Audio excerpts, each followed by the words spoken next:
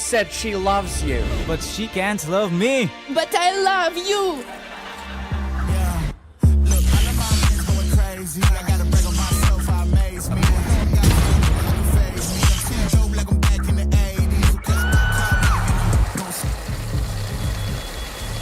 I won't play window anymore. What's going on? Play your role. 1xBet. On to the next one. YaLLa Compass 2025 season. If anyone peeks through, they're both dead. They're both dead in the smoke. Bomb drops, popped up behind it at the edge of. Away with a kill, but quick trade back from Aerial. Still good, but YaLLa Compass 2024 champions. YaLLa, let's go.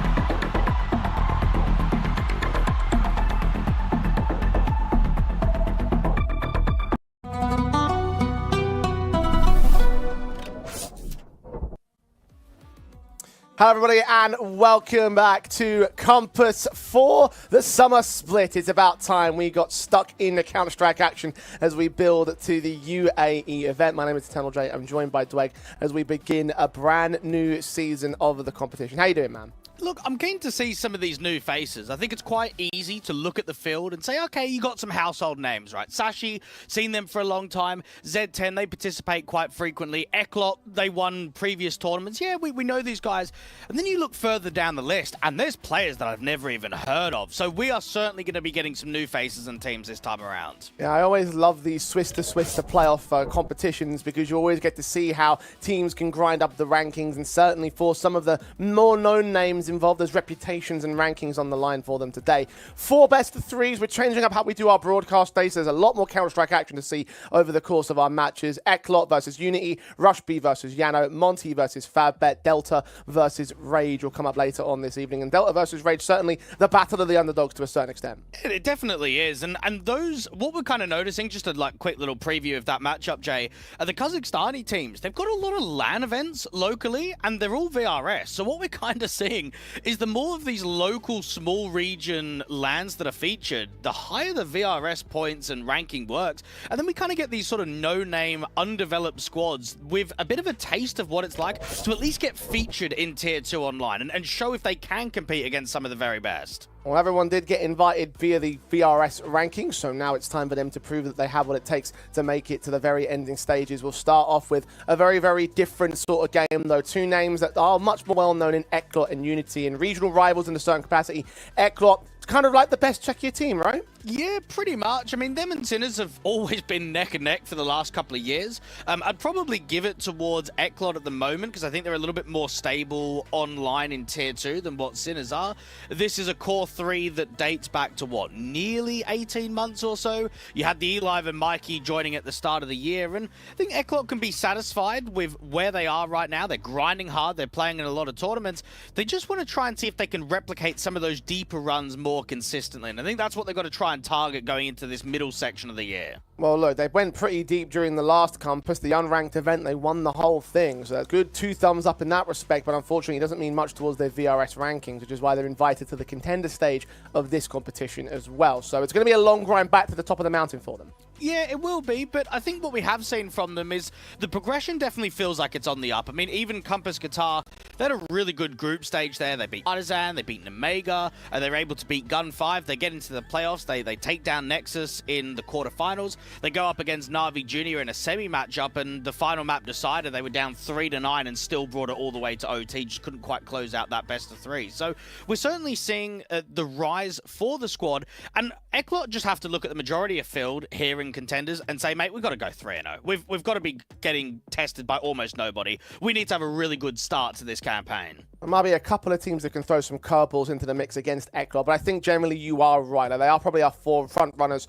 of the Contenders stage, and so I feel like that a good confident victory against their regional rivals is only going to prove to be a very reachable goal, and the kind of goal that I think they'll be aiming for to get things started in the Swiss stage for them. Of course, the regional rivals being Unity on the other side of the board. And you talked about stability from ECLOT a moment ago. Well, you could say pretty much the opposite for these boys because they got 2 standings today. Yeah, they do, and it's not just today. It's been featured in quite quite a few tournaments, I get the feeling that Unity are going to go a different direction and they're going to try and pick up some new faces. Now, Levi had been a part of the team for what, over 2 years? One of the more experienced players. He's not playing.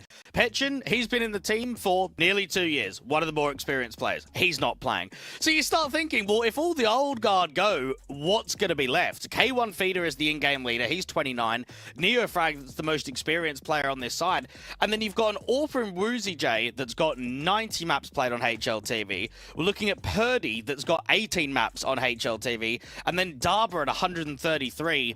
This is a rough-looking team. This is going to be a struggling organization if they continue with this 5 moving into the majority of tournaments. And to their credit, though, Dwag, I don't know if you can expect Unity to be a big heavy hitter in this region when you've still got ECLOT and Sinners at the higher end, and you've talked about them being the sort of regional battlers and those two squads being the higher end guys. I mean, even Unity have lost players to the likes of ECLOT. Think about Mike, who's playing for ECLOT today. He used to be a Unity guy. We had some speculations of whether he would move up to the Tier 1 organizations. An OG move was on the cards for him. He went towards his regional rivals. So for Unity, it's not too shocking that they have to sort of bring in these unknown names, because who else are you going to get when the big guys, the big 2 teams, are where everyone wants to play in this region? It's very tough, and I think that's why you are dropping down into the divisions. Now, at least for the 2 guys that are coming in, they've played in the local scene. I know that there's been a few Czechia players recently that have sort of had international stints. You can look at what PR's been doing out on Mouse NXT and now Gamer Legion.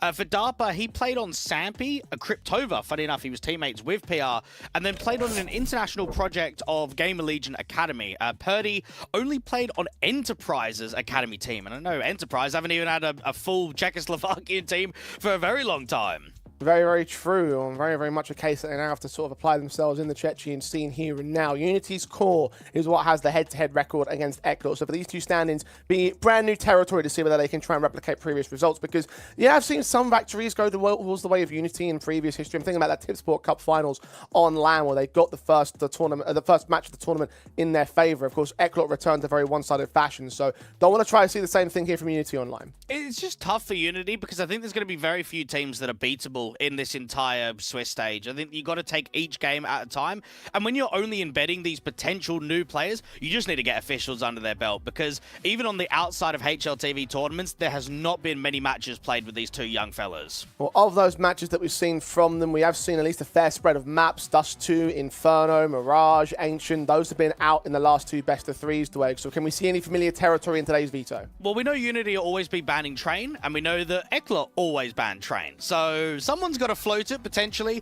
In terms of the picks, I think Ancient and Anubis is picked the highest for Unity. Mirage is normally picked a lot from ECLOT, but they've been struggling on it massively recently. I don't quite know why, but their Mirage used to be like such a go-to, hard-hitting map, and now teams are just picking it against them, and we're kind of seeing that right here. And even then, another curveball win from the ECLOT side. You mentioned how they like to ban Train. They're picking into it in this one. A punish opportunity against the Unity side. ECLOT smartly banning out Anubis, so you won't see that pick from the Unity side either. Will end things off on Inferno. So certainly feeling like punish picks in the first 2 of the series. Yeah, what we've seen from the in-game leader of the E-Live is that over the last few tournaments, he has been changing his veto quite a bit. So Train was normally always the perma, but if you look back at the last couple of weeks, they've been banning Dust 2 a little bit more frequently, and even sometimes Nuke. So it seems like they're trying to maybe introduce Train into the map pool, and they've got about 50 best of 3s played in the last 3 months, and this is now Train being picked for just the 4th time. So it's certainly a small figure, and it's certainly not something that we're going to see frequently. But look, in a matchup where both teams don't really play Train, you know that you might be able to get Mirage in anyway. Mate, go for it. Go for the risk and try and get the punish in.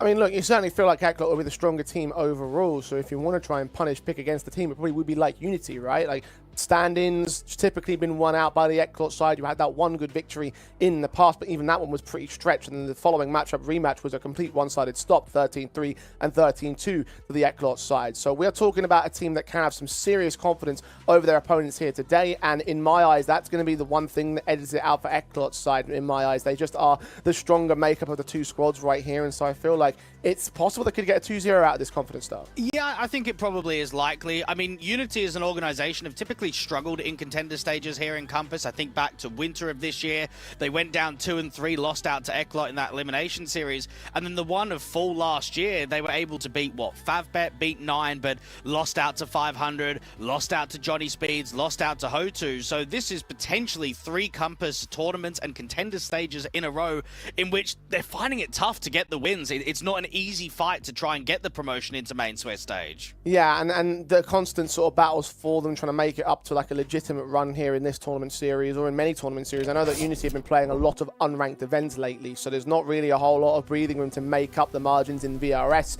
in this tournament circuit as well, the road towards the UAE. In terms of VRS, they have made up a lot of points in terms of placings, but unfortunately that's because of the fact that they're just outside of the top 100 in the world. So it's not like they're in the most strong position in the world by comparison to the rest of the field of competition here in the Compass contender stage.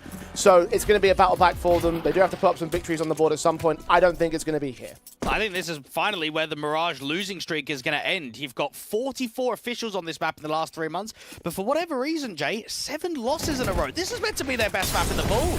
Let's see if they can make it the best one here in the series. Mikey will draw out first blood against his former team, Unity, dropping first casualty. Purdy's going to take some damage as well to the Molotov. Okay, one Feeder's going to try and put the bomb down here. Could be stopped by the E-Live. He's got players pressing in towards him, though he deals with Dava pretty well. He gets some breathing for the bomb to go down, but everyone's cleaned up just as quickly. Unity overwhelmed by ECLOT in the pistol. And this is where Unity might want to try and keep the pressure up. Couple of kills, bomb plant goes down. I'm looking at their Mirage, and you're certainly right. The Dava and Purdy have been able to get a few officials under their belt. They've played 2 Ancients since joining the team on HLTV, and 2 on Dust 2, 2 on Inferno, but 6 on Mirage. So I think that probably makes the most amount of sense, right? Why you're picking Mirage in this context. It's been weak recently for your opposition, and you want to try and get 2 young players that haven't been able to get that many reps on a map that they're more comfortable on. And look, if you are going to take on ECLOT on any one map, it would be one of the 2 that you beat them on at LAN. And this was one of those maps. 13-7 it went. But ECLOT are off to a flying start. Confident pistol gain. Only thing that they missed out on was denying the bomb plant. Unity will get the force fire back in the second. Yeah, ECLOT just blocking with some of this util towards A-ramp, cancelling Unity for the moment. It should be an A split. Late lurk from Neofrag out in Con. 1 from Palace, 3 from A-ramp with the bomb. Neofrags found a gap in the fence, caught timing, but only able to get 1 kill out of it. Mikey and Fawzy control the man advantage, although K1 Feeder turns it into a 3-on-3. Mikey's seen 1 player in the back lines aware of that bomb going down on the plant position. Feeder's taken detour as well. Now a scout player spotted crossing out towards danger box. Mikey's trying to mark him, trying to get the wall bangs in. It's Woozy instead, turning up a secondary pick. Now it's all down to Mikey. 1v3.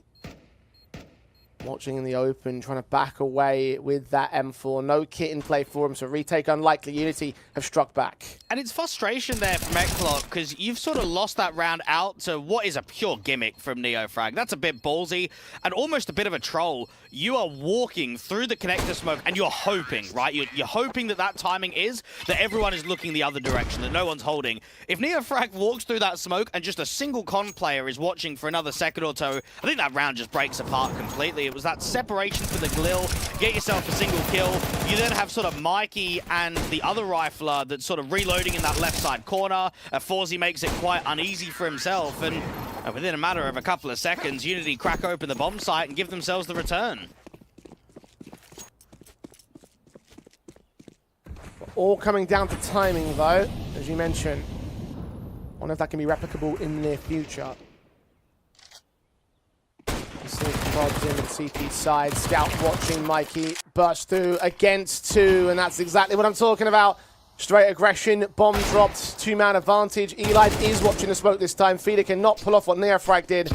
They're down to a 2 versus 4 as Neofrag does find a strike back, but they've lost the most crucial component of the round. And I think this is where we should start discussing, Jay, how often derbies get really scrappy, don't they? These sort of national affairs, you're familiar with the play style, you try and make it as least tactical as possible. You make it very up close and personal, very aim heavy, and that's certainly the kind of game that I remember from casting these 2 teams in Compass last time around. And Mikey was kind of going into A-ramp against a setup where they're playing anti-flash. That first player was just tucked in the corner, looking towards the wall. And NeoFrag's going to just have no option but attempt it, but there's no way. I mean, 39 HP, 1v2, it's not going to happen. It's an excellent steal from ECLOT. Excellent double from Mikey. ECLOT will benefit overall. The AK, I think, might have been heard there in the apartment. You see the two CTs acting out quick ahead of that smoke, so they recognize that he's nowhere to be seen. He's just saving onto his gun. We'll see whether Detour can take him back, recover an AK. Maybe even get him after time, only 20 seconds on that clock. See what we've got ahead of us right here. It would be pretty disastrous to lose that rifle in such a economically damaging fashion. And Detour made some noise, so the frag will know that he's out of position. Check, Deagle, shot missed. Backstab's not going to close in fast enough as well to the apartment, so they will get away with the one rifle. But ECLOT will get back in the lead. I found it quite intriguing, Jay. Recently, I saw a content piece that Sticko and Oscar ran for their new team, the Inner Circle. And Oscar was kind of talking about the lack of the local scene that they're a part of, the lack of rising players. And I sort of thought, I don't know if that's the case. I don't know if I agree with that. I think the Czechoslovakian scene's been really good for the last couple of years. I think they've had a really strong LAN scene. And they had, what, 3 organizations that all went to the last RMR. I think it's been a difficult start of the year. There's no denying that one. But yeah, I don't know if I would agree with Oscar on that.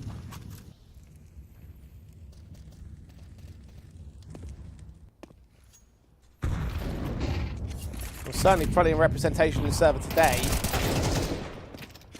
Fights from K1 Feeder and Forzy going back and forth. Feeder's going to take the casualty of the Unity side. Lost Anubis in the interim. 4-on-4 established. NeoFrag's rifle, the only thing available to him. Of course, Force Belt around for Unity, so they are going to try and have a go at this round. As you mentioned, the scrappiness of the derbies. If they can capitalize upon that, then they might find another chance here against ECLOT. Well, ECLOT are just going to hit harder in this best of 3. So if the scrappier the game gets, the better it's going to feel for ECLOT. You're going to just be on top of them. I think you've got better star riflers on the Czech side. ECLOT at the moment aren't giving too much of a fight away. There's a lot of jiggles. There's a lot of stalling out with the clock of the util. Unity out towards Con, just about catch the E-Life, but Mikey didn't get too much info off of that. I'm getting the man advantage only for a moment, though. Detour takes it right back. They spotted the AK and forward. No, Detour's also low HP. The swing forward and NeoFrag's cut back down. Apartment's player may look to strike. The Deagle looks to make one kill happen as Detour falls. Forzy is low. Woozy have a second player closing in on him. He's got to deal with his last player right now. Reload out. So force out a fight from Forzy, but he does get killed off. So a bomb bonus is in order, but can the round turn over with it? It's a 1v1. He's checking the right position and he connects the headshot. Perfect. Ooh, Woozy's had some impact in post-plant. So remember back to the round that they were able to steal towards A. He had that scout out there at the back of triple, putting up some tags, ended up getting a few casualties to drop from the opposition. And now this one, it didn't have much feeling in terms of threat. The short players lock it down quite quickly. Detour and Forzy are playing off of one another. Mikey comes through from market. Feel as if the rifle, just on the timing on how quickly he gets into position, is going to win out against the Deke, but it's a ripper of a shot. And it's Unity that have been able to win 2 Force Buys to start off this T side. Go blow for blow. ECLOT the pistol on 1 Force Buyer, force him back into round number 5. NeoFrag going to catch Nubik for his trouble. Detour also extending beyond that smoke. Darba is ready to receive, and now they can charge into that B bomb site, which is open for business. No one to receive it. Yeah, quick as you want it to be for Unity, as they can take the lead over ECLOT. Yeah, K1 Feeder just allowing the approach to continue in from short, see if anyone is scaling out there in Con.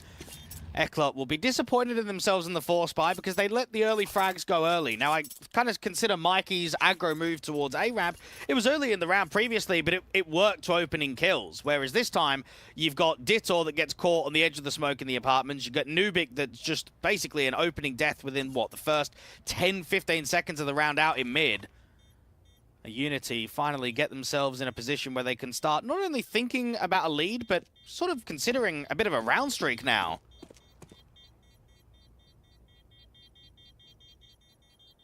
Well, they want to be on the most at the moment. They started off their previous Mirage head-to-head against ECLOT with a pistol and conversion set, and very streaky matchup in general from the Unity side. Definitely out of out of their comfort zone by comparison to the past.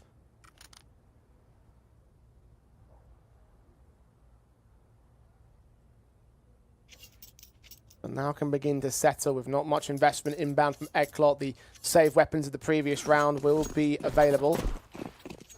But that's about it. Yeah, I'm looking at that rifle saying you've got to try and set FaVBET up for opening damage. And you can see the aggressive duel that was presenting out there in mid. A bit more of a heavier stack on B this time. Now, DARPA was just playing back passive, and then that's when Dittor got aggressive against him in the last round. Similar sort of position. Unity have been able to get out towards top mid, and there is no aggressive fights towards them at all. So this is probably where Feeder is calling and reading the round, that there is a stack, so we've got to just try and search to find out where the open space is.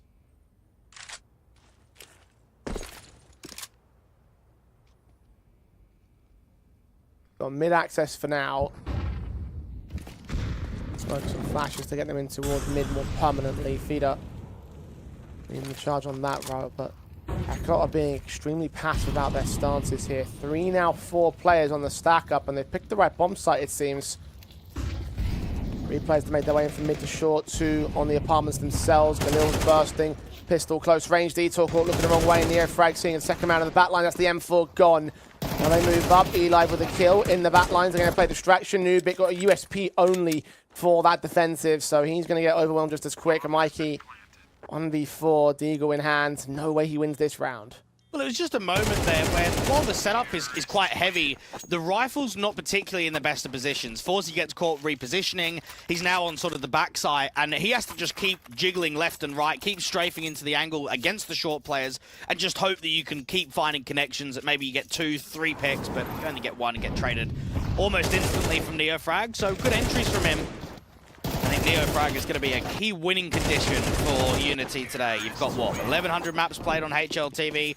Only 78 with Unity. It hasn't felt like he's had too much time to embed himself into this new lineup. And this might be the game to take over. Oh, good quick entry from Neofrag as Nubik has fallen first once again. Starting to get some serious opening fights from the man as he looks down connector and overwhelms Eli with the same. Detour's all alone on the B side defensive. He's going to get rushed back by the apartments players. Unity taking full control of this T side now. Statistically, one of the better maps in the pool is Mirage for Neofrag. We're looking at a 1.20 rating in the last 7 officials. But he is finding consistency, and I think this is probably where the eLive needs to have a chat with Nubik about how he's playing short, right? Because I think we've seen quite often that Nubik is not only giving away the opening def, but he's giving it away too early. He's just allowing mid to get taken for free. 1 and 6 on the man right now. Not having a great start to this matchup, and a consistent weak point the Unity have identified, and Neofrag's exploiting it as best he can. Top fragger in server at the moment.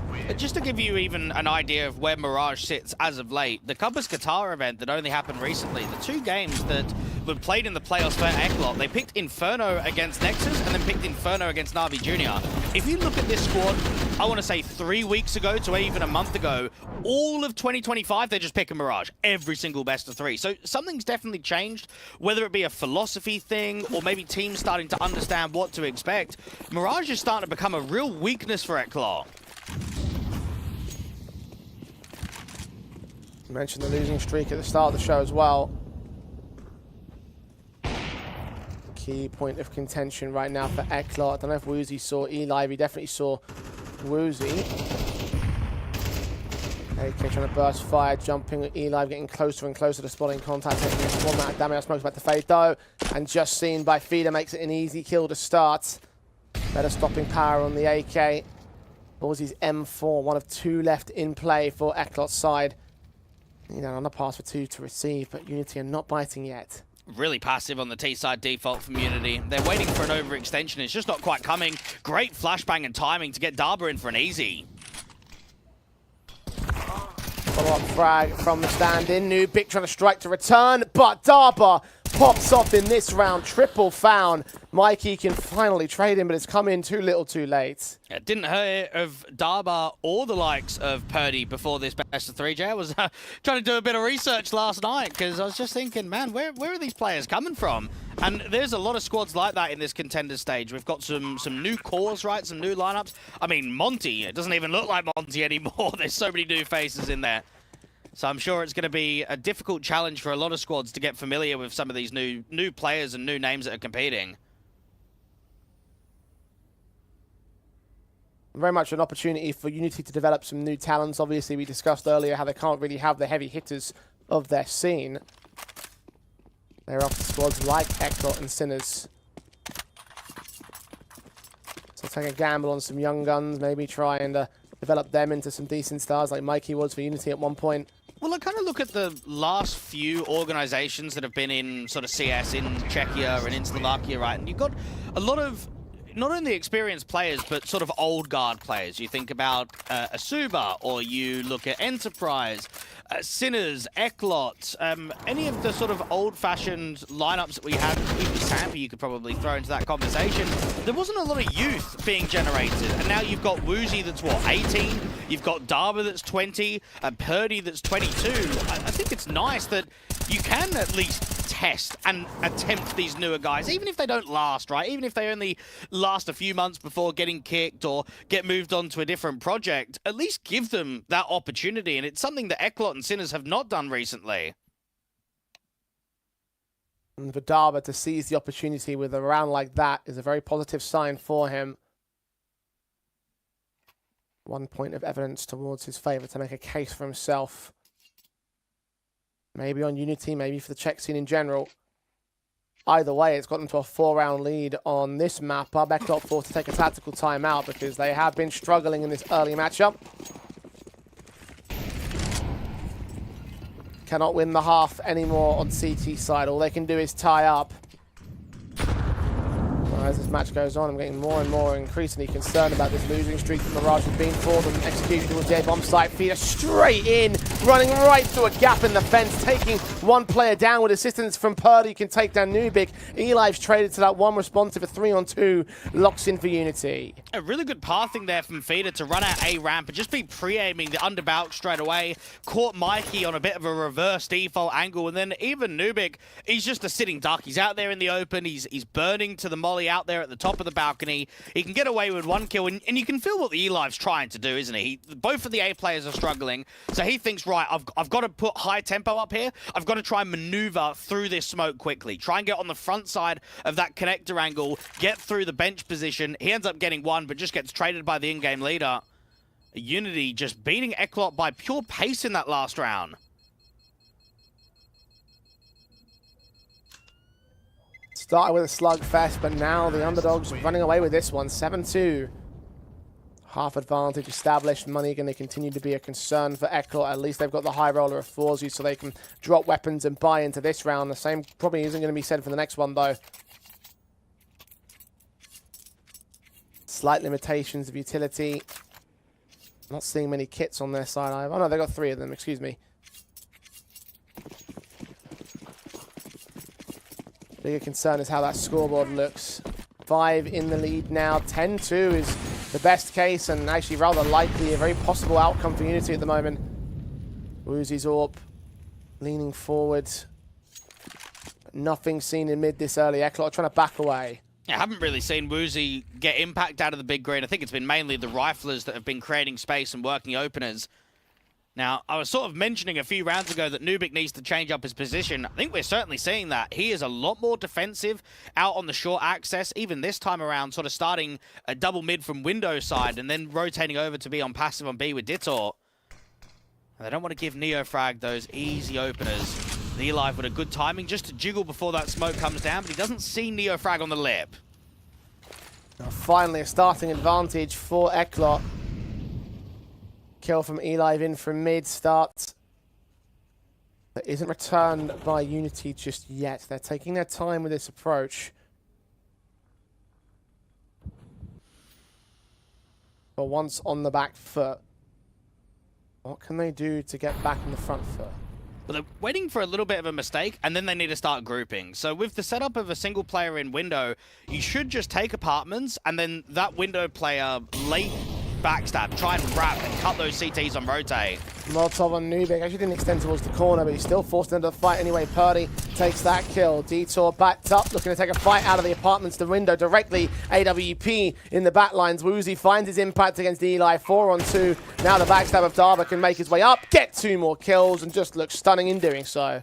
And this is maybe where the conversation needs to start shifting on, is this grinding mentality for ECLOT the right decision? They are currently first in the world on HLTV for the most amount of maps played in the last 3 months at 140. And I know that we're only looking at like a Mirage that's been struggling recently and it's a national derby, but you need to start thinking about it. Is it just too much? I mean, look at the amount of tournaments that they're playing in. It is mental. 4 on the go right now, 18 completed as of late. In the last 3 months more specifically. Start for Neo Frag. These rounds are starting and ending so quickly for Unity. Darba with another to his tally. Maybe low HP, however, SMG from Detour finally puts him down. Taken so much out of the ECLOT side, though, and particularly the A-bomb side, which has been another weak point that they've identified. Purdy can take 1 kill from beyond the connected position. Elive turning fire. AWP just seeing the shoulder tagged up. The shot rings out. The second man moves up with the bomb on his back. Elive hears him. Smoke down towards connect the jungle. Counter flash. Attempting a wall bang, but not getting the bomb denied. Now, Feeder just needs to try and waste time, but he's been seen repositioning out there towards CT spawn. And now it might be Woozy with the AWP. Just gets a spam kill against Ditto. I think you might have seen him with the smoke reblooming. Swinging into the M4, finally against Fina. That's exactly where the last player is as well. Check to the left. Move towards the entryway. Bomb on sight. A swing of Woozy still comes up, and that's the AWP impact we're looking for. 9 for Unity, knocking on the door of a 10-2 half. Well, let's even just consider some of the most recent tournaments for ECLOT. We've seen them quite frequently in the CCTs, the European Pro Leagues, the A1 Gaming Leagues, the EXORT Series, Galaxy Battle, Tipsport. What's been the best run for them? A grand final in the Tipsport LAN finals against local competition. They were able to go first in European Pro League Season 23, where they beat Kono and Aurora in the upper bracket final and the grand final. The season before that, they beat Prezi in the upper bracket and then lost to Aurora in the final. And that's kind of it. Yeah, maybe Compass Qatar, to be fair to them. I mean, top 4, pretty good there. And then Compass Winter being able to get a first place. And that's sort of like on the borderline of the last 3 months. But then even in the playoffs, Chimera, Aurora, Rush B, Big, it was a good run from them. But where's the consistency? Where's the deeper runs from them more often? And we've discussed in the past about potentially ECLOT's like ranking being inflated because of the fact that they get these good runs at good tournaments, gather a lot of points, but never follow it up with that consistency. Wow, it was a spam kill from Woozy. Okay, credit to him. Maybe this is a perfect symptom of that struggle that they've taken on. The auto sniper's now in from Neo Frag just to really apply the pressure, really apply the hurt. ECLOT at least able to deal with him. A reckless move out from ramp is going to get punished, but does it lead to a round here? Unity have got other players which have done incredible things in multi-frag sequences. NeoFrag is not the only star right now. Yeah, I'd be furious if NeoFrag was to buy an auto sniper, go out A ramp, and just not even find any impact with him. If he gets a kill, you think, oh yeah, look, it was a troll weapon, but it was a good expense because it got us an opener, and instead that might be the reason why you don't get the 10-2 half. Woozy gets baited. Mikey not really overextending in window with the rifle. ECLOT just holding on to the 5v4 for now. Purdy acting out towards Palace, seeing a player in CT, and Nubik's going to try and see if he can hold off against that entryway. Got Mikey in a sniper's nest, player a jungle. Nubik finally strikes to return fire, but open towards the second entry. Woozy also finds that AWP pick. It's a 3v3 now. SMG of Detour takes the advantage back, but Woozy continues to fight with a second kill to his name. He's only 15 points of health, though. Knows that Detour's right around that corner. Or Beta, that's information gained. Shoulder not quite able to lock on.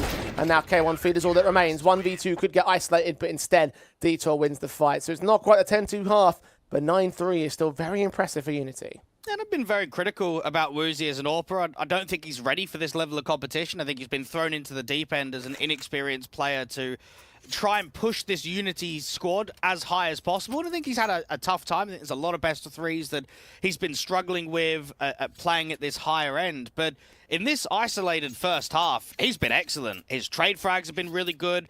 We've seen him closing down rounds. And perhaps it's the fact that it's a national derby, right? And that you're going up against a team that you're familiar with, which is allowing him to perform well.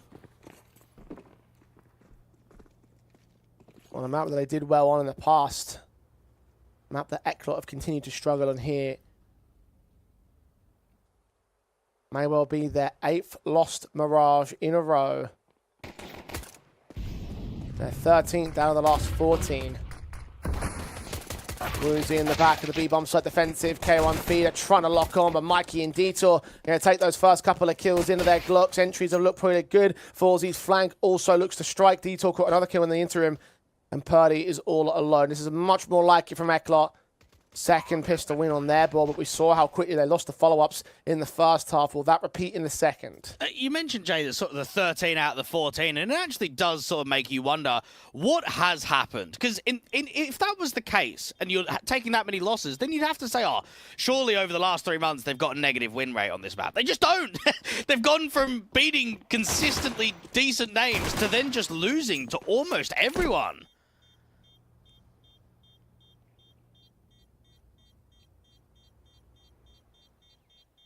There are some pretty decent teams in there, like OG and Navi Jr., who I think are an underrated academy squad, honestly. 9 Pandas as well. Even then, Kono, Leo beat them in the past. Unity, of course, with that Tip Sport LAN. Sin is fair enough, the top team in the one of the 2 top teams in the region. Serious struggles. They only look to compound as this time goes on. At least they got away with the pistol win, but they'll face that force buy once again. I just haven't felt that level of threat from Forzi. This is meant to be a consistent AWPer and one of the most experienced players that you've got for ECLOT. I want to see him be an individual that's not only going to make a difference with frag counts, but close rounds down in this second half. The K1 feeder just jumps body, can put that smoke up. Doesn't get it down straight away, though. Backs off entirely, in fact. Going to wait and bait ECLOT deeper into the bomb site. Mach 10 in. Feeder known. Seen the edge of the smoke. Gets away with that kill, but Darba caught a casualty of his own. Neofrag with an assistance to the ECLOT side because he took a TK in that exchange. Darba not allowed to get much more than the first. Advantage stays at ECLOT. Bomb's gone down.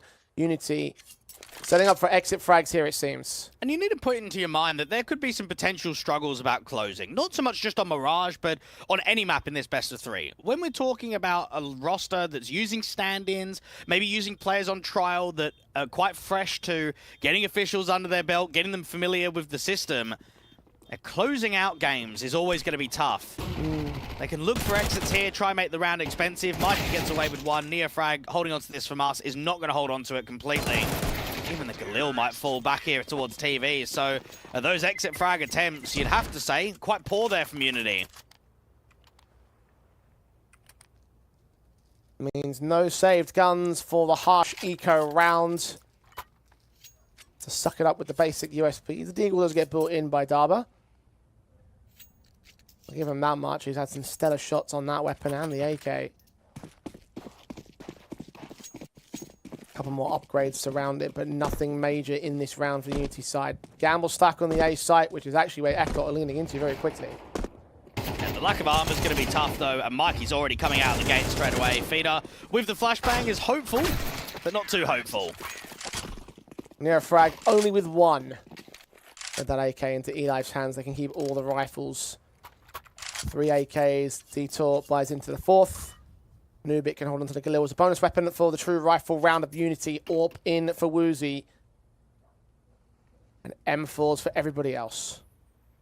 Yeah, this is where, if you are Unity, if you're not converting this next gun round, pressure's going to be on. You might feel like you're choking it a little bit. Had a big lead. You've allowed ECLOT back into the game. And the last thing you want is to be up 9-3, lose your map pick, and then go into train, which is sure insta-ban. That is legitimately worst-case situation. Last time out, it ended at an 8-4 half, which then went 11-4 before a small return from ECLOT happened, and then Unity shut it down. So Well, still a lot closer than that previous. Mikey strikes first on Neo Frag. Woozy's now revealed to the T side. Couple players working their way in towards the mid. Oh, just seeing the shoulder of Eli. He peeks back in to get the casualty.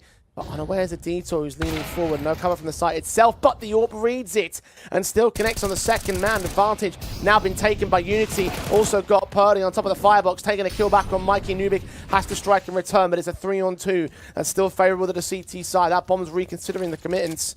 Both players tagged. They need a trade frag. Yeah, they need Woozy to keep putting up these raw, impactful kills. Going back further defensively, but already with 2 in the round, he could be on for more. Now, this is where ECLOT just trying to stall for time. Try and slow it down, see if he can bait a bit of a mistake. Anubis is hoping for one of the CT players to get on top of Ticket. Now, Feeder is towards the position, but he's not giving him that fight. He's not creating that angle for him.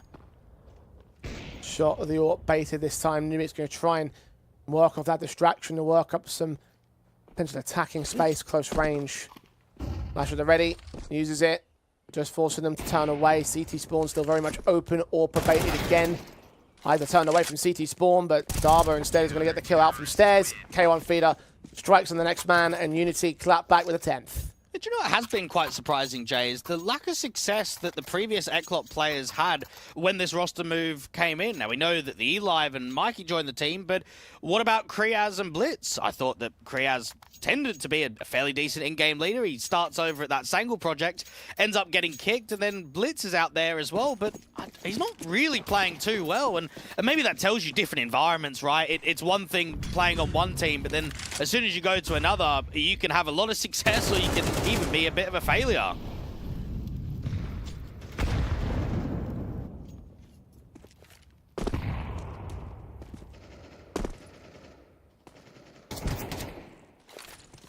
Four rounds for ECLOT to make up here.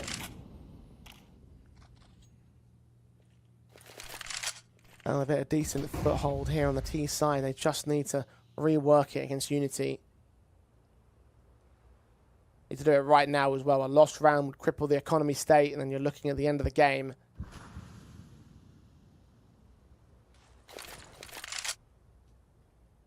Very slow to the approach for ECLOT as a result. Cannot afford to make a mistake. They've just seen the first man. Darba gives up the first kill. Neofrag right back on the trade. Woozy has just been holding this crack angle outside of ladder and short area against the mid players, where Feeder is very defensively on B.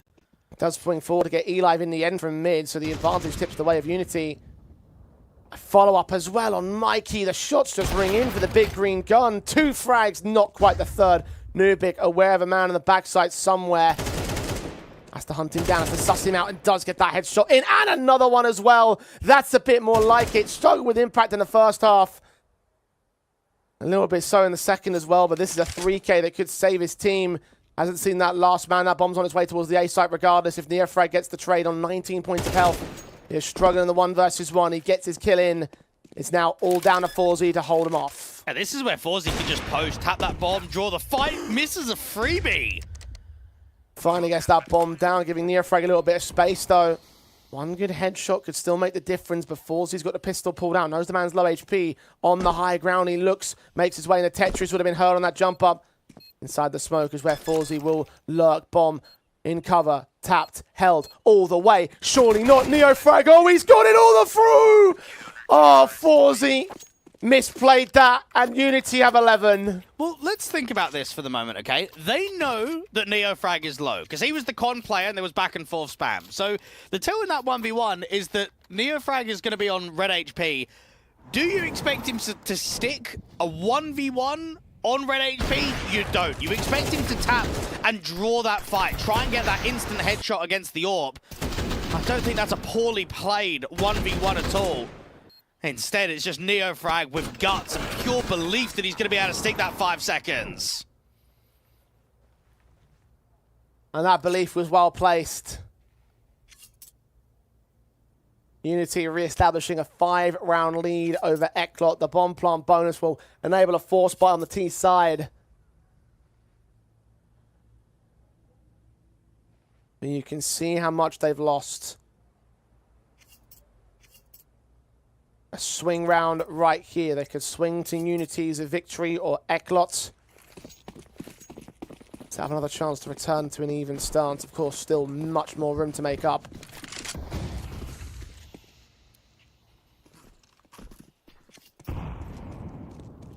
HE's against them. Nice damage on Detour. Half HP as we stand. Yeah, Darba is in here at Sandwich, and this has not been a position that's been played in the second half. Are they expecting it? Not with Neofrag fighting. Nubik gets a quick headshot with a better weapon overall, though. Purdy, Forzy going back and forth. 45 deals with him. The AWP in a 2 versus 2, but Woozy trades it back to 1. It's Eli with a MAC-10 in hand.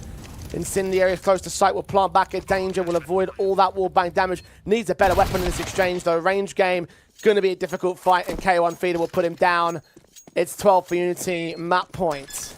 And this is going to be a really important game for Neofrag consistently, right? You're always going up against your old organization, because not only did he used to play for ECLOT, but he was meant to be the next new star player to join the Realms, because he proved a lot on Sinners. I think as well with some of his international projects on OG, we know that he's a top rifler, and he comes over to ECLOT in late 2023 and lasts, what, 3 months? I feel like he's not even given time there. He's not even given an opportunity to try and work with these boys. And they say, yeah, nah, see you later.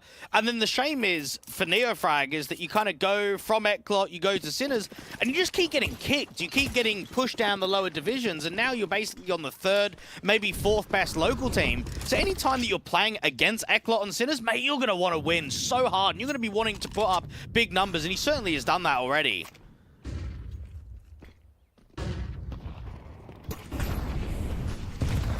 Quick out into the A-bomb site. The execution of ECLOT shut down by Neofrag and Feeder, and they are getting ripped to pieces in what has been a pretty disastrous map overall for the ECLOT side. The punish pick perfect for Unity. 13 of 6 and looking pretty dominant at times as well. That is a way to start the series and start things off in the Compass Contenders. It's a bit of a strange opening map in which I didn't feel that Unity had to work that hard for it. There weren't many sort of moments where they had to recover man disadvantages. They were pretty often getting 5v4s in the first half. I thought that Woozy played quite well in the AWP. You had Neofrag connecting onto some important frags.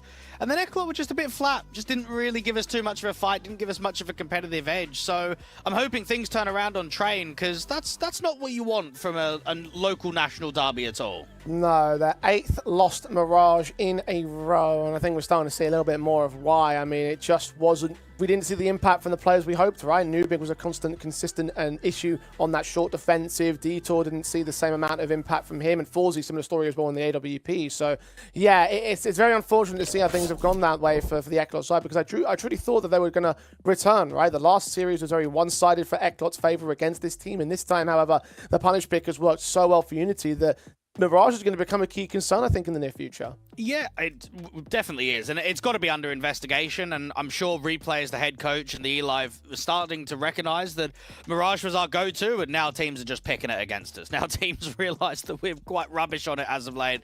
So they need to turn that around. I think as for the youngsters, I didn't feel that that we saw much from them. I thought that the majority of times that Darba was getting kills was kind of cutting rotations late round. Wasn't typically either of the two of them creating opening kills, allowing 5v4s. So I'll keep an eye on them for map 2 and potentially into map 3, but I don't think that opening game gave us too much judgment at the moment. Especially when we're moving into similarly shaky territory for the Unity side. Haven't seen a train from them in the last 3 months, so the punish pick can now turn the other direction. It's ECLOT's opportunity to try and bounce back, but can they do it after looking so flat? Only time's going to tell. We'll find out after the break.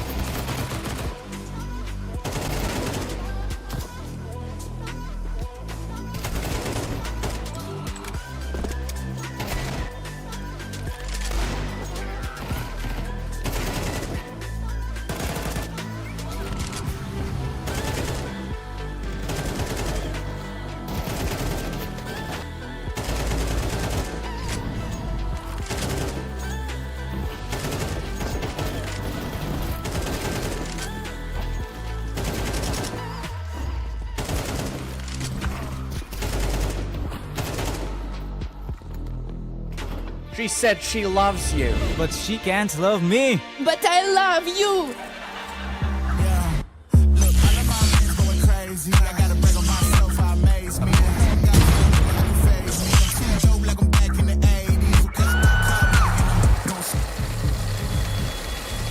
I won't play window anymore. What's going on? Play your role. 1xBet. On to the next one. YaLLa Compass 2025 season. If anyone peeks through, they're both dead. They're both dead in the smoke! Bomb drops, popped up behind it at the edge of... Away with a kill, but quick trade back from Ariel. Still through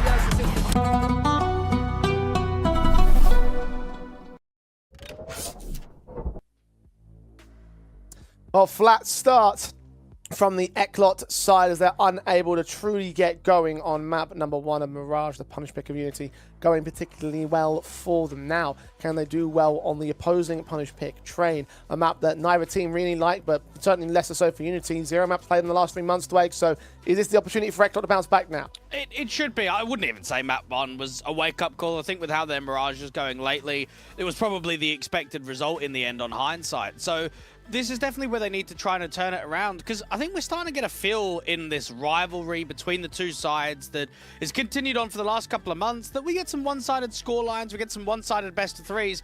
We want to be competitive. We really want both teams to be giving us a bit of a battle between one another, and didn't see it on map 1, so I'm hoping that it appears out here on train now. Well, look, a positive for the Unity side is that in terms of their core head-to-heads against ECLOT's side, they've always been 2-0 series and pretty one-sided for the most part whenever ECLOT tend to win it. So is it an opportunity for Unity to actually get another 2-0 over them and try and end this one quickly and already pull off an upset here in the Compass Contenders stage? And we were talking about ECLOT in so much higher regard because of the fact that we're saying that not many teams should be able to best them. They should be our front runners right here. That would certainly be a pretty significant setback for them already. Well, I kind of wonder, thinking about these previous head-to-heads, is it something about playing up to the level of the importance of the match? Now, that first one that dated back about a month ago, that was in Compass, which was a game that either eliminated you from Contenders or promoted you to main Swiss. It was a must-win.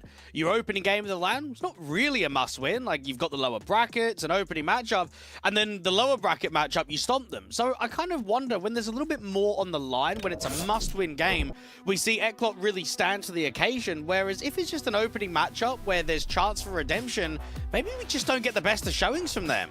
I mean, that doesn't bode well for the whole consistency conversation that we had a moment ago, Dwight. I mean, if ECLOT want to be a decent team in the Tier 2 space, then they're going to have to be a little bit better than just playing when it matters, right? Like, there needs to be something more about them. They need to get some confident runs on the board, because this is going to lose them VRS points to a team that are ranked outside of the top 100, at least as of this morning on HLTV. So for Unity, let's see whether they can pull off a 2-0. Let's see whether Train is going to be a misdemeanor for the ECLOT side as the pistols go live, and they are on the T-side start. And Unity posted towards the outer bomb site with 2 sets of Julies, one of which just overwhelmed pretty quickly. It does take Mikey with him. K1 Feeder continuing to hold prominence in the 3-on-3. Tags up very heavy against ECLOT. Eli and Force go down real quick.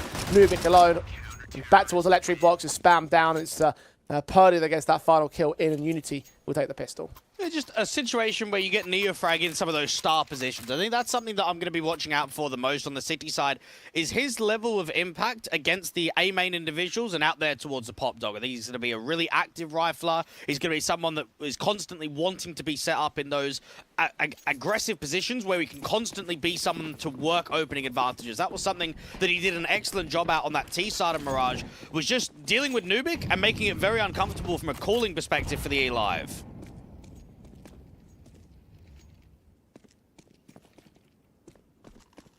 Now able to call his way into another pistol win here. ECLOT. There's one thing they had going for them in the last map. It was the pistol wins. Admittedly, the first one didn't convert upon the conversions. But that's an advantage that will not happen here on Train, at least to start off with. And they won't also get a bomb plant either. So it's going to be these basic pistols. And now I'm looking at some of the results off of HLTV for Unity, and it tells me that they're struggling against a lot of weak competition, but doing better against the stronger teams. So I wonder why that's the case, whether it's just a situation of embedding some of these newer players into the squad. But I look at the last event that they played in, the Exhort Series 9, and they lost out to ESC, Flameshark, and then when they get into the main Swiss stage, they lose to Sparta, VP Prodigy, and Flamesharks again. I'm like, what? Who even are these guys? I was even looking at some of the players and I just not recognized anyone. So I don't know if it's maybe playing up to the opponent. I'd like to see Unity a little bit more on HLTV against better teams to get a bit more judgment from them. It's only going to mean so much when they're playing in so many unranked tournaments, though.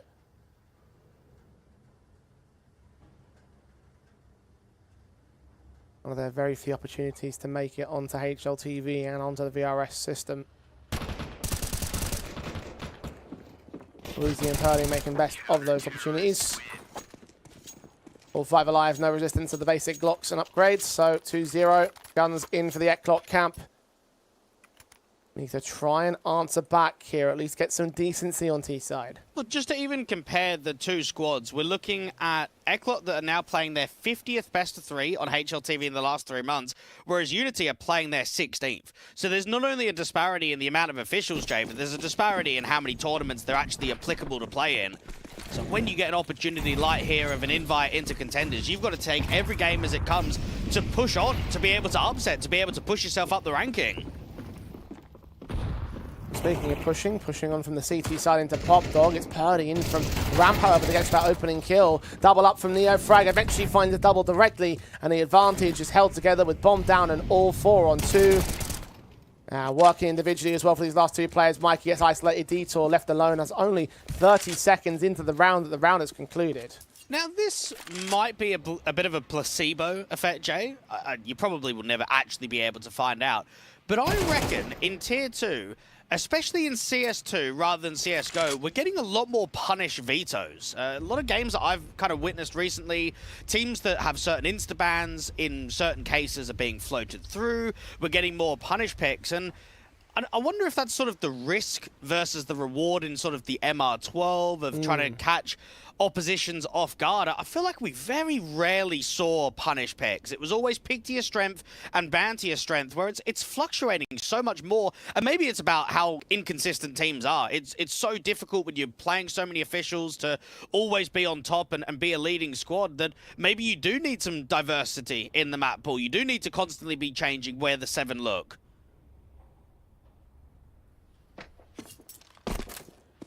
It's a valid point.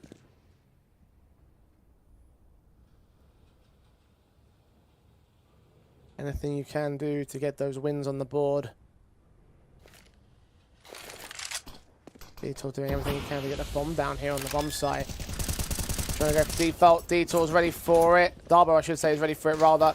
Does force him off that bomb site. Actually might go down after time if he's not careful right here. Tagged up. Detour's seen him. Knife comes out. He's just missed the mark though. Oh, that's tragic. Dava got close, but no cigar on this occasion. No, not quite for Dava.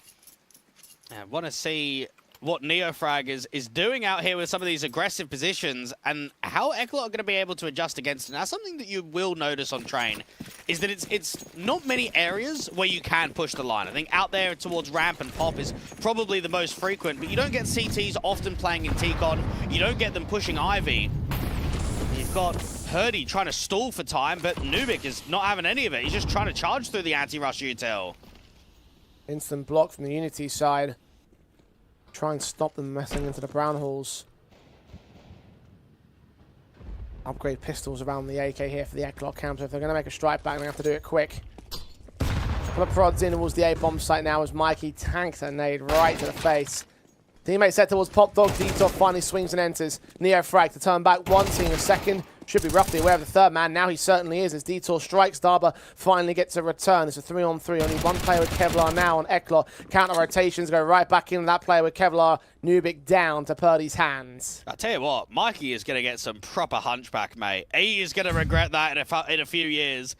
Forzy is trying to walk out on B while Mikey has got an AK with no armor in sort of the T-Con electric position. Woozy's not giving him much. Purdy didn't quite catch the timing, so this could be a con pick into what should be a bomb down on A. Spotted. Headshot, or picked up. Rifles for both down, but no Kevlar to support it. 2v2, still roughly favourable towards Unity. Smoke down on the bomb, no real action from the CT side, of course. Still trying to figure out their retaking positions. This might take some time. Yeah, they're trying to catch the T's off guard, but the slower that they run this, the more pressure is going to be on here in Daba and Purdy. And Forzy, all about timing on whether he's turning his back towards Connector. 20 seconds left. Forzy now aware of one man. HG's sent. That's not going to help. Swing forward, shot back. Steal on the table as Mikey takes the next man forward, and that is an opening round for ECLOT. Unlikely as it stands, but secured nonetheless. A bit of frustration probably from Unity because they would have felt that that round was quite comfortable. They get the opening picks. The hero AK gets denied quite quickly into the round from Dittor, where everybody else doesn't really have armor to pick it up. And there's just a slight timing. The B-side anchor doesn't quite catch the ramp player of Forzy coming back down. Woozy probably has no idea how he's been killed there. There should be no way that that timing can be exploited. And now the ramifications are, this could be a 3-3 scoreline, because Unity are sort of double eco, they're buying back into it. It's not the best of buys for the CT side at all.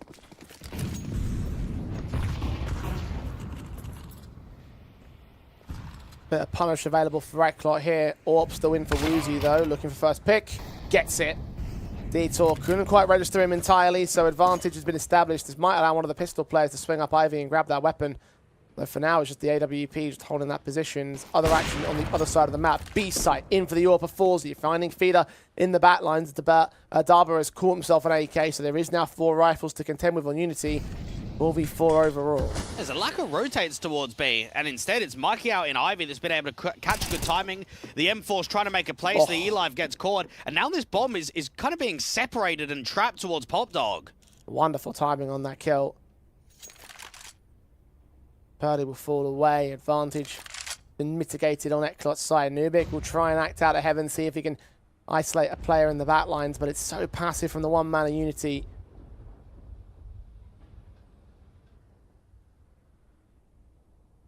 Now let ECLOT potentially take the bomb side. Try to play a retake on B if necessary. But for Unity, the retake B is not going to be easy.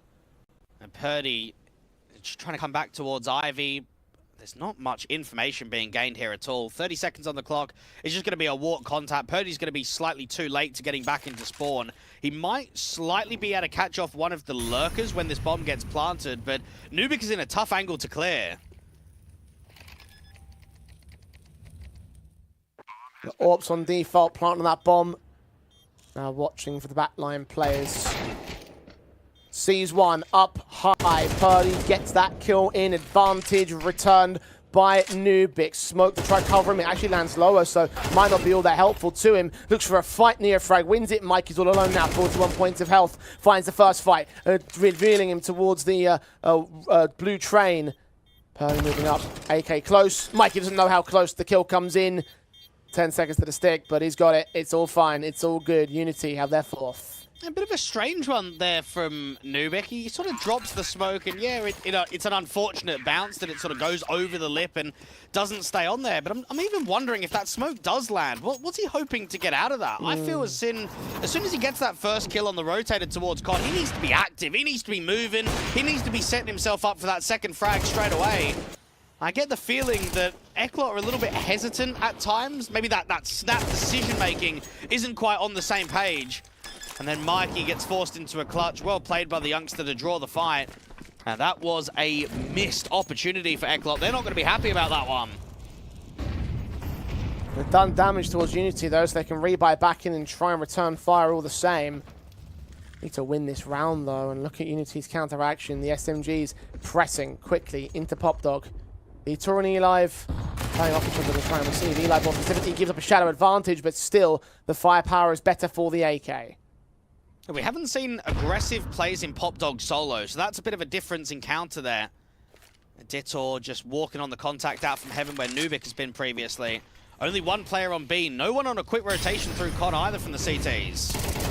Excuse utility up, flashbang forward, party had to turn away from it, so eLife can get the kill in, and that should be a save now for the rest of the Unity players. Two-man advantage, B being swamped by ECLOT, no casualties in return, so they back off, and this will be the second of the T side. And this is a moment for K1 Feeder where he's being troubled. These last couple of rounds have been a bit scrappy. It's not been the best of economy states from either squad, and you really need to try and jump at the chance of extending this round streak and giving yourself a good scoreline moving into that second half. And knowing that he played for the ECLOT organization in, what, 2 different stints lasting over 4 years, there's going to be a lot on the line for him, and there's going to be a lot of proving ground, even if it is slightly different teammates than what you previously had. Neofrag and the AWP know that the exit frags are presenting, so get yourself in the right poses and make sure that players aren't dropping, or at least you make it difficult for the opponents.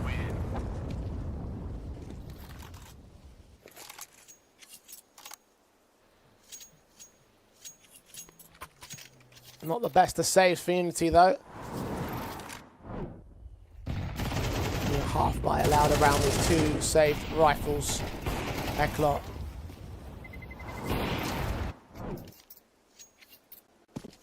Serious chance to bounce back, and even the board right here. Actually, they are going to force the issue, so being more investment than what you typically get, but still just pistols and an SMG. Not even M4 was saved by Darba. Neofrag still gets up close and personal. That MP9 finding Mikey to kick things off.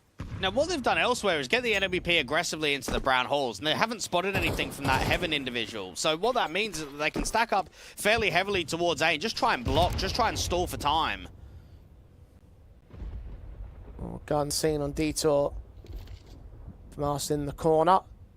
Ballsy about to move up as well. This could be 2 players or so. The SMG now providing extra support for Neofrag, but swing off the contact of Detour, sees 1. SMG moves up, takes sprays back, but both players fall anyway. Detour finally traded by K1 Feeder, and the second man of the FAMAS is also in that position. They know how many players are up there, and they still lose out the advantage. New bit caught off, exiting out of Olof.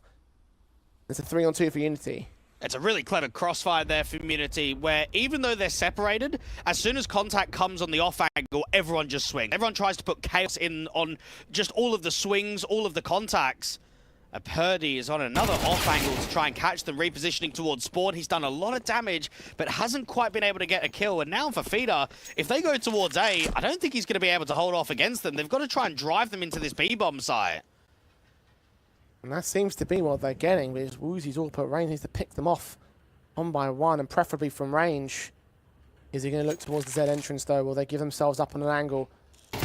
Looks forward, sees 1, connects eLife's head, completely broken apart by the AWP. Now Forzie's revealed that Molotov, trying to force that AWP into the open, into a fight that the AK just simply cannot win. Woozy's AWP showing up good in this game and in this series. 5-2 now for Unity. Fair play to Woozy. He really is making me eat my own words. And it reminds me a little bit of Gangino, right? When he was out there on Sangle, where it's sort of, he's on the team, and the team's doing okay around him in terms of some of the riflers, but we're just seeing the lack of support from the AWPing. We're not seeing that raw impact. But from what I've seen from him today, he's definitely got it. There's no denying. It's just, how do you do it consistently? How do you keep that confidence high when you start facing off against the stronger teams? It's not easy, and for a young player, maybe it is just time and experience. To your credit, it hasn't really been all that often we've seen him perform like this. Probably might be the first time that I've seen it, at least. Excellent stuff from the big green, however. Set towards Heaven, does get caught looking the wrong way. Left a big gap in the fence alongside Purdy, who goes down to the pistol player. So ECLOT suddenly able to counter the narrative. 5-on-3, B-side taken, reducing the numbers to 2 as K1 Feeder's caught off in Z. And these 2 last players of Darba and Neofrag probably have to reconsider their lifelines here. Save on to these M4s. There's not a lot of cash available for Unity. ECLOT, at least able to show their class in response. Well, we're noticing the lack of real tightness on the CT line towards this B-bomb site, and I think this is slowly where the in-game leadership of the eLive is noticing we need to start hitting B a little bit more frequently. These plays towards Ivy into T-Con, they haven't been too successful, but when we've gone contact B, we've oftentimes made it quite difficult for Purdy, and then even Woozy in the rare occasion this time around where he's brought the AWP furthermore aggressively, he's not been able to at least get one. Now, ECLOT have at times looked scarier with the lighter buys than actual gun rounds.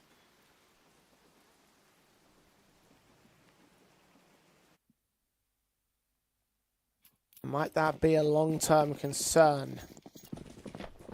At least they're able to respond towards Unity's advantages here and now. It means that they can close that gap even more so. Another awkward buy from the Unity side. The AWP no longer in play. The Mass of Woozy instead with the pistol of Purdy. Forzie's AWP instead strikes first on Darba. Perfect engagement.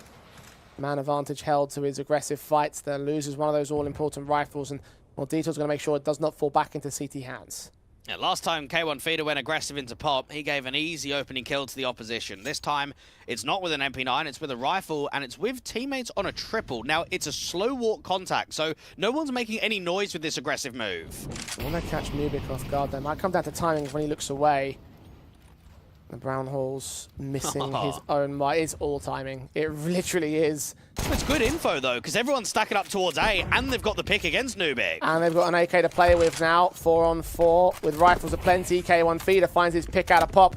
Mikey down. Advantage turns the way of Unity once again. So you talk about ECLOT's broken buys, or Unity, similar stance it seems, with the FAMAS finding Detour next up. It's down to 2 men on the T side.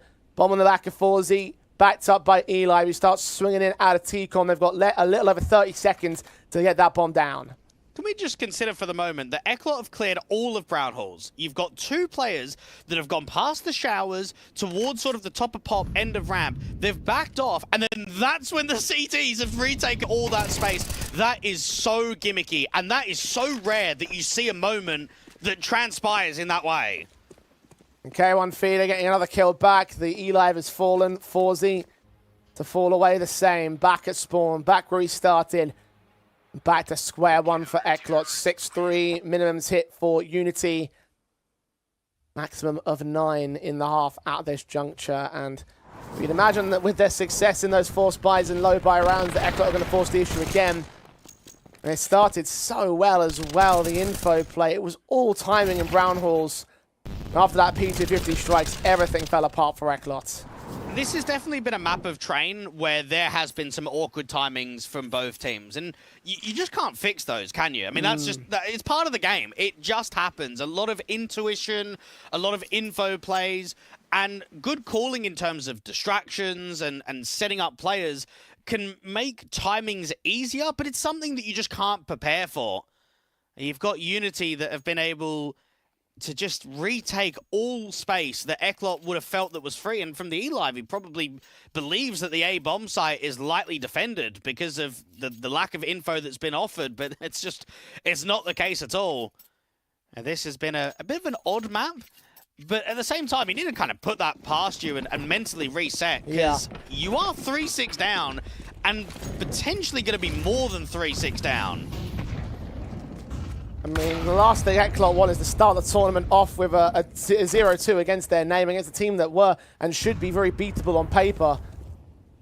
Lost the opening fight for Unity. They've gained it right back with HE stacks. Mikey regains it with Neo Frag. Quick spot of Purdy on that B bomb site, incendiarying the ramp. Getting up to heaven for the counter flank, but ECLOT have backed off entirely. Well, Purdy's going to go aggressive and clear out all of Brown Halls. Now, that will force the rotation from Woozy back into Con. The A player needs to stay alive, though. We need to see impact coming from Darba, because if he gets nothing, then this round's basically useless.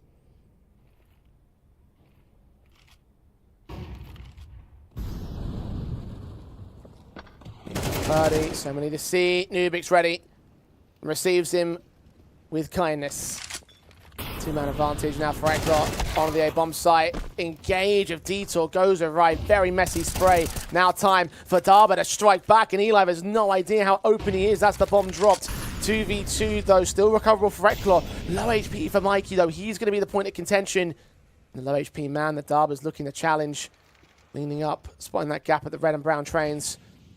Smoke to reveal one. Bomb will tap to reveal the second. Nubik looking to fight first. He loses it. Mikey trades with the HE, but now it's on him on the AWP. Does he read the next man? Yes, he does. But Darba still wins the fight. And say what you want about him not finding entry impact, mid to late rounds, sometimes he can do well. And I'll take it any day of the week that if it comes down to a legitimate situation where Levi and Petchin get benched and they bring in these 2 young guns, you've got to back it. And there's a lot of teams in Tier 2 and Tier 3 that they've changed their opinion. the days are gone of using old players. You know, changing the old guard, recycling some of the well-known faces, bring in the youth, bring in the hunger for an organization that is struggling to be towards the top end of the scene. This is kind of your opportunity now to rebuild for the future, to think about bringing in some of these newer faces, trying to see if you can embed them not only in the system, but embed them to be a proper Unity player. Get them to be here for about a year or so, allow them to get familiar with playing in the local lands, playing at these higher divisions online in Tier 2, and then at that point, you'll probably find that the lineup is going to be a lot more competitive than what it was with Petchen and Levi in. When you mentioned that content piece from Stico and was it Oscar as well? Yeah, yeah. And they said that they didn't have a lot of talent in the local scene. Well, teams like Unity are the reason why that will change. And well, if Darba, if Purdy develop into true star players, true individuals, true talents, then they're going to demonstrate it right here. Woozy also on the AWEP, getting a couple tripler frags. Hat-trick perfect. And Unity will change not only the narrative of the scene, but the narrative of this rivalry. Typically, ECLOT have had the one-up over them. They started to change it at LAN, but the bounce back in that lower final, like you mentioned.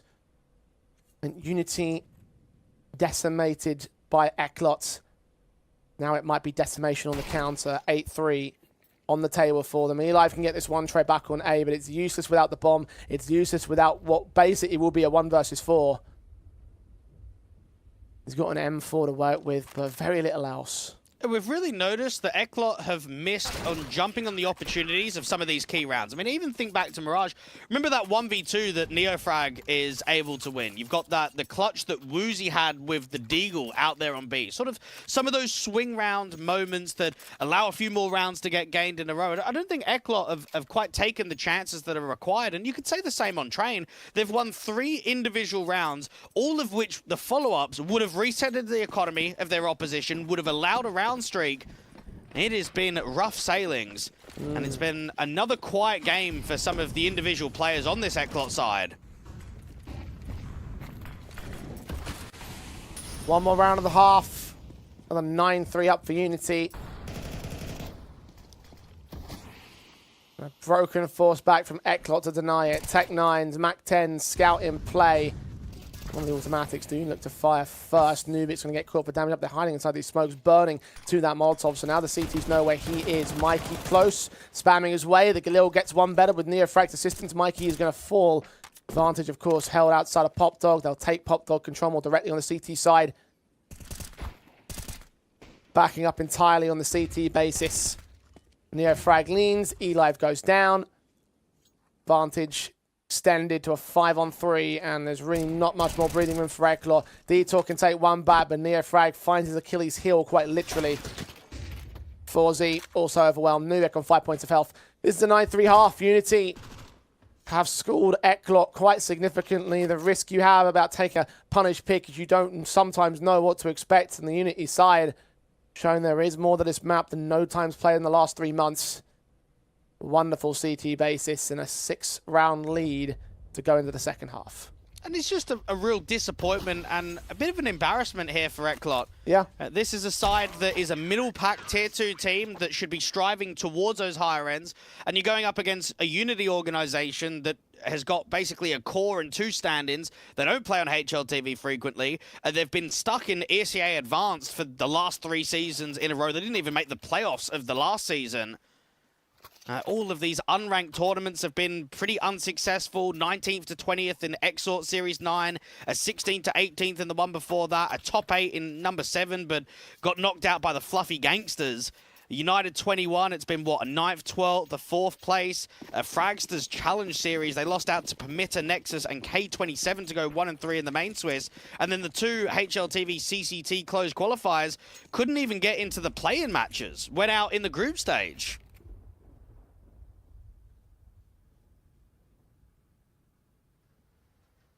ECLOT now need to bounce back. If there's one saving grace, is that their CT side statistics on Train do look decent.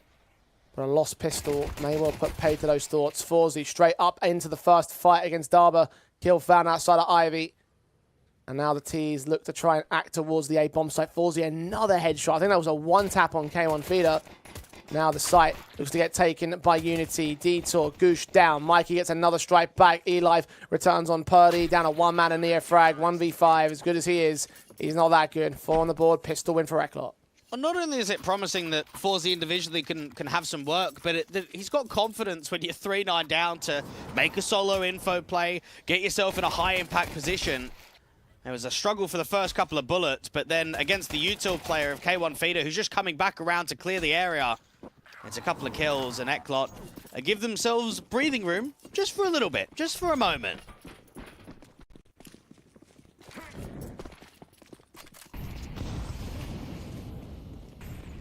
Especially with the harsh eco of Unity, not going to try and force the issue. No bomb plant bonus.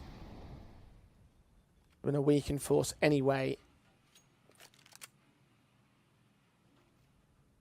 Try and avoid the SMGs if possible.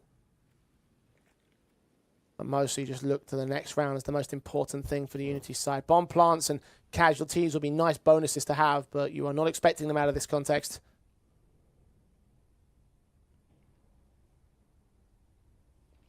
And this is ECLOT's doorway back into this match. This is ECLOT's opportunity to return on the Unity side and try and make up that distance. Oh, Detour caught scratching his nose for a second. Damn, they lost that particular fight, and that may be costly to them overall. SMG and Mikey trying to recover alongside FaVBET. They do manage to secure the situation, but that got dicey for a second, and they maintain control. And when we're looking at so many squads in this contender stage that are quite low on the VRS, I think every best of 3 is going to give you quite a helping hand. I mean, I'm just looking at HLTV judging this game. If Unity win it, they go from 106 to 98 instantly. And you just think that's one upset. What happens if they get a second win? What even if they get a third win and they promote themselves into the main Swiss stage? We could potentially see a lot of these weaker squads really rise up after what could be just a couple of good weeks of form.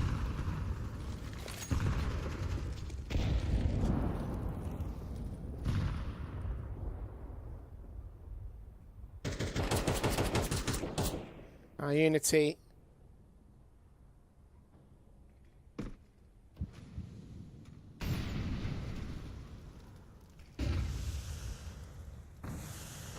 Back on those rifles. Chance to return fire.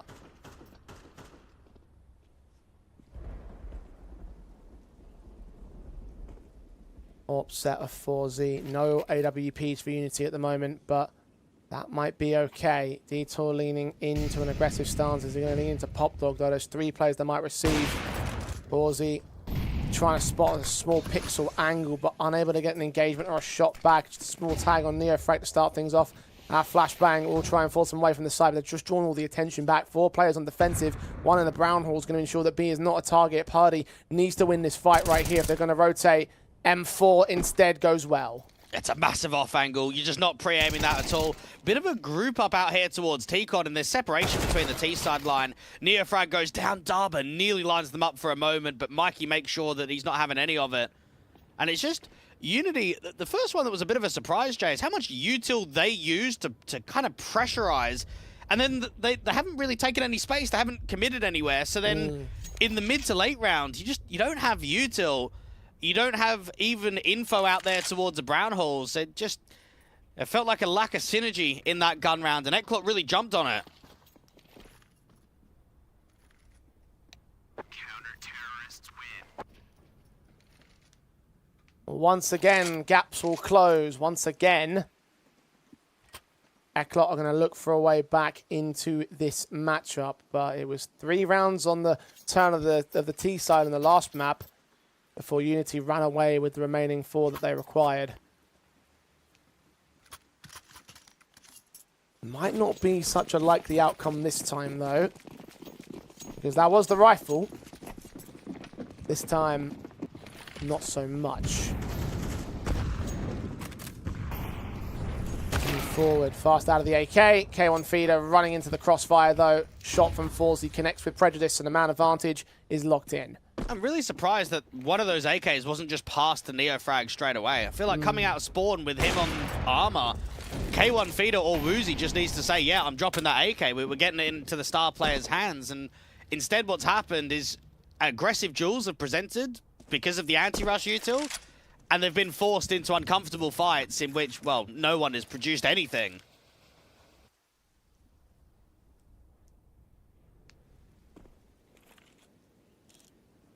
And Feeder going down, Purdy picking up the rifle and still going down. And the gun sits with Neofrag here.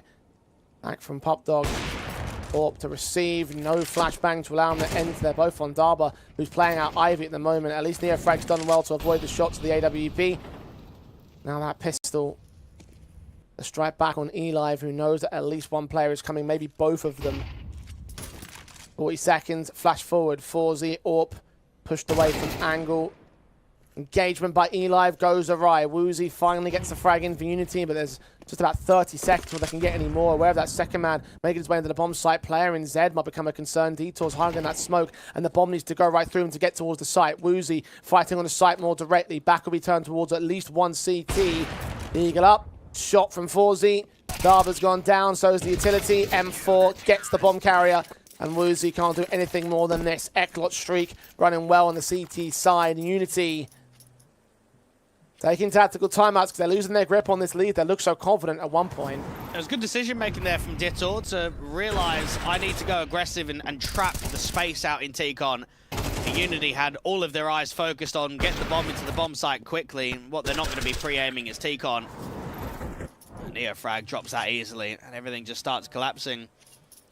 And the attack comes out and you feel that someone is going to be required to work a bit of an opener.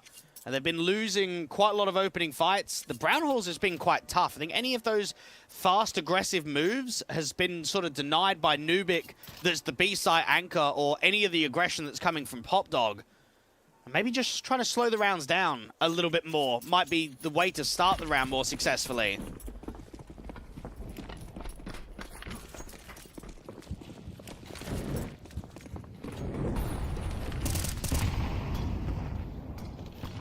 Two rounds to the good. Unity have the rifles set. They need to turn them into success, though. They just took that tactical to discuss how to do that. Because ECLOT's fights have been going very swimmingly for them. They're wary of potential Ivy moves. They're wary of the inner bomb site. Now starting to take some ground halls, access to the CT, start moving in, and, well, Darba's gotten exactly what he's looking for. Contact, but no kill out of it. 4Z instantly shuts him down. Yeah, 4Z's pretty much just getting a kill around now in the second half. This AWP has been so lethal. Purdy gets a good timing out on B, but they've got to be slow to react because the bomb is still in brown holes. It's going to take a while to commit it out on B. Smoke of the blue train, Manubik in the back lines, fights Woozy. Purdy's focusing on a secondary player as well. Feeder now close to site. Bomb, as you mentioned, still yet to make its way to bomb's site. The smoke's going to clear in a moment's time, but Purdy's providing covering fire. Finally, K1 Feeder turns up a 3-on-3, but it's HP damage and a backstab incoming. Now man advantage regained by ECLOT. Purdy needs to win this fight. Swung right into Detour, but couldn't stabilize his crosshair. It's Neofrag all alone. 1v3 right into 4Z's AWP, who delivers this time. 18 picks for him in this map up. And ECLOT's up to 8 on their board. And this is why I kind of despise the B bomb site on Train J's, that for a T side, it's so difficult to take space when you get that bomb down. And we see for Unity, they just can't get anywhere. They can't take the oil train. They even try and come back up ramp to hold the brown holes, but they get caught because of the pop rotation. Everyone is just suffocated on that bomb site. No one's able to create a pathway.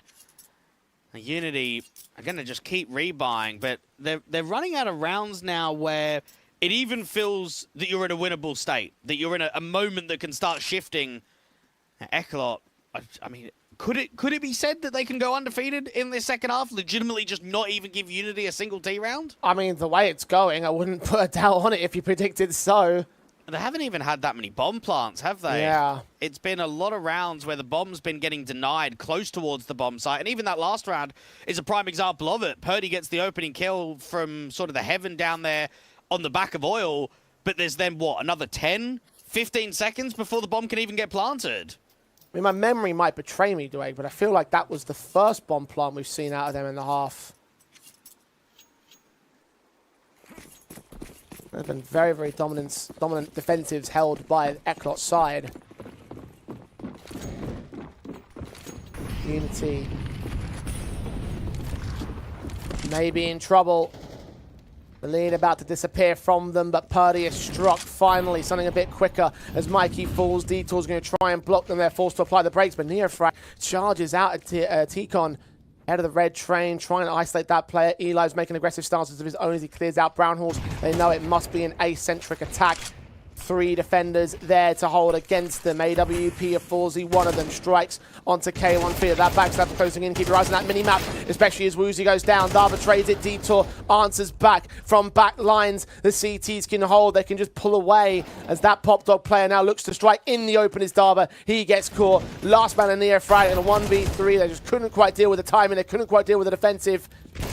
It's all onto the big vet of this side to try and force out a couple of fights, force out a clutch. He's forced that AWP back, but he's low HP and still cannot get the job finished up. ECLOT are all the way back now. The second half has been flawless with 6 on the trot. Unity have lost all control. Well, it's quite unlucky for Neofrag because it's definitely a more aggressive round from Unity, and they get the opening pick and pop. And then Neofrag is coming from the back of Red Train to the E-Box cross, and he sort of jiggles out. And he doesn't quite spot the player, does he? If he was just a fraction further in, he probably gets that opening kill, and it's a completely different round. It's the small timings that are affecting them. And Unity, I mean, even the rebuy, I'm surprised that there's not a hero AK, that we're just getting one in somebody's hands. No one's feeling heroic at the moment, not even Neofrag. Top of the board for his team, still behind the likes of Forzy, who's really turned it up to 11 in this map.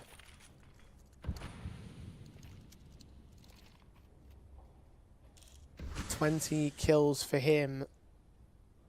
End of the last at 15. Still one of the 2 top performers of his side, despite not having that much impact on Mirage. Delivering on train as the punish finally starts to formulate for ECLOT. Looking dire on T side, looking dire at the turn. Oh, how the tables have turned instead. But even the first half, we only saw a single retake coming out of Unity. There has been a lack of bomb plants in the first half and the second from the switch of these 2 sides. It just feels as if it's CT dominance the whole way. Can't be too shocked to train, but this is probably excessive. Well, it probably comes down to both teams not playing it, isn't it? I know that there's been a few officials for Unity, and on occasion they've picked it, but this is typically their insta-ban, and it's the same for the opposition. So while the util looks quite good, at least both teams have got a sound understanding of how to throw everything, the protocols are going to be quite rough, and it's turning into just a very scrappy game.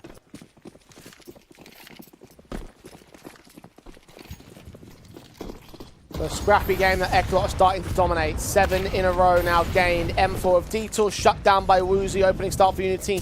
Comes in for the big green gun. They're expecting some presence to pour out of Zed. And Mikey's going to get ahead of the smoke as a result. A bit of a deeper smoke. So this might not go checked for Unity. K1 Feeder's making a lot of noise. The AWP force is starting to draw attention away. That incendiary. Now going to force a fight out. Neofrag into the open, into the spray. It's nothing for it, but Mikey can strike to return. Advantage to a 4-on-4. It's another missed opportunity there. They know that Forzy's down low, but as soon as the AWP misses, that's where Neofrag just needs to get the kill insta. And the E-Live can start thinking about wrapping around. Resmoke goes down. He doesn't quite see the T-side player before the smoke. Dava sneaks forward here. I don't think the AWP is ready for it. Actually, noise being made towards Ivy. Dava's missed his mark. He's found his man at last. Forzy down. The site is open, but they've got backup rotating quickly in from Zed. There's a man that's now occupying the bomb site more directly. Eli is worried about beyond that smoke. Dava's going to try to sneak around. Mikey's got it marked. Close position, shoulder to try and bait it will tank some damage, but Mikey, he's one to fight against the AWPer and the second man as well. Dava's gone down, K1 Feeder trying to recover, but he only gets one out of it. Purdy has the bomb at his feet, can pick it up. Flashbang against him, going to keep him blind, and he runs quickly into that B bomb site. Smoke down at the Z entrance, going to block them from making their way in. How does he plant? Open to the back lines. E-Live goes charging. This is dangerous, but Purdy's managed to hold off for long enough, but he cannot get the kill. E-Live, quick double. ECLOT to 11, the streak continues. It's been hard hitting from both squads, but I think that's been the edge for ECLOT in the second half. I mean, I look at Mikey there, out in Ivy. He is suffocated against two T-side players that are giving him not much of a fight. There's a single jiggle to start. They continue to jiggle. The AWP is posted, and he just gets 2 kills and doesn't even get traded. Doesn't even take a lot of damage in response. That's great work. And it's ECLOT that are just going one after the next. And no matter how many timeouts Unity have taken and how many adaptations we've seen on the T side, it hasn't felt like they're getting any closer to winning any of these rounds. I think we're seeing why they banned this map so much. Torn to shreds on T side. Fast play out towards the B bomb site, and Nubik isn't ready for it. Caught with a slight reposition. Maybe this is the chance for Unity to break that streak at last. Smokes and mollies go down towards Zen, one extinguishing the other. Bit of miscoordination, but it hasn't affected things too much. ECLOT is still forming up to check the brown halls in the apartments. I don't even know if there's a retake on the table here. No, there doesn't need to be. They can just look for exits, get players to hold off, see how many T-side players are going to drop in the late rounds. You might even find 2 or 3 kills start presenting, which will make quite a shift to the economy. And Nubik didn't even pummel any util. He just sits there on an off angle outside of B. Kills start coming back for Unity as they rip apart these brown halls players. At least Forzie's AWP can get an exit frag and a scatter towards the back lines of the CT spawn. All remaining players should stay alive for Unity as they get their start in the half. A very late start in the half.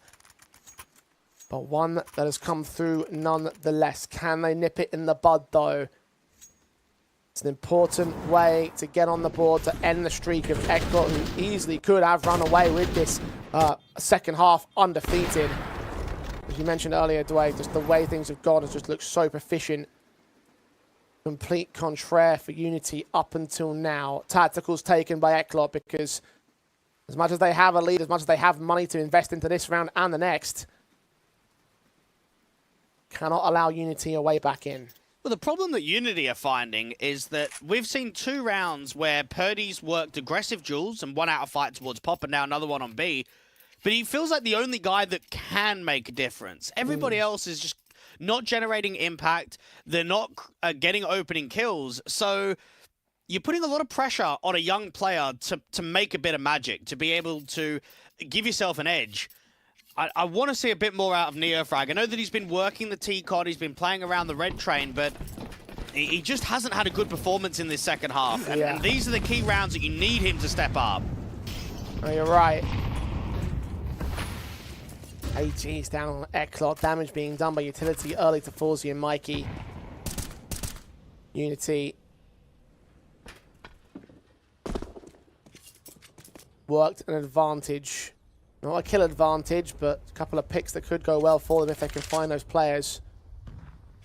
Difficult fights to win, though, even with the HP advantage. Forzi, 21 frags, top of the server.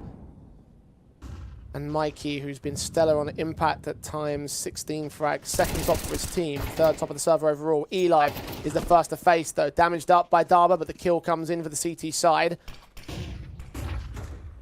And a flash as well to block them. Eli caught repositioning. It's Forzi instead with the orb that strikes on Woozy.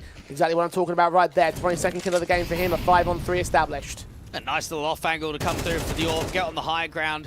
Ditor out towards Hell, does get caught, but Feeder needs another few kills if they want to create the bomb chance.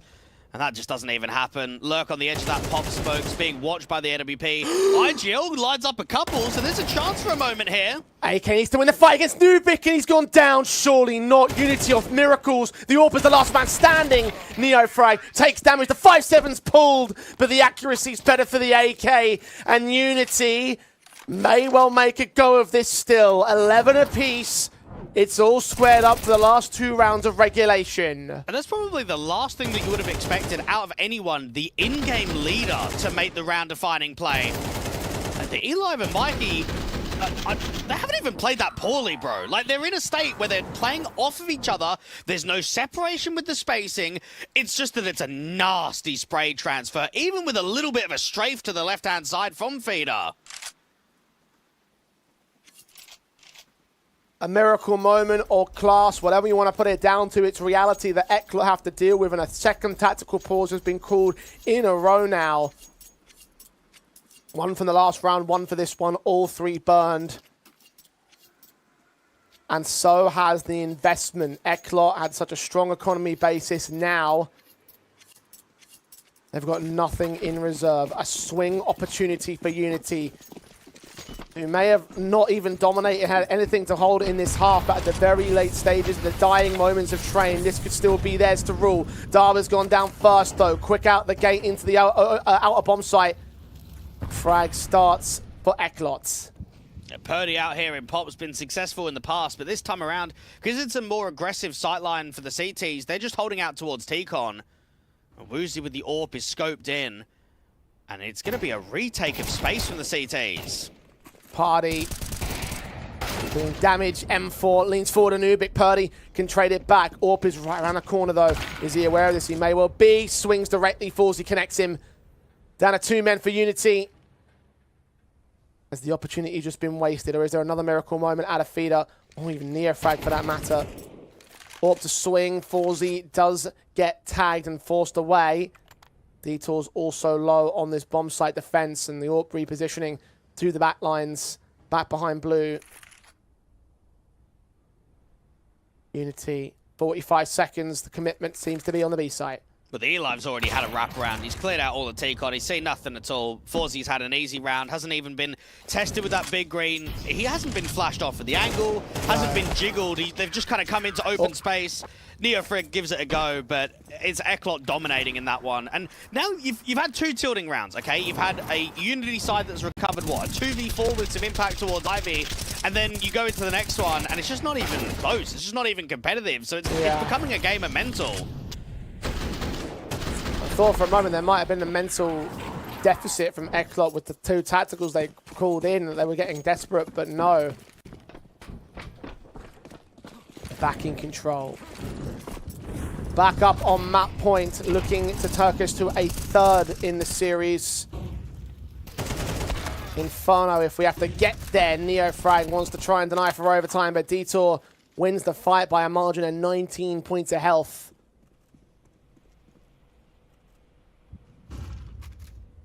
Unity forced to apply the brakes and slow it down. Getting aggressive towards Ivy. This is either going to be a flash play or just a full contact from Forzy. Swings in directly. Caught him on the run boost. Oh, he gets them both. And that's Ivy mitigated. That's a 5-on-2. Purdy can take a couple out of the fold, but caught with U2 in hand. Took a bit of time before Nubik takes him. Regardless, it's K1 feeder. That requires a miracle because not only is he in 1 versus 3, he's got the bomb back at spawn. Heads are turned away from this smoke. A resmoke will come down, though, because they recognize he might be out on the outer bomb site. Yeah, all bases covered here for ECLOT. I think they've got the bomb on their sites as well, so there's just no way. And I'm now starting to believe that map 3 is going to be a stomp in favor of ECLOT. I think the worst thing that you could do is not only lose Train, but lose Train from 9-3 up, where you've finally allowed ECLOT to look threatening in the series. I think for the most part, Mirage, the first half of Train, it just looked uncomfortable. They weren't really playing the best of CS. And now you've got players that are starting to generate that X factor. You've got Forzy, who's really consistent on the big green. And I think Unity's just completely lost the edge in the best of 3 now. I have to concur, unfortunately. Like, they looked very decent, I think, on this on the first map. I mean, they looked like they were going to really hold over a 2-0 with that 9-3 half on Train, but the collapse of the T side does demonstrate how not only this map can be CT-sided at times, but also just how little playing experience Unity have on this one. No maps recorded in the last 3 months, at least on HLTV, and that really came to show here in this one. Like, you go 9-3 to 9-9, even 11-9 in the favor of the ECLOT side. Like, that really has disappointed, I think, on Unity, because I really think that they could have had a 2-0. Just a couple more things went right for them. And for ECLOT, it's going to be a tough day, because you're now going into the 3rd map of a local best of 3. You've got to play Cubics in a best of 3 later on this afternoon, and you just start thinking, we've already had a lot of officials to play recently. We've got 2 best of 3s to play today. We need to try and show a little bit more of that consistency, and I think that they're on reflection, can look at themselves and say, we probably haven't shown the best that we can. It's probably been a subpar performance. Let's really up the ante. Let's go into Inferno with a fresh mindset, with that killer instinct, and let's show Unity how we normally perform, which is a lot better, which is striking against the weaker competition. I mean, based on the way that second half went, that was a lot more what I expected out of this matchup from the ECLOT side. And so I think you're right about the assessment that this could be how we expect things to move now going into our third and final map, because look, this is the way that we looked at the ECLOT side as favourites in this match. We looked at them as being a team to be reckoned with, the favourites in terms of the regional derbies, in terms of how this match has played out. Their last head-to-head was one-sided 2-0 in the favour of the ECLOT side. It might not be quite as 2-0-y in this particular series, but it might still be one-sided for Inferno. Our final half of the series. Do not go anywhere. After this break, we'll see who takes the first victory in Campus Contenders.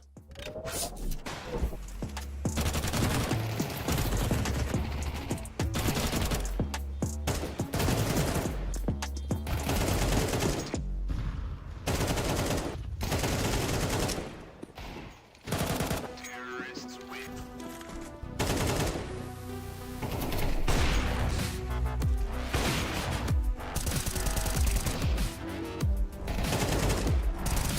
Counter-terrorist.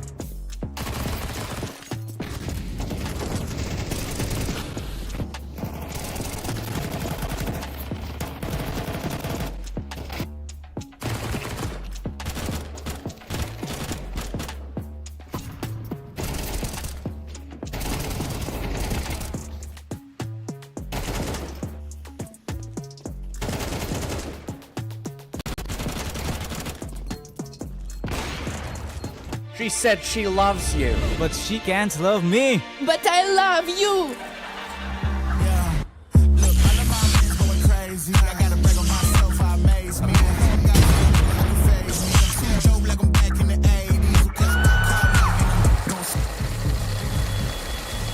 I won't play window anymore.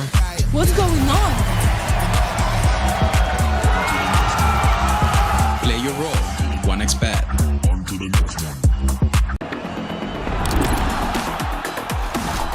YaLLa Compass 2025 season. If anyone peeks through, they're both dead. They're both dead in the smoke. Bomb drops, popped up behind it at the edge of.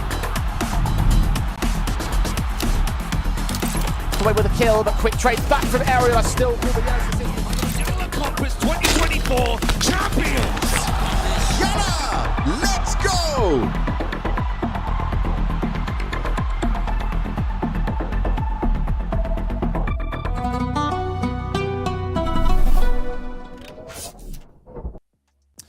Well, here we go, the end of the first series as we go the distance as we stand. It's 1-1 in the best of three, a very confident Mirage from the likes of Unity. However, a very confident return from ECLOT as they managed to take over trainer their punish pick. Could look a little bit dicey at a certain point, Dwayne, but I think the way that they ended off that second map means that we're probably looking at a bit of a one-sided affair for our third. And straight away when I think about Inferno, I go, okay, well, let's look at the last head-to-heads, right? Let's at least get a gauge of when Inferno comes in, is it close, is it not? Last time it was a blowout. So then the next thing I'm thinking about is, okay, well, why was it a blowout?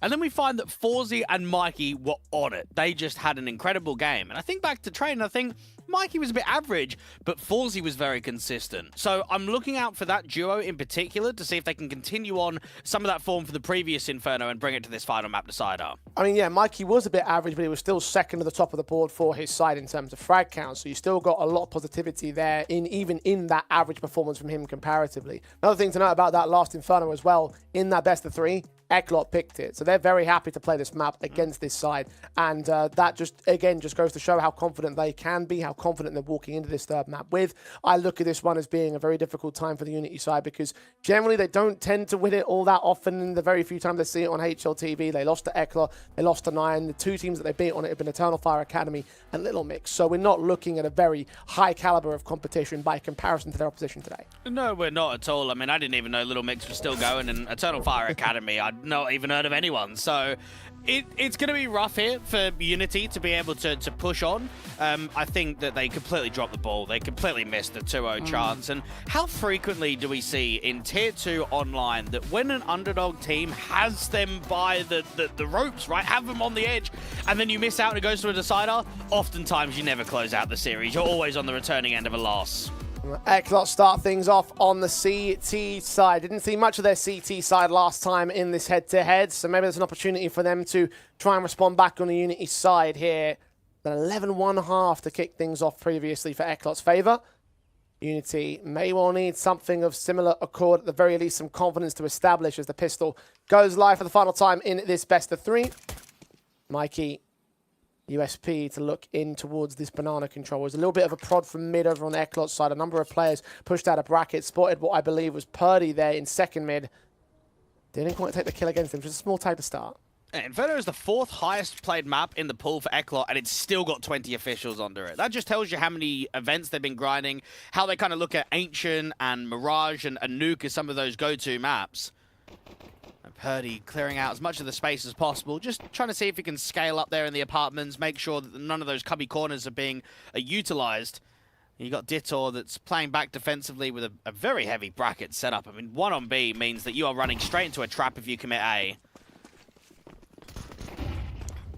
Backed up on ECLOT as Unity will commit regardless. FaVBET secondary kill against Purdy. Detour gets one. Feeder in the air. Frey do try and bag and burning Molotov there from FaVBET's part of things. Mikey sent to the bomb site, running out of ammo. Can't get the headshot either. Forced to back away towards default, but Feeder still can't run down. Mikey gets a chance to reload and get his double kill in, and ECLOT claim the pistol. We know that there's quite a few map winning and losing streaks for the likes of ECLOT in the recent few weeks. They've won 3 Dust 2s in a row.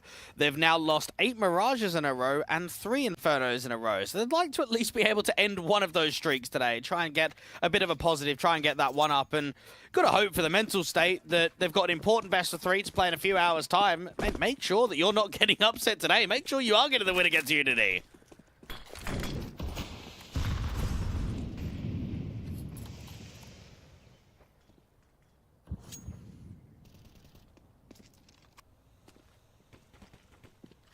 Forced bite back from said Unity side, who want to try and respond. They know they cannot afford to let this match go so easily by the wayside. They cannot afford to let a similar opening half happen from last time. Cannot afford to go down on the back foot for any period of time, it feels like. Detour's already burned Purdy. Damaged up with the kill count. SMG out towards long. Eli only gets a kill and a half, but Falls there to support him. Trade back, and SMG loss will not be a major concern. Neofrad's going to grab that bomb. Try going towards the B-bomb site seen, but the M4 out of range. Still managed to get a think off for Mikey, but Mikey ends with the frag regardless. So 2-0. Here come the ecos now for Unity. And I remember just after the MRQ, Jay, there was a lot of tweeting about sort of, oh, like I wish the RMRs were back in LAN. And a lot of people were tweeting the B&E moment, right, where they beat Sinners and they qualified to the major. And I just see all the old Sinners players retweeting that, like, thanks, cheers to have that on my timeline today. I mean, imagine being Forzy, right? You were literally 2 rounds off qualifying to the major. You then get to the Shanghai RMR with the Kriaz and Blitz roster, and you're on series point to qualify to the major, and you still can't make it happen again. There's been so many failures in some of these local divisions that you almost wonder, like, how do you still get the hunger and the drive to keep going when that's just been the roadblock for you? Also funny as well, because Sinners are at least in conversation to sometimes make a run up to the higher end of tier 2. Another number 56 in the world as of this morning. But like, look, let's have a think about that. We're a B&E by comparison, you know. Well, just saying. Yeah, just saying. I can't argue with the logic. 3-0 for ECLOT at the moment, as Forzy leads the charge at 6-1 in the early portions of the matchup. Unity have their rifle buy to try and contest that and more. They will need to contest that now. ECLOT's confidence carrying on from the last map. Moving into this first half of the CT side. Still got SMGs as bonus weapons. Took no casualties in that last round. AKs will charge forward straight into the damage done by the HEs. Counter Molotovs will be there at least. Woozy trying to find an angle of attack. They've drawn a third player out. Very nice HE placement. That's damage done, but K1 Feeder finds that first kill. Incendiary is trying to block them still. Smokes and flashes start coming out. They might look to make their way ahead of it here. Indeed, they do. Woozy, first man up, looking towards the boost spot. Thinks it's clear, thinks strong. Still can get a kill against the man. The M4 fending for the smoke. K1 Feeder getting Mikey, Purdy, and Feeder continuing to go blow for blow with the duo strip. 3 kills for Feeder. And Detour alone on the A bomb site. So much rotation from ECLOT, and they got no kills out of it. Well, Unity just kept the pressure up. I mean, as soon as they took top banana, they didn't waste their time. They didn't backtrack. They didn't try and put influence out there to brackets or second mid. They took the space and they worked with it. And they made it very uncomfortable for the CTs. I mean, even Unity, you've kind of cleared out that boost at the flower pots, but you're still holding for it, just in case there is a push up there, that there is a boost attempt, that you're ready and you're in the right position. Now, that's a stellar rifle round. It's a great way to respond after a poor start. And you go in, you get yourself your AKs up, and everyone is connecting onto the shots. The CT economy is quite disrupted. Now, it was a bonus round, to be fair to ECLOT, so this is where an AWP is going to be invested. This is where they're going to get a good buy forward. But Unity need to jump on this and start generating a bit of a round streak.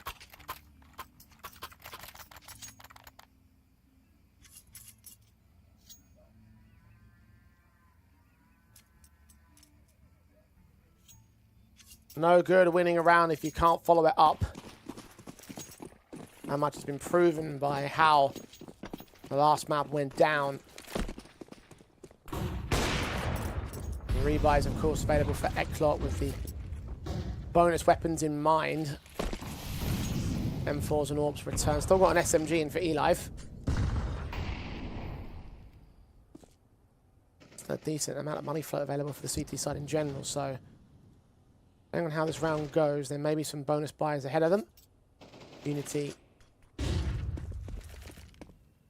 Flash forward for Mikey, first and foremost on ECLOT, or in the 4Z, catching K1 feeder, that incendiary, forcing him forward, and he goes down. Neofrag's last two performances on Inferno on HLTV have been incredible. Against the side of Eternal Fire Academy, he went 24-10, and then the one the other day against Little Mix, he went 18-3. So this is 2 officials in a row now in which he's cooked, and he's allowed himself to be the forward front man. The problem is, if you're not getting the support around you, can he do it by him lonesome? Darba trading back 1, low HP, the initial exchanges of utility. Can't get the second kill on Mikey though. And Eli's got near frag back at Speedway, so not much can be done about Unity now. 1v4 for Woozy, AK in the hand. AWP is on the A bomb site. The central side defender is an M4. Now a little bit of long control, just in case Woozy's still backed up there. They're leaving a space that can't really act out of. No one's accounted for apps, although they're going to start looking there now. 20 seconds though. Spray through. Damage will be done, but the kill goes the way of ECLOT, and so does the round.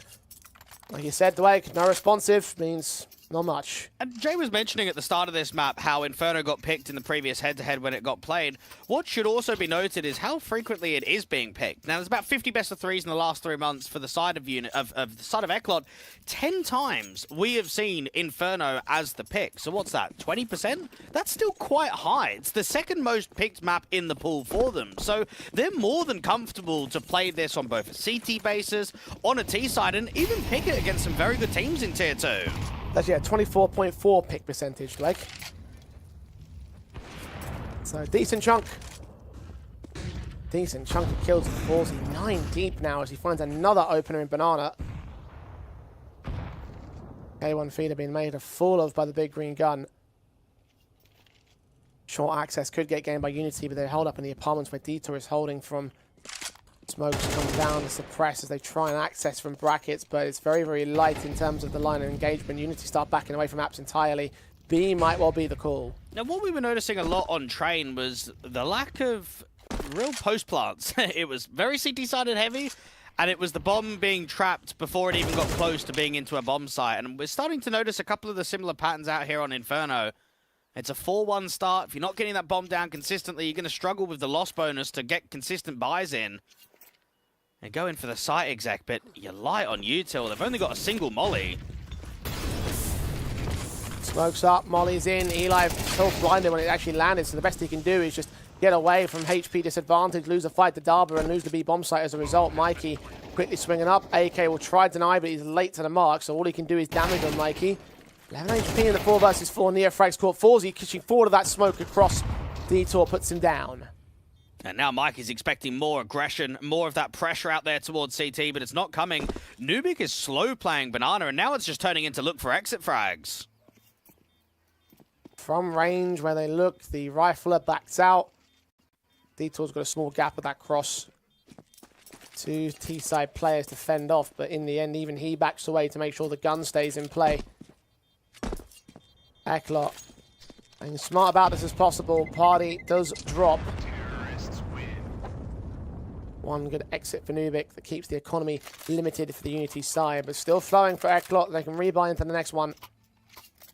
Try and answer back with something more confident. Really surprised that the Eli have played a advanced position rather than a defensive one. Now, typically speaking on Inferno, when you've got a man up and you've got a heavy stack towards A, you want your CT side anchor to either be jiggling at CT or jiggling at Coffin. So what you could basically do is have a little bit of a go, right? You might have a spam, a burst of the rifle, and then fall off. He gets himself out to the new box, and there's just no retreat, is there? There's nowhere that you can go to reposition.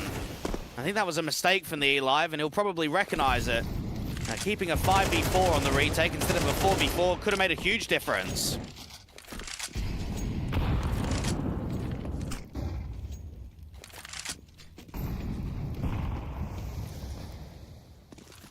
Unity.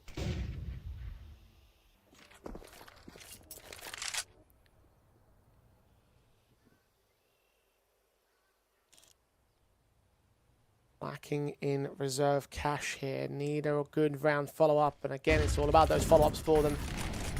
Counter incendiary for 4Z as they made their way towards long. Swing of the AK, losing the fight for the AWP. K1 feeder finally gets a bit of revenge against him. Detour backed up towards Pit. Nubik hiding inside smokes in the apartments as the backstabs have closed in pretty nicely. Damage being done by that lineup, but Detour's only good for the 1 kill out of it. Uzi coming up close, pushes forward to that smoke, and Mikey can get him in the end. 2 versus 2. They pressed on. The bomb, however, was caught out to brackets. The T's need to sneak it out from underneath the noses of these 2 ECLOT players. Grabbing it, rotating away, but Apartments has been snuck into. Are Unity reading this? I think they are. Yeah, if they get out towards Arch and into B, it might even be an instant save from ECLOT. And the Eli's trying to clear out the space, but the T's are already running for it. Such a weird timing that even the bomb carrier is somehow in brackets rather than just legging it up short with the entries they got on the bomb side. A miscommunication from both squads and not a clean round at all. Unless the Eli can present a kill quickly, this should just be a save in the 2v2. Protect the money. I'm going to try and have a crack at just getting, as you mentioned, the 1 kill. Dara is low, so it's not impossible to take. It's just got very little to do it with. 2 AKs, a flashbang for Eli. HE placed at first would be wonderful at this moment, but they just don't have the equipment. Checks, back turned. Hardy sees what's going on. Quick at the AK, still lazy check from Eli. Darba can take him, triple for him in the round. Mike is going to try and keep him going down towards the bomb blast, or at the very least to his own AK. 2 picks found. He'll run for it. I think he should keep his weapon. The Unity will keep the round. It's a pretty good one there from ECLOT in the end. Considering it was a 2v2 that didn't have much winnable nature, they get away with it being very expensive, but I think Unity will find that in the mid-round, they're giving themselves some chances at the moment. It's just that the rounds aren't really convincing from them, are they? I think when ECLOT have been able to win it on the CT side, they've kept mass players alive, whereas when Unity have won rounds, they're not really keeping bodies in there, which is constantly disrupting the economy. And we can see with no loss bonus, you've got, what, basically the entire team on double eco status outside of Woozy, which means if this goes awry in the next gun round, you may just be clobbered in this first half. You start force buying, you start losing mass rounds in a row, you give ECLOT potentially 8, even 9 CT rounds. So this is such a key swing opportunity right here and right now. This is survival in the best of 3 from Unity going into round 8. Despite 1 player staying alive from ECLOT, despite 2 rounds on the trot from Unity there, they still may well, I mean, they still have a decent buy to face. The AWP's in for 4s. I think Mikey had like 7 or 8 grand to drop weapons to his teammates with, so a couple of M4s. SMG for Eli is the weakest one. I'm a bit surprised that we haven't seen Forzy get the AWP out on B. He's been mainly playing long and brackets so far. But a couple of opening frags on the B bomb site in a couple of rounds. But you are right, he's mostly positioned himself long on A. Mac 10 leads in for Purdy. Drop-off would have been heard there in the apartments. Will that be a bait, though? Will they expect Nubik to still be up there? Decent utility to press for them. Flashbang in. Check that corner. Mac 10 fails to get a kill out of it. Detour and Nubik allowed a couple of kills. Fourzy's Orb also striking. Leg shot towards the bomb site where the bomb carrier is. He's low. He's dead. And Woozy's flank on long is useless now.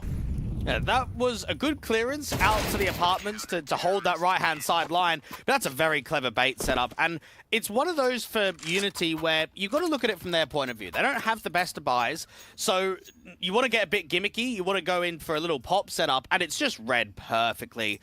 Against an apps pop, the worst thing you can do, Jay, is stack up on short, because then you can't defend to the area and you're on the backside of it. You end up getting caught just out in the open. If you can get out there in pit and towards the balcony entrance and you're sort of playing anti-flash and you're not being hit by that first connection, you just start lining up the cross. And it helps that Forzy gets at least 1 from long too.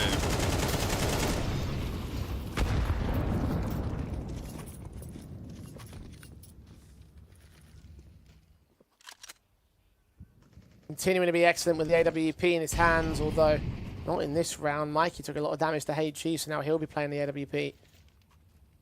Unity trying to utilize that utility as best as possible. They've got only pistols and a Galil hero weapon. Still part of an overall force buy, though. You mentioned double eco status. They have no choice. But this is perfect opportunity for ECLOT to really turn up the heat, really get the rounds on the board. Flashbang keeps them all blinded. Incendiary is a little bit late. They're going to push forward of it. The AK, not even good for any of the kills. Both the Tech 9s end up with casualties on Feeder and Purdy. And Mikey just runs for it. Probably the right call to make. 5 on 3 for Unity. The bomb site taken. And not a retake that ECLOT want to hold here. Unity able to answer back just as quickly. they've got the pistol players in the right position. Attacking B, you're playing close range angles. If your util's on point, you're going to try and minimize that distance from how far you are to the CTs. And I think we just see both of the bomb site individuals just struggling. Now, what should be noted in that one is that FaVBET is the AWPer, but because of the low HP that Mikey had from the start of the round, they sort of swap weapons, and it means that FaVBET's rocking one of those rifles, and Mikey's playing more defensively in CT.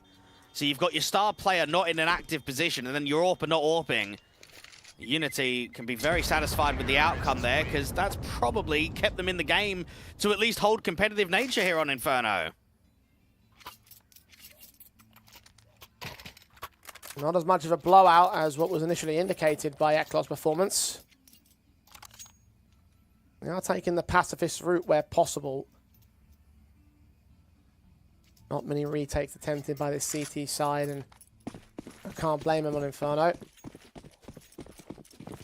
Does mean that they can continue rebuying here, trying to reapply pressure back to Unity, get minimum 6. 8-4 is a very doable half in this position, they just have to apply it. Unity lacking in the AWP department. 1 AK, not 2 AK missing actually, with an M4 and a Galil held in. M4 strikes from Nubik, but only gets the 1 kill on Daba. K1 feeder establishing brackets with his teammates, near frags there as well as pulling rotations back at the CT side. That's excellent utility usage there from ECLOT, because Unity were going to pounce. As soon as they get that 1-for-1, they wanted to send it, but because of the flash assist, because of the incendiary, they have to cancel. And Nubik will be fuming. He knows that he should be getting 2 there, maybe even 3 kills. They were so blinded in brackets. Oh, swing from eLive goes nowhere. Woozy instead quickly pops out, get a headshot. Advantage now held. FaVBET made it to the lure big time in the AWP. He's missed his timing. He misses his shots.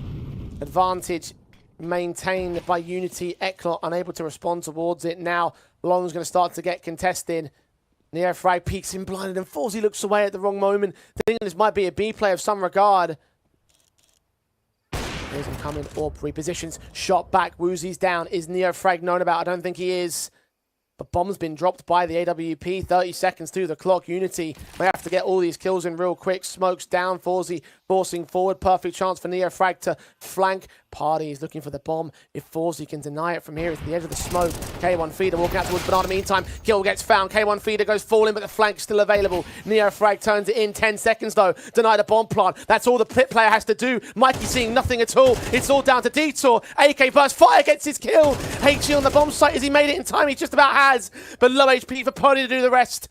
ECLOT cinching on for dear life. Detour's efforts have stalled enough time, and Detour's efforts will give himself the double kill and the round and the 6 for ECLOT. I think, unfortunately, Neofrag is a bit too baity there. It's the right play to wrap around and catch the AWPer off on time. The issue is, Jay, they don't have the time available to do that. The bomb is dropped there in the archway. They don't even have coverage towards Banana. I mean, what has to be discussed in that last round is not only is there time stalling from the AWPer, but then you've got Mikey there on B that capitalizes on feeder that's working Banana, trying to incorporate that B split. So there's a lot of hesitation from Unity. You want to commit B, but then you've got to go back to A, and you don't know where the A defender is. It's just all over the place for Unity.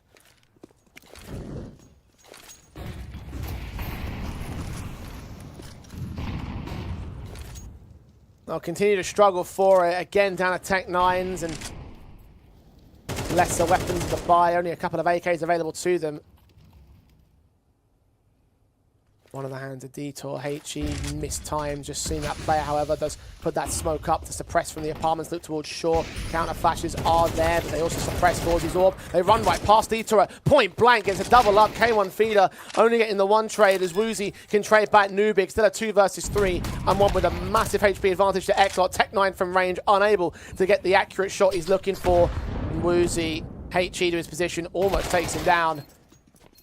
In the end, falling to Detour rather quickly. ECLOT now have the half. But Detour's certainly been, I would say, quite consistent across this best of 3. You got to remember the roles that he plays, right? I mean, T side, very lurkish, not an active player, and then CT side, you're in a lot of the hard anchor roles. I mean, Mirage, you're jump spotting B apps. Out there on train, you're playing on the B site, and then out here on Inferno, you're sort of the apps and pit player. He is always getting the kills that are required from him. Anytime his bomb site's being hit, or he's up against even just a lurk attempt, he's putting numbers up. I mean, he's 12 and 2.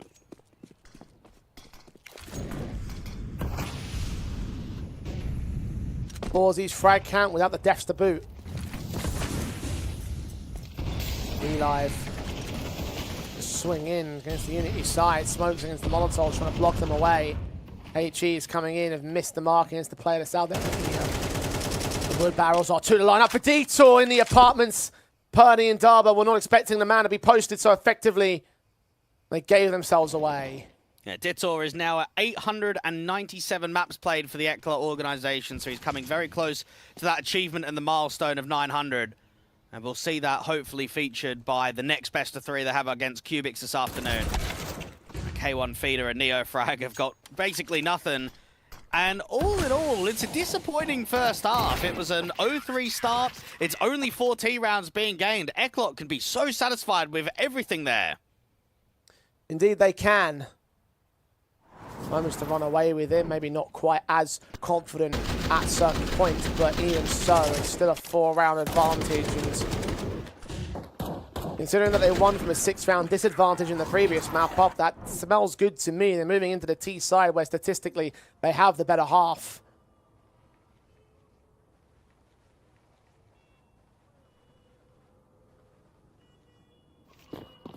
All they have to do is close. Pistol win may seal it.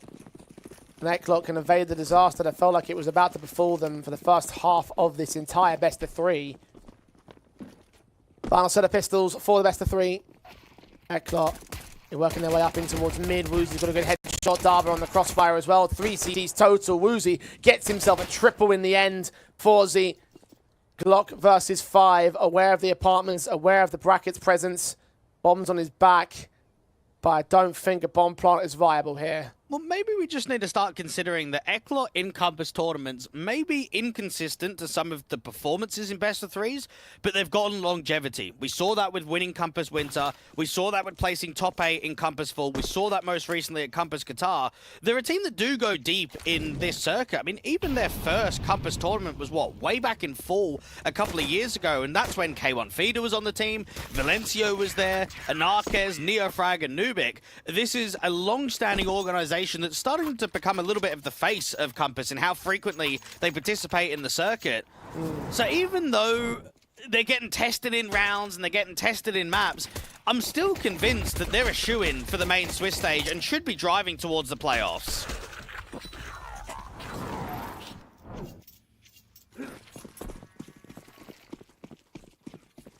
Well, the match is not over yet, so there's still an opportunity for ECLOT to take the victory.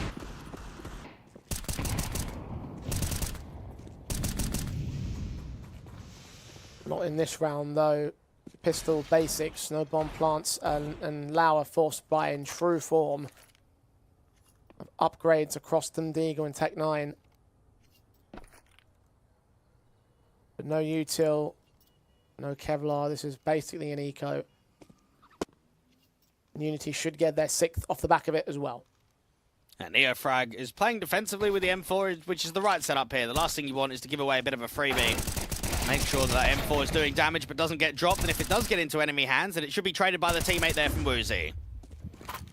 Easy pickings. Deagle and Mikey trying to take exits, not going to happen for him. As expected, Unity will now move to face against the rifles of the ECLOT side. AK is brought in. Galil still for 4Z. First opportunity to get on the board here on the T side, outside of the pistol.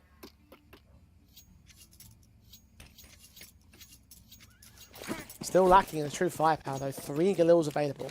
And mid, a smoke going in from the city side, which would indicate an aggressive setup. Try and take second mid. Mikey leans. Purdy with his back turn towards brackets for now, just looking into the second mid campaign of the CT aggression. Banana contested, but Purdy's been allowed a lot of moving room. He has no idea how close he really is, but as he pops out, the spray goes to Ryan, and Famas can take him.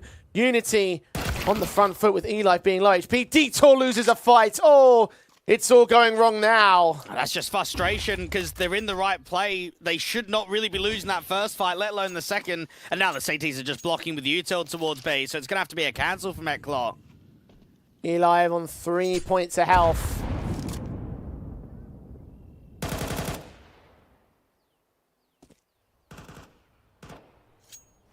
Yeah. They read it perfectly. They knew that that deeper mid-smoke came in and that space was going to get taken. So sit on the back of bridge, sit out there in sort of the second mid-apartments area. They had players in the right positions, and Purdy just comes away with a round. Look, that just happens in CS, doesn't it? You can be set up for any play in the world, but if you're not quite getting that smooth connection, if a timing goes awkwardly for you, if there's a little bit of a whiff, the round just changes completely.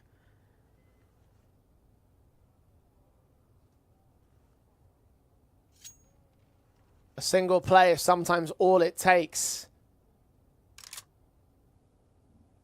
And what could have been, and really should have been, ECLOT's round and their chance to break away gives Unity a chance to close the gap and try and make this a competition yet.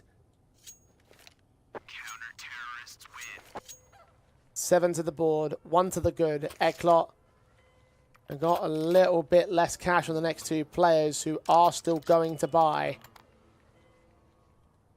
See the buy is getting weaker and weaker. Had 2 AKs in the previous round, now down to 1 on Mikey. Dynamo ECLOT just know that we need to start putting our foot down soon, otherwise we're probably going to have what occurred on Train, which is you start getting touch and go with rounds. Pressure starts building quite highly. Teams make mistakes on both parts, and then it just starts turning into a scrappy affair again. Detour playing anti-flash. Mikey a lot more aggressive in Banana than last time around. Unfortunately, he loses that first fight at K1 Feeder, and no one was there to back him up. That was just a solo play for the AK. No kills gained means wasted efforts and no recoverable AK either. It's been dropped too deep.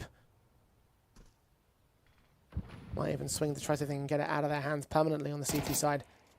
Uzi seeing the kill from range, unawares of the player. Cubby, Darba, kill found on Nubik next, down to 3 men, 2 men, 1 man. Bomb dropped. Elive now dead. All 5 alive for Unity, 8 on the board. ECLOT have been squared up against. They've let their opposition back into the matchup. Now, will they stay there? Yeah, it's going to be a very intriguing day, Jay, with the matches that we've got. I mean, YaNO coming up next. I think a lot of old guard players. I'm sure a lot of tier 2 favorites in there. You've got Rush B that were doing really well with Nota, struggled since he's parted ways with them. And then this new MONTE team. I know that it's been going through a lot of changes, but Gizmi calling, working with, the 2 new French players of Afro and Haji. And then even FAVBET, I think we've seen them quite consistently in the circuit. And they haven't changed a player for a very long time. Yeah, true. Very true.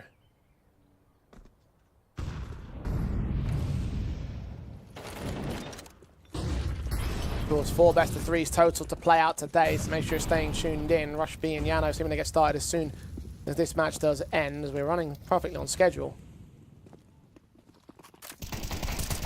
ECLOT.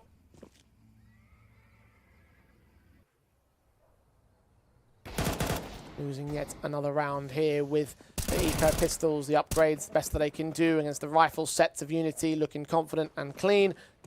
That's 2 rounds in a row where they can get all 5 alive, so Cash is going to build very effectively. ECLOT are going to have to work their way back into some confidence and comfortability.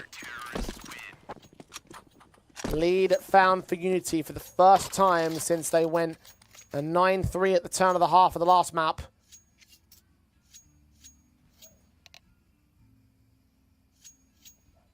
And the tactical is called in by ECLOT because now they recognize there's danger against them again. Yeah, ECLOT are just in a position, unfortunately, on this T side where they're on the backside of the economy, and they've been sort of by eco quite consistently, haven't really got Forzy on the big green much. I am looking at some of these aggressive moves, though, and I'm thinking, how often is that going to continue? I think we've seen quite frequently sort of Mikey try and produce an opener in Banana, and then sort of Nubik and Dittor a little bit more passively towards that second mid area. So it could very much well be brute forcing a lot of these opening attempts towards that half wall at the car, the sandbags area. You'd have to say that if we're going to compare other maps of the series, Inferno hasn't featured much AWPing at all. Both Woozy and Forzy have been underperforming. Very true.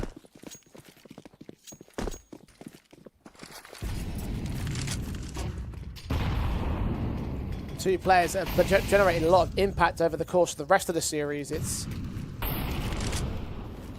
underwhelming by comparison. Darba currently the top fragger of the Unity side, trying to again make a case for himself. Started well with his role on Mirage. Mid to late rounds were his specialty. ECLOT have Detour up at 15 on his board. And a slow approach for the eLive, who be the forward man of the B banana attack. Counter flash into the CT side. Incendiaries to block aggression, but eLive pushing forward if it gets NeoFrag anyway. Now, the AWP just gave no help and no assistance to NeoFrag. As soon as that molly came in, he didn't get on the front side of it. He just starts retreating and leaves NeoFrag high and dry. And K1 Feeder trying to spot for more of that util committing out to B. Now, Ditto is hoping for an over-rotation from one of the brackets players, but nothing's presenting. Woozy Molotov off position, still holding in at first. Will they read this though? eLive to check it. Kill found. Woozy down. K1 Feeder. Oh, eLive. 3 kills. Easy pickings. ECLOT clap back.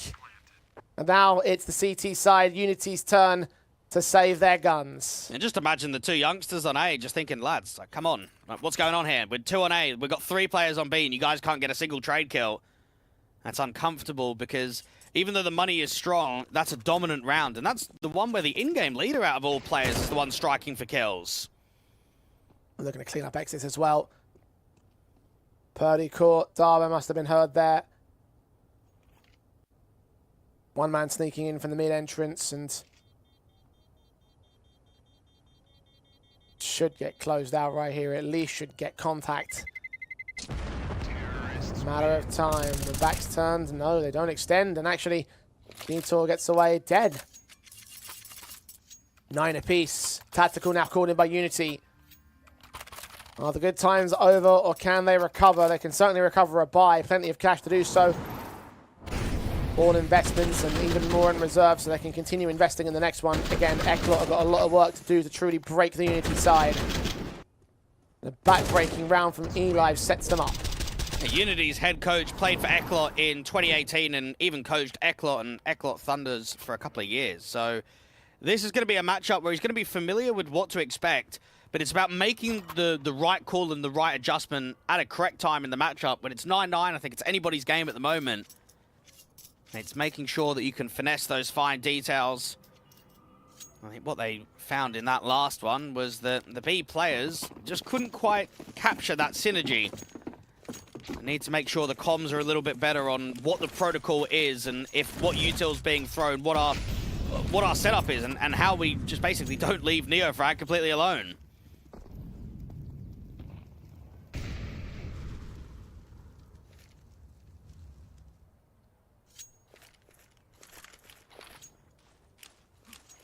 ECLOT. I set on the A-bomb site early here. Flash is already coming in to try to take some brackets access. M4 back at Moto.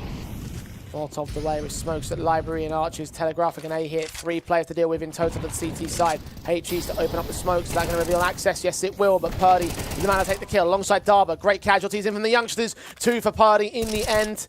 NeoFrag will burn, but that's not much of loss for Unity or Forzy. Alone in a 1-on-4 as ECLOT are shut out of the A-bomb site. And there's no better feeling than taking a tactical and then just having an obliterating round where you just don't even give the opposition a look in. You could say that for ECLOT, they got themselves in good positions. They have the Moto Wrap coming in for the single lurk. They've got heavy players out in short. They're trying to force the fights because of the util, the burning damage. They can keep hearing the ticks on the bomb site itself, but Purdy doesn't really overswing. He doesn't fight out in the open. Forzy can attempt to hold on to the big green, but that's a shutout round where Unity can now get up to double digits and can start theorizing in their head, we can win this game. We can close out this best of 3. No one-sided affair anymore. Unity reclaim control. ECLOT reclaim a buy. Investments available for them, but it's only so stable for them. They need to continue winning these rounds to keep their economy line stable. Keep the buys flowing. Keep Unity from ending things off, because one more round without a bomb plant, that means there won't be enough cash to invest, and that means we could be looking at the 12-9. Well, let's just consider the only round that ECLOT have won in the second half has been a triple kill for the in-game leader of the eLive. Where's Forzy's impact? Where's Mikey, Nubik? Probably not Dittor because of the passive role that he's playing in the apartments, but there are star players on this side that aren't generating round-defining moments. Even with that in mind, Dittor's still 15 frags, the highest fragger in the server for ECLOT. Need to see impact from the players that need to generate it. So Woozy's all posted on the A site once again. Got utility in towards long and short. Molotovs will drive that individual back. The apartments player's going to hear it, but it's going to be marked by another Unity individual. Darba on the long defensive. Re-smokes up position. That will block them, but not on this boost. It's Forzy that strikes first. You've got the banana players getting ready for space to be taken. Darba needs to catch a good timing when that smoke clears on how we can get a visual idea. It's getting super silent from ECLOT. They're not making any noise.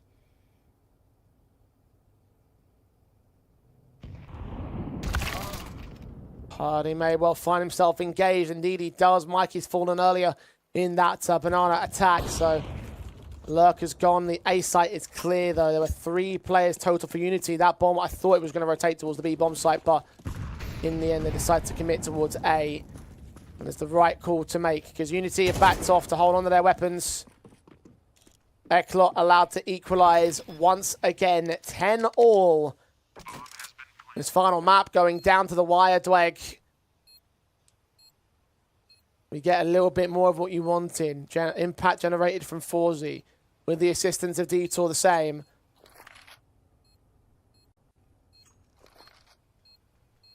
It is game on Inferno. Well, it's turning into a very gambly game just because of how CT is on Inferno. We're getting a lot of gamble stacks. We're getting a lot of intuition mid-round ability to just say, right, we're either going to stack A or we're going to stack B. And I reckon when you get into that kind of game, especially when there's not many rounds of regulation left, it's who's calling the better mid-round. Is it going to be K1 Feeder on his sort of reckoning of what the play is, or is it going to be the eLive that can kind of pull the rotates, can out-position them, make sure that they're being read into something that's completely incorrect? So it very much could just be down to the IGLs in the mid-round rather than the playmakers. I mean, we even saw in that one, it's what, a single kill from the AWP, and then not much is happening for the next 20, 30 seconds, and it's already a gamble stack before Dittor's got that kill in the apartments. ECLOT.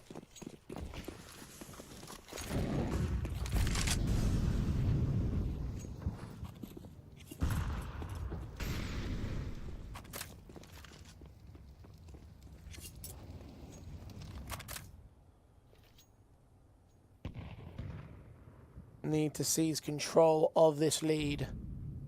Need to do it in round 21 as well. AWP set for Woozy. Baited out by the quick jump face of Detour. Flashbang off angle. HG's to return 5, and it's Forzy that finds the opening pick once again. Impact to the kickstart. ECLOT leaning into the A campaign one more time. And they've still got Mikey as that banana lurk, and he's just putting a bit of util down, and it's keeping the CTs at bay. Now, they've done this boost at long. They did it in the last round, but it didn't reward a kill. And now we're seeing another gamble stack. We've got the AWP solo on A. Everybody else is basically on B for Unity. They've reconsidered, well, they were reconsidering it. You saw a second player from the B-bomb site actually start to counter-rotate alongside Darba back in Speedway, but in the end, Darba does join them on A. If it is going to be the B commit, then it'll basically all be down to Woozy.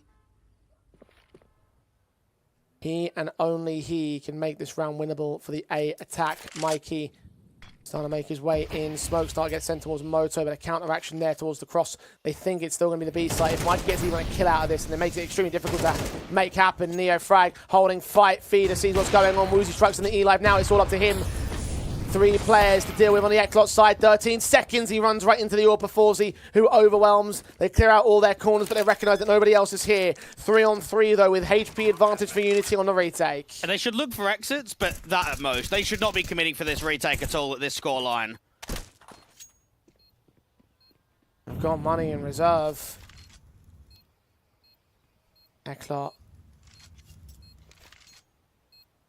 Expecting them to face, expecting to receive something. They're going to counter flash. The CT's pushing out of the smoke. It'll start to fade. The AWP has now been seen. Daba focus fire. Nubit provides support. Nearfrag can only get 1 out of it.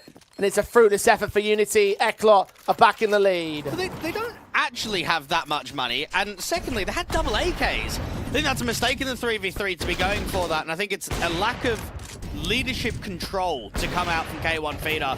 Seeing the glory, seeing the eye on the prize, but not looking at the realistic outcome there.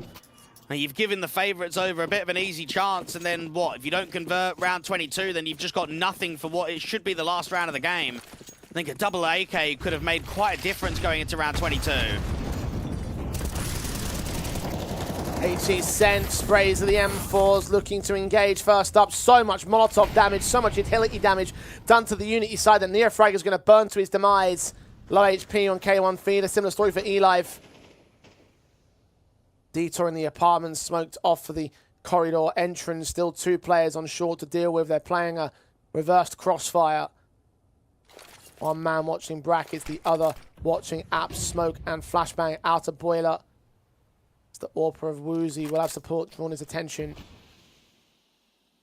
It's back to the slow passiveness of the ECLOT side. Unfortunately for Unity, almost every gamble stack in these last handful of rounds has just not been the one, has it? It's always been the lesser bomb site being hit. So I think you can only congratulate and give praise to the eLive for the most part, being able to read the round, not running into that trap. And K1 Feeder, the only man to defend the B site at 25 points of health. They'll see utility coming, try and body block in some capacity. Incendiary to try and block them into the bomb site.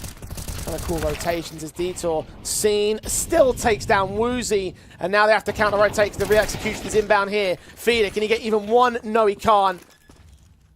And Unity, now they really haven't got any cash to hold on. They need these 2 weapons for the next round because it's about to be match point for ECLOT. Have Unity blown their chance? The 9-3 lead in the last map for the 2-0 and the advantages and the return from the 4-8 deficit in this one. And still unable to push past the finish line, still unable to deal with what ECLOT are bringing to the table here today. Well, we've seen ECLOT show their depth late in the game on the T side, and it's not been just the mid-rounding ability, it's been some of the lurk play. I'll come back to that in a sec, because the AWP's going to get hunted, and now the buy's going to look even worse for the opposition of Unity. You've got a player out here towards Graveyard, a lurk in from Library that could be a good timing for the T side, a lurk of the eLive.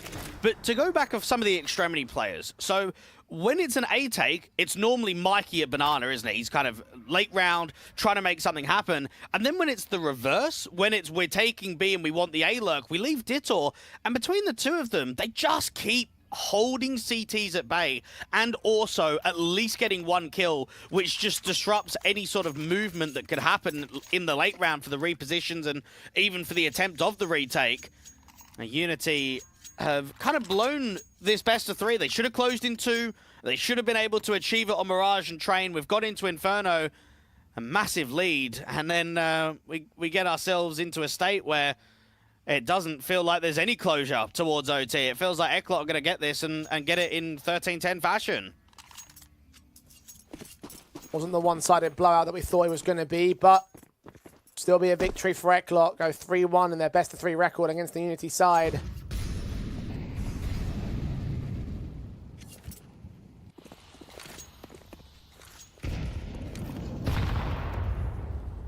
HE's downrange at Banana, near frag, hoping for contact. Forzi with Mikey. Other side of this smoke to receive.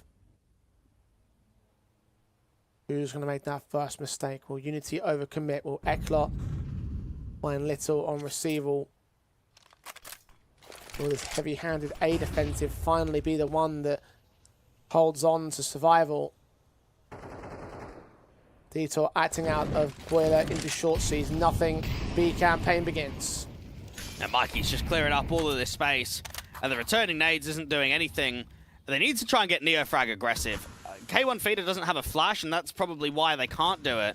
They just need impact out of him, and he's been struggling in this final map decider. I mean, even when I look back at Train, I didn't think that he particularly had a great game, but yet he was still leading the board with the numbers. And now you come here to Inferno, and he's being outclassed by his younger teammates.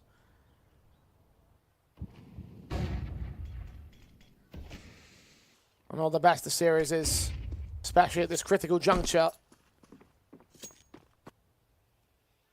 ECLOT have slowed this down to a crawl. 20 seconds to the execute. Mikey's making noise over on the B-bomb side, drawing attention away. But Neofrag finally gets his piece of the pie alongside Purdy on the SMG, but the A side's been taken. The bomb's going down. Low HP for Neofrag. Man advantage for Unity. Have no choice but to commit towards this retake, else it's game over. And Forzy wants to try and get one of these long players and then sneak back into Boiler and go out to the apartments. Shots on Forzy, missing his AWP, 18 points of health though. Does he hear K1 Feeder coming? He may well do so. eLive engaging on short, player in the smoke. Is he going to push forward and fade it? No, he won't. Nubik gets 2 kills out of it. Forzy's gone down, smoke to fade, and now it's the next player. Darba going falling, K1 Feeder cannot act out of apps.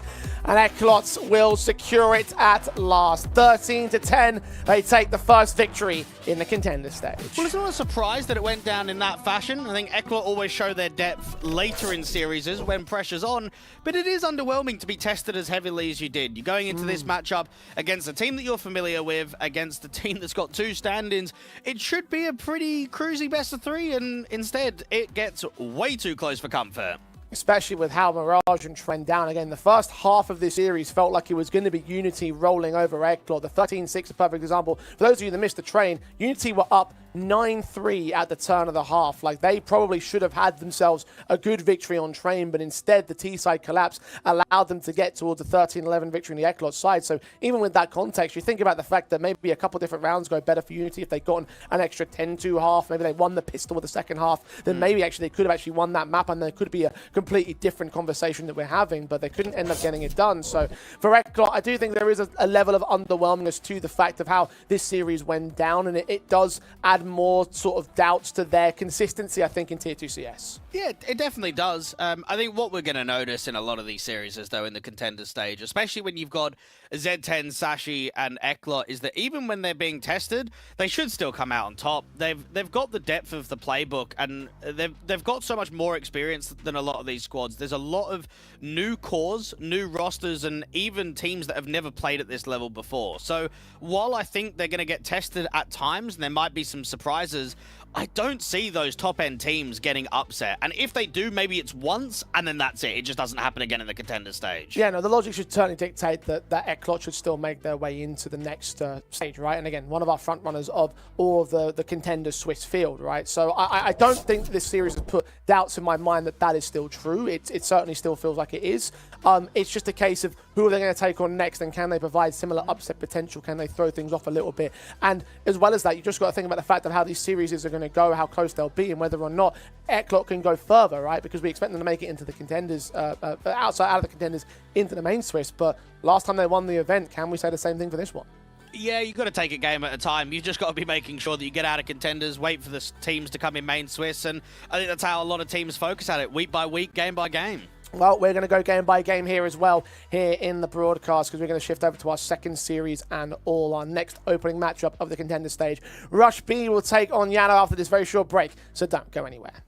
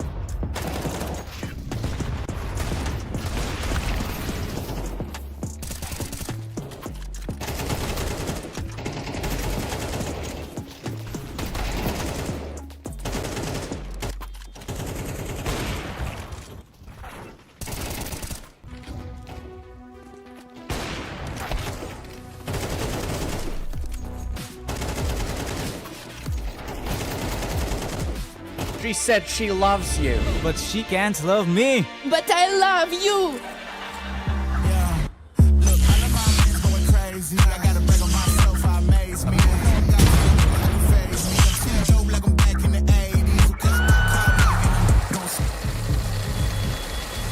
I won't play window anymore. What's going on? Play your role. 1xBet. On to the next one. YaLLa Compass 2025 season. If anyone peeks through, they're both dead. They're both dead in the smoke! Bomb drops, popped up behind it at the edge of... Away with a kill, but quick trade back from Aerial. Still through the YaLLa Compass 2024 champions. YaLLa, let's go!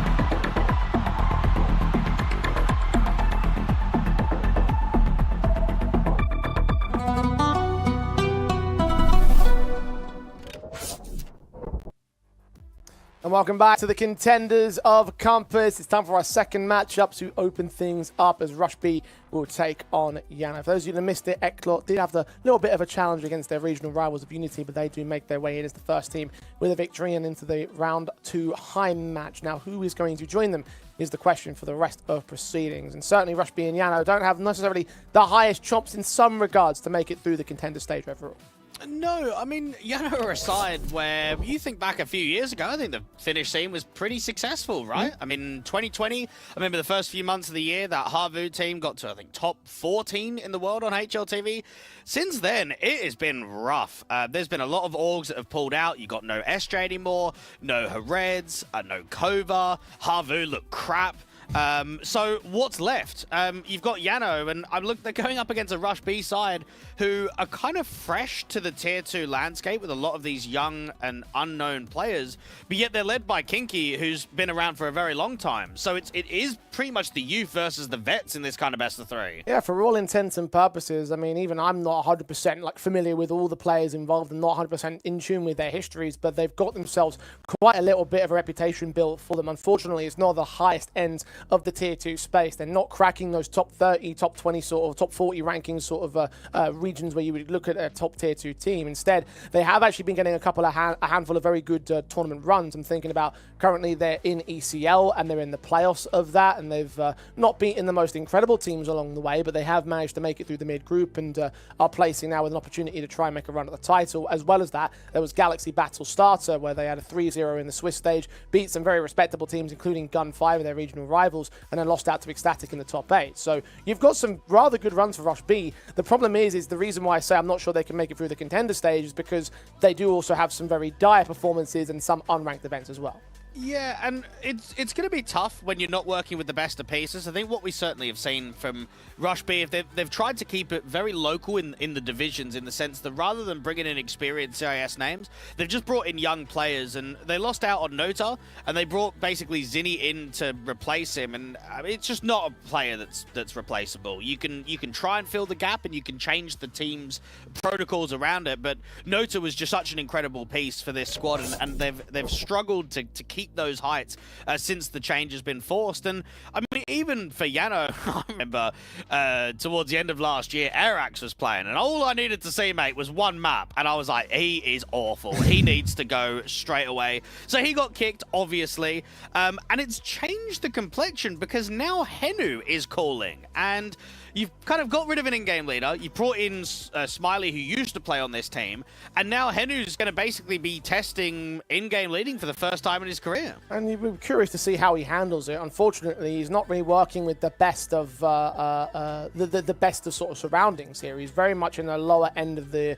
scene. YaNo ranked this morning at 117 in the world, so they're not getting the highest level competitions in the world either. This is probably one of their highest level opportunities outside of maybe ESEA Advanced. advanced. I do know that obviously in the local scene they do pretty well. They won not the last season of Elisa Open, but the season before, which qualifies them to the Elisa Nordic Championship. So that will become their biggest LAN event that this team will be able to qualify for. But even thinking about how sometimes they don't always do that well, like the most recent season, they actually finished 5th. So it's a drop off from there. Internationally speaking, I mean, they had a first place in ESCA Intermediate, but that's intermediate, right? Like that's not, I wouldn't even put that as the same level as the Compass Contenders stage. Yeah, just to give you an idea of the run that they had in Intermediate, they only faced decent names when they got right to the end. And that is basically upper bracket final against Na'Vi Youth, and then the grand final versus Aurora Youngblood, who we see quite frequently. Everybody else just doesn't even play on HLTV. And I think for YaNo, the tough factor that they've got is that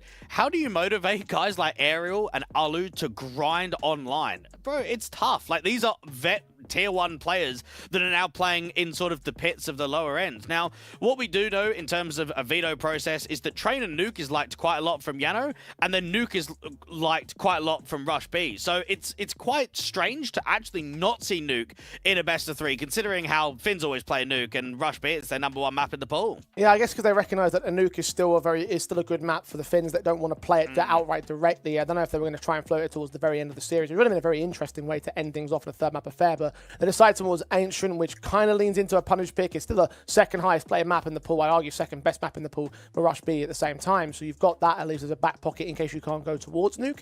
I think that makes a couple of very solid opening starts. Train, obviously, not very good for Rush B, even though they have played it 11 times in the last 3 months on HLTV. Very few HLTV officials by comparison on the YaNo side. And another thing as well to mention for YaNo, losing streak. 5 series is lost in a row, 0-10 in maps. It's not looking good in terms of their recent form coming into this match either, which is another reason why I feel like there's a good chance that Rush B could well have a very good series for their own sake. Yeah, I look at both the 2 maps to start the best of 3, and I think Rush B even picked Train. So I'm not really too concerned here for YaNo in terms of causing an upset. I think that they're like a bit of a sleeper team in this Contenders, where a lot of players and teams might overestimate them, or sort of underestimate them, think that they're going to be quite easy, right? That you could just kind of get by quite easily.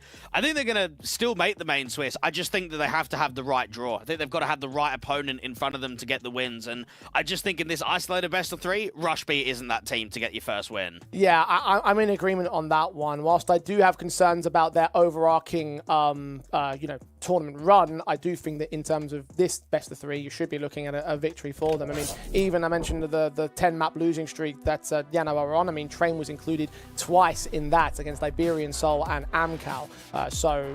Not the highest level opposition, not the most strongest of teams, especially in the Iberian Soul side. So I'm not convinced the Train is the right way to go. I mean, I guess there's not really many other ways to go when you're taking on Rush B. So, it's just, damned if you do, damned if you don't sort of situation.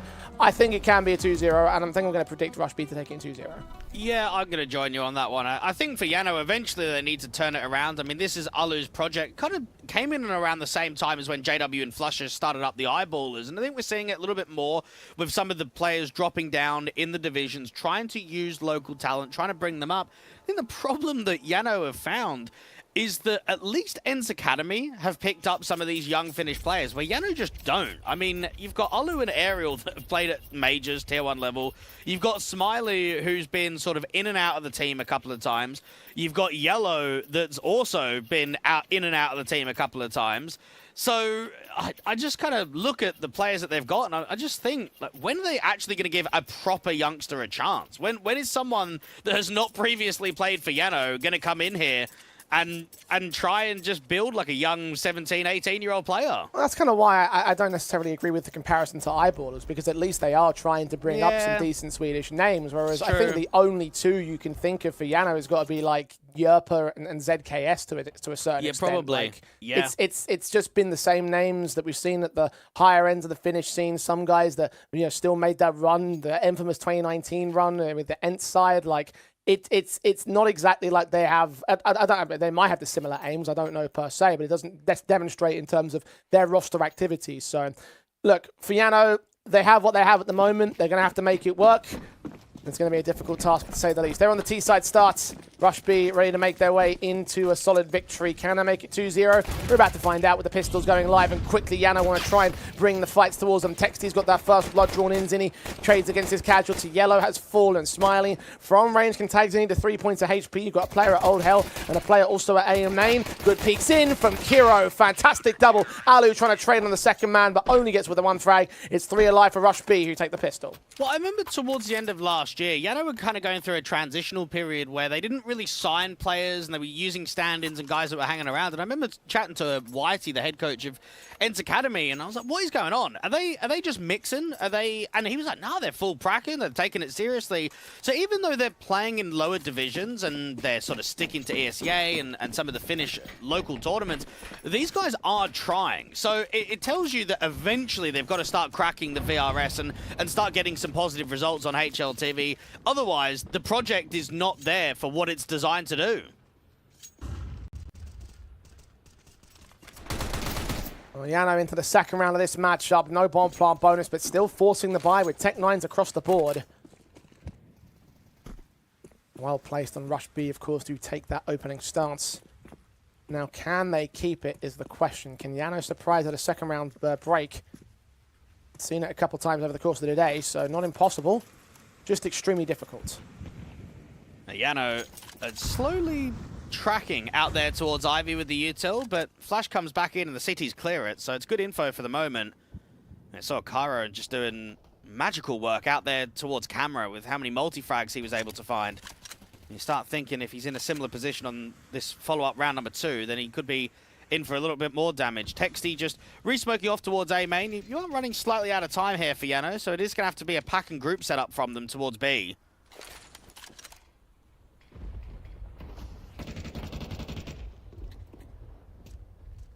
Slow to the approach on YaLLa. You have to quickly explode into that B bomb site. 2 defenders to stand attention. SMG forward, M4 back. Thinking to mark off the Ivy player. Smiley gets that headshot in. That does draw attention very quickly away, but that's when the execution can strike. YaLLa pulling their attention back pretty nicely. Executor's completely flash blinded, but still that SMG does well with one decent trade. Alu and Henu fall into the man advantage. Point blank against Zinni, who now gets info on both. Texty takes one of aerial. YaLLa's got 6 seconds. All the CTs have to do is hide, and the Tech 9 runs out of ammo at the wrong moment, so Executor will execute on the casualty, and Rush B will deal with the force buy. I'd like to give a big congratulations to Alu. As of right now, he's now surpassed 400 maps played under YaLLa.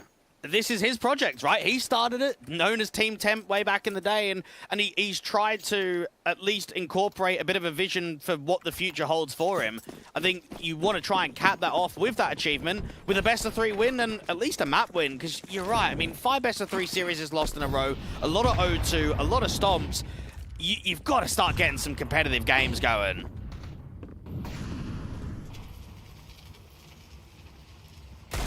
At least make it look close. At least that way you can say we got unlucky. Very unlucky. Unable to find the first fight on Kinky. Struggled a little bit in the early couple of rounds with that Ivy defensive. Lost his life. The previous man out there, and 24 HP for this particular engage.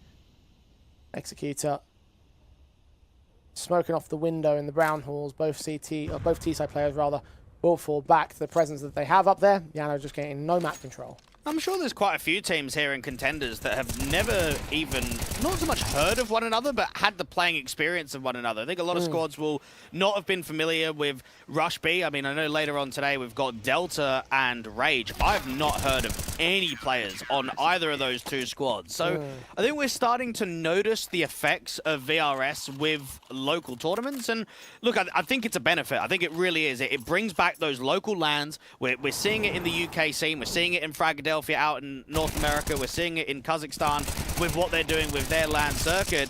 If you can have a flourishing LAN scene like the Czech and Slovakian scene has had over the last couple of years, you can kind of promote and give opportunities to squads that would never get it previously.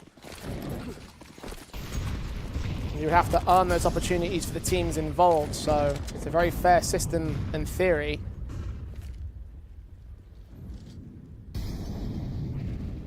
See whether it remains that way. Well, look at Passion, right? Remember when they first came into the scene? We saw them in a couple of Compass tournaments. None of them had ever been heard of. And then, well, the first iteration didn't even have Fear, did it? It had Marat 2K. So we legitimately had a full squad of 5 Ukrainian players, and everyone was, I have no idea, don't know them.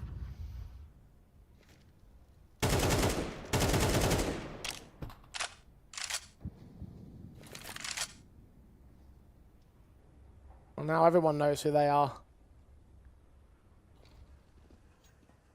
The org might have fallen on hard times. Those legends will always live on. Some of the legends on YaNO as well. Bash in. Zinni unable to deal with YaLLa, but Executor's there for the quick trade. AWP at close quarters, not able to deal with this position on the bomb site directly. It's a pretty spread out engagement line for YaNO.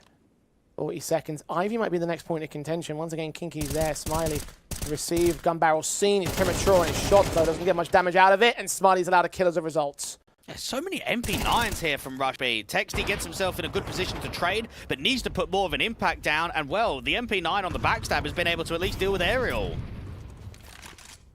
Ali rotating back. The bomb's been dropped, however. It's just saving his weapon at this stage, unless Henry manages to make a play. Texty shuts him down, though. 2 kills for him in the round. And now Alu for certain has to save. With 10 seconds on the clock, no recovering the bomb, and no recovering the round. 4-0 for Rush B. And there's got to be a proper case study to say what happened to finish CS. I think they dropped off the hardest out of any Nordic scene on just where they were to where they are today. Is it org support? Is it event support? I don't know. I think you maybe need to ask someone from the local scene to get their point of view of it. But the local Finnish scene years ago was flourishing. We used to see very consistently Finnish teams at majors. I think back to like sort of like the RoCap rosters. If you want to go even further back than that, sort of the I game, the ends, always being sort of towards that top end of tier 2. And then, yeah, I mean, these last few years, I mean, Ents Academy can't even be full Finnish anymore. They've got, what, a North Macedonian in there? They've got a Georgian player. That just tells you how rough it is. National CS has been a bit of a dying breed of CS.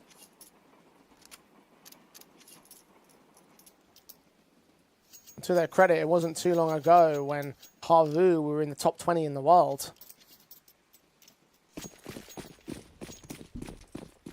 That's the past. Here in the present, as you said earlier, what was the quote? They're a bit crap. Oh yeah, they're pretty much like dogs, mate. They're it's rough out there. I mean, when you have to play an ECA intermediate when you're Alu, I think that tells you how tough things really are. Yes. And they had to go through an open qualifier too. Imagine that. Imagine signing up for the Inter's open qual and thinking, shit, there's Alu on the other side. Like, where have we got to? How has that happened? Man was one shot away from winning a major on Dust 2, and then just got CSGO'd, and then is now playing in an Inter's open qual. Riffing into the boy. At least he's not giving up. That's all I can give him a lot of credit for. You know, staying around and managing your own project, managing your own team. Whether it's successful or not, you're still here. And you've still got a reputation behind you about pushing the Finnish Counter-Strike.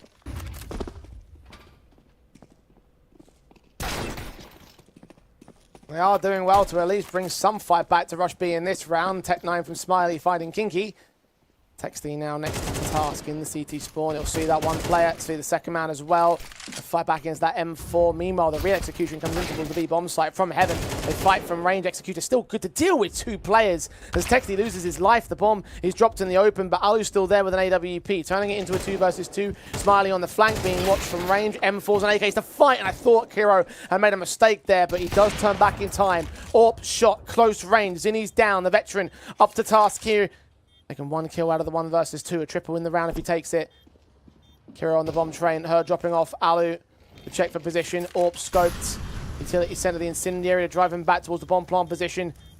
AK leaning up. AWP shot to connect. Alu clutches and brings that first round home for YaNO. Yeah, that looks really uncomfortable from Kiro. He was all over the place. He's making noise. He's not really getting closer towards Alu there at all. So you've got an experienced player in a 1v1 that's very calm in the situation. What a round from Executor. He is alone on B. He's got players coming in from spawn, out in heaven, down there at ramp. He has a sick moment. It's a shame that his teammates don't really redeem him and keep the streak alive. Great isolation from YaLLa, who strikes first in the follow-up round as well. YaNo quickly into their defaults. Zinni unable to get much out of that MP9 either. Pop though compromised, 5-on-3 established within just the first 15 seconds of the round. Yeah, Texty's going to have to make a play. They're going to have to try and get back into Pop and work some fights. They've got a bit of a boost up. We don't see this all that often in Pro CS. But in a 3v5, you're desperate for almost anything. No one from YaNo showing themselves here, though. And he starts prodding. Range battle goes rather well, actually. Unscathed by Henu, but caught up on the doorway. Leaves him on 1 point of health. Unsuccessful casualty for YaLLa, but that will come rather quickly after the fact. Smiley making his way in, gets Texty. Molotov send, that's going to catch the man.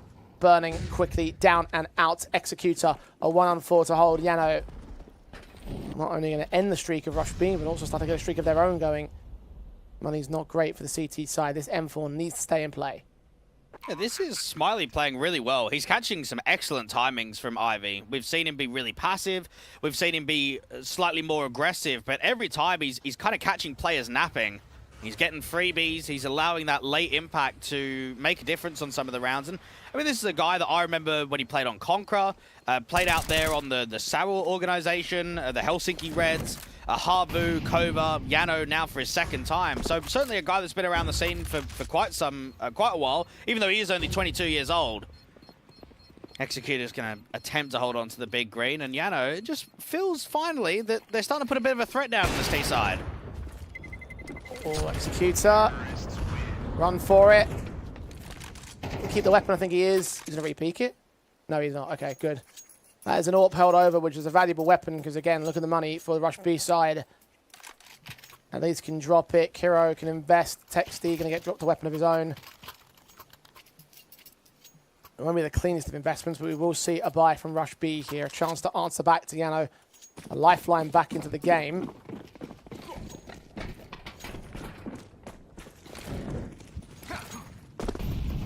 Good efforts on this T side to try and re-establish some control. Martin for Executor, naded, burning, dead to rights, all the util, all day. Yeah, YaNo finally getting some consistent opening success now. And getting Rush B giving away way too many opening deaths. You've got just the slow, passive nature of this T side where they can start crunching in towards the top of Pop. Ivy's trying to get retaken from Rush B, and well, this is where it could just be a 5-on-3.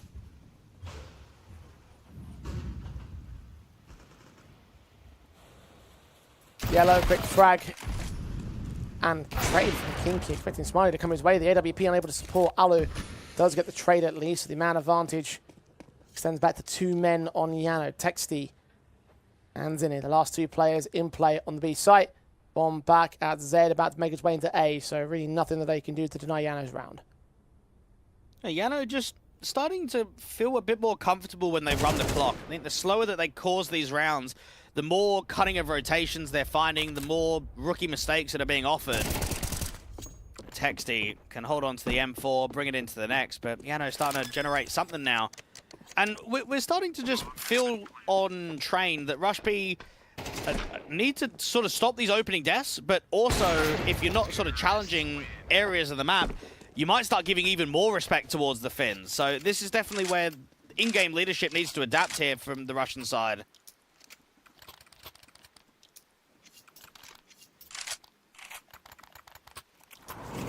Not much they can do in this next round at least, so we've seen some adaptation in the rifle buys. Inbound in the next when they do come to fruition. YaNo able to equalize early on in this matchup when Rush B hoping for a very one-sided little affair right here. Zinni involved with that 5-7 kill, found the first player, not the second. Alu quickly able to deal with him. It's a rifle that now dropped in the open, can't be picked up by the CT forces. Kinky gets a kill out towards Ivy, Texty now known about. Damage being done by Aerial, secondary player peeking forward, they got the kill back. Hero getting damage onto Henu as well. It's low HP across him. Alu, the only player unscathed in the lobby right now. Opportunities opening up from range though. Alu gets Executor. Kinky and Texty alone. Now Kinky's alone. And he will go falling all the same. Damaging round for Rush B, but not the steal they're looking for. It would have been a heartbreak from Rush B recently because they've been grinding a lot. They've been working really hard in Tier 2 and Tier 3 to get officials under their belt, to feel as if they're making progression. And then they go into the Bet Boom LAN qualifier, and there's not that many good teams. I'd say that the chances of them making the LAN are pretty high. They lose out to Novak in the first round, which is a Kazakhstani team, and then they lose out to Arc Red and don't even win a map. That's probably one of the more disappointing tournament results that they've had in the last few months. That would have really hurt to not have a LAN opportunity. LAN opportunity that could have made all the difference to their ranking as well. Kinky, Henu fighting against him, but unable to win the fight for the CT side. The resmoke has to come down pretty quickly for Rush B, deny any Ivy access. Yeah, it's another opener, and it's even more info being given away towards Ivy consistently. They've tried these forward-facing moves, and it's normally always Smiley and Alu defensively that are sort of holding it against it. Rush B. They're starting to run out of util. That's the next problem, is that they're putting all the resources down towards Ivy, so what's left in the round? A single smoke on one of the B players, and then a single smoke on A. Man, there's almost nothing that you can do to stop and execute. Zinni falls next. Aerial. Latest on the tally. Kiro getting a flash to the face as well, trying to isolate this player. Henu's going to look to move on from Ivy as well, and Kiro's got no support about that position. He has to fall back to a passive angle because get flanked super easily. Instead, he decides to go into that B-bomb site gamble, which is obviously the wrong site. Plant to be secured, and there shouldn't be a retake for Rush B here. Yeah, just knowing that Henu's now calling for YaNo, this is now, what, a young in-game leader working with guys like Alu and Ariel. I'm sure he can learn quite a lot. I think he got a little bit hard done by, whereas he had a bit of a early break, and then nothing really came. And what I mean by that was when he was playing under Ents Academy, he got the call up to stand under the main team, did quite well. I think he had eyes on him at that Tier 1 level, and then there's just no Tier 1 offers. There's just nothing to support a player like that to rise up the ranks, and instead you kind of get suffocated and trapped at these lower divisions where it feels like you just can't progress. You can't get on better teams. And Kiro down next as they continue to put the hurt up on Rush B, and no better teams, but no better opportunities available. 5 on the board. YaNo are in control of this match. The 4 on the trot of Rush B responded to the 5 in a row of the Finnish squad. Tacticals out for the first time for their side. And Jay was mentioning how YaNo qualified to the Alyssa Nordic Championship LAN. That starts in 3 weeks. And I think for YaNo, they've got to use all of these tournaments in preparation for that to really make a statement. Because there's no denying that YaNo's performances on LAN are always better. We've seen that in the local Finnish divisions recently. I mean, the Alyssa Open online regular season, they went, what, 4th? They lost to Ents Academy. They lost to Harvu. They lost to Hemo. They go into the LAN and they beat everyone. Then you have another online season where, look, they probably didn't really care about it too much because it was still the same spot to the same LAN, so it didn't really matter. But they can't even make the playoffs there. So we know that they always put their foot down and upset the better teams and show more depth. So I want to see what some of these protocols are looking like. I want to see what the online grind is going to look like in preparation for a really important tournament. And one that they're on home soil for. I would like to play in front of the Finnish crowd that did it at Elisa Masters at the tail end of last year. Pretty big Finnish crowd of that one as well.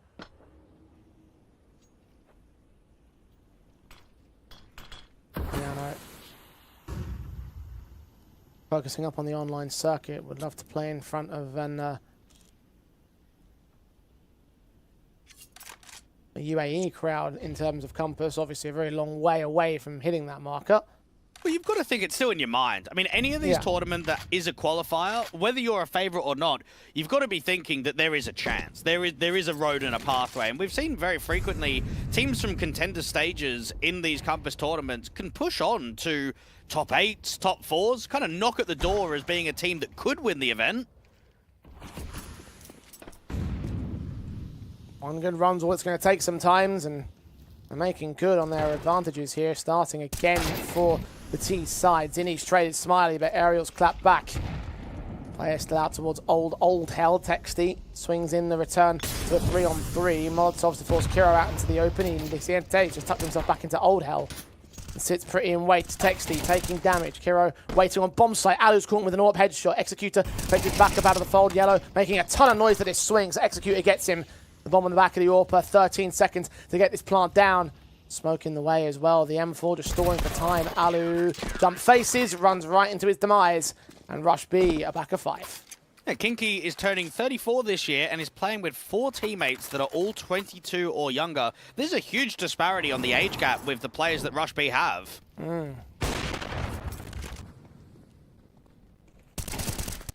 Alu's a month away from 33 as well. And what, Aerial's 31 at the moment, so we've got some older players in the server today. Yeah, that's going to become the new Saw. Even Twister, the head coach of JANO, I remember casting him on iGame. He's 37 now. Indeed he is. Zinni, Kiro, ahead of the curve on the aggressive faces of Rush B and from Pop Dog. Alu's going to deal with them as appropriate. 3-on-3. Gets out of the way of Texty's blind fire of the smokes. He's the only man up in brown halls for the T side right now, so one good duel could drop him and the bomb, so it's right at him to make his escape. Meanwhile, Smiley starts walking out Ivy uncontested. This time, Kinky, his back turn. This could be an easy frag. He sees him turning. It's a headshot gained. Advantage established. Aerial now looking for Texty next up. Damage will be done. He gets pushed in that corner, and the smoke blooms, but Aerial takes him before it covers off the angle. Kiro alone. Molotov spread to his position, force him out of contentious angles. The bomb plant can't be denied from there. HE is even going to be a little bit too late, so he'll back off. And JANO will look to take minimum 6 on the T side.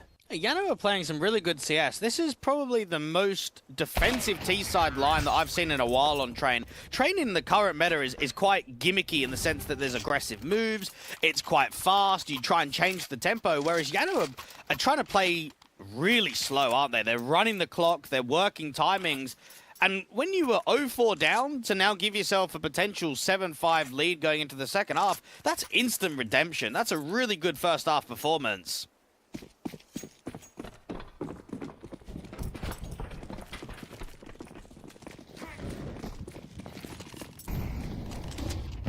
One of the best of showings from Rush B on this map. Saw how CT-sided it can get in the last series, so is that a warning sign for things to come for them? Executor hearing all these mistakes in the ground halls. Rush out of the AK, close quarters, that flashbang catching. YaLLa blinded though. Smiley and Alu can still trade it. Advantage held so confidently. Site taken with ease. And a 4-on-3 in the post plant. Just consistent trade frags from Alu and a clutch that set up this entire T-side. Smiley holding the left-hand side, but hearing footsteps to the right. Back up there in Alu, shot back, AK takes ahead and doubles up, nice and effective. A triple in the round for Smiley and a 7-5 half for JANO. And last time we casted JANO, it was here in the contender stage of the last Compass tournament. We were sort of talking about, look, Smiley standing in, Arax has got kicked. Look, it's probably going to happen, right? There's not many other options. He's someone that they've played with before. He has now officially been given a permanent basis. That happened on the 26th of February. So we're talking about a couple of months since then. Give him time to embed him into the system, get him a little bit more familiar with Henu's style of calling and what to expect. And this has been a good, disciplined first half from them, but it's still quite a road to getting the map over and done with.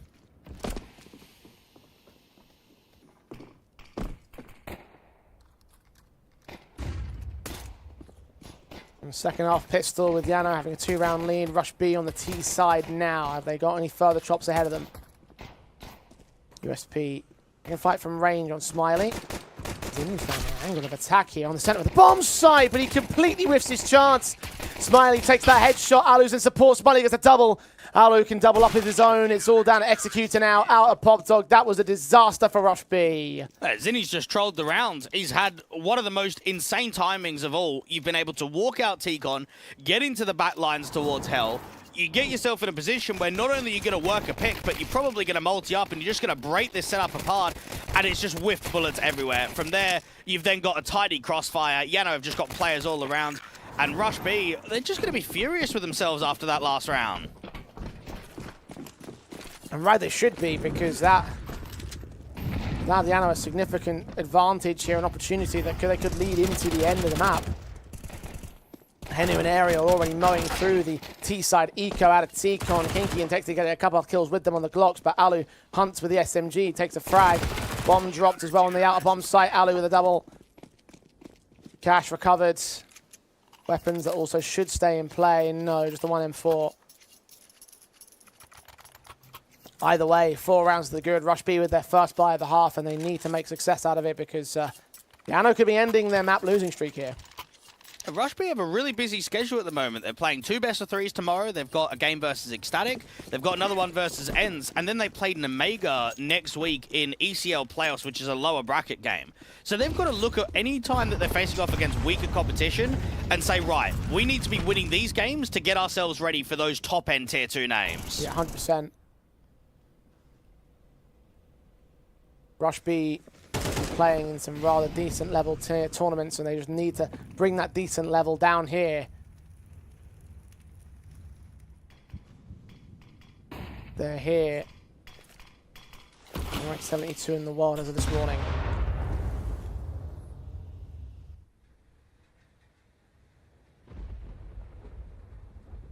Lost aerial first on YaNO. Rush B. YaLLa to swing against them, gets executed. He didn't see that coming, caught napping. Henu and Smiley can get kills back on the A-bomb site. All of a sudden, this round has gone away from Rush B, run away from them. Orp watching Heaven as well. Texty can't make his way out in the open. Henu backed up at Olof.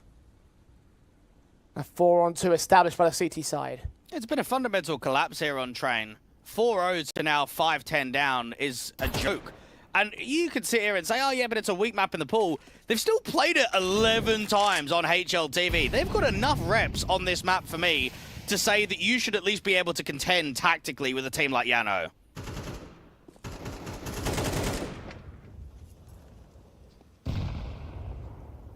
Especially because the level of opposition that they're beating probably is around the same level as YaNO, mostly.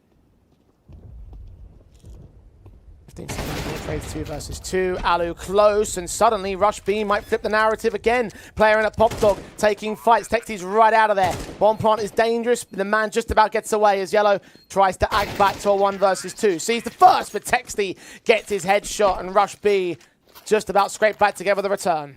Oh, well, you just have a couple of whiffed moments there from YaNO. I mean, it's what, a 4 versus 2. There's not really much time on the clock. They've kind of given individual 1v1s as well. And just see that Rush B didn't have much to work with in the round, and they come away with a steal, so they'll probably survive for a little bit longer. I don't think YaNO is going to be too pleased of letting that sort of opportunity slip, though.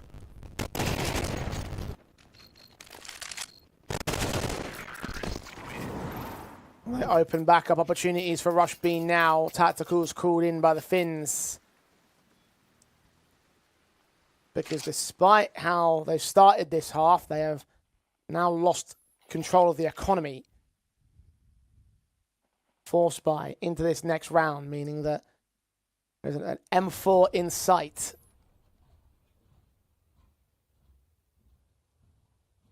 And a chance opens up for Rush B.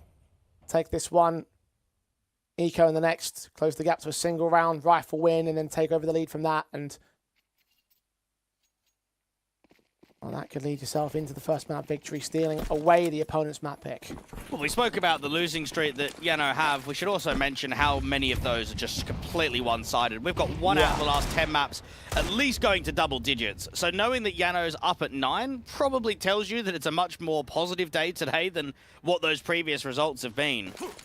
Some of the losses, again, especially against Nexus, I'm like, what's even going on there? How are we not even taking a map versus them? It's been uncomfortable, to say the least. Yeah, it's fair enough to lose to a team like NIP, but Nexus are rather low in the world. Not even make that look competitive is never a good sign for this YaNO side.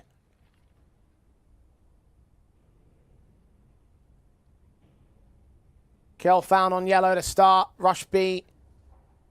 Texty set towards the brown halls. I think that scout is watching the heaven entrance. Texty reads it but doesn't stabilize his shot. And similarly, no shot is returned by that scout. Ariel's close to the UMP. Losing his life regardless. Texty. Double kill found and 5-on-3 for Rush B. I just still can't get over how cautious these T-sides have been from both teams. Running the clock, grouping together. You've got two players towards Ivy that are going to get locked out by that camera smoke, so you have to play a retake heavy. FAMAS does take Kinky down from range. 30 seconds on the clock. Alu desperate to have this scout have some sort of impact in the backlines because now his teammates are dropping. Henu next to fall. Smiley on his way back around is the only A-side defender that remains. Good shot on Zinni, but it's only a tag that just 8 points of health. Smiley, nothing he can do now. Yeah, you could say not only is the track record from JANO looking quite rough recently, I think you could say the same from Rush B. They've only won 2 out of their past 7 best-of-3s on HLTV. They beat Spirit Academy and Betra, and that series against Betra, they got a forfeit map number 1. So it's not even really a full best-of-3 win. They've lost to BC Game and Ecstatic, and you go, okay, there's some decent names. We know about them towards the higher end of Tier 2. Then you throw in Novak, Arc Red, and then Incilio, and you go, okay, yeah, I guess it's domestic derbies, isn't it? It's those sort of tough games, but not even taking a map versus Incilio. I think Rush B have certainly been up and down over these last couple of weeks.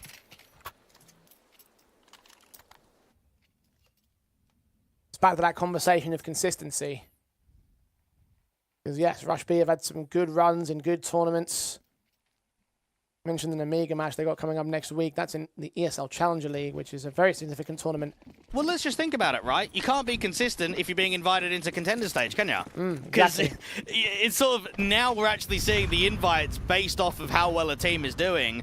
And no one is going to be consistent if you're being invited to this stage of the tournament. It's like, just consider the fact that, yeah, you've got that highlight right there, but then you go like last place in the MySkill Pro League, which is like, okay, that's not great. You're going 1-3 in the Swiss stage of the A1 Gaming League, and all right, you're losing. The only team you beat there is Rhino. Okay, that's not exactly a high level of competition, isn't it? The CPT play-ins also eliminated early in those.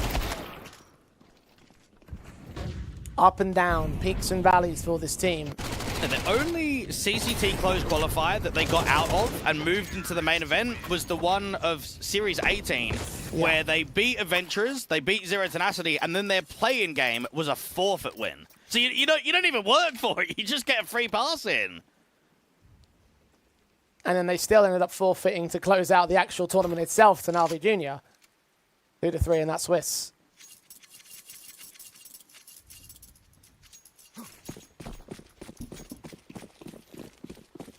So some stability, some confidence, some cohesion is what we're looking for here in Compass. And Rush B, now's the time to deliver against the rifle buys of the JANO side. M4s aplenty, AWP in for Kiro. Brown halls for 3 players on Rush B, only 1 to defend. It's a very defensive setup from YaLLa. He is well back on B, and because of that, he's going to bring a second player over. Alu could get caught repositioning. They are just running out heaven. Well, you called it. Repositioning, looking the wrong way. Headshot gained quickly. M4 now being seen. You've got Henu fighting back over at T-Con, but YaLLa wins that fight on Texty in the meantime. So with Zinni falling, it's a man advantage. Great flash in, though. Executor in Kiro can combine with Kinky as well. Ariel and YaLLa down. Smiley turns it into a 2 versus 2. The HGs coming out towards the bomb site will not deny the plan. It's a retake up for JANO here. A really good incendiary to force Kinky in the open. The problem is Henu can't deal with the AWPer. And now Smiley is up against 2 T-side players that aren't giving him a fight. We heard here, manages to isolate Kinky regardless. The AWP now walking. Smiley's giving away a ton of information though. Back turn shot missed out anyway. Close quarters and the M4 takes him. Another clutch for JANO as the retake is successful and they fend off Rush B. Yeah, Smiley and Alu have been a dynamic duo across both the first half and the second half. They've had raw impact that's led to round victories. And now we get to see Smiley close out one of those rounds. I did not have any feeling that he was going to win that 1v2. He did well to separate the AWP and the rifle. I think that's a bit of frustration there from Rush B that Kinky is sort of advanced out there on the blue train, and yet the AWP just can't play off of him. He's not in a position where they can fight together, so instead they give out 1v1 duels, and then the AWP just misses, just completely whiffs twice against Smiley. And it allows a 10th and a double-digit round to finally get gained from JANO. Stop Rush B in their tracks.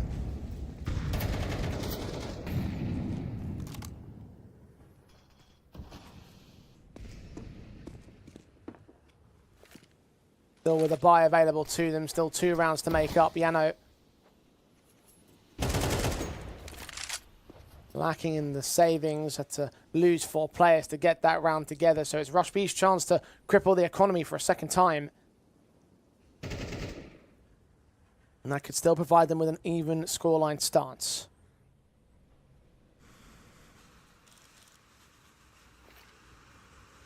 Super silent. We're seeing another passive line where a Rush B are trying to at least take Ivy. AWP holding down the angle, Kinky to walk around it. Slow and considerate across the board, isn't it?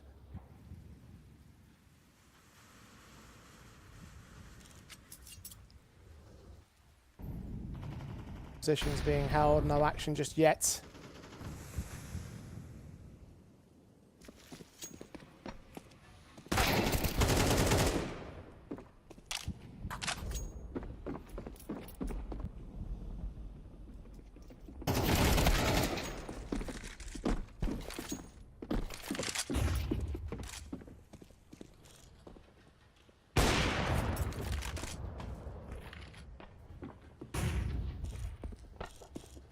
Two v 2 with 10 seconds. Bomb plant needs to come down now. YaLLa leaning forward ahead of Blue. Shot back, connects to Kiro. Second, not quite land. That's what Smiley's there for, though.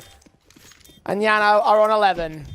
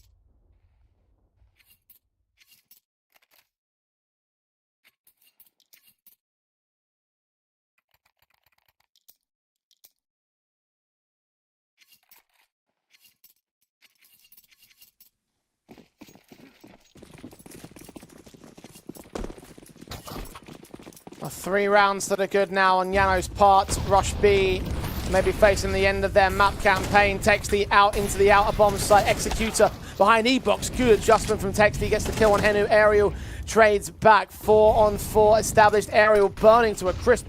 Dead to Zinni's hands and his Molotov kill. Advantage Rush B. Can they keep it that way? YaLLa so close, and Kinky pulls out the Tech 9. Shoots him right in the face. Down to 2 mana JANO. Smiley trying to isolate a player back at Olaf, trying to get something involved, trying to spool up some sort of return. He's found an angle, but he's shut down immediately. The AWP, all that's left, still has the element of surprise until he's been seen right there, and then he knows to hide, get his teammates on the crossfire, get YaLLa to retreat.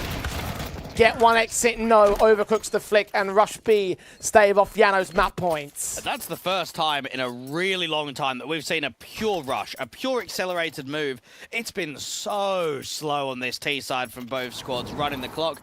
And the Kraken entry that is found there from Texty is just a helping hand. And then from that point onwards, Aerial's just trapped. You've got YaLLa close range. It's probably the worst position that you can be up against the Tech 9.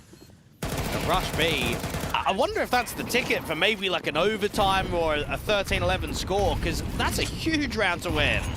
Especially with the force buy-in from JANO. They followed it up right here, and suddenly you are looking at an 11 apiece scoreline at the very least.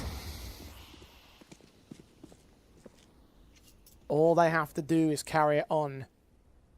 Does not lose their grip with an AWP saved, with an AWP rebought, I should say, for YaLLa. I'm surprised that Aerial is buying into the ump again. Bro thinks it's 2019. What is going on? Why are we not having an MP9? I've got no answer to that question, unfortunately. Yeah, for Rush B, it's back to the slowness, because while they are scaling pop, they know that they're up against a weakened buy. So any early mistake is not only going to give a kill away, but it's just going to give a free rifle to the CTs, and you don't want that. Take it careful. All you need to do. Aerial swing forward. Kiro takes him back. 4-on-4 established. They've just seen one player beyond that small gap. The Orpa's desperate to connect to man advantage, and YaLLa finds his first. Kinky has gone down. Smiley's flank locks it on Zinni. T-Con has been lost, and the wrap now comes quickly into that B bomb site. Kiro's so low though, and the 5-7 of YaLLa, he'll at least get this one frag easy. Texty holds on to contention, the smoke to allow the bomb to cross towards default. Plant down, flash to ensure that YaLLa does not get a cheeky kill in. It's the backstabbing players that become the concern though. That smoke will keep him at bay for now. Kiro is concerned though, backing, packing, grouping together. Texty's back, Tony sort of CT, turns on Henu, 2v2, second place allowed there though. The AWP providing support, and he's seen his man! Smiley takes him, it's Texty alone now. Bursting 2, sees that Orpa, sprays him down, knows where Smiley's coming from, but he whisks the final spray. And JANO can take map points. Yeah, that might be one of the worst 3v2 retakes you're going to see all day. That's a bare miracle that they actually get away with it alive. I don't know what Henu's thinking. I mean, YaLLa's being pressured towards Con, and Henu on red HP just goes down ramp solo. Smiley's not with him. There's no way that they can play off of one another. And JANO probably deserved to lose that round. That is a huge rookie mistake that doesn't quite get exploited all the way. Rush B was so close. Here it is again, just Henu just in the open completely.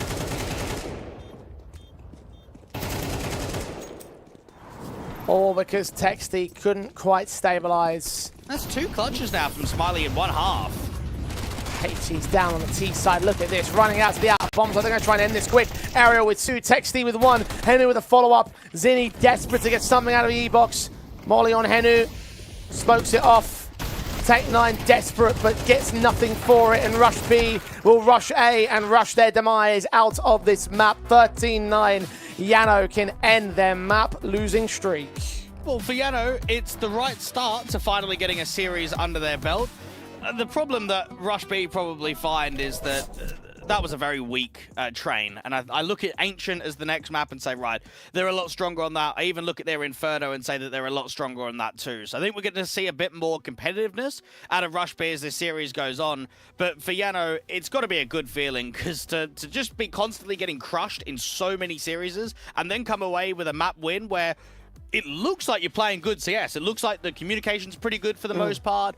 Players are stepping up. I don't think you can be too critical from their point of view. I think they're going to be really satisfied with how they started the series. From their point of view, yes, but the very end of that matchup with how some of those retakes were being played did have me a little bit concerned. So I'm not sure there's 100% confident on the JANO side in terms of their output. I will say that obviously Rush B were walking into their opponent's map pick, and that was always going to be a difficult little affair for them. So the fact they were allowed as much as they did doesn't give me a whole lot of hope for JANO for the rest of the series. Yeah, possibly true. I think for the Finns, they just need to start getting confidence in their mind, and I think when you've got a late lurk on T side of Smiley dominating towards Ivy and then being really critical on the CT side. I mean, remember how the pistol round started? It was, what, a whiffed Zinni Glock that Smiley then turned into a returning kill and basically won the pistol by himself. He then was able to clutch twice in that second half. So for someone that's rejoined the roster, has only been here for a couple of months, that's a good feeling to be the guy to basically say, yep, I won train. I was the one that got it over the line for us. And you're the one who also ended the map losing streak of JANO, which is a huge victory, I think, in terms of their recent campaign. But now they have to, as you mentioned before, Dwight,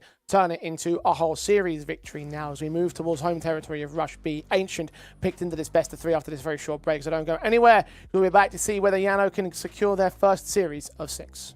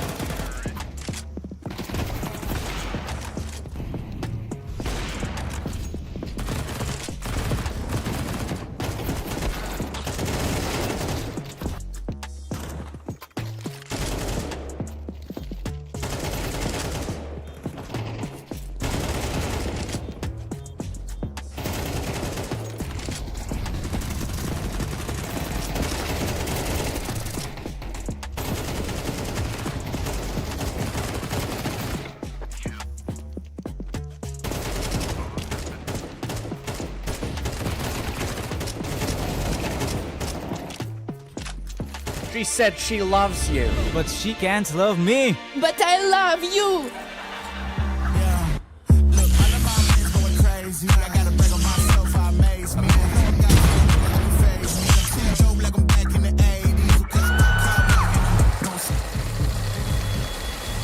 I won't play window anymore. What's going on? Play your role. 1xBet. On to the next one.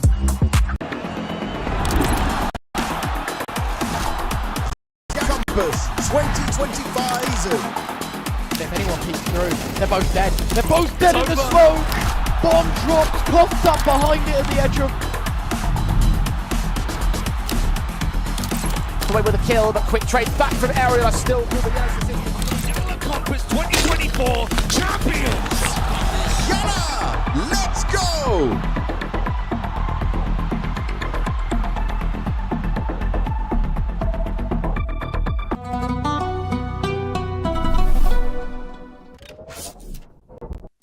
Well, an end of a streak that YaLLa wanted to see end for a while. Now it's time to put an end to another streak for the Finnish side. The question that I'm in the leg is, can they actually do it? It's Ancient up next. It is Rush B's own pick. A map that they do pretty well in recent time. Not so much played on YaLLa on HLTV. So what are the odds now for them? Well, for YaLLa, you got to look at the sample size of results, right? And say, okay, they've only won 3 out of their past 11 best of 3s on HLTV. Now, 2 of them have been winning opposition map picks. So I think that might be something that sort of aids to their favor slightly. The problem is the 2 wins have come against local competition in Hemo and Ents Academy, and then the other one being GTZ, who's playing in this comp, but after their organization dropped them. So this would certainly be the best result that YaLLa have been able to produce in at least recent months if they could beat Rush B. It's just, it's not going to be easy to be able to beat them on Ancient. Yeah, again, this is a map that Rush B have picked into. YaLLa, of course, doing well on their own pick of Train, but still having some little intricacies about their gameplay, about their style, that does have me concerned about the rest of the series. Because, look, it's a great start for them. You've ended a map win streak, a map lose streak, rather. Now you've got to convert into the next one, and I just don't see them doing it as of right now. Maybe there's a few more bits and pieces out of it, because there were some points where they were playing some solid CS. I just don't think it was solid enough to contest now on Rush B's home territory. I will say, even though it's not the case right now in the current era, YaLLa have historically played Ancient quite a lot. I think back to the different iterations of the lineup, and even looking at the team last year, they picked Ancient in best of 3. So while, of course, any map in the pool right now, I think you look at YaLLa on any of the 7, it's going to be a lot of red, right? There's going to be a lot of losses, and you might look at it and say, oh, it's not a great map. When you're just losing to everyone, the stats are always going to tell a different picture than where the strengths lie. And I think for YaLLa, they probably can surprise a little bit on Ancient. They've got some good fundamentals on this map. I mean, yeah, certainly that is true, and you know, we've had some very good performances as well from individuals as well in that first map up for them. They've had a hell of a time from the likes of Smiley and Alu especially, right? Alu is very impactful towards his own clutches. Smiley top fragged of the board for his side. The only player that matched him on the other side was Texty. So you've got some very good individuals right there that showed up in map number 1, and to transition over to map number 2 is the next key question. What do you think the likelihood of those guys being the stars on this map is going to be? I think for Texty, probably 1 for 1. I think for Smiley, I believe he's A-site anchoring. Now, that always means on Ancient, you're going to be quite active. You're going to be doing triple mids and triple Bs, and you're going to be moving around the map a little bit more than what you perhaps were on the CT side of Train. I know him and YaLLa share like quite a lot of those similar lurkish, late impact kind of roles. So we probably won't see much from Smiley in terms of the T side. Probably see it a little bit more on that CT line. But I think for Alu, we should see a lot more consistent AWPing from him. I think he played fairly well out there on Train, but I think Ancient leads itself to a lot more AWPing prowess than what Train does. Start will begin as we get into our second map of the best of 3. YaLLa up by 1 and on the CT side. Rush B going to bounce back and try to take us to another 3-map affair here on our opening day of Compass. Pistol set with Julies on Henu and an Aileen from the C side. Yeah, Rush B are going to be playing their 39th best of 3 on HLTV in the last 3 months, whereas for YaLLa, this is just their 12th. And there is quite a disparity with how frequently they are playing at this level. Smiley back at Temple, rotate from Red Room can be quick, and then Henu with those Julies, you expect to fly out with contact. Flash forward, Smiley gets none of that. Also crack angle, so can't really hit any of the shots. It's Kinky that isolates Henu. His head turned away from mid. Smiley's now been seen. teammates backing you up. Two more also on the way in from CT spawn. Advantage for Rush B. YaLLa unable to trade it. They flash their way forward. They see one man back towards main, but they cannot seem to deal with Texty. There's damage being done towards him.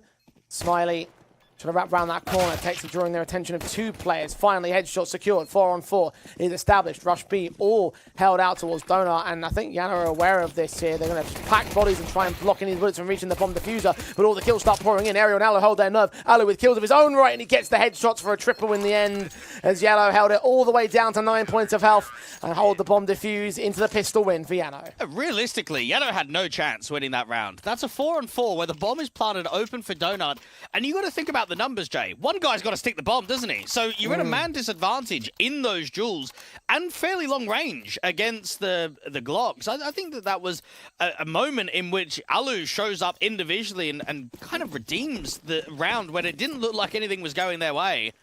Rush B will not be happy with how things have gone down, so they're going to look to try and force buy. Executor trying to go aggressive out to elbow, but because of the anti-rush, he ends up just cancelling. Now, that could have been a lot worse off for the YaLLa side.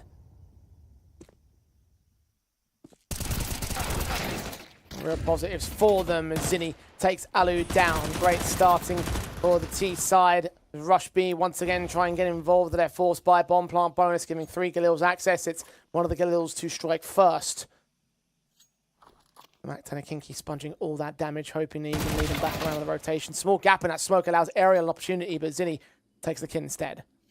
YaLLa doesn't want to spam up out here in Cheetah just to give away the easy pause. He's got to try and get 2 kills here. Drop this bomb. How much more can he find with the FAMAS? He's doing well. Can he make it 3? You'd expect him to do so with Kinky on red HP. But he doesn't. Now a couple of rifles that Kinky can choose from, going for the FAMAS bomb. Also needs to be recovered by him.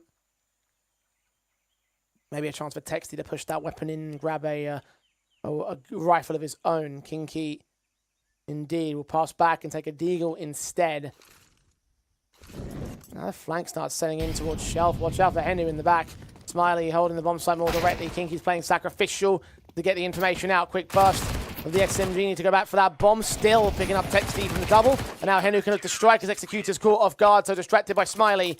YaLLa can still lock in number 2. Well, YaLLa shouldn't have been able to win that round too. This is back-to-back rounds now where Rush B have had the advantage. Not only did they catch YaLLa aggressively on the off angle towards Ramp, but they get Aerial too. That's a 5v3 on an anti-force buy round.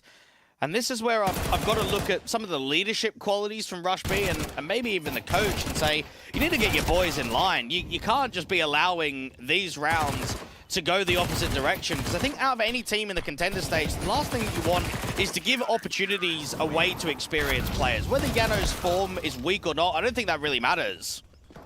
Consider Rush B have actually forced into this next round as well, because they recognize the damage that they've done to YaNo and they want to try capitalize upon it. It's a 1-for-1 trade initially executed with the start, Henu with the return. Rush B opting to slow it all down. Into lane, they look to lean. YaLLa, one of 2 defenders on the B bomb site, and no contact established yet. As soon as he gets anything, that's when he can drop that smoke. Now, Aerial won't be able to back him up with a lot of support in terms of util. What he can do, though, is play around that cave entrance and the behind default and play off of the MP9. YaNo are being very stagnant in this mid-round. They're not searching for an info play. They're not overextending the line. They're playing very defensively.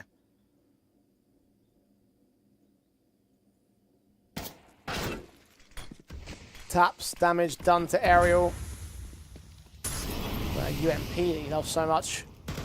MP9 also from YaLLa on the center of the bomb site. The Galil's bursting through the Mac 10. Trying to get an opportunity on Sue. Smoke up towards Long, going to cover off the backline positions, but Henu still finds the frag on Zinni. YaLLa's engaging towards that ramp position. Aerial's waiting for a chance to strike.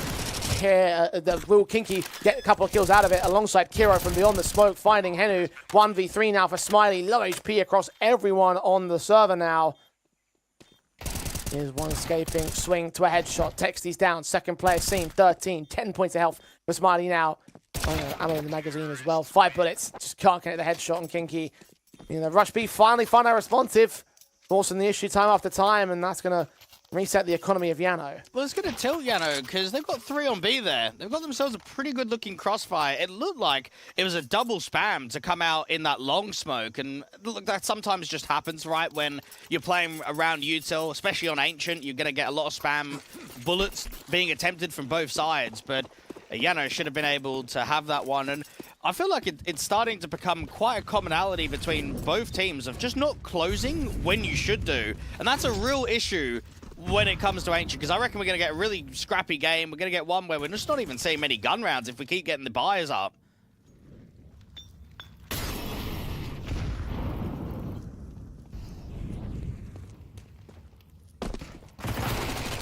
Double eco, so they have no choice on YaNo for now. Zini's still going to put Henu down.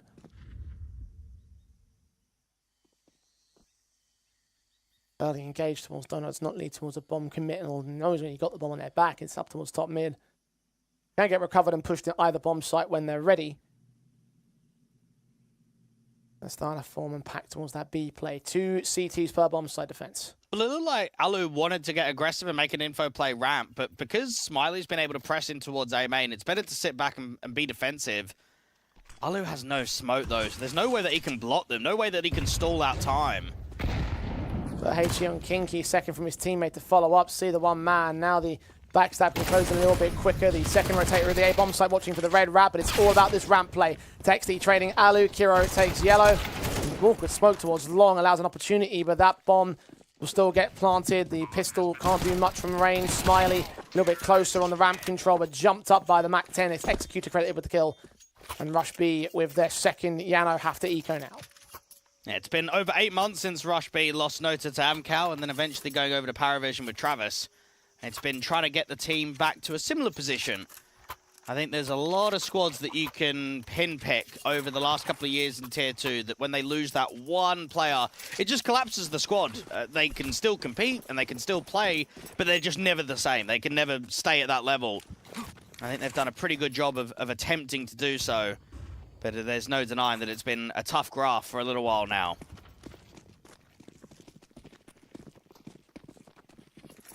Full lane crunching from YaNo. USP's charging forward towards the B doors, and Zinni and Texty and Kuro. And the kills out of this one, and one casualty sustained on the T side. Keep all the mainstay weapons in. Rush B hold a lead. YaNo have a bye. And this is for YaNo, where I reckon if you actually do want to properly contest the 2-0, if you want to put the emphasis down that you can win out this game and cause an upset today, you've got to keep it competitive from the start. You've got to allow yourself to get on top of the economy, try and get YaLLa on the big green as quickly as possible, and just not allow Rush B to get comfortable in their defaults. We know they're going to have a really sound understanding on their T side on how they want to play and what they can do to abuse some of the defaults. Good start from Smiley, but just as quick on the trade for Kiro, and this might be a quick play towards the A-bomb side. 2 CTs on rotate. Alu's going to wait back in the back. Plat engages at the T-side firing line, dishing out some damage, but not quite getting the kills against them. Kinky finally gets the kill in. Now Alu looks to strike. Only gets 1 kill out of it, though. 3 on 3, making it 2 with support of his teammates. Texty takes Henry with him from beyond the grave. Executor. M4 picked up, bomb dropped at main, smoke at donut, but is he going to push forward? Although he was thinking about it, he gets re-smoked instead, so now he might have no choice. Executor just fading the edge of the smoke. YaLLa's going to have to jump on him. And I tell you, that was a proper bait and switch. One that you don't see very often on Ancient. So to kind of run it down, Smiley goes in very aggressively for the A-main challenge and just goes 1 for 1. Now notice how not only is Alu tucking all the way, but he's making sure that the CT rotators fight. If those CT rotators just come and don't do anything, then he's just going to fall because they're going to clear him out. But if they can get in front of that CT smoke, if they can get behind default and actually start causing crossfires, that's when Alu is going to get completely underlooked, and that's exactly what we saw.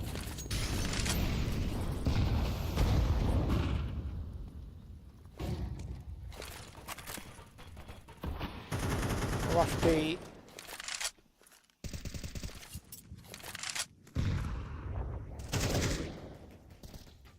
Of their early lead evened up against YaNo, trying to give a bit of a fight back to them.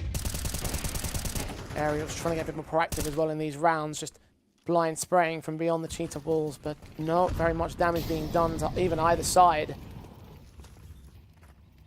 Rush B will be allowed cheetah access. Ariel's backed away. Haven't seen double cave setups frequently here from YaNo, and that one molly down there on the entrance is going to separate it for the moment. And Texas got a straight spam, Kinky with a lazy check. It should allow the bomb carrier to get the trade back, but Zinni's a little bit cautious, and that molly is awful. It does still force the fight out in the open, though. Ariel couldn't see Zinni to the left, or to the right, rather. He aimed to the left. Oh, good timing from Smiley. Better turnaround for Executor, but he doesn't get the kill anyway. The SMG goes one better. 3-on-3 now. B-site is the play. Only one to defend it. That's YaLLa on the M4. Backup will be a little bit of a ways away as they're watching red and backstabbing as well. Smiley going to continue with his T campaign. Smokes towards short, long, passive access. Texty will make his way in. Start to look ahead of that smoke. Back wall held. Swing and a hit. Wonderfully done. 3-on-2. Yeah, spam back from the short player. They need to try and get Smiley in quickly. Try and get that first kill and then set up the 2v2. Smiley with a strike back. HP damage done on Texty. Similar story for Smiley.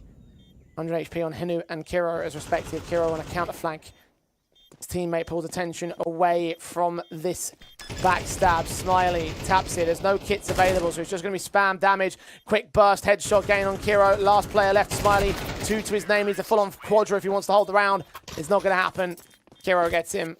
Rush B back in the lead. It's been very strange for YaNo, in which they have not taken any space aggressively on the CT side. Typically on Ancient, we see a lot of mid-take, we see lane crunches. There's just nothing. It feels as if they're just giving too much respect towards Rush B at the moment. Aerial constantly fighting on the back foot towards Cave. Smiley gets himself into a good timing, but YaLLa's just completely alone there on B, just swung up on. It's been a strange game, to say the least, in the first half with how the CT protocol is. Yeah.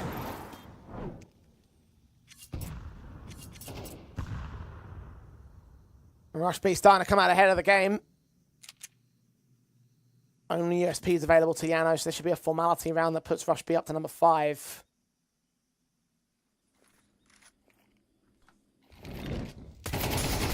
Make sure that no stacks are in play, that no cheeky individuals are to contest with, and Ariel could have been that cheeky man, but Texty wise to check it. A couple of decent dink down headshots on the USPs in from mid. Smiley credited with a kill. Executor. Texty's back blinded. The mid flank from King Key eventually loses his life, so a little bit of damage sustained. Rush B with 3 alive, and the round on the board. YaNo back to the weapons. And I guess seeing the change in format that we've got here in Compass, having the 4 best-of-3 days rather than the 2 best-of-3s, I think it's going to make it a bit more challenging for the teams in terms of preparation, right? Getting the draw and getting an idea on how to prep, how to be against you. So when you are a squad like a Rush B that's got a game versus Ents tomorrow, that's got another matchup versus Ecstatic, and then you got the Omega series, I think it's going to make it quite difficult to be ready for these best-of-3s. Oh, what a shot for Executor. Second player barely missed out, but a flashbang. The Orb still checks for it, and Kiro turns on Smiley. Rush B, 2-man advantage, 2 HP's worth of damage done to Executor there. There's a very stellar start in the round. And they're more than happy to slow it down off the back of that. YaNo with no opportunities to respond. You can't ask for a better mid-opening than that right there. Both players being successful, and that's just the pre-aim being on point. Henu and Smiley had the right setup, they had the right util, but they just got outclassed individually. And now even on B, you've got a defender that's sitting back very far. Ariel needs to get 2 kills here. Flashbang to stall out Rush B as YaLLa turns up a secondary kill of his own. Calling out 1 man off in the quick smoke fade in mid. Alu just hit a collateral. Zinni and Kinky lined up. Didn't expect him to be so, placed it towards shore. Now Executor's all alone, walking up. You see his man, he has now. Burst fire, doesn't connect to Alu. Instead turns up with a stellar triple, and YaNo bite back. All right, this is where I'm going to be a bit more critical here. This is Rush B that's a decent name in Tier 2.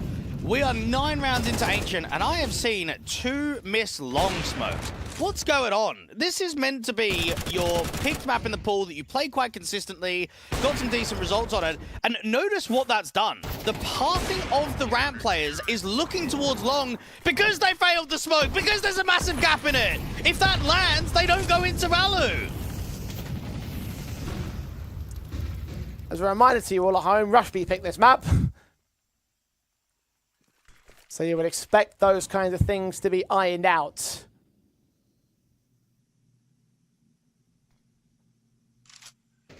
Instead, It's a 4th round for YaLLa when it could have been 6 for Rush B. The half advantage taken away from the opposition. Smiley, good to kill off 1. At least Executors responding to Henu in a donut, getting some map control, but a lot of damage done towards him in return. So this 4-on-4, favourable to the CT side. YaLLa is just waiting for the smoke clearance at donut, but also needs to be wary about A main. That's why he's got his teammate on the cross jiggling. I just want to see YaLLa get a bit more active in the mid-round. They're just so defensive. Just never really putting pressure on. I mean, you can look at it and say, well, they're up against a lighter buy, not a huge amount of util, Tet 9 for Kinky. I just think fundamentally they're maybe sometimes playing a little bit too percentage-based.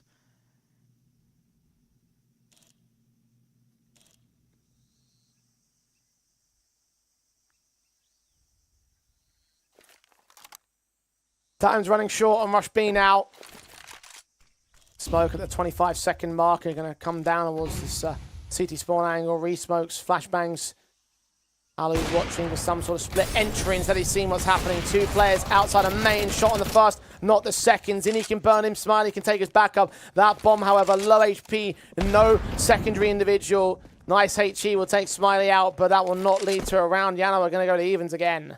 One of my biggest concerns with JANO isn't so much the form that they're in, but the drop-off from Henu.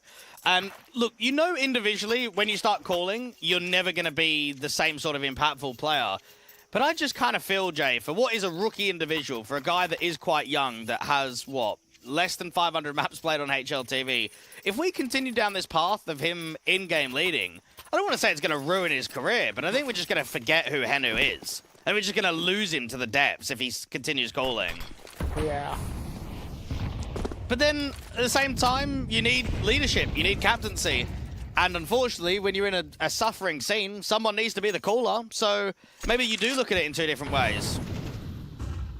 Whichever way you look at it, still only so much positivity for YaLLa at the moment. At least they're even on this board and actually should be able to take a lead away. The buyback forced in from Rush B, a couple of AKs, 3 pistols to support it though. Shot from YaLLa lands on Kinky, so that much is locked in. Yeah, YaLLa has looked really good on the big green. And we've seen constant movement from him, even Executor just getting caught. Out there, Tet 9, Zinni's just trying to force the fight. You can just feel the desperation in that round. As soon as they lose that first AWP pick, you've got a mid lurker solo, you've got a cave lurker solo. It's everyone from Rush B individually trying to recover the round rather than grouping and playing together. Just peeking into individual fights and they're losing every single one of them. Latest on the chopping block, Alu's AWP to get a double. Kiro can at least pick up an AK. Bomb on his back, but a 1 versus 5 to work with no util support. With no Kevlar either. Well, he knows that Smiley's had some aggressive moves in A main previously, so that might be another thing in the back of his mind is, am I going to fall after time here? Can I actually save onto this AK? Well, kill comes in on YaLLa at 18 seconds, so CTs know exactly where he is at. But can he actually get him? Here's the footsteps. Kill off on Smiley, so he dies before time at least. That doesn't mean much in the favour of Rush B. Broken investment with a broken economy state. YaLLa could be on for another 7-5 half. And another surprising detail is that YaNO have a deady A of Smiley. I think in Pro CS, especially in Tier 2, even Tier 1, very rarely see dedicated A players. Maybe from time to time you do have someone, but it's normally triple A and triple mids. So there's definitely a fundamental change, which is a little bit off meta from YaNO. And it's allowing Smiley to generate impact at least.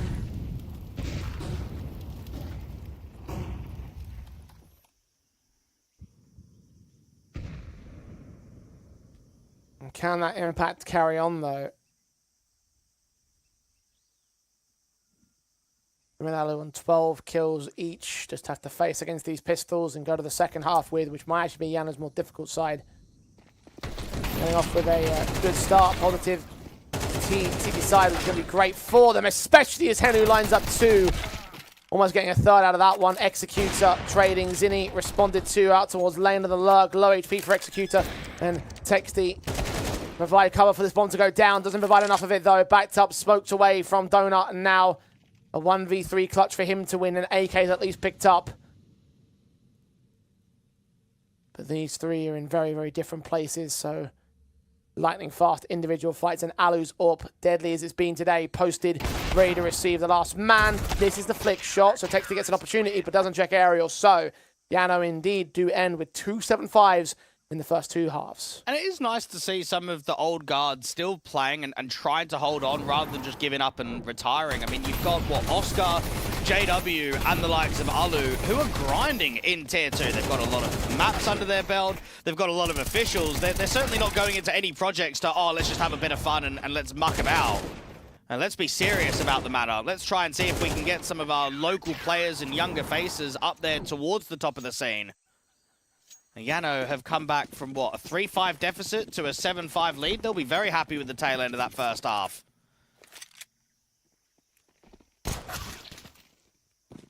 God, shot from Kiro, that's a start. Rush B in the pistol. Yeah, hyper-aggressive against the YaNo side. Henu spotted towards lane, maybe the only player that's known here. Only man that's out in information for Rush B that may well set up something really fun. Smokes towards CT spawn, indicating that the main play may be on the table, but no, it's all split in towards mid or misdirection, but it's all missed shots on YaNo and unable to connect enough kills together. 2 alive for Rush B. Pistol win, all important to them. YaNo shouldn't force it. Didn't really do a lot of damage and didn't get bomb down, so look to treat it as a light Glock round and get the gun round in early. I think YaNo had a decent little setup there. Bit of a gimmick, right? You try and sell it on the A main play with the smoke. There's just too many whiff shots. There's players both from the shelf angle of Henu and then out there at elbow that just aren't finding connections, and YaNo eventually do decide to buy up in the end. HE set, damage heavy against Henu especially. Sprays from Kinky, getting the first backed away with SMG and from our support. HE smokes, no, that Mac 10, but dropped in by Kinky. Kiro's got a kill of his own. Alu with 1 trade, that's as far as it goes for him. Force buy lost, YaNo equalized. Rush B about to take the lead. And there's just quite a few moments across both map 1 and map 2 that we've seen the disconnect in team play from YaNo. That one's a prime example of it. You've got 2 players going aggressively into cave. Henu's one and YaLLa's the other. But yet YaLLa doesn't have the smoke at the ready. He's sort of following Henu, realizes, I need to drop the smoke, and then both players are just going in at different times. Henu's just left to die by himself. YaLLa comes in far too late. Need to be on the same page. Need to have that protocol down pat.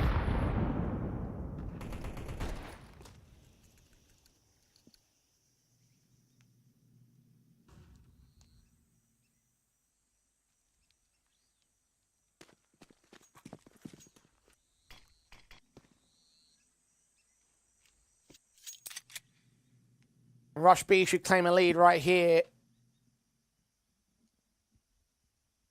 Orcan broken investments. Pistols only available to the T side.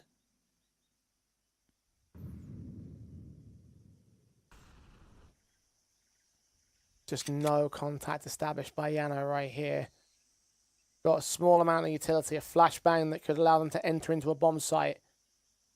And that bomb leaning out of A. So if A is going to be the target, we're going to create a tough bomb site to take with just that flash. Light prod, sacrificing Smiley, giving away the bomber's position as well to try and indicate some sort of A play. All supposed to be a ruse right here. The CTs deal with that mid-fight, deal with the potential lane flank. Alu, nothing that he can do about it. Nice try, didn't work. All 5 alive. Rush B, 8-7 up now. YaNo to buy.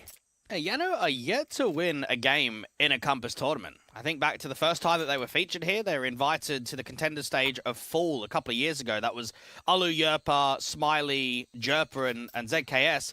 They lost out to Espionage, they lost out to Alliance, and they lost out to Metasport, going 0-3 there. And then we saw them in Winter 2025 this year with the exact same roster. They lost out to 9, they lost out to the GTZ Bulls, and they lost out to Eyeballers. So we're talking about potentially your 7th defeat in a row. That doesn't sound right. That doesn't sound on. Feels like it's got to end at some point. That losing streak, not only in officials in the recent day, but just here in Compass, need to finally get a W. Is that games as in series or maps? Series. Okay. Yeah, so it's gone on for a while. They've at least taken maps in series. I mean, the one against Alliance, Metasport, 9, and Eyeballers, so what, 4 out of 6 have all gone to 3 maps. But, I mean, that's a small achievement. That's not something that you're going to be getting happy about.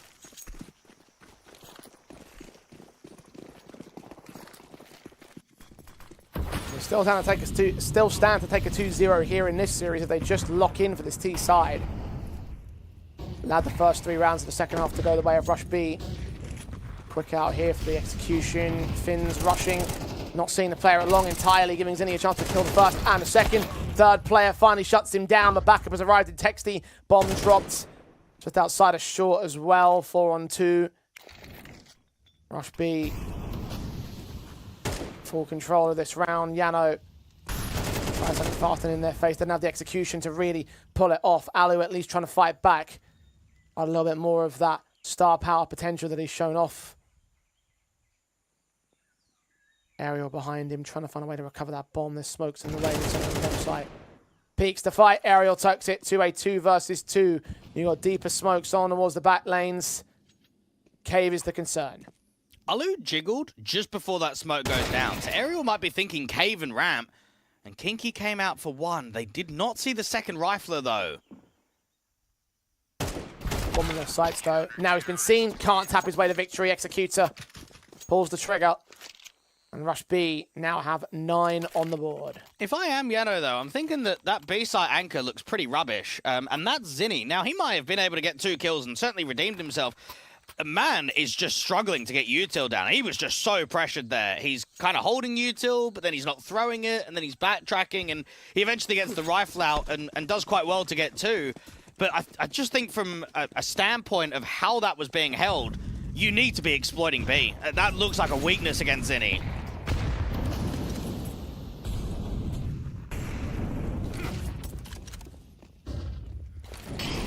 It's Kinky, the man that's first to face.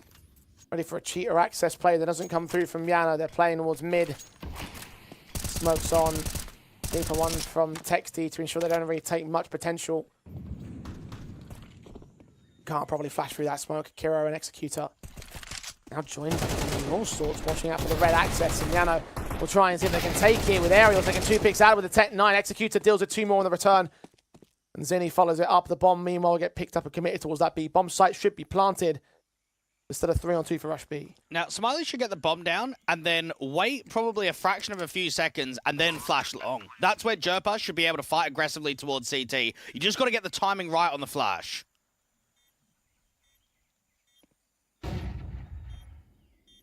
Ten seconds tick by. Flashing their way to start to tank some lane access now. Smiley forced off angle, haven't checked long. Could be a chance for YaLLa to strike. He tries to, but Texty takes the kill. Smiley needs a 1v3 miracle. He's done very good damage, but it's not enough. The fuse locks in. Rush B continue their streak. 5 on the trot on the CT side. 3 in the lead over JANO. 10-7 are the scores on the doors. Yeah, it's a poor 2v3 there from the post plant. First off, there's no flash assist for YaLLa. And secondly, they're just separated, aren't they? You've got 1 in cave and 1 towards long. They're just not working together. There's no synergy in that 2vx. And Rush B were certainly threatened in the first half. I think here in the second, it's been a bit cruisy for them. They haven't quite had that same level of depth from JANO. And maybe now that Alu's got the AWP, we can at least see some impact out of him.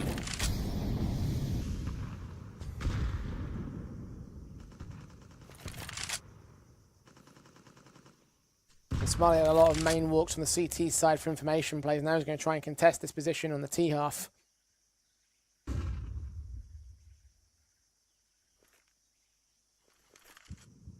How aware is he of the CT potential here, though? The AWP set, AK crossfire, got a little bit of damage trading going on over at lane. A tiny amount of it, though, so very little of relevance. Smiley so focused and hoping that someone sees a peek. Now once he peeks himself, he's going to have to get Executor quick. Check the left lane. See nothing. Start walking into the AWP. Kiro connects. Man advantage. And they've already walked up ramp, though, so this is a good timing for the T side. The problem is YaLLa loses that fight. And when Zinni not only gets the kill, but sees nothing towards ramp, you're now looking at 2 lurks that have just been completely wasted. Henu gets 1 back, nearly that second. Can't quite get the transfer against Kinky. May well have needed that kill to get him back into the round as well. 4-on-2 now for Rush B. Aerial. cut rotations, and they do expect someone to be at red. Executor goes falling. The AWP of Alu. 30 seconds to strike back on the bomb site. No peeks being given up. Now they start to move together, and Texty takes Alu. Aerial's too late to support him. Bomb been dropped. 1-on-3 for the AK. Tiny amount of time to make this work.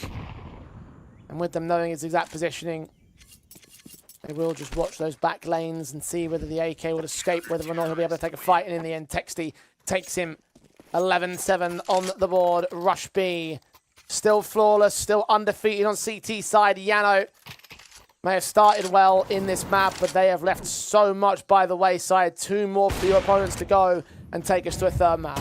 The problem that YaLLa's finding is that their main star player is just missing. Aerial has looked really underwhelming on map 1 and on map 2. And this is meant to be the guy that brings you the majority of impact just because he's a role player. He's what, an MVP of, I remember back in the Blast Pro series of Madrid event, showed a lot at tier 1 when he was playing with Ents, and even that first sort of Harbu lineup with X7 and Zori was out there and Yemi and those kind of guys that did quite well at the start of 2020. And he just feels like, it's not that he's baiting, he certainly isn't. It's just that the numbers aren't coming. And when you're the guy that's taking lane and getting into cave, you got to be posting more than 10 kills. It's just the bottom line.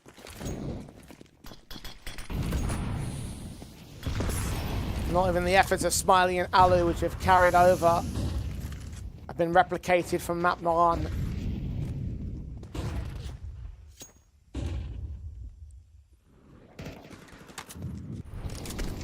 A main access for YaLLa.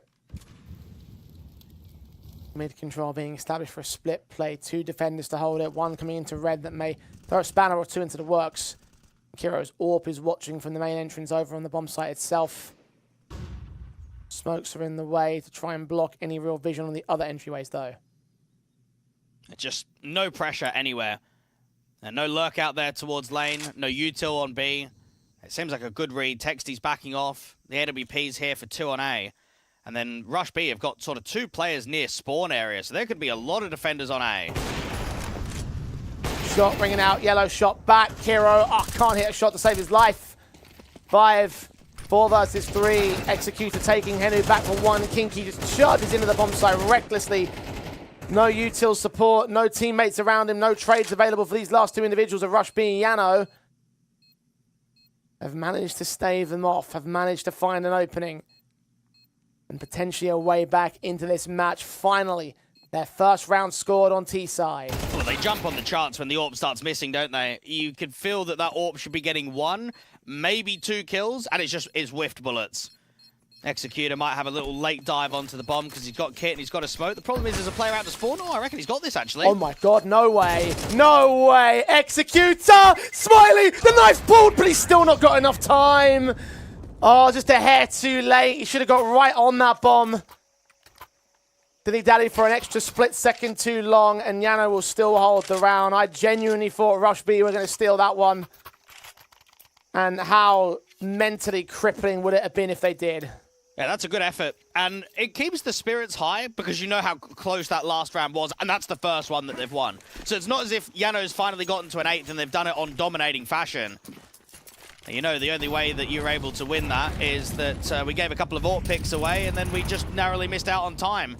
Aggressive play on the boost up, get out towards Shelf, win the opening fight against the AWP at elbow. Aerial's desperate for the trade, but even he's getting spammed up in the process. And we're talking 20 seconds into the next round, feels over already.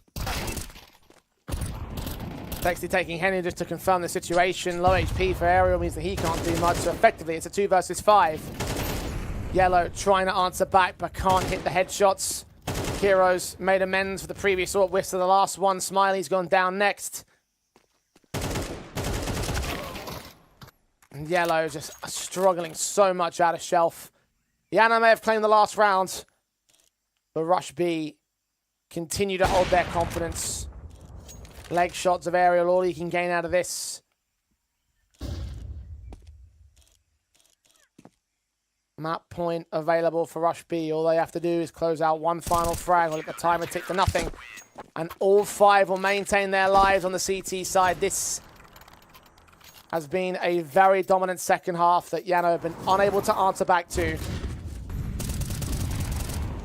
And map 3 is looking a lot more than likely. And Texty's just in the face constantly, always working aggressive positions, making it uncomfortable for the opposition. He's the highest rated player on Ancient across the last 3 months for his team, and you can feel that his activity is rewarding a lot of these CT rounds. Working out from mid, you got the AWP playing from Donut. YaNo trying to get a boost up above this smoke. The problem is, this is the one time, unlike the last round, in which mid is just not being taken.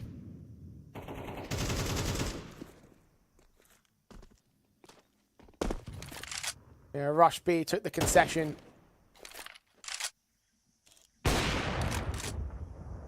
AWP shot from Alu landing a tag on Zinni, but not a full-on kill. They would have loved to have the opening. Instead, the B site will still be hunkered down by a total of 3 players. 2 in cave, 1 at the back of long. 2 men in the donut entrance over on the A-bomb side defensive, which they're seeing no contact. It's just that flashbang in from mid. Now Cheetah being taken. YaNo focused on the B split. Well, it's an easy setup. You keep 3 on B and you leave the donut player just to sit there on the jiggle, and then even your A player can move. There's just not enough pressure in mid right now for the T's. Vertical crossfire. Alu shouldn't even repeat the angle. Tries it and does take a kill, so Kinky caught napping. But Texty knows that this sort. Look at the confidence. Look at the confidence on this man. Hearing him run back. Back we turn towards Shelf, though, and that allows Smiley a trade that could give them an opportunity. A kill on the bomb site makes it a 3-on-2. Executor and Kiro. In the back lane save. It looks like they might do the blind fire of the AK, getting nothing out of it. Smoke at short, going to clear. Alu going to take the angle. Jumps right back into cave, though. Executor now set towards long. They're going to try their hand at something here. Well, they've got the money for it. I think they might as well. Even if they can cripple the economy to the opposition, it's going to make a difference. Alu's been baited. Flash in for his teammate, though. Throws Executors aim off just enough to where Kiro can now think better to save the AWP. Losing an AK, unfortunately, to the CT side. Alu's going hunting. So it will become expensive for YaNo. No, they won't be able to have an AWP in the next round, so that means Alu, who generated, what, 2 kills to finally give yourself something, now can't have the AWP. And Smiley's also going to go down. That's another player's worth of they just got it. Suddenly, okay, they do get it from YaLLa. That's tight.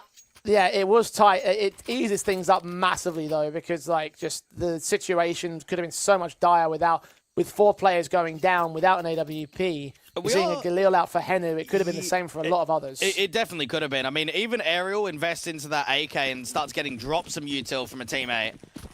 Yeah, it's not the best of buys. It's not ideal when you're up against map point of the opposition.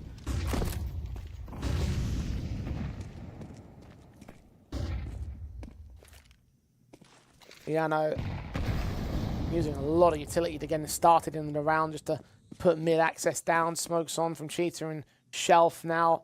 Execution set towards the A-bomb site. Seeing, I think, a smoke come down towards the Execute now. Flashbangs outside of it.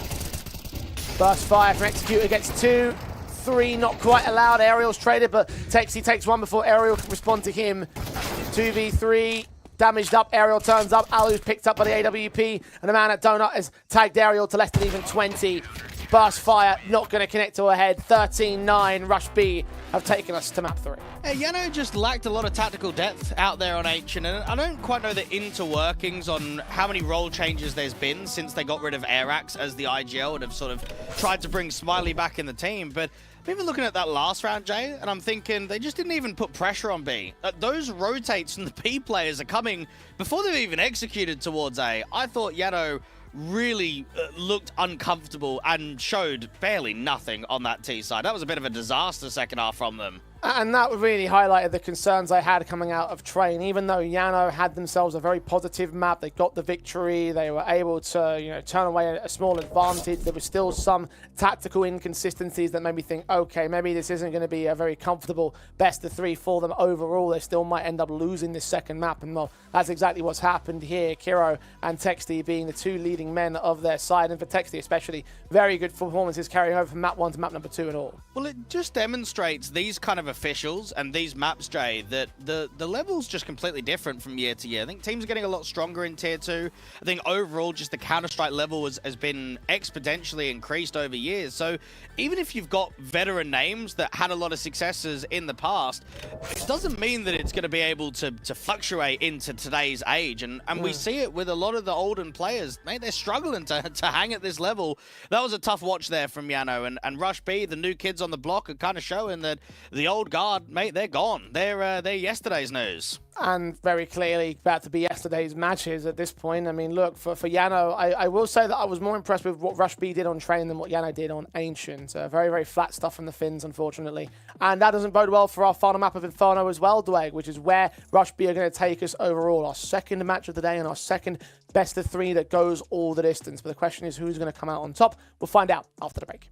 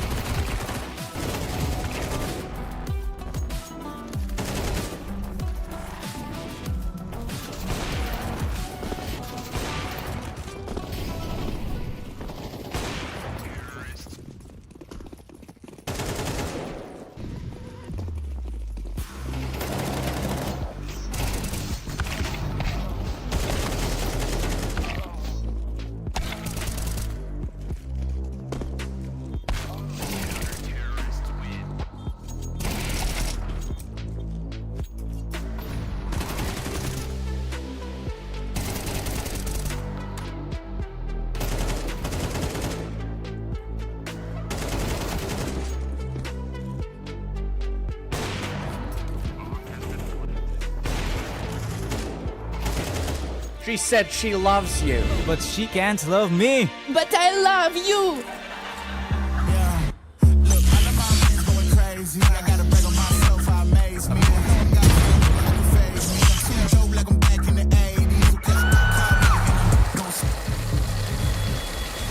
I won't play window anymore.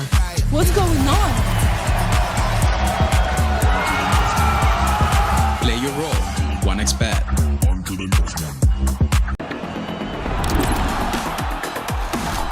YaLLa Compass 2025 season. If anyone peeks through, they're both dead. They're both dead in the smoke. Bomb drops, popped up behind it at the edge of. Away with a kill, but quick trade back from Aerial are still good. YaLLa Compass 2024 champions. YaLLa, let's go!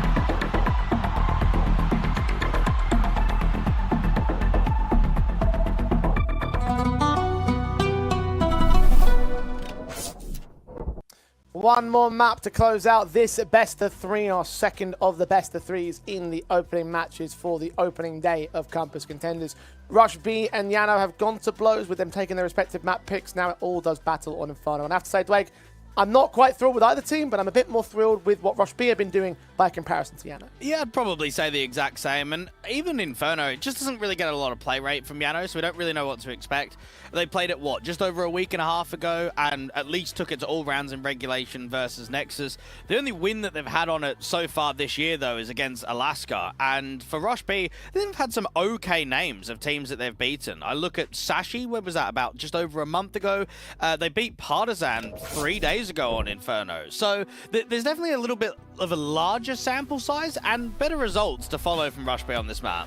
Yeah, and therefore it just goes to further prove, my point of what I'm saying is that I think that Rush B can take this series away. I didn't think it was going to be in 2-0 fashion, but obviously that isn't going to happen. I'm still backing them to take this final map of the series away, and I don't know if you'll have anything that can give JANO any sort of real hope into Inferno. No, I don't think there's much hope at all. I think that Alu needs to get some more consistent pieces around him. I don't think he'll be able to carry them out of trouble. And Inferno just isn't really an AWPer's paradise. So I think JANO are going to struggle tactically, especially on this first half T side. Well, let's see how far they'll take it. Let's see whether they'll go the distance or whether this will be a quick little end for the Rush B side, whether they will be able to secure themselves their first victory here in Campus Contenders. The pistols are live. JANO set towards the apartments, looking onto this A bomb site initially. Pop flash in to allow them to go for the apps exit. Zinni sees what's coming. Kinky gets that first kill. YaLLa dead before he hits the floor. Double up for the USP as well. Kinky gets up close and personal. There's all sorts of CTs on the bomb site, and none of them go down. Well held by Rush B. And I hope that's not a sign of things to come for JANO. There's a stacked up bomb site, and it's one for JANO, unfortunately. Not only are you running into it, but no one's over-peaking. Everyone is tucked. Everyone is playing off of each other. And then Kinky, who I guess is just the info spotter, isn't he? If he gets a kill, great. You can stall out a bit of time. He gets 2 kills before they've even cleared out the bomb site. So good work from the Vet, and JANO are going to do what they did on Ancient, where I didn't think they were going to buy because they didn't really get success on the pistol and they just forced it up anyway. Fast plays in with those Tech 9s as well. Henu still cut down by Kiro. No headshots for you today. SMG's also out of the apartments. 2 Tech 9s dropping the bomb. Third man does get away with a decent pick alongside Aerial as well, so trades decent enough to keep at least some access to the bomb site, but a bomb plant bonus is the least that they can get out of this situation. 1 on 3 for Aerial, so it might be the most that he can achieve. Plant down ahead of the shutters, that will cause the CTs to quickly swing forward. SMG's been picked up by the Fin. The respawn down at Moto might stall those long players. It's the short man that might become the next key concern. Aerial swings for a range fight, taps burst through, nothing gained. Just damage in minimal amounts, and he runs out of ammo, leaving the second round for Rush B. I'm just left quite frustrated with how much misutil has been occurring across this best of 3 from both of these teams. And I think it's just unacceptable at this level. I think when you're going into HLTV officials and you're trying to work up the VRS, I can't afford to see sloppy util. We saw it quite frequently on Ancient, right there from Smiley. It's just a miss moto smoke.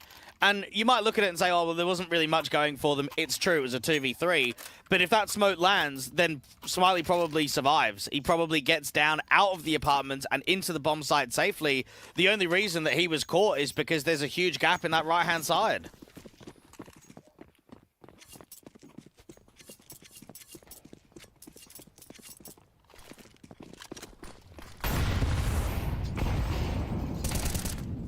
Quick up on YaLLa, trying to get these pistols involved again. This time only the upgrades, not quite the force buy. Good taps of Executor. Wonderfully set for his 2 kills, his first 2 kills of this map. Yeah, Executor, previously from Sun Esports and Moon. It was him and Texty that have been previous teammates, part of both of those organizations. And even the head coach of Rush B was there with them too. So while it's sort of like a newer generation team, we haven't really seen too much pro experience from them. There has been some connections previously. Zinni to re-smoke off from Boiler. Smiley and Death Trap to go through that one. So stall it out, cancel. Try and slow the round down.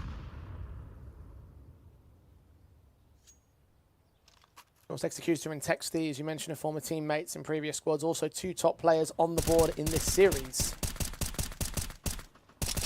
Texty leading the charge at 44 kills between maps 1 and 2. Second place is Smiley at 39. Alu, a couple of picks out of the Tech 9, trying to make it expensive, but not overly so. Last man known about, 24 HP for Smiley. No headshots gained. Kinky puts him down. Tripping in the round for Executor as well. 3 on the board of Rush B. Start of the CT side looking good. YaLLa look to fight back with a rifle buy. I was listening to an interview only yesterday, Jay, about Thor, the Icelandic AWPer that's now gone over to the States. And he was basically saying how staying in the local divisions hurt me because I wanted to basically be the best, like from the local region, right? And I wonder if some of these younger players have the same mindset on YaLLa, where you may decline better opportunities, you may have had better offers on international teams, but you've kind of got that connection, right, to the Finnish players, to the Finnish scene, to be the proving ground that we can get back there to the top. And I'm just sort of looking at YaLLa, Smiley, and Henu, thinking, first off, almost none of them have gone for international opportunities in the past. Henu's the only one. At what point do we start seeing it with the Finnish players? At what point do we start at least considering the idea that the only way to progress and to go further up the ladder is to go European? I mean, to be fair, Thor is from Iceland, which is like the tiniest scene you could possibly get. And he was also like the best player of all of them. I think the headline of that interview said like, I won everything 5 times. Yeah. Like, so it's like, once you get to that point, maybe you probably should really consider moving on. Yeah, it is just difficult in the smaller scenes. I mean, look at this from Zinni. This is through an incendiary with a flashbang from a CT teammate. They're just playing with confidence right now. They're going into the first gun round. They're trying to make a statement. If you're Smiley or Henu, how do you even expect that? Well, you don't. Yeah, you can't be prepared for that kind of a move. What you can now start considering is slowing down the defaults, right? And even when throwing that molly out there towards bedroom, first off, having someone play anti-flash, and secondly, maybe have someone on the bridge that's more defensively holding back and actually holding the fort from a much further sightline than where they were.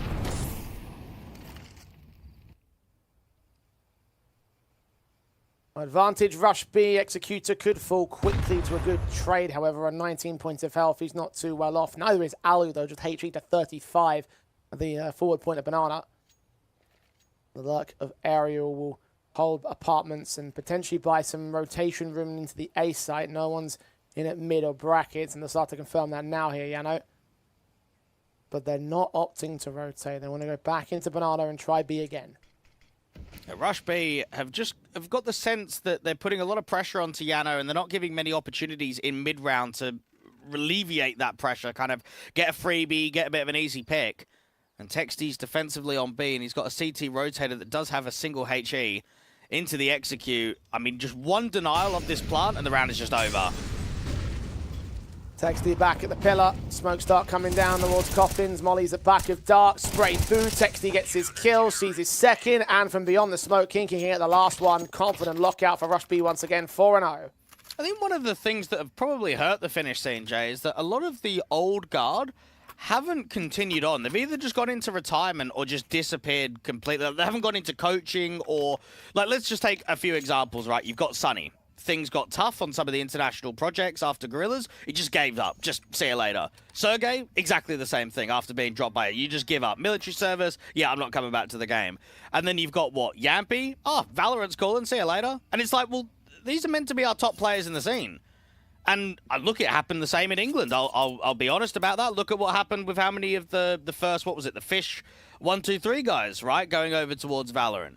It doesn't help building a scene when times get difficult and offers come in other games, and they just disappear and they just say, see you later.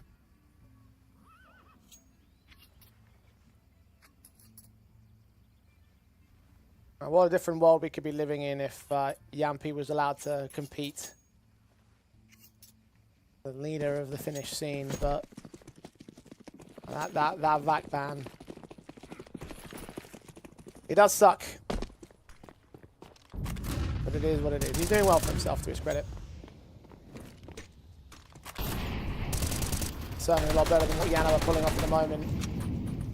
Scoreless still on our third and final map of the best of 3. Rush B, facing pistols with a hero AK set in for aerial. Smoke deep at the apartments. Shot at the AWP. Doesn't actually net book hero here. AK have executed, letting 2 players cross, but Zinni's set with information that he can use, and the AWP's not missing again. Kinky also involved. Alu and Smiley a couple of picks back. Smiley with 2 out of the apartments. AWP missing shots back. Tech9 trying to provide some serious pressure with the AK also recovered in the back line. Suddenly, JANO trying to put some words out of my mouth. Advantage established. 1-on-2 for Texi on the retake. Yeah, Smiley and Alu should just be able to do it off of the man-up situation alone. Play time, both play a crossfire on the bomb site. No one's giving too much of an overswing. A little bit of a jiggle. Great info spot there from Alu. Texi just trying to drive him out of the bomb site. No such luck. Bursting, firing, trying to catch some sort of kill, but nothing is presenting. Smoke and kit, but recognizing it's better to hold on to the AK. 4-round streak has built up some decent cash, so they'll just take it. JANO will get there first. It's been a really impressive showing in this best of 3 from Smiley, and that's a positive for his own structure as a player. But it's also a negative in the team because he's a role player. He's not a star individual. If we're looking at anyone to perform, it should be the rifle pack of Alu on the big green, Ariel is the star player, and then Henu is sort of the fragging IGL. YaLLa is an anchor player. Smiley's also a supportive anchor. So when you're kind of only really getting impact from him consistently across all 3 maps in the series, it tells you that stuff is just completely all over the place for JANO, and perhaps that's a very good reason why this team is struggling. Interesting that Rush B lose their first round and call in 2 tacticals. 1 left in this map up.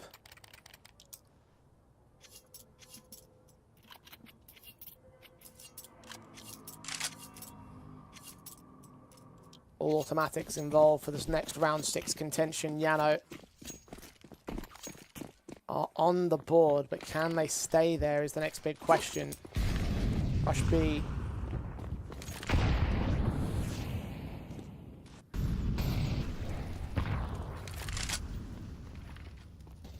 Approaching no such aggression. JANO into their defaults in the apartments. The majority of players will lean. There's 3 to defend it. Zinni sees a little bit of what's going on here.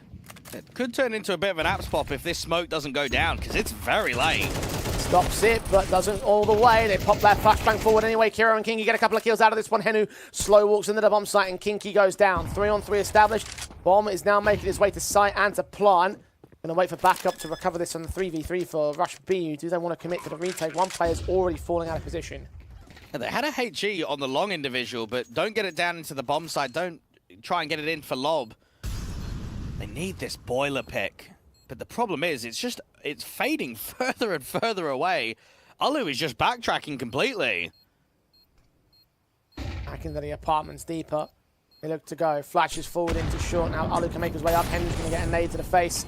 Incendiary, forcing him out into the open. Smokes to provide some cover on the bomb site. They look to go. 1 kill for YaLLa. Kill found for Texi, but he's lost his teammates. Double up. Triple cannot be found. He cannot see where the last T-side player is. Henu, by virtue of staying alive, will have his 2nd round for JANO. Yeah, that smoke was a brilliant timing for JANO. As soon as they hear it, they just, no hesitation, we're just committing out. The trades are a little bit uncomfortable on the bomb site when you're playing close range, when it's quite accelerated. And JANO, while it's been tough grafting for these last couple of rounds, they've finally been rewarded, and they feel as if they're getting close to that breaking point. I mean, we're seeing with the buy state, we're looking at what? Mainly SMGs, a couple of FAMASas, a single 8K. We're looking at the weakest buy yet from Rush B, and you win that one, you get a 4-4 scoreline. You feel as if you can start at least competing in the beginning of this half. You can at least give a little bit back to Rush B.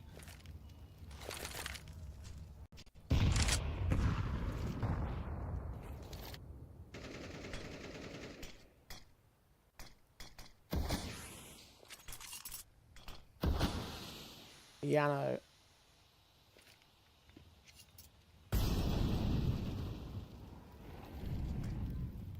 One AK against their name.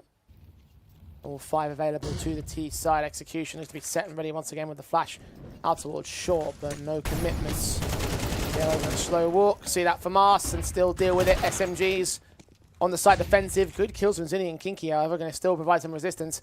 Apartments player also falling on the T side. Advantage for Rush B here. It's insane how many A hits we're noticing here from YaLLa. Hardly ever even touching the B bomb site. Now we're starting to get the recognition of just stacking up A more frequently. MP9 overswings from Kinky. Does have a teammate slightly behind him, but they missed that timing, and Alu might try and walk on the smoke. That's bomb dropped. That's round over. Oh, why has he left the bomb that close? Now the other T-side players have got to commit to this. Backup's on the way. They have to fight this man quick.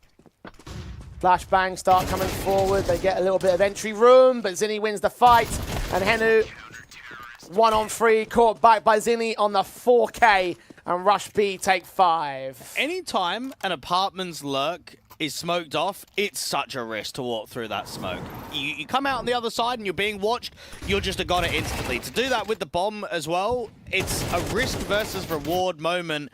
Unfortunately for YaLLa, they thought that there was enough distraction, that there was just enough pull there from the brackets towards the short player as Zinni that Alu would have got a good timing, but it's wasted. And now, look at the ramifications of not having mass players staying alive, winning 2, but then losing the follow-up. But you just don't even have a buy. Loss bonus reduced to, I think, second stage.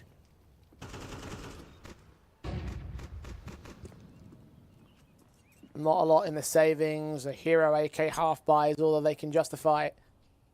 Wanted to ask Jay, who you're actually keen and excited to cast here in Contenders? Because for me personally, I haven't seen Z10 in a really long time. I haven't casted those guys in a while. Yeah. I think they've had a struggling 2025.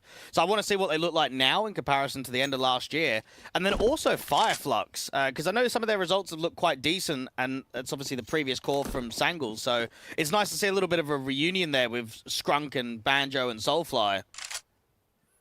Yeah, I mean, those are 2 very highlight names. I kind of want to see where Sashi sit at the moment. Yeah, just because I want to see if they can recover, because they've been talking up a big game, especially been watching Conquest of Prague. Hunden's been on interviews and saying, well, we think we've made choices to make it for the better, but, well, it's not very much better than before the year began, was it? And YaLLa trying to get better here in server. Frags taken against the first player at long. Kiro, good read through the smoke alongside Kinky as it fades. Catching Aerial off. Information in slight amounts, but it works to their favor. Advantage Rush B. And now looking to commit out towards the A bomb side. They're making a lot of noise. This player here in Zinni. Good frag found. Flashbang catching the apartment's player blinded, so he can't punish. And those 2 long players will close out the last 2 are short. Minimum 6 for Rush B now. Yeah, even the new Sangle team, because I know they came into the year with a brand new international project. They brought over the ECLOT boys of Kriaz and Blitz. And now it's gone full Polish, except for Blitz. So what's going on there? Well, how's there 4 Poles and 1 Romanian player? So, yeah, there's going to be, over the next few days and over the next couple of weeks, there's going to be a lot of intrigue with these newer rosters trying to just stabilize going into the middle of the year.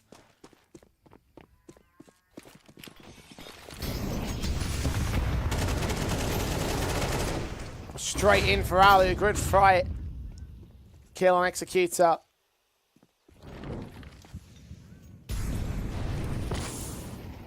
What more do you see? What more can you find?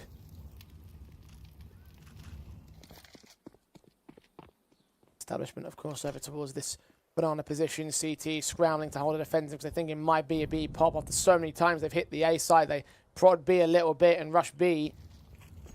Decide to hunker down there. They're going to flash their way in and look for kills. They see a player on boost, so a little bit of information gain. Still not a definitive execution available just yet. Rotation room may well leave A a little bit exposed, so they start committing 2 players back. Yeah, unfortunately, YaLLa are just being outread completely. We're seeing so many of these pressure points in which they just aren't doing enough.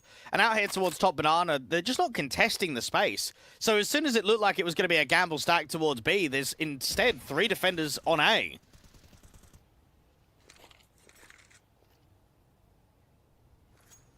40 seconds. Oh, Zinni, right through the smoke, just caught the stray bullet onto Henu. Kinky to hold down the defensive on short, only good for the one pick. Kira can only get one of his own as well. 2 versus 1, I should say, excuse me. YaLLa up by a man, Texty up for a retake. It's a shame that no one multi-frags there, because everyone's in good positions. Everyone's in sort of off angles that are catching players off guard. They just can't quite transfer the control. And Texty, I don't think there's any point going for this. 1v2. Hold on to the AK and bring it forward into the next round. Try and buy it up again. It's uncomfortable for YaLLa, though, because it's another T round, but it's another one where you've only got 2 alive. And you're always on that borderline of being reset, aren't you? You're always in that protective layer of we lose 1 round and then we just eco, or we double eco. It's not where you want to be at all.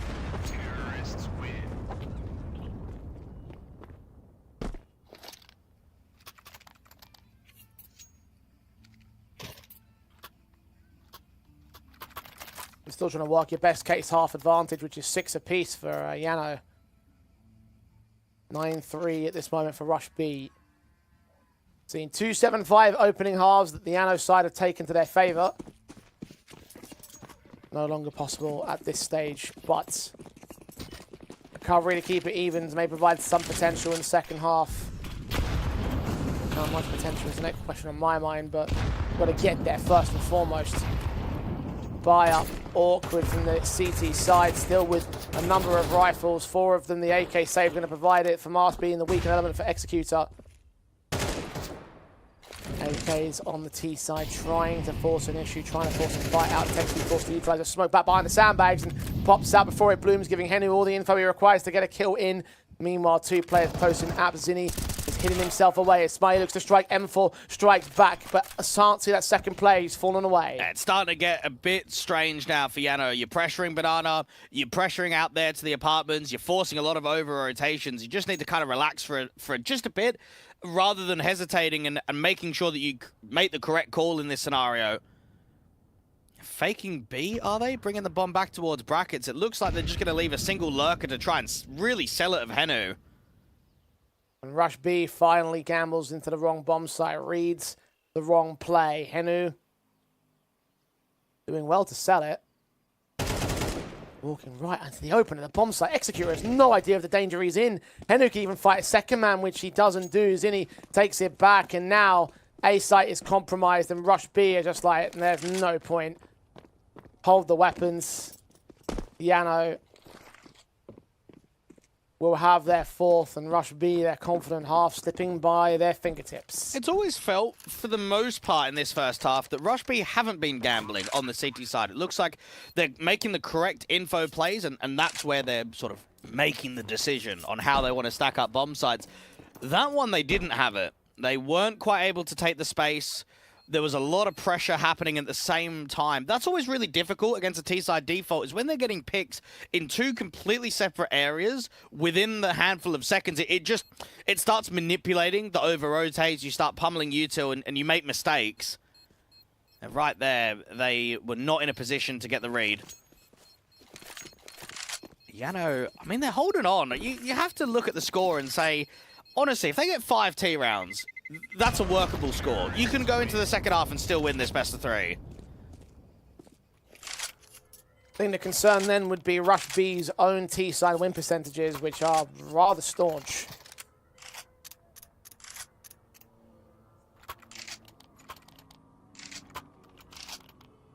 YaLLa working back from the brink. It could have been a 10-2 half against their name. The recovery to 6, so we can at least be happy with that, with the way that this half certainly not been there for the majority of it. They should get to number 5 at the very least, because the eco pistols are all that Rush B can afford on the men that went down. The 2 rifles will get saved over and hopefully carried forward into the next round as well. And both of them set on the A gamble. Yeah, Ariel just tries to tuck as soon as that flash comes out. Make it very uncomfortable for that AK or just any of the rifles that are intended to try and win an opening duel in brackets. YaLLa on the walkout, scaling with Henu, so yeah, they'll get this kill pretty easy towards spawn, and the round will be over. Right on the smoke for Executor. Taps the USPs, getting nothing done. And these pistol players will start to look for exits on Rush B. Maybe the M4 might chime in. HE close towards Kinky. He's dead. He does get the kill on Alu at least. There's very little else to get a round steal out of this one. If Rush B do pull it off, then, well, I would have witnessed a miracle right before my very eyes. Aerial fights, and he wins it. YaLLa trades, doubles up, both rifles down.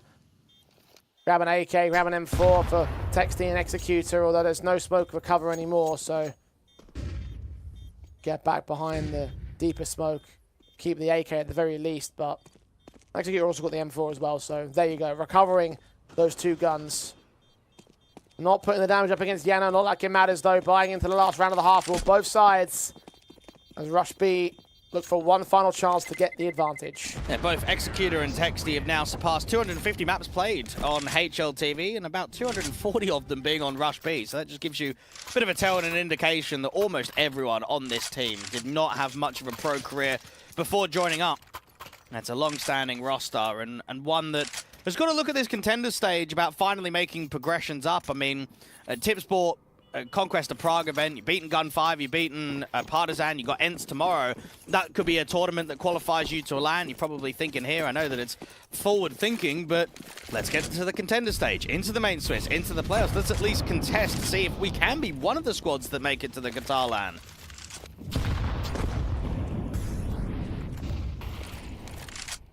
Nice HE's down on Henu and Alu. Yeah, it's good chip damage. I mean, Henu's been really defensive in Banana the majority of these rounds, kind of playing around the logs into Broom. He's not been activated to a lot of duels at the half wall.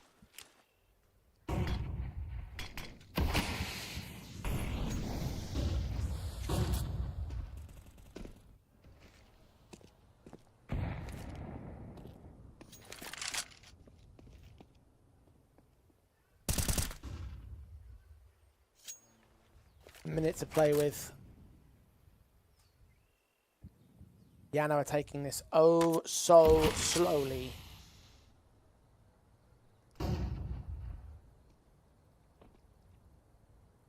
Rush B are running out of utility to suppress them. The smoke just came down from Executor towards Banana. He's got one more that he can utilize, which if they decide to commit down that route, actually may well be the way in which Rush B stop this round from happening for YaNO. Well, it depends on how much space Aerial gets. If Aerial's not really getting pressured out in brackets, which could be the tell to bring the bomb back to A, they've got top Banana, and the CTs are so defensive on this. Smoke. Molly inbound for the CT side.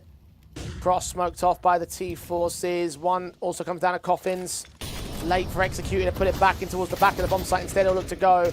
Smoke off new box. Texty waits. Two to line up. One to go down. Second man picked up. Third faced on. Aerial takes the Cade, but that's not a time stall. That's all they need. Rush B will take the seventh and finally have the half. A cheeky little smoke there from Executor. So first off, it gives you a little bit of a cover in which you can maneuver towards the left-hand side of the new box, but it also just completely takes the molly away. And it means that the new box is an area that has to be focused upon.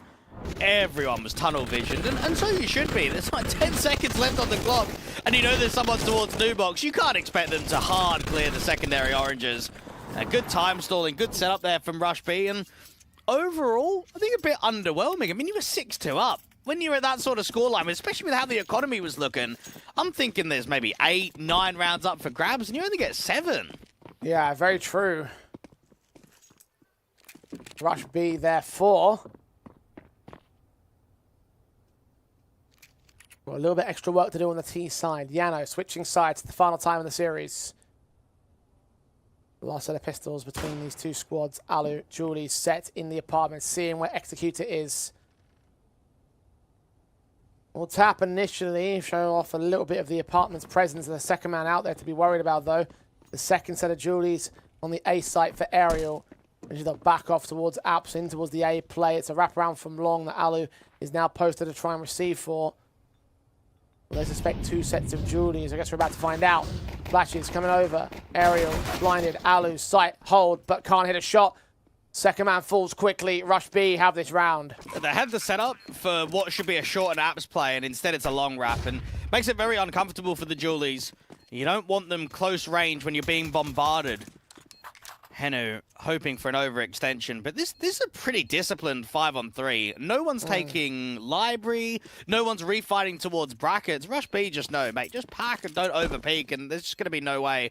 Now, if YaLLa don't attempt the retake, which they're doing right now, that tells you instantly they're going to be force buying in the next round. You've got armor on a few, so buy up MP9s, get the deals and perhaps the 5.7s out, and look to try and force the reset straight away.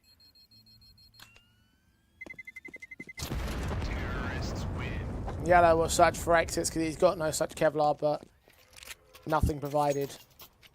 One casualty by Rush on Rush B by way of the bomb.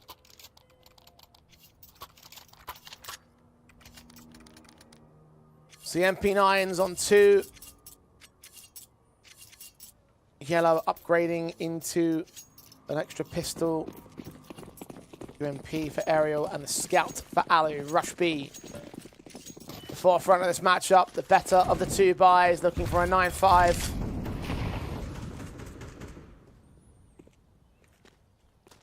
A return onto JANO.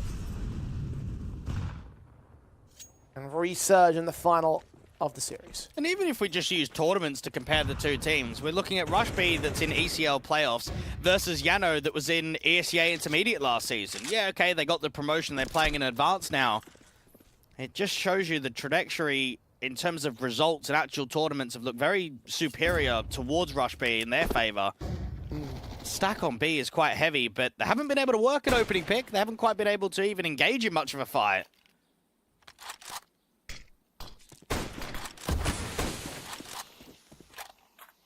Smokes on, suppressing Alu, backed up. 3 players total on this B defensive, so that's just one issue dealt with. 2 more close range fights as well. What do Rush B do here? Do they want to continue? Do they rotate? No, they are going to go to B site. And they can certainly break this top banana smoke if they want to try and get in quickly, if they don't want to stall any more time. Yeah, that's going to counter smoke. Puts it up, flashes over. They're going to push ahead of the position and think he's going to get caught completely blinded. Executed with a kill and second. No further risks, no further threats on JANO's side. Rush B may have lost some HP in the man. But still with a man advantage and with the bomb site gained, JANO do not want to go for this retake. 9-5 for the T side. And just to even look at some of the stats, I know I've been going on about Henu and sort of the drop-off that he's had. He's had map 1 and map 2 combined, having 22 kills, 37 deaths, so that's negative 15 KD difference, under 70 ADR, 0.77 rating. You've now come into the 3rd map decider, and going into this round, you're 3-10. It's just like... It's not so much that it's a small drop-off, it's a massive drop-off. This is an in-game leader that just cannot frag. We're seeing a lot of those in Tier 2 lately, Dweg. Yeah, and notice how the ones that are fragging are doing really well. Notice how well Bait's doing with MPL. It can be done. There's definitely no excuses for it. Not just a Tier 1 conversation about the fragging IGLs. It applies to all levels of Pro CS. It's evident by the form that JANO holds. This last map especially. Not asking him to be a star, just asking him to post up a few numbers, and even in the series overall, I mean, those 22 frags you mentioned, they're still bottom of the entire server.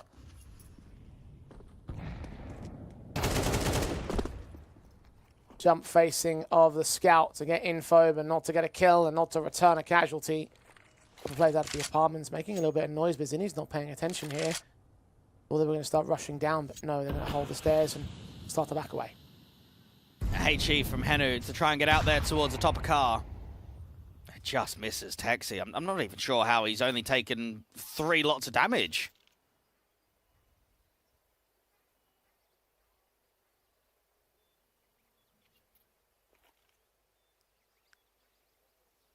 Now he's boosted to look over to Dark, where there is a USP lying in wait. Aerial, shoulder to swing, Executor. Live up to his namesake and get a quick headshot that will Start the round with the frag counts for Rush B. 45 seconds for the execution itself, and the spam down against the SMG player, Smiley. Now he's on 3 points of health. Kinky, caught on the jump face, does lose his life. Now Rush B go for the true commitment, and Texty has seen them both popping out, so that one kill, that one casualty has left them with no further surprises. YaLLa cannot hold on to the bomb carrier, cannot hold on to the trade frags. It's 29 HP between the last two players of JANO. You have no chance to hold off against Rush B. 10-5 now, 3 more to go. And the best way to describe that round is that it wasn't a double pump, but a double contact. And that's a very rare example of what you can see from a T-side line. So they sort of start searching just with one individual out there on B. And as soon as Henu gets the kill and doesn't see any more, the instant tell is, okay, they searched. He lost the casualty. They're just going to send it into A now. They're just going to start running into brackets. And then as soon as Henu tries to get over towards the rifle, there's just everyone. Just Rush B are there in numbers. Now, that was an eco that was quite difficult for the JANO read. And now you look at the scoreline, 5-10 down. This is going to be a tough one. And even for Olu, he can get an AWP over from Henu. But I don't know. I'm not getting the best of feelings about this Inferno at all.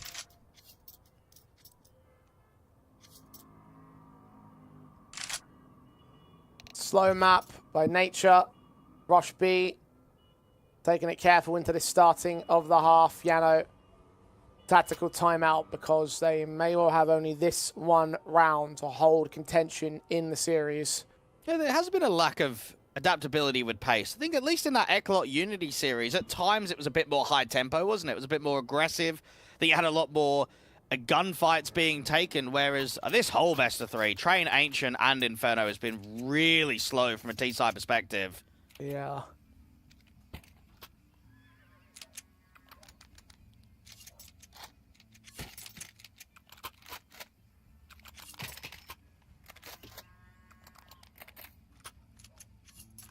AWP set and ready for Alu. Someone MP9 for YaLLa into this rifle buy.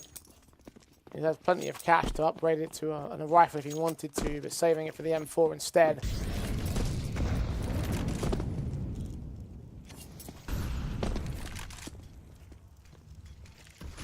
Alu's AWP leaning into mid, but can't see anything of the T side. It's just utility prods and suppression for now. Rush B establishing their default in apps. And Rush B are doing a pretty good job of trying to bait as much of this counter util early.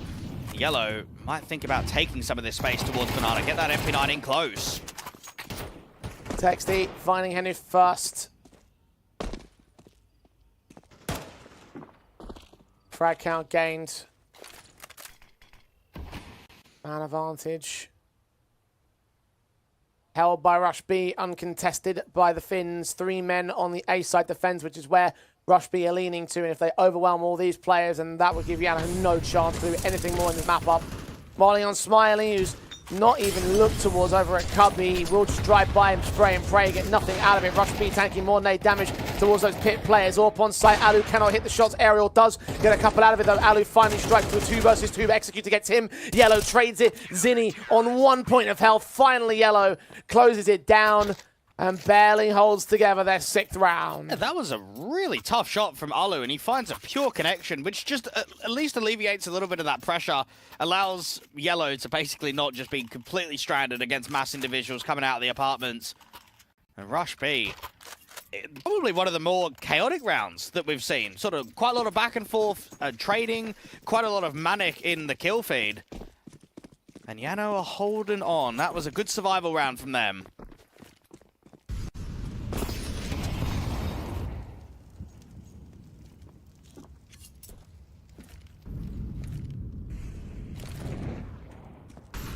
Still 4 rounds to make up, though. Rush B are not done. You start wondering when Alu, if he can sort of generate opening picks with a big brain.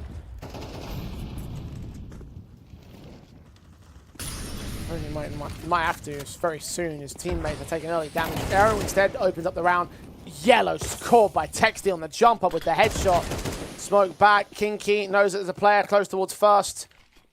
Cross open. 2 smokes coming from the T side. It's a bit of a waste, and they still catch a player before it blooms. SMG close. Henu hasn't got the stopping power. 3-on-3, half HP for two players of the T side. One seen towards Nubox. Smiley looks to strike against him, but doesn't get much out of it. Backstabs closing, backups on the way. Plant will be secured towards Coffins. YaLLa, an all-important retake. Alu's got a single flash to try and get it over to allow Smiley in for an aggressive duel. Everyone's coming in from different angles. Coffin, CT, and Banana on the retake. Banana's being marked as well. Aerial leans in. Kill found for Zinni. Smiley and Alu. Packed. Smiley making a move, and Texty marks him. Alu's up. Can't even get the trade back. The big green lost to the CT side, and 11 on the board of Rush B. And not a lot of cash available for YaLLa. Have to make a decision whether to force, whether to play for overtime. They're just out there on B. They just get clotheslined by so many of those entries. A bit of an off angle from Zinni trying to defend against the retake of Banana. It just hurts because, I mean, for YaLLa, the rounds just aren't really coming at any sort of streaks, in any sort of moment of threat. Even in that first half, the rounds that they were winning, they were keeping so little players alive that they were constantly being reset of economy. And then you get out here in the second half, and it feels like you've been given a chance over a good round in which you win a clutch, and then the very next one, you just lose it instantly. Kinky struck on Henu. It's a half by for YaLLa, by the way, so they are going to try the overtime play, but that requires 6 in a row for them, especially as this round is not getting won. 2 easy picks. B-side has fallen.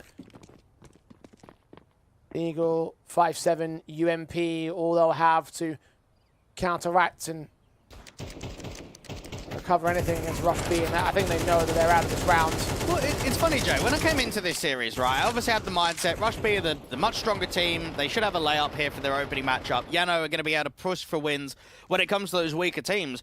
I'm now wondering whether I should redact that, because if the individuals aren't really making plays, if numbers aren't being posted, what chances are they going to have against the more gimmicky teams? I think that there could be some serious struggles from YaLLa in terms of the firepower department over these next few officials that they're going to have to play in Compass. Good shot for Alu. One exit to provide an AK for Aerial. Doesn't get caught by Executor, though he wanted to.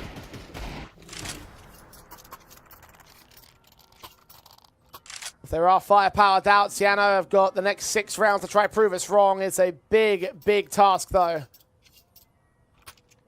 And Rush B know it. 1 out of the next 6 to close out this series and take their first victory in Compass Contenders. And this is where I reckon YaLLa just go sod it. Smoke down mid, take second mid, or just heavily take Banana. I think you've just got to have a high tempo round. You've got to catch the opposition off guard. Oh, they put the smoke up at least. HG's against Kinky, sees a gap, finds a fight and doesn't quite win it. Ariel and Smiley take the 2 aggressors out. Finally something going right for YaLLa, but the HGs will return the trades. Texty fighting Smiley, and the AWP jump face in to look for a pick. Aerial deals with him. That's info going both ways, and the AK better at the spray. Executor can turn back against Aerial. Man advantage mitigated. AWP still in apps as Alu connects on Executor. It's all down to Texty now. Yeah, there we go for YaLLa. Finally, they're getting a bit creative. They realize that they've got basically nothing to lose. So let's try something a bit unique. Let's try something that we haven't done before. And it does very much so catch Rush B off guard. Well, Texty's found a pick on Alu. 1v3 to hold. So the creativity on the man advantage. Texty for a clutch though. Swung on YaLLa, got him. Where's the last man? He's been seen now. Texty has all the info he requires and a HG to even up the HP bars. Rob 2-4 box, finds his spray, but doesn't get it all the way. A margin of 1 point of health gives Henu the clutch and gives YaLLa a lifeline. Really well played from Texty. Does the best of jobs to his ability of separating those duels, getting the readability of the round. And let's just take a moment here to recognize that this is another 3v1 where YaLLa can have mass players alive. It doesn't happen, so where's the weakness of the buy? Come the next. We've got M4s up, we've got an AWP up, but there's going to be light util. And that's just such a struggle that it could have very much been closed right there.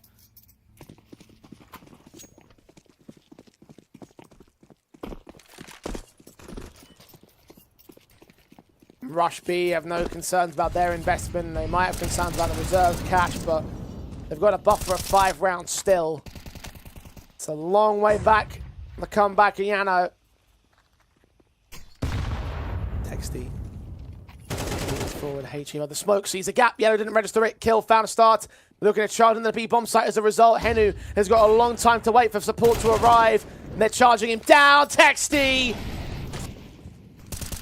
has just texted the end of this matchup, courtesy of Rush B.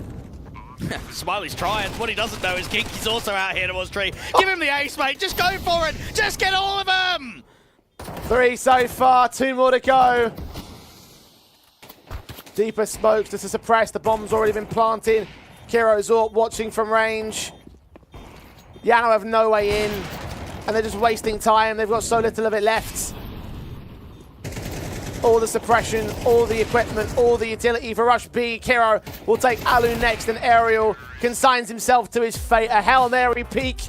But the Devil's Dance is done by Rush B. 13-7 as they take their first victory in Compass. Hey, well done to Rush B. I think that overall they can be pretty satisfied that they came into the game and they didn't get tested a huge amount. You go into a map that you play a little bit, so maybe it's a bit underwhelming that your train wasn't better, but it was comfortable on both Ancient and Inferno, as it should be against a team like YaLLa. Indeed, and you know, like the only concern about the map up being train the pick of YaLLa obviously means that for Rush B, they can walk away very happy with what they did today. I mean, look, no one really, I mean, I guess we had some expectations that Rush B could take a 2-0, but the fact that they didn't do it on their own opponent's map pick, I think, still means that they look confident coming out of this matchup, and that's confidence they can carry forward into more matches in the future. They now join ECLOT in the upper group for round number 2, and for them, they came to win, they should have won, and they won. That's good enough. Yeah, and maybe it is Rush B playing up to their opponents. I kind of want to see how their game plan is going to be generated against a better team. I think I'd like to see them against the Z10, against an ECLOT, against a Sashi. One of those 3 squads, just to get a bit more of a feeling on can they show their depth when they go up against one of the best teams in the entire Contenders Swiss.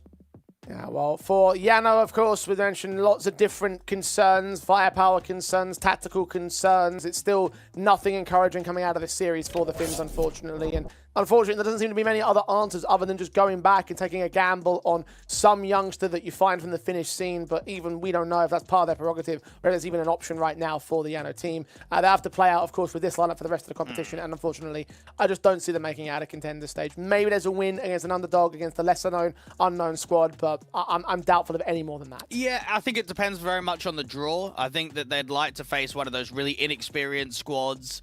I don't even know how the tactical depth would look, though. Like, if you're playing really slow against a team that want to fight you quite heavily, not sure how that matchup would go. I think for YaLLa, I just want to finally see them on HLTV a little bit more consistently and pushing for wins. I mean, look, it's a small step in the right direction. At least you've been able to end the map losing streak, that you've taken a map in a best of 3. You have to take some positives away. Well, look, that's a positive in its own right, but they go to the lower groups and they've got a few more rounds to play out to see whether they can maintain themselves here in the Compass Contender stage. For now, though, we head towards another break and go to our second half of the day, led by Ranar and Trav, who'll be taking you through Monte and Monte versus FAVBET and Delta versus Rage. Do stay with us here on Compass. We'll be back after the break.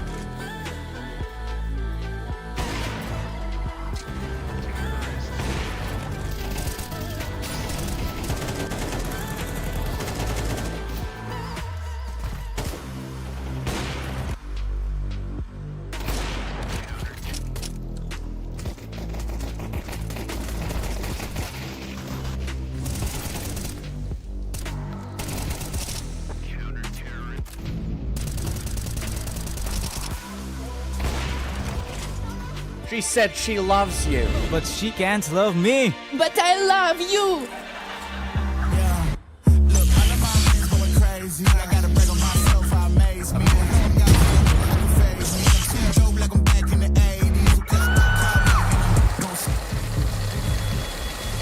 I won't play window anymore. What's going on? Play your role. 1xBet. On to the next one. YaLLa Compass 2025 season. If anyone peeks through, they're both dead. They're both dead in the smoke. Bomb drops, popped up behind it at the edge of. Away with a kill, but quick trade back from Ariel. Still through the YaLLa Compass 2024 champions. YaLLa, let's go!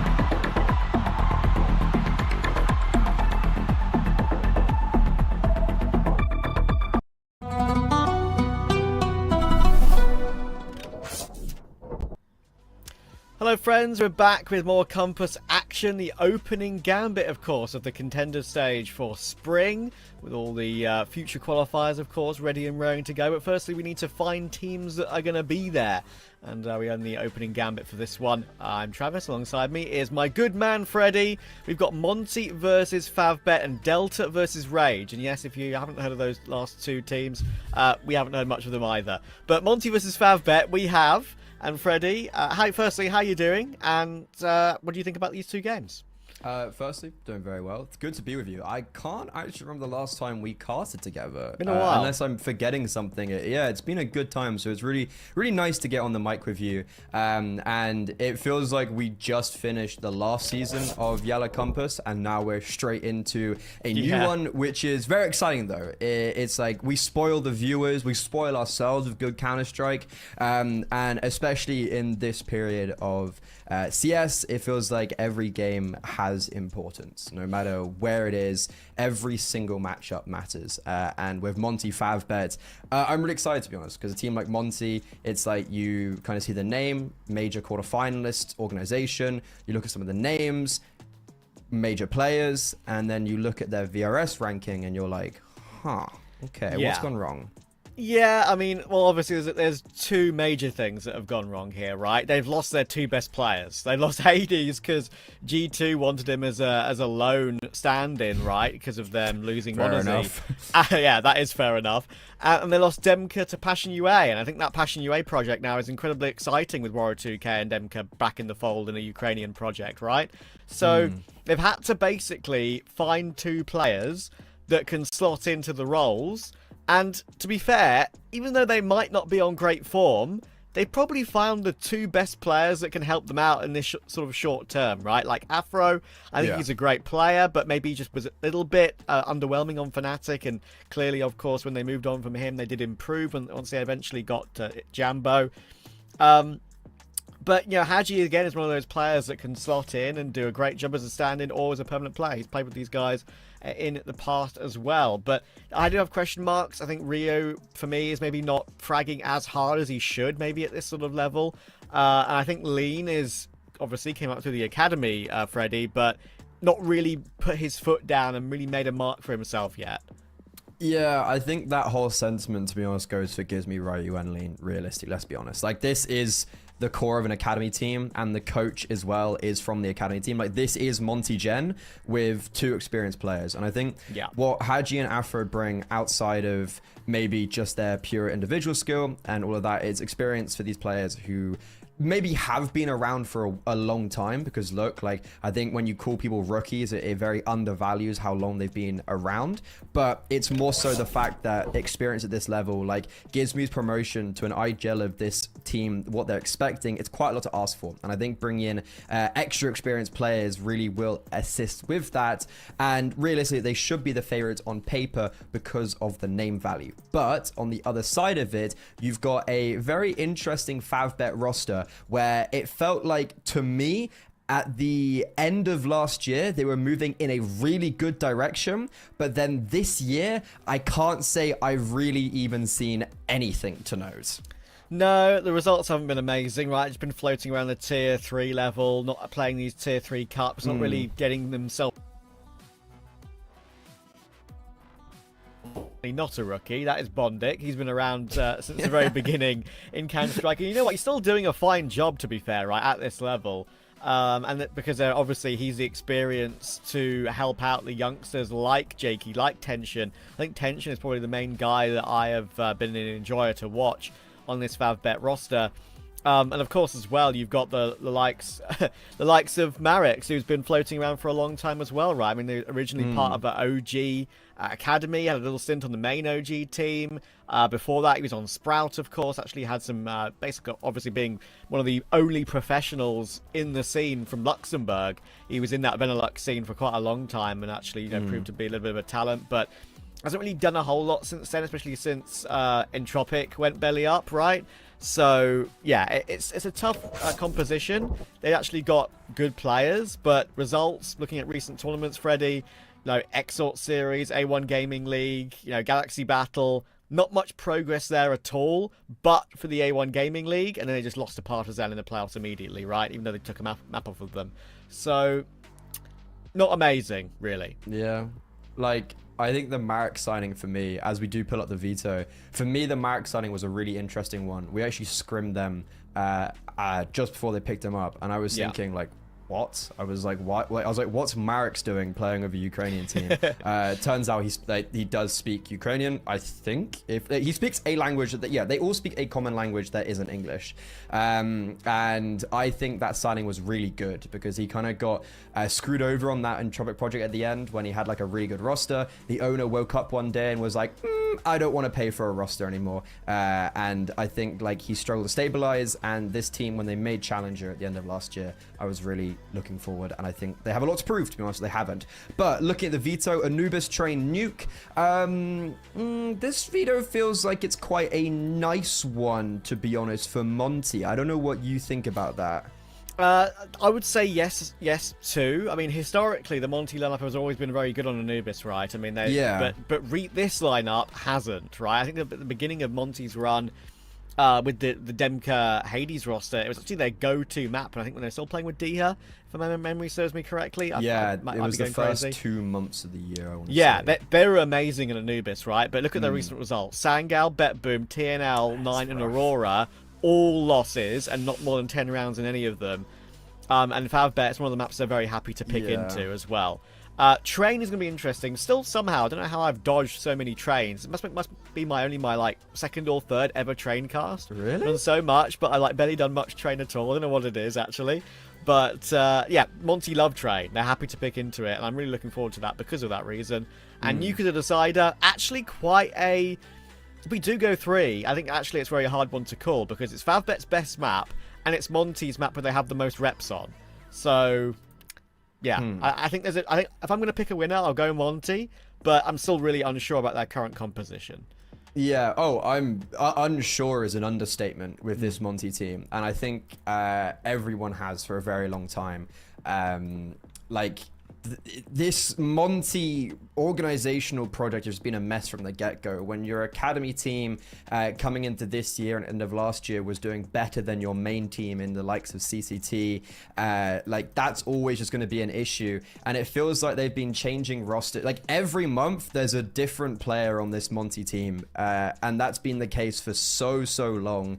There's just never been any stabilization. I'm a very big supporter and big fan of the roster sticking together and grinding through with a very consistent 4-man lineup or 5-man is how you do well in Counter-Strike. And Monte has gone very against that philosophy. I don't think that's by choice, as we've discussed with like Diha, he left because of personal reasons. Hades goes to G2. Demka gets like a regional offer where if you get a regional offer like that as a Ukrainian Passion UA, you're not going to say no to that with the like pieces that they now have. And I think it's not Monte's fault that they haven't had the stabilization, but there's a lot of question marks about this roster. I'm always going to be a big fan of them because of Gizme, and like I just really do hope this Monte roster does find success. And I think in a matchup like this, they really should be. For sure. And listen, I'm on the same wavelength as you when it comes to wanting success for Gizme, right? Because we're actually seeing varying levels of success for UK players right now. Mezzi's on the best team in the world by absolute far. We've got, Cypher, who'll be, sure, up and down with BC Game, but they're playing a big LAN in Dallas, right, very soon. So, the epitome of up and down. The epitome of up and down, indeed. But we shall see how it pans out for Gizmy. Anyway, of course, we've got Azura on Saw as well. Can't forget him. Pistol round underway on Anubis for this best of 3. Bondic's already got some of the information. He'll now fall back because MONTE have pushed all the way through mid and actually going for a split, looks like through to the B bomb site. And Ryu is going to catch Jakey off guard. They had no idea that they went spawn, seemingly. Because Marix is here, ready and waiting. He'll get caught by Haji. Actually a really nice call from MONTE there. Bit of an unusual one. Yeah, I mean, sometimes with pistol rounds, more complicated and confusing can be worse. But in this case, the intricacies of this pistol round has really worked quite nicely. And that was quite hard to watch from our perspective. I wonder what it was like for FAVBET. But yeah, that was a pretty nice round for MONTE. It's going to be a good start for them. And seeing how we did talk about some of their troubles on Anubis, I think getting a good start on their T side is a mandatory. They need to get that good berth going on to their CT side. Because, look, the only wins they've really got... And, well, I mean, it's like their last win wasn't even with this roster. It was Demka and Hades. They haven't actually won a map on Anubis with their roster. And the last time was when they beat Alaska. Man, I've beaten Alaska on Anubis. It's not that hard. So that's not really how I'm putting that into perspective of oh, nice, they beat a team. It's like, come on, different levels. Yeah, I get you. See Bondic's player cam there, of course, from that particular angle. Always had one of the most uncomfortable looking playing positions I think I've ever seen. Obviously, we have players famously known for having their face basically inside the monitor, but Bondic has... If you look at some of his pictures on HLTV from all the LANs he's attended over the years, his seating position is unbelievably uncomfortable back looking. Must be gone. Yeah. It's always been like that as well. So I hope he's been doing his exercises in the honestly, in the meantime. But they're going to go for the force buy incidentally, by the way, which is an interesting decision on the CT side of Anubis, of course. You'd probably, if you want to go for Deco, to try and get the rifles as soon as possible on a tough CT side. And this force buy is going to be pretty much cancelled immediately. Rio will want to run his way in. The scout may be in play, but it only gets one, and they've taken A. Actually, a very clean start from MONTE so far. You were speaking about people uncomfortable with their sitting stance, and speaking about UK up and down players. Cypher's was the worst I think I'd ever seen. Yeah. But he's actually changed it. He actually has gone more to be normal because of his back. Oh, that's good. Good for him. Because I remember at the Blast Major, the Paris, the Paris Major, the famous picture of him with the black screen, which is very funny. Very funny. But I think he said in an interview or something, right, that he was so used to playing like that because he used to play in a tiny corner in his room or whatever, right? And it was a tight fit or something.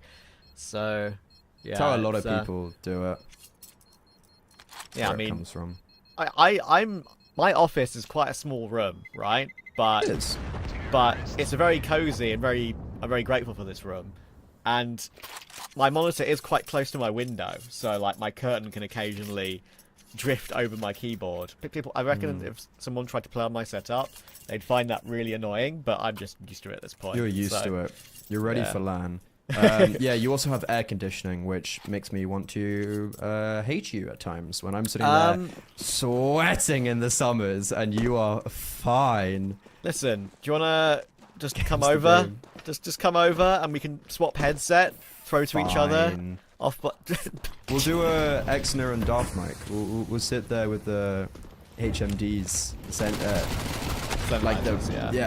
but anyways, we should probably actually talk about the game. I feel like we've gone really off track, and as much as I do, so this is the issue. I enjoy talking to you too much that we get off track. I actually listen. This is an eco still, mate. It's fine. This is an eco still an eco. Yeah, because the last round, it's been a game where the pistol was okay, round over, long save.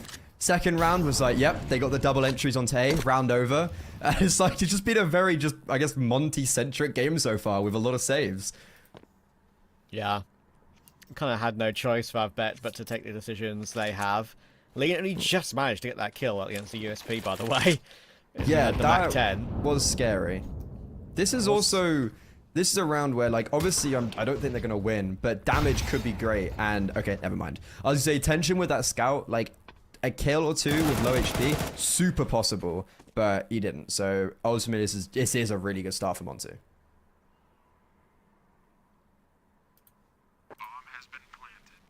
They're going to keep it clean. 4 players alive, make that 3. Good pathing from Marix to make sure the nabs 1.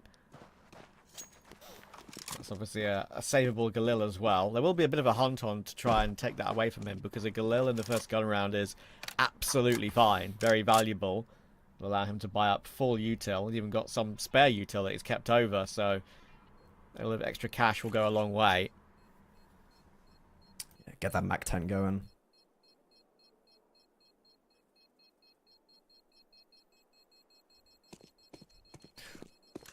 Just need to be careful with this. Like, hunting the Galil isn't worth it if you are going to lose people. Oh my god, that got close.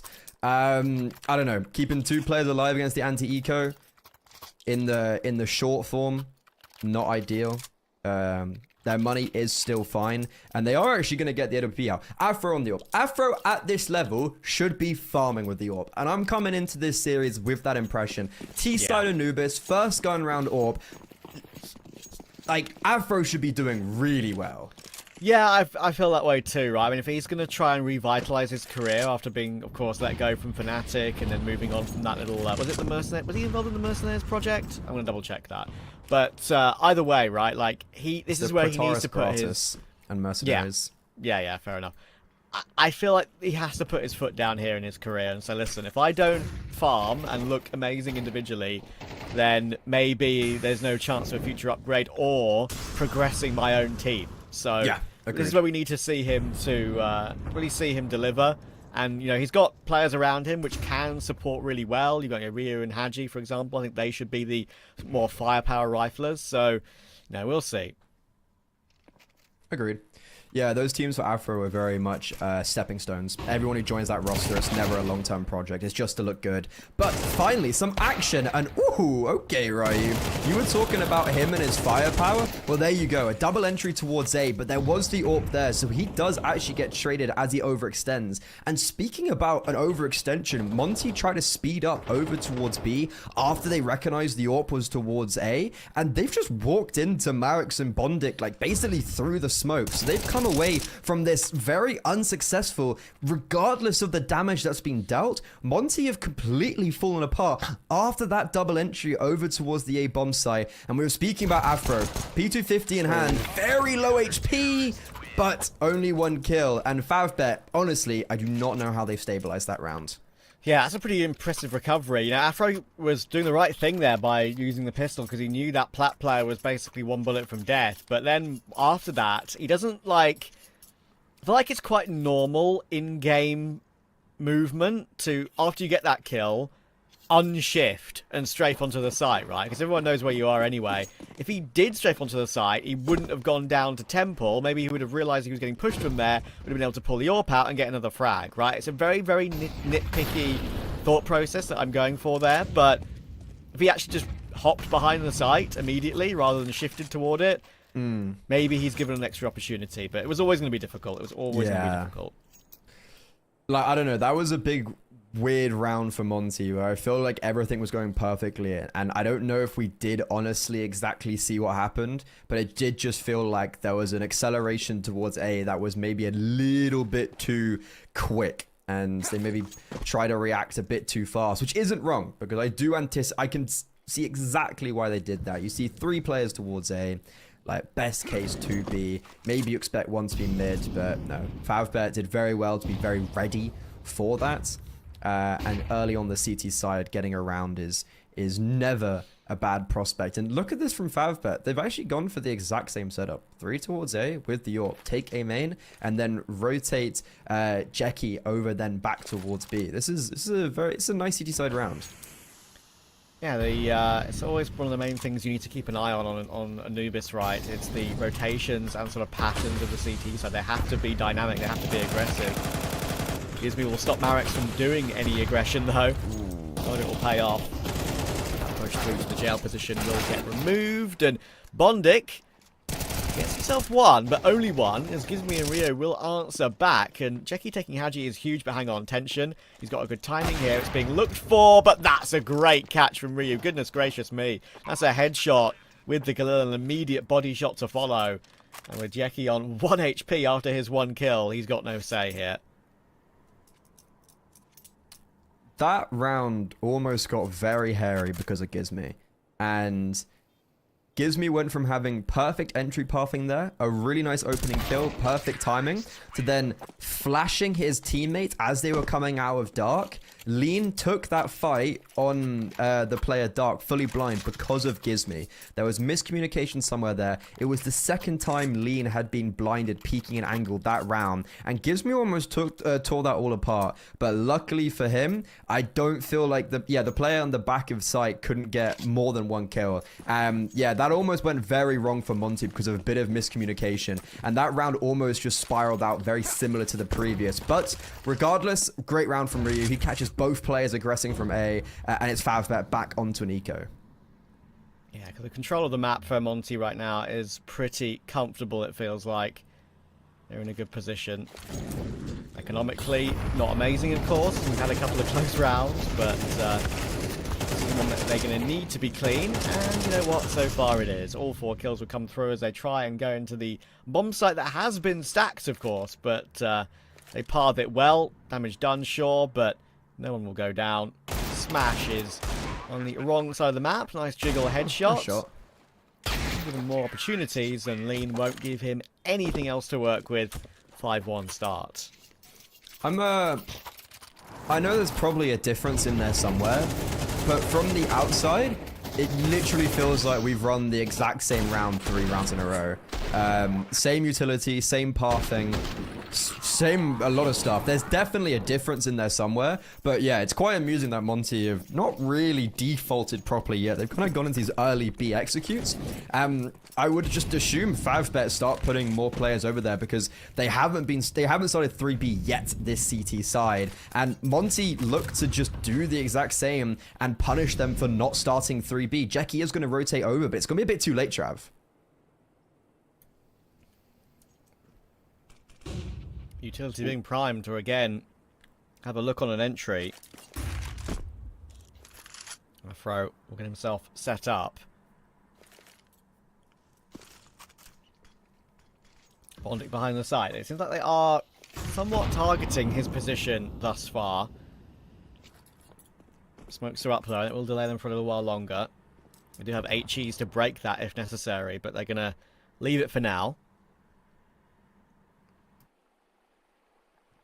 Yeah, that whole early round was the... Can Afro get an opening kill? If Afro gets an opening kill, we accelerate onto B. Okay, Afro hasn't got an opening kill. Now we pivot. And mid's completely open. There is no one holding mid apart from tension from the A bomb site. If utility is correct, this could turn very sour very quickly for FAVBET, and they're only just starting to take map control over towards B. There is going to be a rotation eventually, but it's not nope, there's not going to be a rotation from B whatsoever. Yeah, this is going to go really wrong unless tension hits some good shots. Yeah, it's a good flash as well towards Flash's position. He should just get pushed straight up, and yeah, it was never going to work, right? You saw it coming a mile off. There was just too many players. The pinch was going to be too guaranteed to work at that point. There was insurance policies, and yeah, no way back in really for FAVBET, despite Marix being on quite a quick big flank. When you're 3v4, you're not going to be going for it. A very simple round for Monte. A really simple round, to be honest.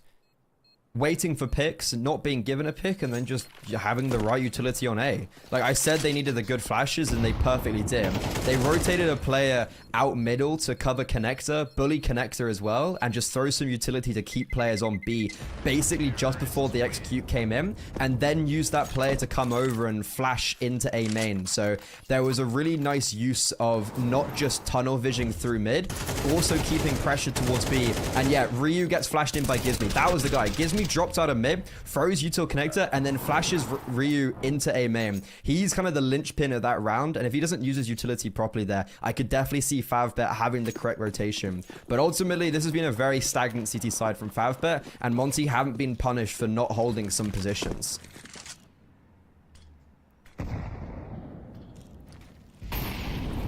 Yeah, I kind of had a quick mention, of course, of FAVBET's recent results. They did okay in the A1 Gaming League and actually got a win versus Rush B and Zero Tenacity, which isn't that bad, but I would say neither team right now are on amazing form either, so it's always going to be a bit of a 50-50 matchup.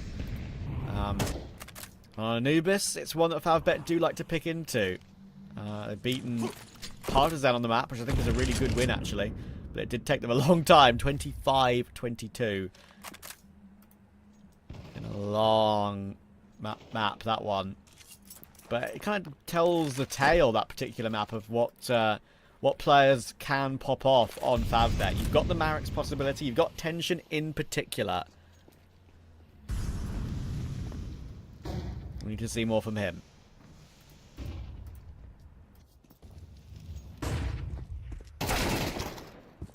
Oh, dude.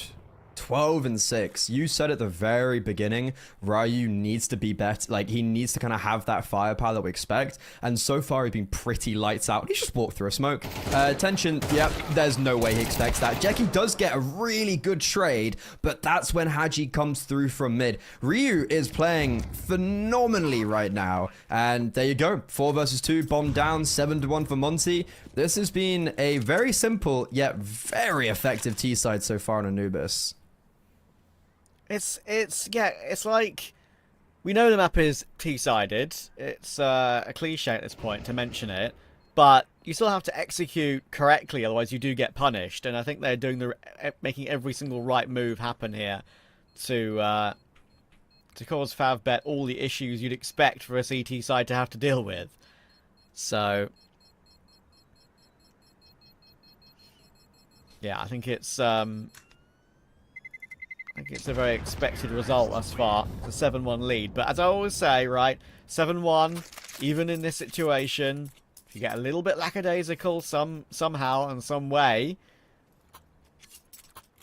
it could recover to an 8-4 or 7-5, and suddenly you feel like you've lost the half because the CT side would have got a lot of rounds on the board. Yeah, I mean, like, there's a big thing for MONTE where they just haven't really been tested. So as soon as you maybe let your foot off the pedal, and especially for, like, this is a lot of if-buts hypotheticals, but when you've got maybe younger players, sometimes that can happen. But that's when it's really good to have someone like Haji and Afro there to keep them instilled. This is a very good time for FAVBET to take a tactical pause. Truth be told, surprised it hasn't happened sooner, but I think a change definitely has to be made. There is going to be a purchase. No? No, they're not committing. Okay, so some saved weapons. Okay, yeah, I guess they want to get tension on the AWP next round, right? They don't want to maybe force the issue. They know on a CT side, if they get 4 rounds and end the half 4-8, that's still fine. But we're going back to a round that we've actually seen before. Ryu's doing the same nades towards A, and it's Afro, can you get a pick on B? If we do, we accelerate. And there you go. There's the pick. Here's the acceleration. Bondic is in a lot of trouble, and a really quick trade. This is just a really simple round for MONTE, and boom, done. It's textbook, isn't it? Really, there's not much more to say about it. Just a lovely pick for Afro. He's not really had to do much so far in this game. It's the riflers that have really been putting their foot down, especially Ryu, right? 13-8 thus far. And sure, there is a recovery kill onto Ryu, and FAVBET have that money that we said, right? I mean, they've got the AK and the M4 here. Saving would be the normal process, you would think, but in a round like this, going for it is absolutely fine. And now it is very, very doable. Suddenly, it's a 3v2. Suddenly, it's a 2v1. And Afro has to actually clutch this one. Gets the first.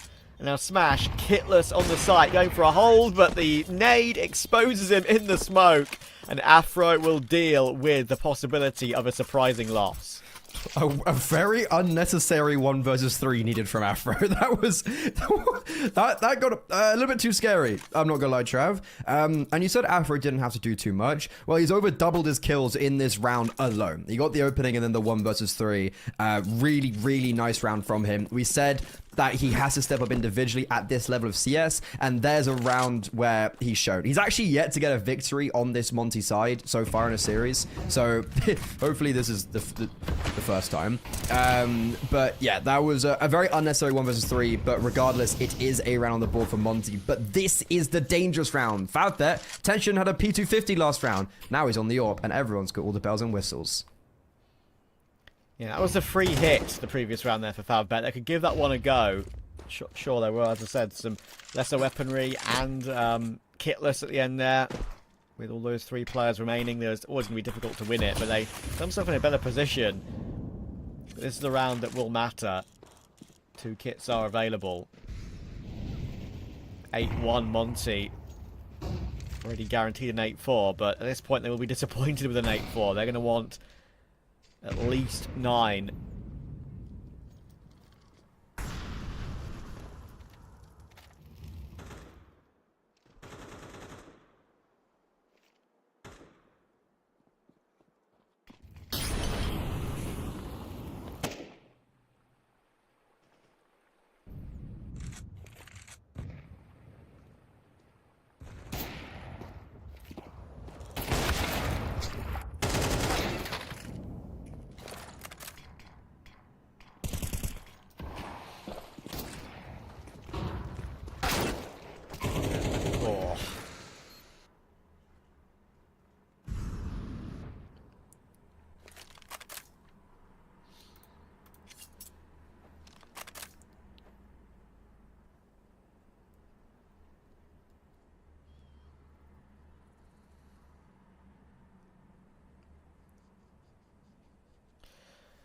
Yeah, that was a bit of a questionable one there. I mean, Ryu looking amazing, getting those 2 quick-fire kills, but unfortunately, probably shouldn't have been allowed to get those with the way FAVBET kind of pushed in on that half-hearted peek through camera.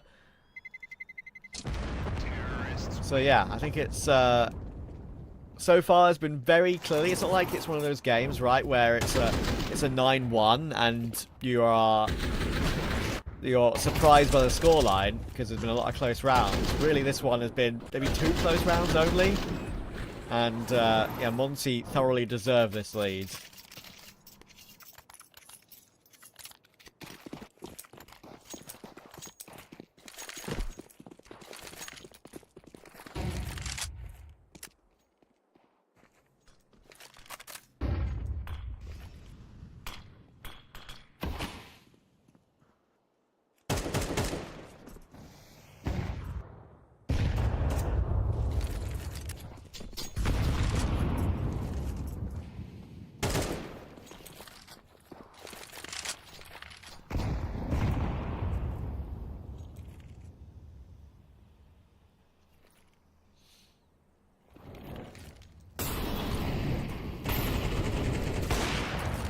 Oh, yeah. Good catch on Bondic. Afro willing to set himself up once again, and there we go. He's going to find tension as well. I know it's only a low investment round here, but he's doing everything. Just being allowed to get all these kills in this position. He'll even get the last one as well. Quad kill for Afro, sure, against a low buy. But he's up to 12-2 now. As I said, against an opponent like this is exactly the Afro we need to see.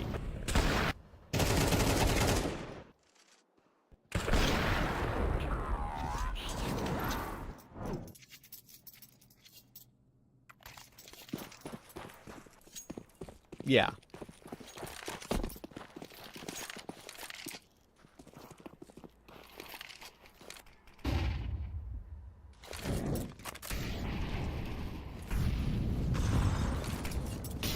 Yeah.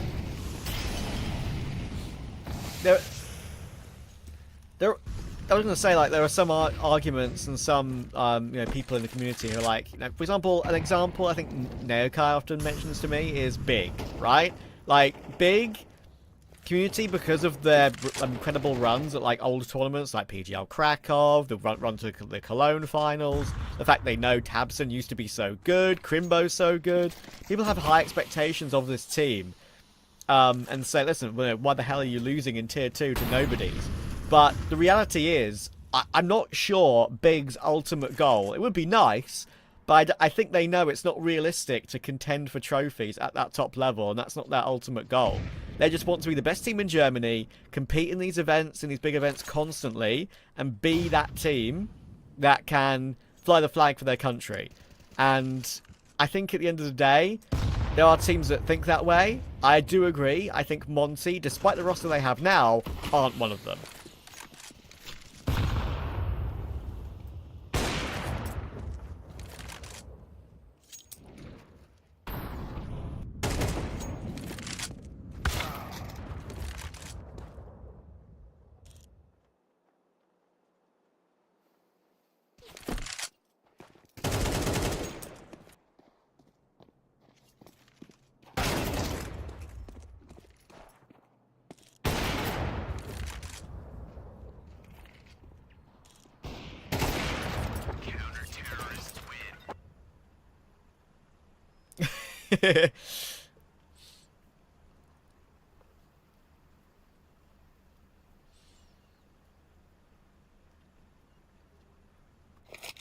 Yeah, I think it's a little bit of a shame there at the end that they didn't get the bomb onto the site in time. That's a little bit ridiculous, unfortunately, for MONTE. But listen, any blip at the end is acceptable if you've already got 10 on the half.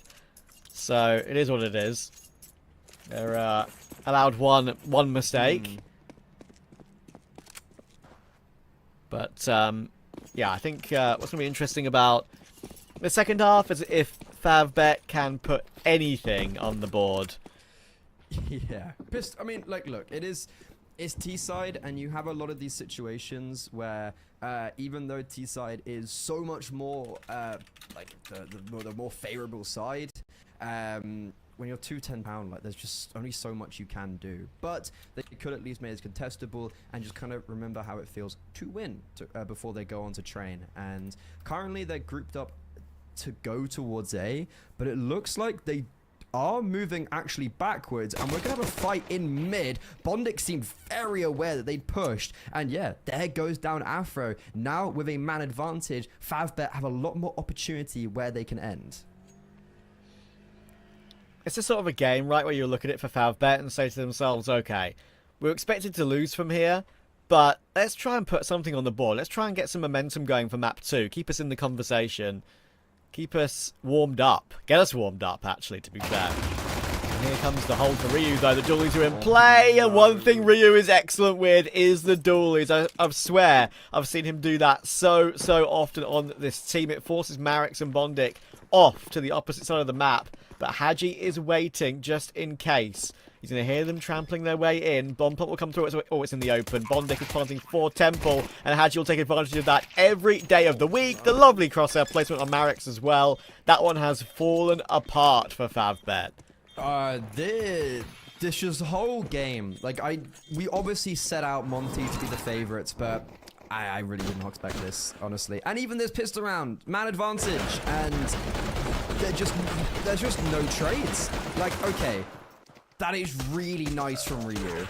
And sometimes there's only so much you can do, but like, there's just no one trading there. And yeah, FAVBET, sure, they get the bomb down, but MONTE are 2 rounds away from winning. And we shaped Anubis like it probably goes towards FAVBET, and then like Nuke's going to be this really exciting map because both teams' map picks are so dominantly in favor of them. That's not what's happening. This is looking like a really quick 2-0 as it stands. Yeah, exactly. But I guess a conversation about map 2 is going to be interesting because, as we said, FAVBET do play train, but it's MONTE who are the team that are willing to pick into it and have much better results on it as well. So I'm expecting that 2-0 like you say, but you never know until it plays out on the server. Bondic mollied off into an E-box. Gizmi doing some damage to the smoke from CT, and Haji in a very good position. He's now going to have help as well, and he takes 2 with him. That's pretty good from Haji. Gizmi may go down. Actually looking a little bit dangerous now, but everyone here on the server around this B-bomb site. Monty, I've got plat control. Afro can put a few bullets through that smoke if he wants to. Eventually goes for it, but has to put in a reload. He should get pushed. Will get pushed, but still gets the frag. Oh, tension. I think he should have taken that one. It's now a Mac 10 on 36 health and an M4 to try and recover it, and Smash does take point, as he so should in that situation. Afro is left last alive, 12 HP after his MP9 heroics. Probably shouldn't be allowed any more kills here. In 3, 2, 1, he'll go down, and FAVBET are still in the game. Fair enough from Smash, right? Like, that round was lost. I really thought when Haji got the opening 2 kills and Monty just had everybody there, that was going to be a round over. But really nice post plant from Smash. He saved the day. FAVBET keep their head above the water, but that was far from convincing. It took an individual heroic play, which I don't feel like there's going to be enough of that to get FAVBET to the finishing line. So I truly believe we're in a position where it is just getting a few kills, getting a few rounds here and there to bolster the confidence and, yeah, warm up, as I think you put it, which is fair enough. You know, Jackie, who has been, in my eyes, like a big firepower machine for a long time, is on 3 kills. Tension was missing loads of AWP shots. The highest kills is Smash and Marex, like, on 8 kills. So just, yeah, we'll get a little bit more of a feel of what FAVBET can offer. And dying to Deagles like that is scary. Oh, no. Guys, okay, Haji does die, but 2 kills is already, like, it's literally USPs and unarmored Deagles. Yeah, I think that he saw the stack of the 2 USPs in CT, right? And it was like, oh my goodness, okay, I know what's there. And then tries to block it off with util. Haji didn't realize he was pushing forward, so you will get 2 from that. Lean is trying to fight in the fire, and yeah, that's probably not the way he should have gone, but the thing is, if he went the other way, he dies to the main player, so yeah. Listen, I get it. Just the fact he survives there, to be honest, is quite amazing. AK is being safe, though. This is the kind of main thing. We're seeing Ryu over on A. He actually spots the barrel of Smash towards Pillar and hoping to keep them a little bit contained as Afro saves the AK. I only realized Afro's died 4 times. I knew he had a good scoreline, but I didn't realize his KD would be that crazy. Ryu doesn't get another kill, so ultimately this is going to be a saved AK and a Mac 10 round from Monty. And FAVBET win another round, Trav. Yeah, they're in. As I said, they're in the conversation now. There's actually a possibility they can get a few rounds on the board. Here's the second kill, by the way, on Bondic. Like, he tried, once he saw the USPs in CT, he tried to pull out utility to stop them from pushing, but as he was already pushing. And yeah, I think Monty will want to make sure this one doesn't get too hairy, right? I mean, these games can turn around very quickly. Sure, like, it's very comfortable right now, but it's CT Anubis after all, and they don't want to have to go through any undue stress when they want to get onto their map pick of train ASAP. This is brazen from Afro. He is by himself. It's an eco round. They're fully, yeah, because they only had 1900 loss bonus going into this round. So yeah, they just basically went Afro, go make a play, and he does do something very aggressive. Fortune favors the bowl, but unfortunately he doesn't get anything done with it. Neither with Lean on the Mac 10, as that was basically their only 2 weapons of destruction. And for FAVBET, they actually deal with everything really nicely, truth be told. Bondic gets a couple with the Mac 10 to add a couple to his tally. And it's actually crazy, right? I think if there was one player, say someone's been out of the scene for a while as a fan, right? So they haven't been watching professional Counter-Strike for maybe 8 years or so. if there was one player that you said to them, oh yeah, they're still playing by the way, and you say, oh, Bondic, I think they'd be very, very surprised, right? Because this guy has been around for ages, even in that hilarious, famous stint on Tai Lu for a while. Like, he's been everywhere as a professional Counter-Strike player. But yeah, like, at this level, sure, the team's not great right now, like, don't get me wrong.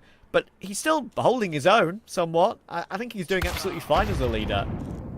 Yeah. I mean, it's definitely a down... I mean, obviously a downgrade from this previous... where he was before, but Afro, yeah. He's just farming them. They are just walking into his crosshair. There was no utility pool, and Afro collects 2. Tension does trade 1 back, so there is some silver linings. And Smash... Ooh, that was way too close. Ryu, I thought, had it dead to right, and almost chokes that, but ultimately it is a 4 versus 2. FAVBET, they've kind of just fallen apart in this round. They tried to get Tension to open it up, and instead it's Afro who opens up this round and closes it. Just the remaining Orpa on FAVBET alive, and it's a 1 versus 3, and it looks like it's going to be map point for Monte. It's always nice when the player we've said we want to see show up does show up. Big time. Afro's having a lovely game. Ryu 19, Afro 16, and only 5 deaths as well. Crazy. One of the main things that eco rounds as well, by the way. Yeah, one of the main things as well for Afro is I feel like I always felt a little bit bad for him on Fnatic, because I feel like that team, especially when during the periods of when Body and well, even was he even on the team with Kyubi as well? I can't remember. But yeah, towards the end. Yeah, Kyubi, but like yeah. I just think he was almost a bit of a scapegoat in a way, right? Because sure, he wasn't doing great. He was missing a lot of shots.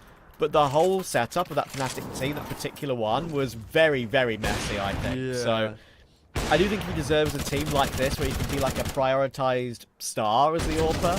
I hope he can really show what he's made of. Yeah, I agree, to be honest. He wasn't...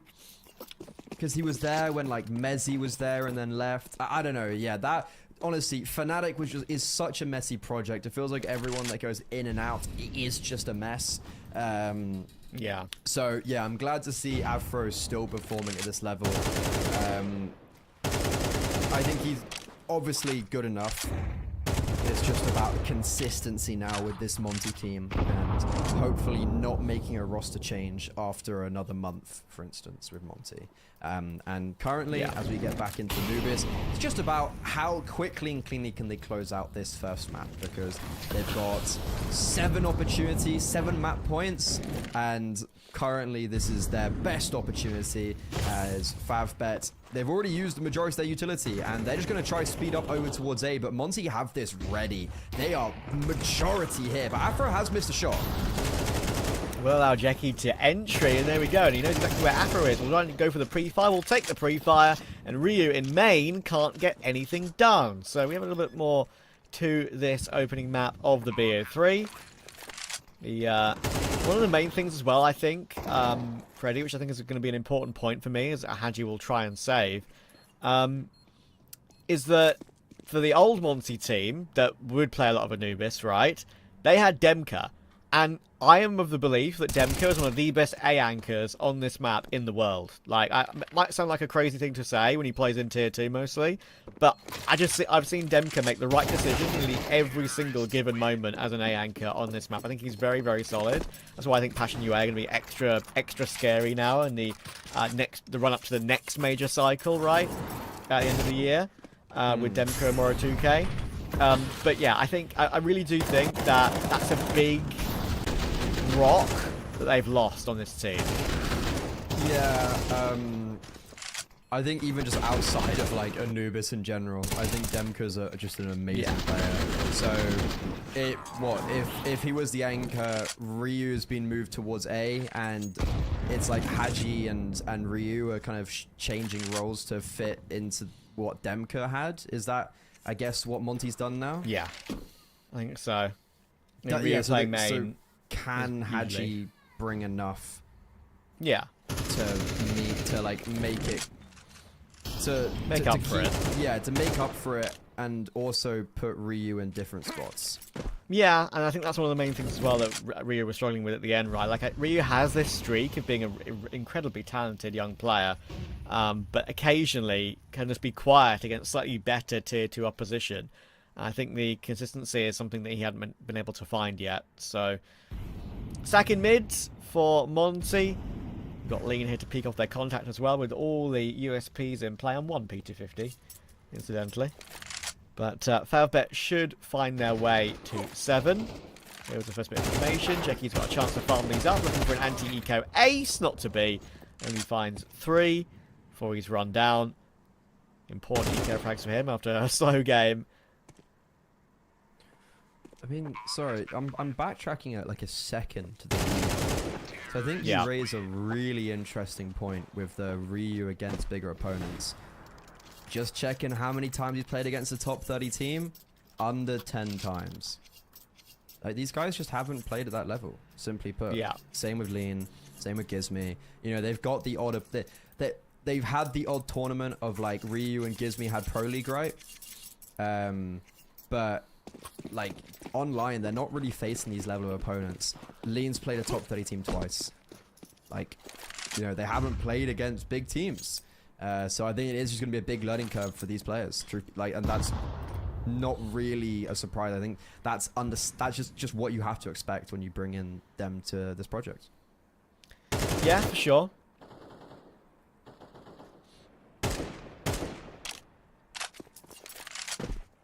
Bondic will move his way forward with the AK, put a few bullets into the smoke.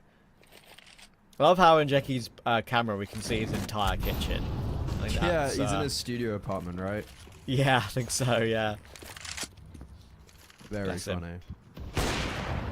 But, yeah, I think he's one of the players that we need to see a little bit more of course, on this FAVBET team as time goes on. Stepped up this half.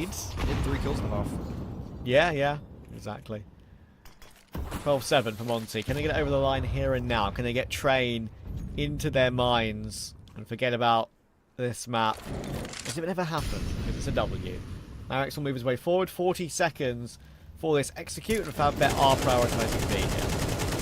This is a really good round from FAVBET. They put loads of attention towards A main and middle, and that's where they've been going most of this half. So MONTE only have now just rotated a 3rd player towards B. No utility as well between these 3 players. Only a flashbang on Gizby. So as these entries come in, there's nothing stopping this T side. Lean will get flashed forward, but it's only for 1 singular kill, and that's going to have to be the save from MONTE. A really good round from FAVBET, and really good entries.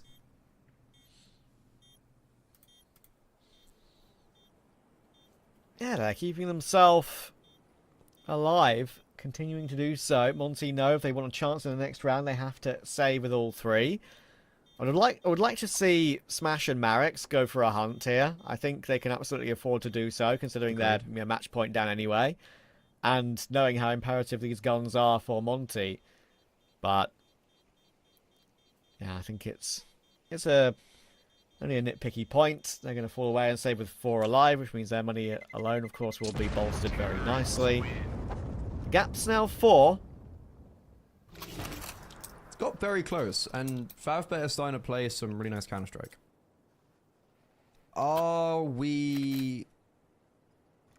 When are you potentially sitting here and being worried / believing in FAVBET? I think if we get 12-10, I think there's a great chance, because I think here MONTE still have a buy, of course. They're saving like they should. They've even the pressure up. Of course, with that save, there's a little tiny bit of residual cash. So if they save again, they'd have the ability to drop a teammate and have everything in play still. For example, Gizmi only has a FAMAS in this round, but that's fine. Like, it's all good.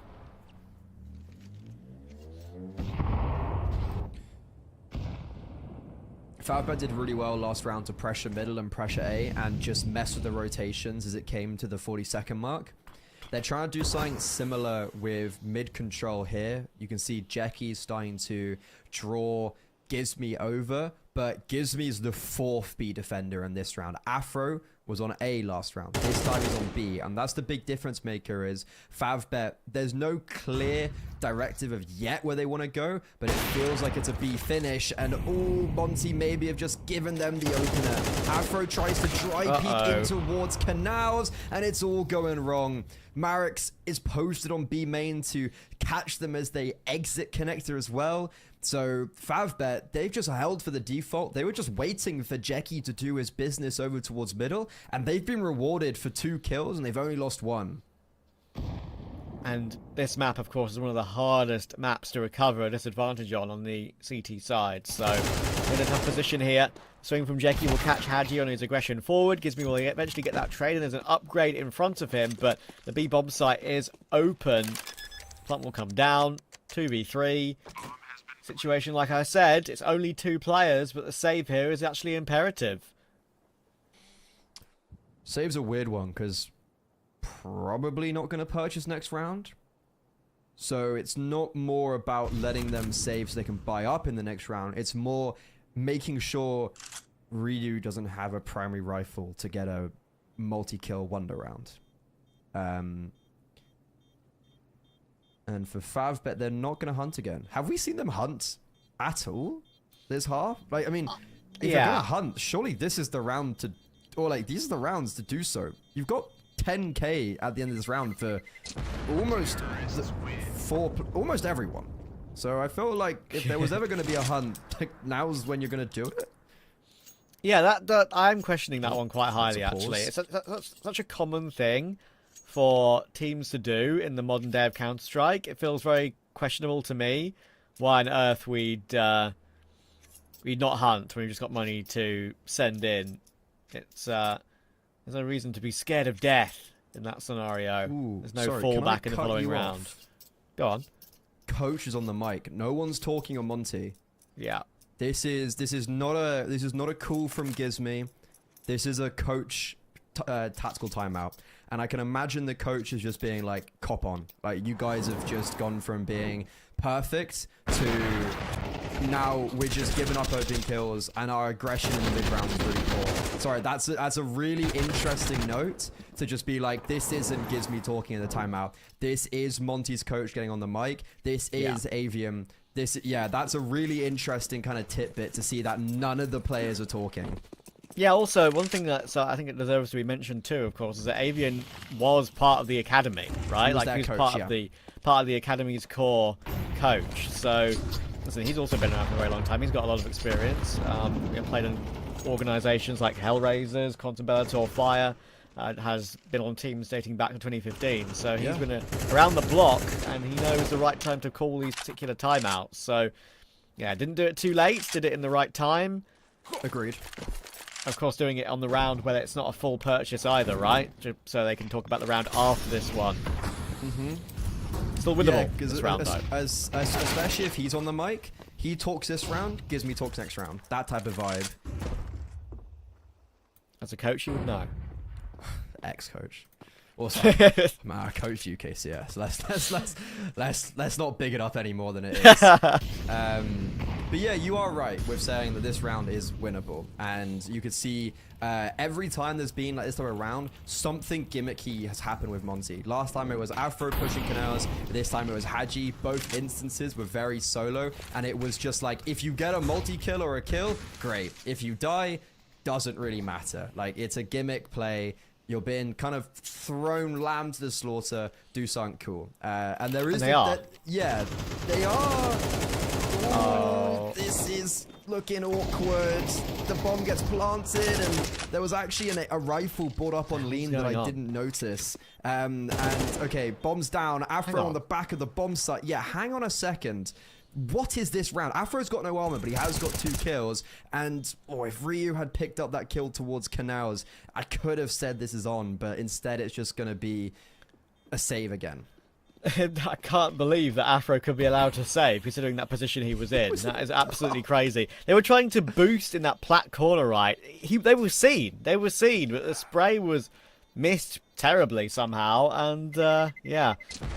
The fact that Afro is able to sneak away and keep that AK is kind of ridiculous. He's been kind of immortal in this game, hasn't he? Being least deaths in that situation. We can see a replay of it here, right?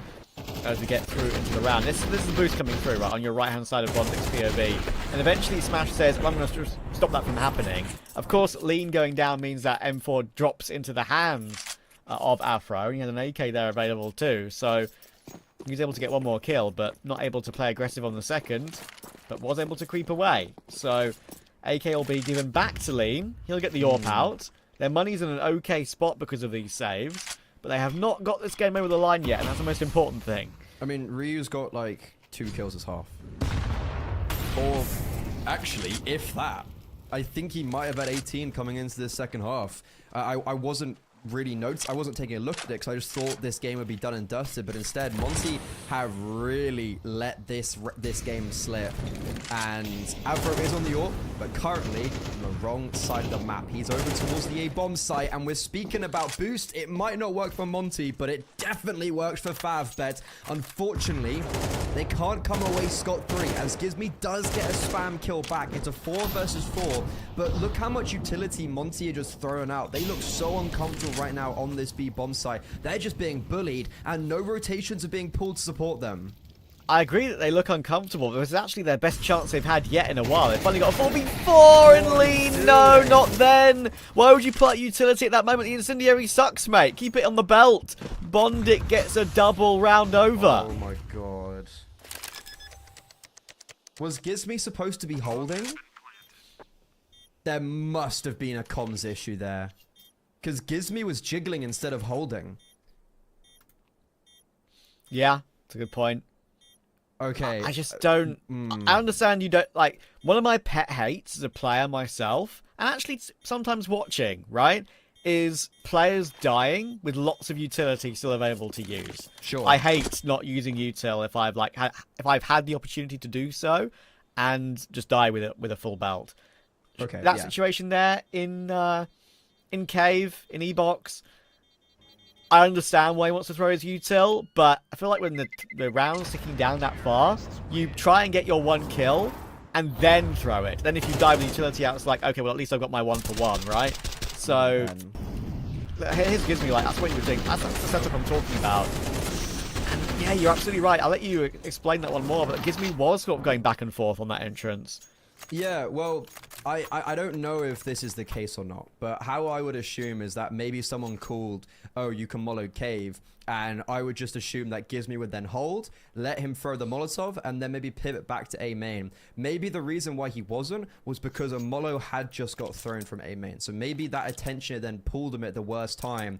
But yeah, that, honestly, a real just fumble of a round, and this now sums up this whole half. Both teams have had a shocking CT side where it's been a big lack of dynamism. They've been very stagnant, and I've seen this a lot. And these tactical pauses, I would normally take the time to be like, we're just sitting on our laurels, and we're just getting very stuck in our ways, and that's how both of these teams have felt on the CT side. Monte now have one opportunity to change that. They save the AWP, they save an M4. That is pivotal and crucial to success because they still do have a full purchase. One more opportunity. They had 7 of them, and now they only have 1. Oh dear. At least they have another purchase, like we've said, right? Those saves did make a difference. They built up round by round to keep them with a acceptable purchase. It's a good position this time, but that's a big mistake from Afro. Possibly his one big miss of the game, and it's a terrible time for it. They break the smoke open. He goes for his pick, but misses it. That was a chance, and especially with the setup with where Haji is playing with Lean here. It can still go their way, but it's going to be really awkward as the utility flies in. Yep, this is going to be really hard. The rotations are here. Everyone's actually here. This time, Lean, no utility. This time, a multi-kill. Definitely making up for his woes. And they've actually been forced away. Haji never even was able to activate towards jail. And now, because Monte have been losing these bomb sites every single time, all the rotations came towards B. FAVBET have never really not committed. This time, they've pulled back. And it's perfect. There's no one on mid. There's no one in A. It's going to have to be a 4 versus 3 retake for Monte. Oh, goodness. And they've gone for a very slow rotation through Beach as well, right? Like, they actually didn't just, like, sprint to the opposite bomb site. They're so worried about a lurk being in mid, possibly. And look at Tension playing on the front foot here. He knows in a 3v4 it's a very good idea. He's got a teammate with him. There's the damage. There are still 2 players here, and Barracks is not connecting the shots. Ryu will take him down. 3v2 still intact. Lean 1 HP. Should just jump in for his teammates and does so. In comes the peek from Ryu, but Jeki still on the angle. It's all down to Haji. He's got a kit, and Tension is 17 HP. He's in the corner but hasn't seen him yet, and Tension will take it. Haji didn't fully clear his left, and somehow 10-2, 10-2, 12 all. What? The absence of quality of CS from Monte this half has been insane.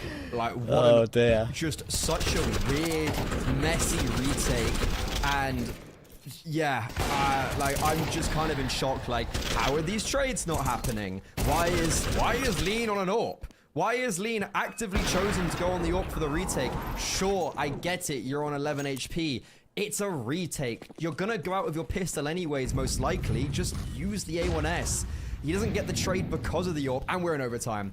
It was a 10-2 half, ladies and gentlemen. Monte failed. They had 7 map points, and now we're in overtime. Oh, and finally, Afro is getting aggressive at the beginning of the round. Finally. Not like it's not like we've lost our opportunity. Yeah, a little too late it feels like, right? Watch them win this round now, they will. It's just the way Counter-Strike works. There's 2 laws that you know all about. Mine, which is when a team reaches 12, whatever the score, could be 12-3, 12-4, they always lose the following round. Like, it happens like 90% of the time, not even kidding. And Hayes' law, which is the overtime law. So, yeah, where Monte should win this round. And there we go, there's the opening for Gizmy in mid. He survives on 12 HP. I feel like that retake in that final round of regulation really should have come through for them. It wasn't terribly played. Like, they actually tried to jump in with low HP players like they should. They used a utility okay. FAVBET played aggressively, and Monte countered it alright, but Haji just not clearing the site in its entirety. The reason that we're still playing here. A-bomb site needs to be defended. For Ryu, he does get himself his 1 and stays alive. Oh, you're talking about 1? There you go, a second. Okay, so where was this in, like, the whole 12 rounds of CT side? Pretty sure he's got almost as many kills, if not as many kills, in this 1 round than he did on the whole of regulation CT side. But this round, you know, it's the El Clasico. Lose 7 in a row, and then win the first. Oh, never mind. Wait! Oh, hold on. Bomb never got planted. Okay, bomb never got planted. 3 kills did come out in very quick succession there, but Monte to stay in charge, and it's gotta hurt, man. It's really gotta hurt. Classic, mate. Like the old casting cliche. Why couldn't they have bloody done it the round before, or any of the rounds before? Oh, dear. Oh, that's gonna really hurt. You know what? Imagine if Afro hadn't won that 1 versus 3 as well on the T side. True. True. Might have won this in reg. Oh, this is a hard watch if you're a Monte fan, and if you're a FAVBET fan, you're sitting there just like, oh my god, we've done it. This is Vitality V2. Ooh, Bondic has just been destroyed by the nades, straight down the 4 HP. And this is one of the reasons why we're saying Monte is not in a good state right now, right? Like, I feel like the old Monte, with maybe, you know, Diha, Hades, Demka. Listen, I understand they've been forced into these changes. They had no decision, no choice really in the matter here. It's absolutely fair enough they're not there yet. I'm not criticizing them heavily for it, but just saying this is where they're at. Like, not being able to close a game like this when they're in that position, sure, it's the hardest side of the map in the game, CT Anubis, but yeah, it's disappointing for them. They've got their 1 this time though. Who knows, that might be the difference maker once they switch over to T. Probably is, let's be honest. And this round's looking great as well, because Bondic's on 4 HP. There was a really nice play there with him jump peeking the smoke. They knew he was going to do that, so then they naded the smoke. Speaking about smokes, we've just thrown everything into mid for FAVBET. So at the 35-second mark, they have no util, but it is another big over-rotation from Monte. Hadji is going to maybe be backstabbed. Look at this play coming out from middle as we take a look at this B-bomb site execute. Hadji is trying to hold the line, but he's about to be backstabbed. So sure, he does get one, but there's Jackie coming around the corner, and here unlocks the B-bomb site with only 15 seconds remaining.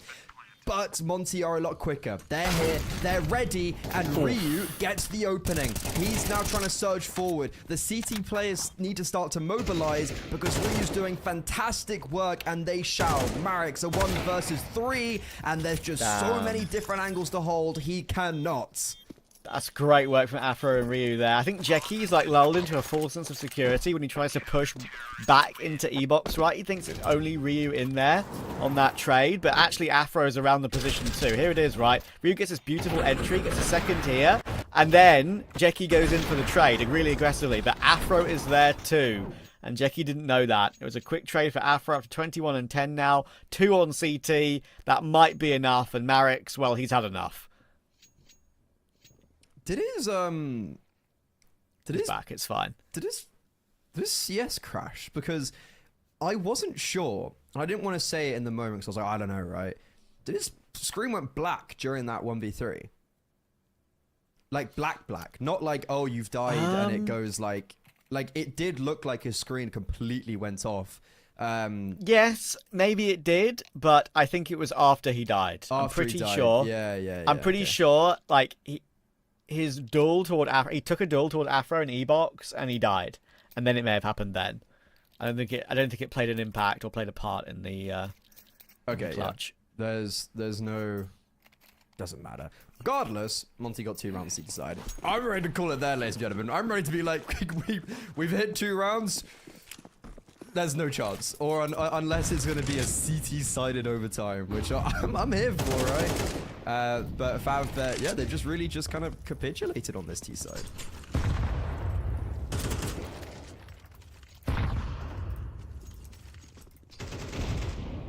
Ryu has stepped up though. He, to me, is the biggest of difference makers in this overtime.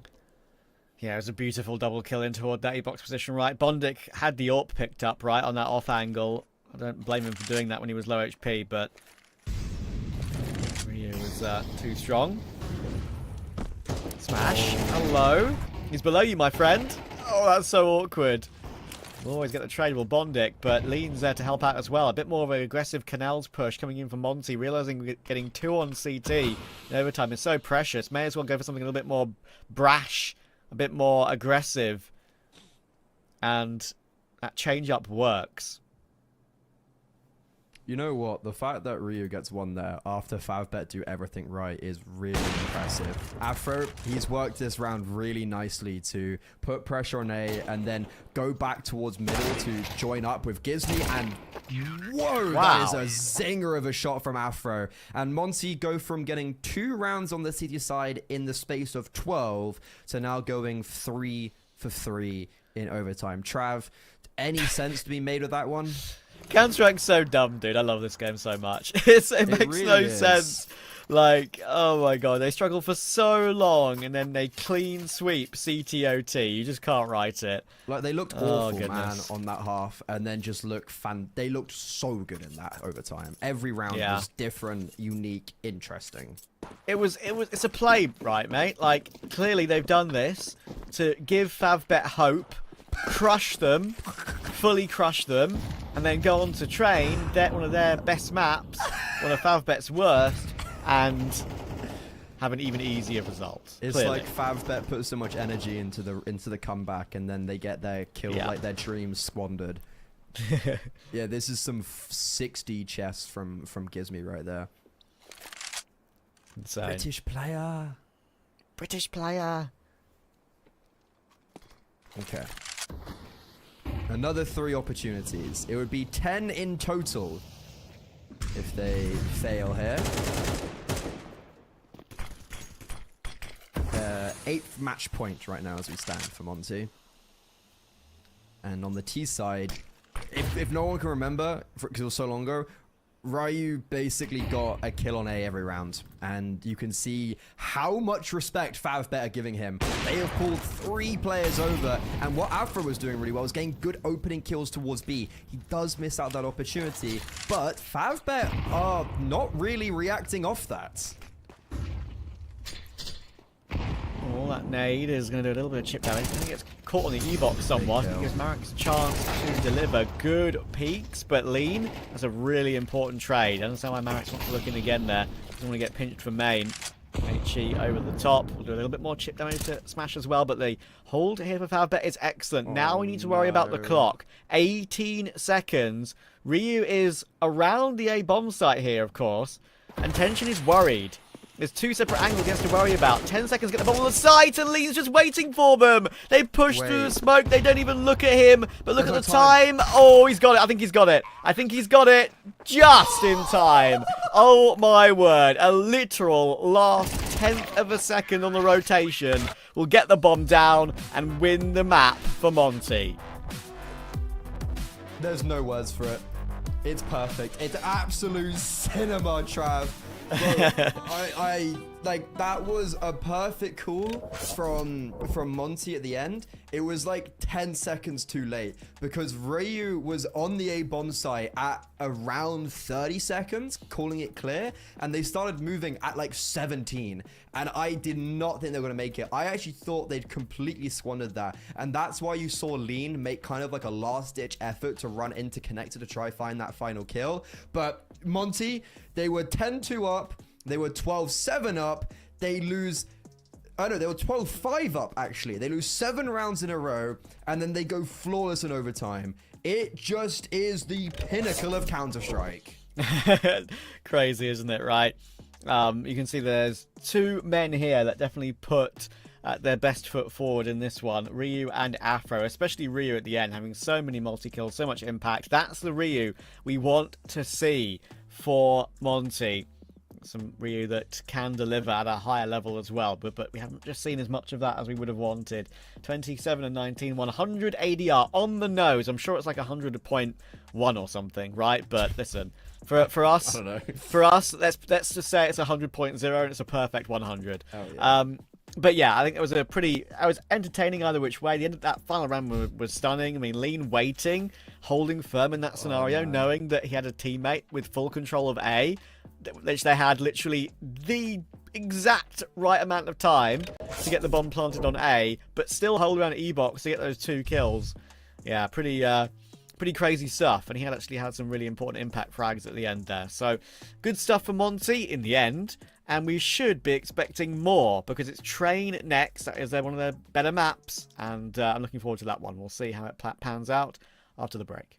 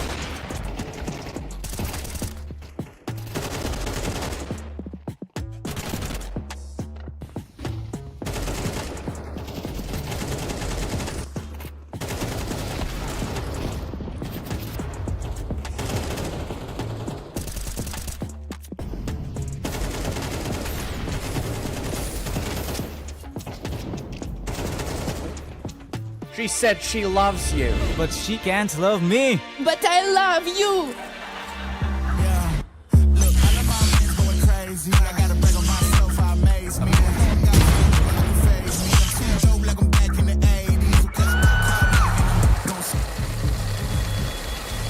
I won't play window anymore. What's going on? Play your role. 1xBet. On to the next one.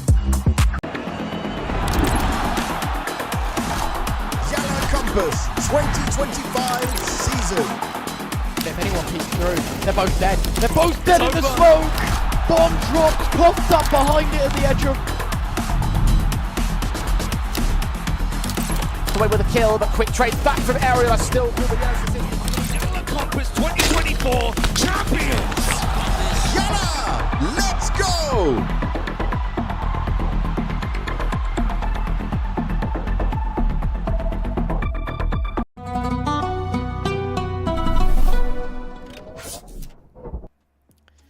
Monte get over the line in slightly unconventional fashion after a 10-2 turned into what was a 16-12 win. Did it a long way. But now we go on to map 2, which is Train. And that's one map in particular which they're trying to adopt. And they're adopting pretty successfully right now. Yeah, every time I've seen, I think if I'm not mistaken, they adopted it pretty much immediately when it came out, and I think they've had some really good results on it. They've looked really strong, and I think losing to teams like BetBoom is very fine, especially when it's 13-11. That's fine. I think Monte, throughout a lot of their issues, they've still remained as a pretty decent trained team, and what excites me a lot is seeing Afro on this map, because like, he played fantastically on Anubis. He was getting very aggressive on the T side, and they were utilizing him as a opening technique and also on the CT side. So when I look at Train and I think about how AWPers play it, it feels like Afro is going to fit in quite nicely, and then utilize Ryu as a very aggressive opener. Feels like a lot of reasons. I can understand why Monte is so good at this map, to be honest. Yeah, and you mentioned that going against BetBoom, right? I think that's a really good example, because that game, that's actually BetBoom's best map right now, right? They only lost their, I think was it like 9 or 10 streak on it just the other day in the CCT Global Finals. So yeah, I think that's a good example about how solid they are on the map. They've beaten Paravision 13-5. That's a great win. As well, and more recent ones as well, against like the Polish Sangal, which is a very weird team, and Ecstatic. Of course, they lost to them as well. Ecstatic are very good on Train, very good on Train. But Ecstatic, again, that's a pocket pick, exactly. Like you mentioned, the pocket pick for BetBoom. Ecstatic go to Train every single BO3, I think, when they have a chance to. So yeah, pretty impressive so far. But let's see if they can keep it going. FAVBET, on the other hand, talk about how good Monte are on the map. FAVBET have only played it 4 times. They've only won 1 of them. That was the other day. Of course, sorry, the other day. That's a lie. Last month, they haven't played it for a month against Zero Tenacity. They won it 16-13. They've only won 2 pistols out of 8. So, and you really need good starts here to really have any opportunity, it feels like, in this one. Ooh, those odds are not looking nice. I just want to quickly say before the pistol round starts, I need to see consistency from Ryu, because he dropped off massively on that CT side. He got 2 kills in like 10 rounds. And then all of a sudden became the best player of all time again in overtime, so it's fine. But already, look, he got the opening kill of this map. This is a very weird one for Monte, because the bomb's A main, and I don't think they wanted the contact to come in that early. As you can see that, like, Gizmy and Lean are faking B, but then now the bomb's being dropped out of A main and through pop. This is a really weird round where the only way it goes wrong is if Jackie goes nuclear. And before there's any danger, and there you go. I said I needed to see this guy's consistency. He gets 4 kills in the pistol round. Now that's 2 out of 9 on pistols for FAVBET on this map, unfortunately, in the last couple of months. It's been a rough run for them. Nice shots being hit by the likes of Tension and Jeki, but not being able to double down. Ryu hitting some really nice taps at long range.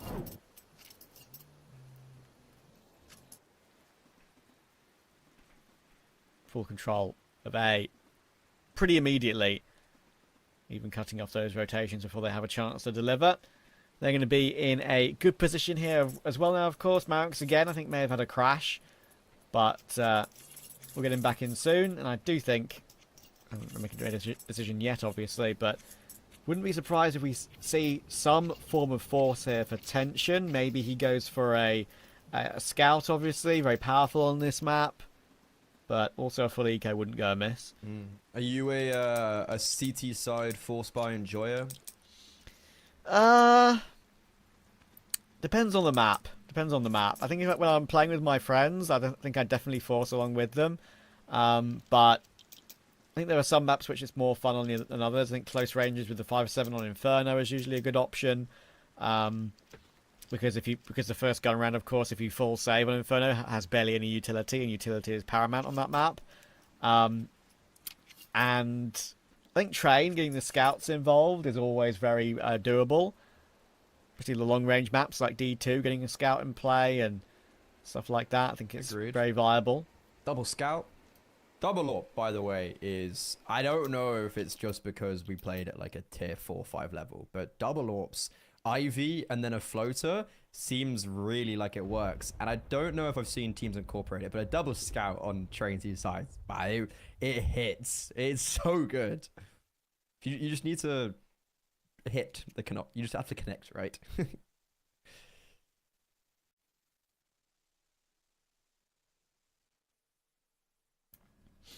Marix will take some time to get back into the server this time, unfortunately. It was immediate last time. Hopefully it's not going to take too long for him. But just I want to ask you a question while we wait for him to return. Current feelings on Train. I think it's a map that you kind of adopted for a bit of fun, right? When you were coaching and messing around with your UKCS team. I want to know, what are the keys in your minds? Because I like playing the map, but I still feel like the top teams in the world, even teams who've definitely really got it in their pool, like we mentioned, like a Bet Boom, like an Ecstatic at this level, they look amazing, but still feels like there's something missing and things haven't been truly discovered yet. I think T-side's very uncomfortable, to be honest. Especially mid to late round. If you don't have the control, it can be... And if you don't have... Because you need utility on this map. Like, it's a map where if you don't have the smokes down, you're just going to get destroyed. I do find a lot mid-round calling, T-side, not easy. I think I think Train needs to be changed. I don't know how, but I'm shocked that there hasn't been little tweaks.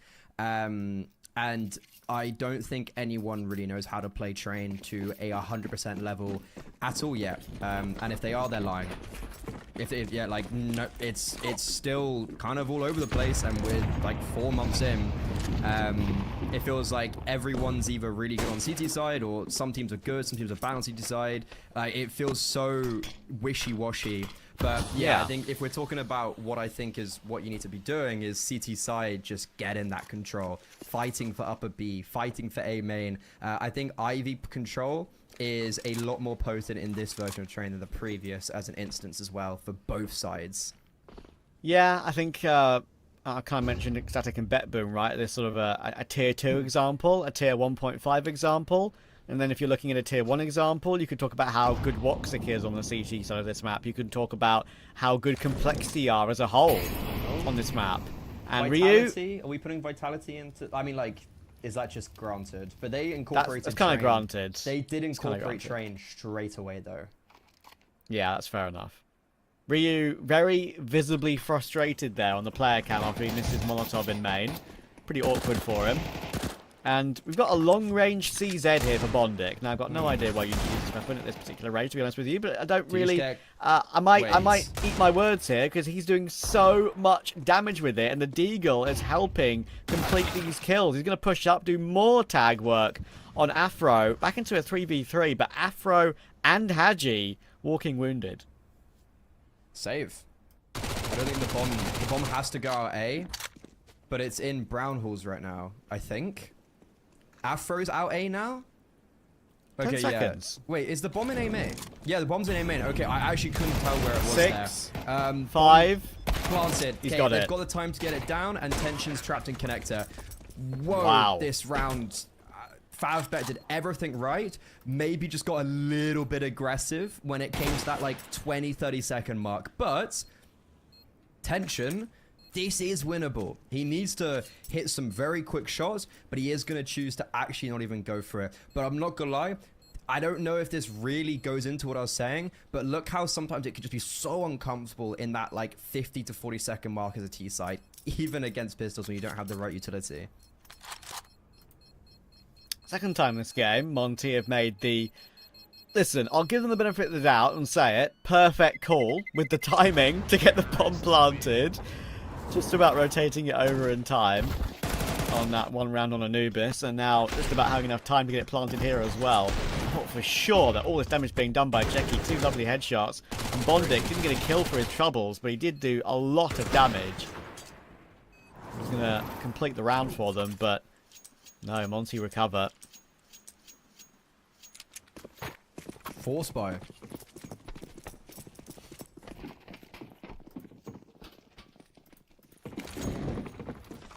This is a pretty brazen call for FAVBET to go for another force buy. Somewhat better though. Agree. Like they've still, you know, there's a FAMAS out on Jeki. I think Tension didn't actually have armor last round as well, so there's that. And they actually a little bit different with the aggression. Ooh, Pop's being left wide open. Okay, so this IV control that I was really interested in with Jeki from the FAMAS has just been negated by the fact that FAVBET weren't really seemingly ready for the A execute. Pop wasn't being held, and sure, Jeki now is coming towards A main, but I find it hard to see how much he can do. Most likely a kill onto Ryu here.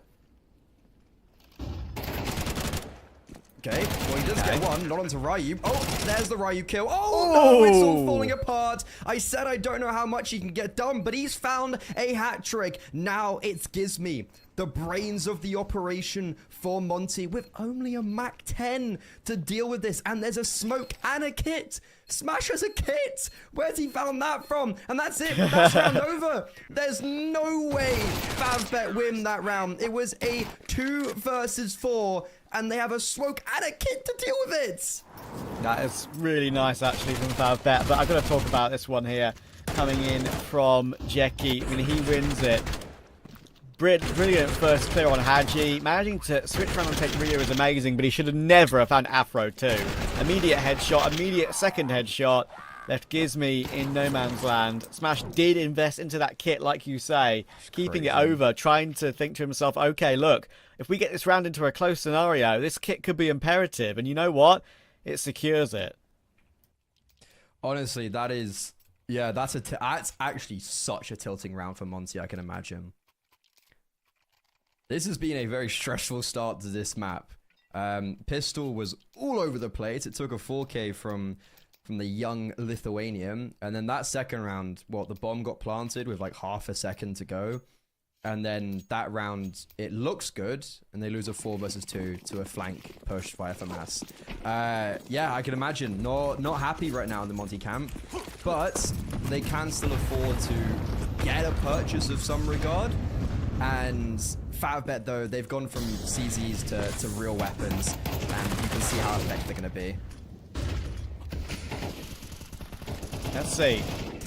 Lean will work his way forward. Jeki, quick trade on toward Ryu. Bondic.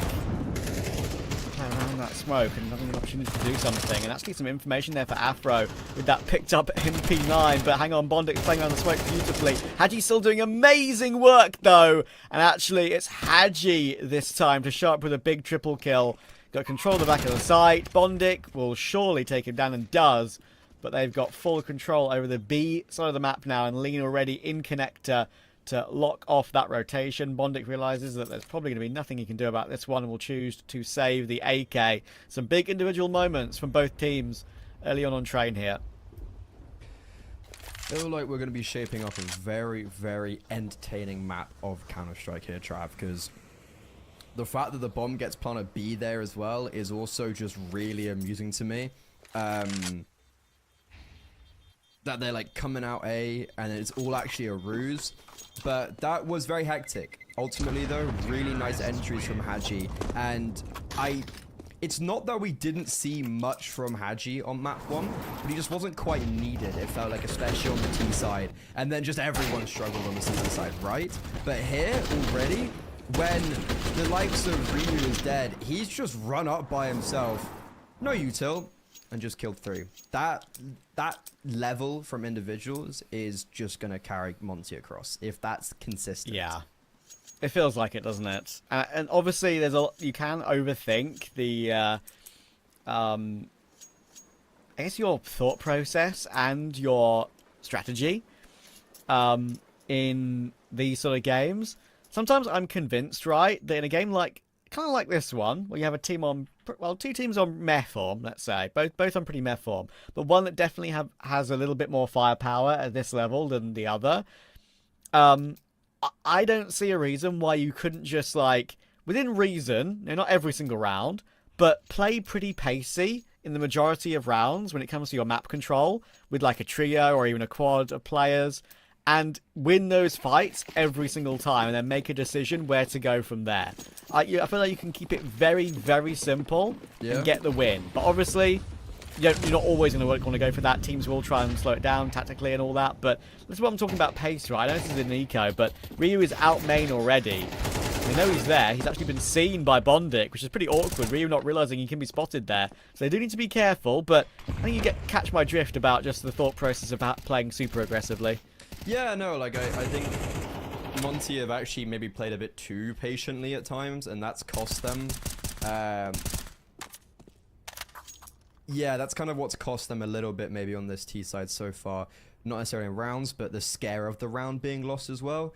This is off to a pretty difficult start, though, because they do actually lose the opening kill. It's their Talisman, who's only got 2 kills outside a pistol, and there goes another. We had a singular AK brought into this round, and now there's a second, with a third to be picked up as well.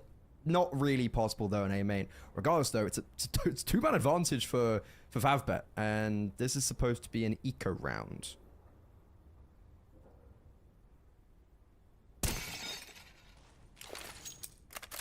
Yeah, this is horrible, actually.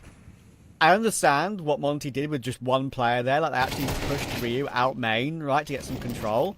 It should be all right now, I feel like, because that's a really good entry toward A. Bomb plot can come in for connector too, and it's only a USP. If this gets a kill here, I would be shocked, and there we go. Yeah. 3 players on either side of it, for goodness sake. So, they're okay now. The bomb's planted for them. There's no smoke available for Bondic, for example. Even though he's got a kit, he's 4 HP. He'll get caught by Haji as well, trying to rotate round. So they figured this one out, Monte. But I'm surprised they threw Ryu into the action out main like that straight away on a round like this. Just keeping us on our toes, Trav. The one benefit, though, of this round is, as of now, FAVBET are not saving any of the 3 AKs that are possible to be saved. And let's say that Marix literally picks up one of them.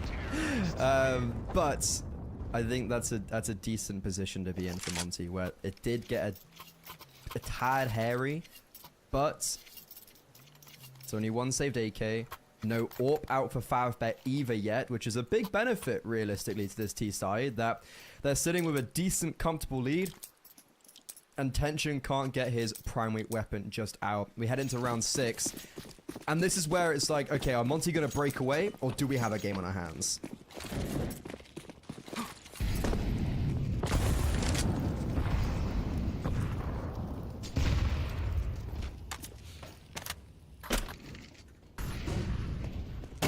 Looking to be flashed out main, and this is what I'm talking about with the aggression, right? Like, I feel like you can just have these set plays ready when you have players like Ryu and Haji, set them up for the entries, and they'll deliver the majority of the time in a game like this.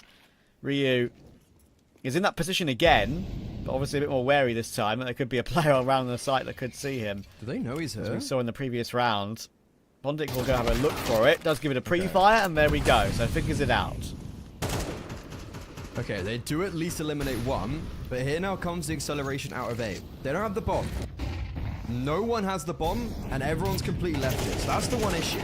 They kind of need to rely on getting these kills, and currently, Bondic's actually holding really well. No utility was thrown towards connectors, so Tension's also just sprung and supported. But now Haji, he has to be the difference maker, looking to activate from Ivy, but before he can even activate, everyone's fallen, and they never even picked up the bomb. A really messy round from Monte after a really good opening kill from Ryu.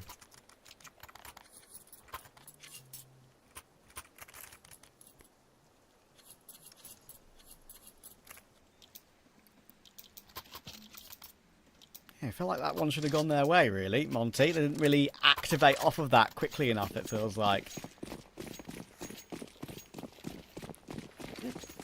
Decision could have been made to play off of that, perhaps. But again, look, we're doing that play. We're getting Gizmy out main, but he's been spotted out. That smoke has not covered him. Didn't bloom quick enough.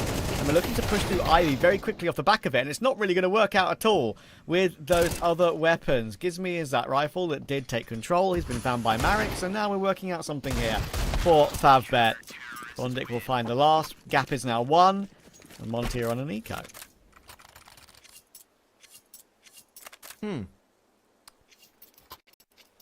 It's been such a weird series, man, I'll be honest. I think we spoke about it in the green room between map 1 and map 2. It just feels like Monte are making some really weird mistakes and not quite looking like the team that I'd anticipate them to look like. But yeah, okay, it's going to be an eco. It's going to be 4-4. Afro hasn't come alive yet in this map. It took him a while on Anubis, and he ultimately did. I think he had a very quiet first 6 rounds, but they were winning the rounds. That was the difference maker, whereas now he's having a quiet one and they're not winning the rounds. He did step up eventually when the AWP got put into his hands, and you can see he's gone for quite a very lax purchase, so he can have the AWP in the next, which I think is going to be a big difference maker, because have we actually seen an AWP on the server at all going into what would be round 8 or 9? I feel like that's a no, actually. So, yeah, good point.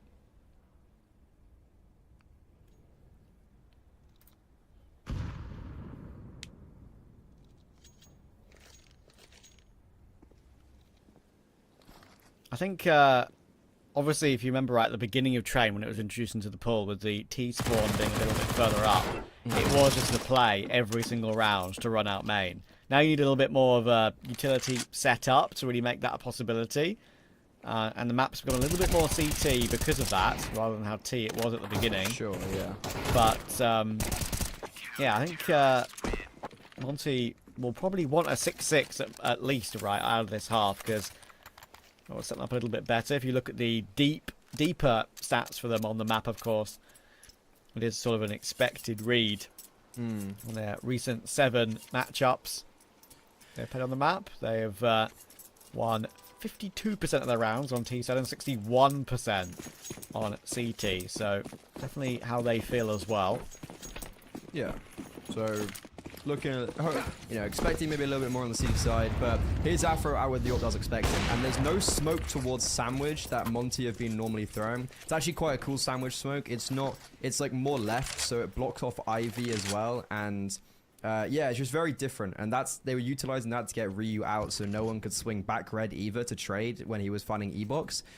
This time they take the fight directly with the AWP, but Afro goes lacking. He doesn't get the opening, and look at the response from FAVBET. They just shift into A main. Molotov gets put down on Marek, so he's forced to extinguish that, and Monte are just going to have to wait that out now. They were looking to maybe try and fight through Pop and through A main, but we're just going to have to sit and wait. And there's one flashbang on Lean and Pop. There's no flashbangs to actually get Monte out onto this A bomb site. It's going to be difficult.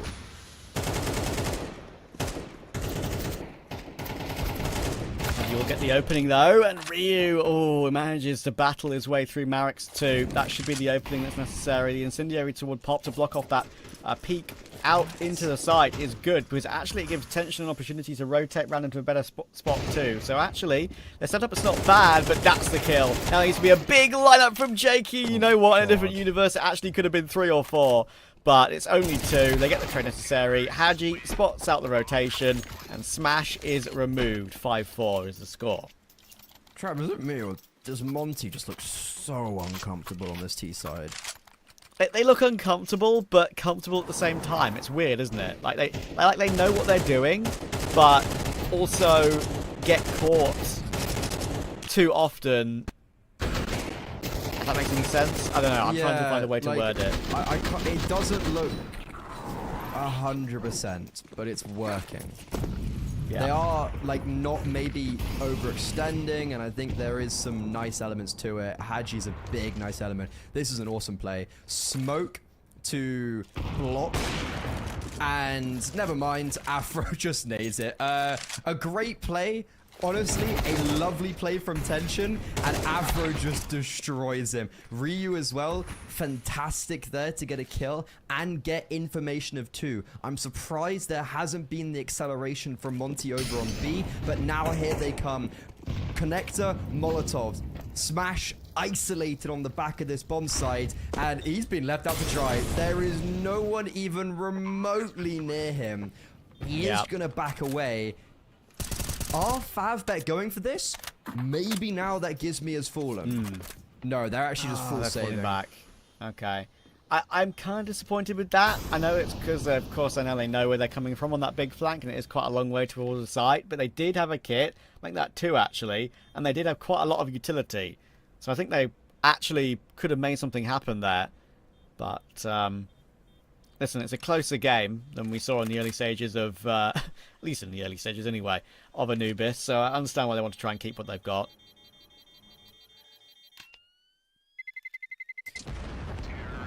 You can really see... You see the sandwich smoke I was talking about, where it's like not quite the sandwich smoke, it's a little bit more to the left that Ryu's been using. Like, they've been using that so well, especially Ryu. It feels very familiar to how he was working around that A bomb site on Anubis. He's just getting one. He's just getting information. He's just being annoying. And I really like how Monte are working with him as just... I don't know if he's doing his own thing or if he's being instructed to do it. But they're working really nicely around him. And yeah, I'm really enjoying how... Like, watching how Ryu plays in this project. And... Ooh, wait. Did Tension get a leg shot through the smoke and then Bondix nade? Okay. I mean, I think so. Because that's the assist, right? Yeah. Tension shot, but I thought he just kind of, I don't know, shot. I have to watch that back on the replay maybe, because we saw the nade come through toward Afro from his POV, right? So, I mean, very quick. Could have missed that one. Ryu is also tagged down, of course, as well, don't forget. So maybe there was a double nade in that position. Look where he is. So, could have been a second nade flying in. Who knows? Anyway, Tension will be able to rotate to the back of the site again. He's got a teammate rotation coming in through from Connector. And, of course, a teammate next to him behind the site. This is a tough angle to play from, though. And Lean's got both of them, and now Tension is stuck. You should only get one, but Jeki... Oh, he had the chance at 2. It could have been 2. It could have set up Smash for a 1v1 versus Gizmi, but not to be. Cheeky little mouse wheel. Unlucky Jeki. Honestly, maybe even could have got Gizmi because they lined up. But Smash, he's got one singular kill. We're in round 11. And these post plants, very individual for Monte, but I think it's a fantastic post plant. Both playing for themselves, neither giving away any information. And yeah, like, what can Smash do? Pray that someone's in connector and he just walked into them? Save. There's nothing he can do. And that was fantastic from Lean. That round would not have been even like possible if it wasn't for that double opener from Lean. And for Monte, they haven't looked. Oh yeah, he gets legged. Tension legs him as the nade comes in. But Monte, I can't say that we've seen many 4v5s gone in their favor this series. That's a big one for the books. Yeah, that's a really important one. That kind of, I think that should be enough now. Sure, we said that on the first map, right? Like, I'm not gonna shy away from that fact, but yeah, I think that's been a pretty decent performance from Monte thus far. And despite losing Afro so early in the round, oh, I was gonna say the wallbang is very doable there. That glass is paper thin, and Ryu only just gets away with his life on 13 HP. Smash will give the upper portions of Brown Halls a glimpse, but won't see anything. Maybe that's false info. Or I think it might be. If they walk down ramp now... Oh, I thought Liam was going to do it. Have Monte really gone B?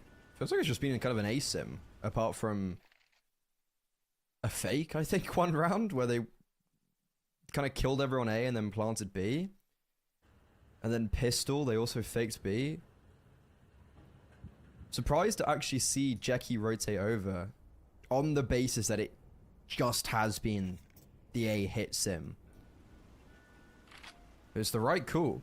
Issue is, for mass at range, how effective is that going to be against the AWP? And look at this from Monte. They're starting to put a bit of pressure towards A. How does this react, FAVBET? They're staying B. They're staying 2B. This is perfect.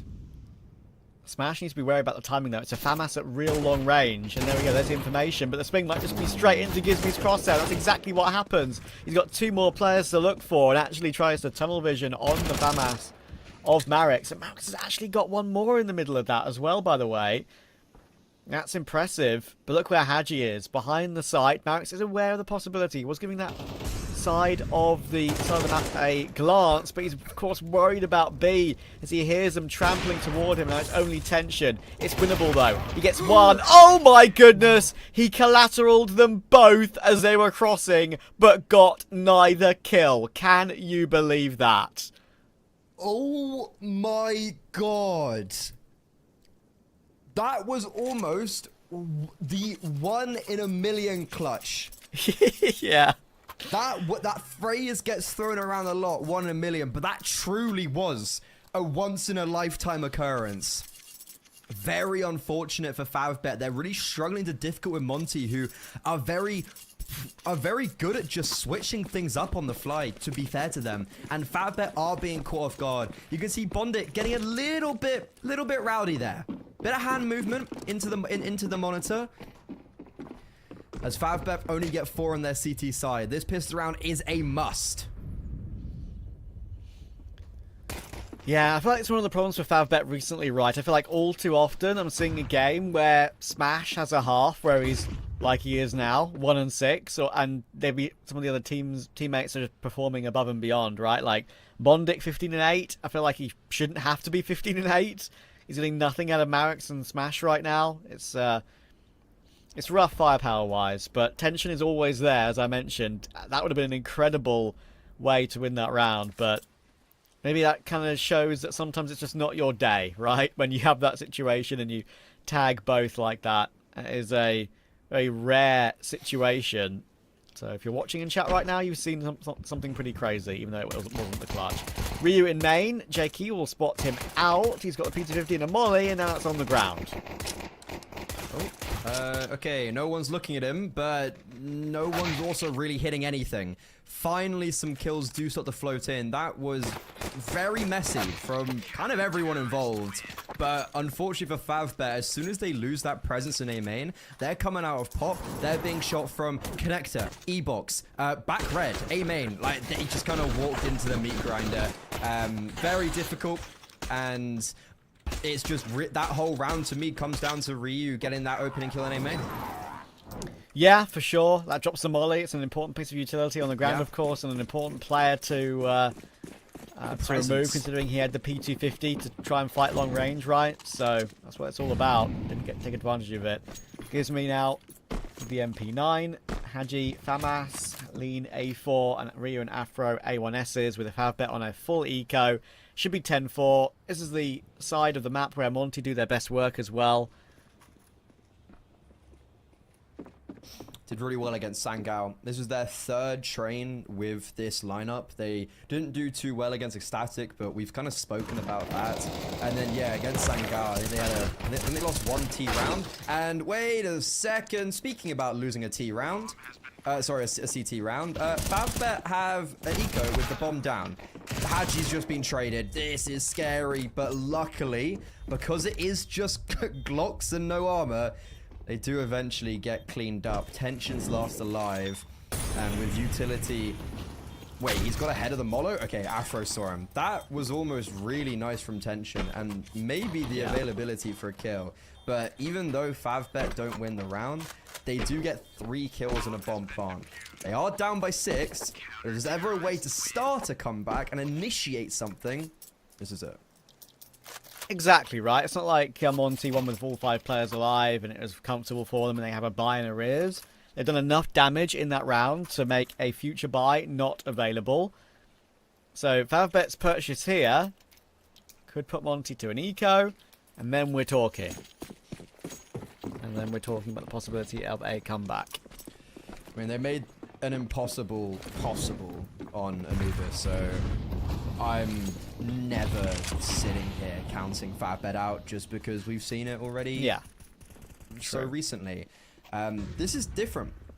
They're just pushing through Ivy with all the focus on Marix in A main. Is a big gap left open, gaping in Ivy, and yeah, Pagi eliminated. Afro, Hintsud. This is a change of pace, and Monte have been caught with their pants down, and it's all because Marix gets that one isolated kill onto Ryu. Everyone's attention pivots to A main, and it just allows for the core to walk out Ivy. I'm calling it now. We're going to get to 10-7. Maybe even 10-8. Playing with fire, Trav. This is... Ooh, I'm excited for a comeback. I don't know. I think it's kind of just reads that way, doesn't it, with the way the economy is. Lean should be going down here. Should be no AK to be saved. There we go. Smash has recovered things a little bit in the last couple of rounds. Some important impact kills from him. Marix got his one in this round as well. 10-5 it is. You can see the money. They've got 2 players on 3k and the other 3 on a double eco. So they probably force, and they will. So that's what I'm saying, right? If they lose this one, Monty, 10-6, full eco, 10-7, an important gun round at 10-8. Yeah, your whole like 10-8 theory sounded quite drastic when it was 10-4, but you know, when you put it like that, it actually just kind of makes perfect sense and makes that 10-8 round scary. A lot of pressure. Marix, similar to the last round, he gets out A main, and this time they don't even know. Like you can get these timings quite easily as a T side if they don't have the spawns or don't instantly go to evo. The T can just get out of A main, and that's exactly what's happened. And in a round that could have been very pivotal for the longevity of Train, FAVBET looked really clean. And is it a sign that we've completely glossed over, Trav, that Bondic was like 15-5 and is still 19-10? Yeah, he's doing really well. What did I say earlier, right? Like, I still feel like at this level, he can still have maps which are totally acceptable, even all these years on, since his original debut as a professional Counter-Strike player. I mean, just look at it. The history of teams he's played on is something I always like to go through whenever I see that he's having a match, right? He's 31 now, right? He's won like $150,000 in his career, but he's beginning of his career, of course, was on that roster called DAT team, which I think made a major, I'm pretty sure. I think it has stickers in the game. Then Flipside, most famously Hellraisers, a couple of stints on Hellraisers, then Tai Lu, obviously, like I mentioned, those few months on Tai Lu when he was basically playing as an English-speaking player with, like, bloody like Bentet and Captain Mo and Didi and somebody in right? Like absolutely insane. Yeah. Then moved on to some stints in like Gambit, and then obviously a part of that Windstrike team where he was kind of in and out of. And then kind of most recently been more focused on these Ukrainian tier 3 projects, obviously trying to build them up. Also, that team, take a look at these names.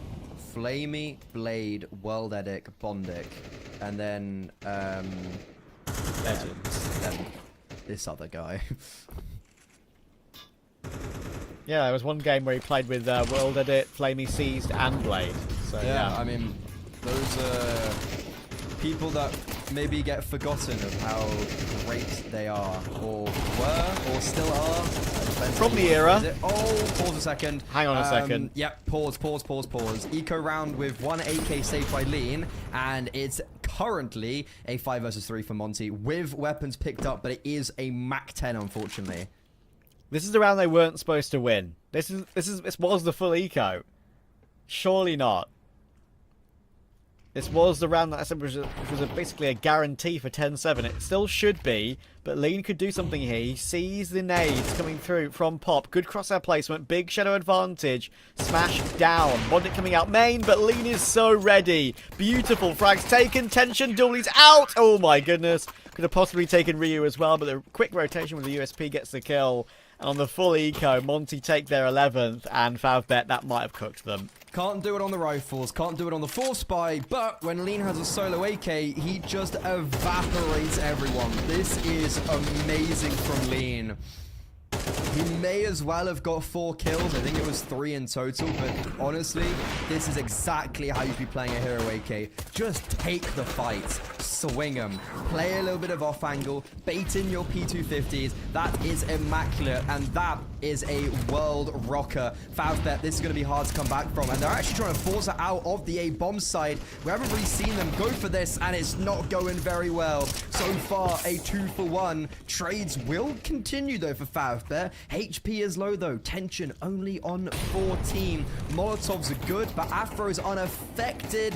He's in a very difficult position and can't get anything from it, but he does bait in Hadji, who's struggling to control the spray. Finally does for a brace and smash. Hadji seems to understand this. Hadji predicts and smashes, run out of bullets. It's so awkward because Lean's so far away. So this is a straight 1 versus 1 that Hadji has no support. And as the dust settles, the bomb's out in no man's land. And this 1v1 is for the series, basically. It is. Ukrainian versus Ukrainian. Smash versus Lean. This is going to be a tough one for both. Lean's put himself in a good position right now. I like just wary of that possibility of him flanking all the way around back lane to B. Obviously, Smash is being extra careful about every single angle because he's got to try and pick up the bomb. Now Lean will come and go searching for this kill. Smash. Oh, he's missed every timing so far. He's cleared out every single backlane position, but I don't think he's going to look at Ivy quick enough. Lean is up here very quickly. We'll surely catch him on the side in a second. He's planting back bomb. Lean will actually go round, of course, to try and get the vision from this particular angle. And yes, Lean will take it. Smash doesn't expect it at that timing.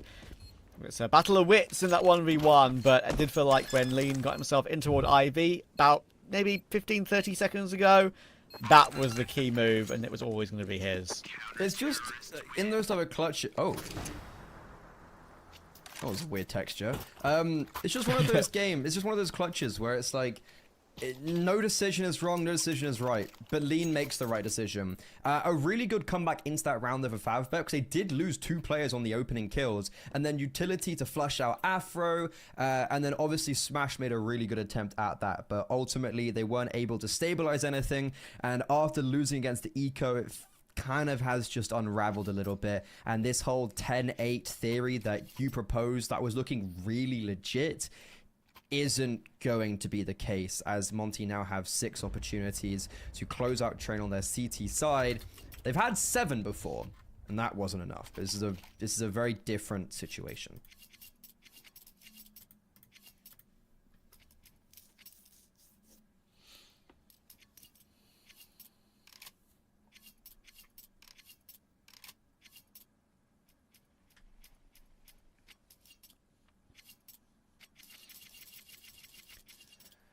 Yeah, this feels impossible, doesn't it, now? Surely they can't do it again. I'd be very, very, very surprised. I think Monte have got this one under lock and key. It's the better team on the map, and always have been in this level recently. Gives me playing pretty aggressively, as Marek will do the same in front of that smoke, and he tries to time it with a bit of utility with that flash, but Gives me stands tall. Hadji can't get one, though. There are still multiple players around this position which know what's going on here. Ryu's in a pretty exposed position, of course. So they want to try and burst their way out main. Afro's going to try and help him.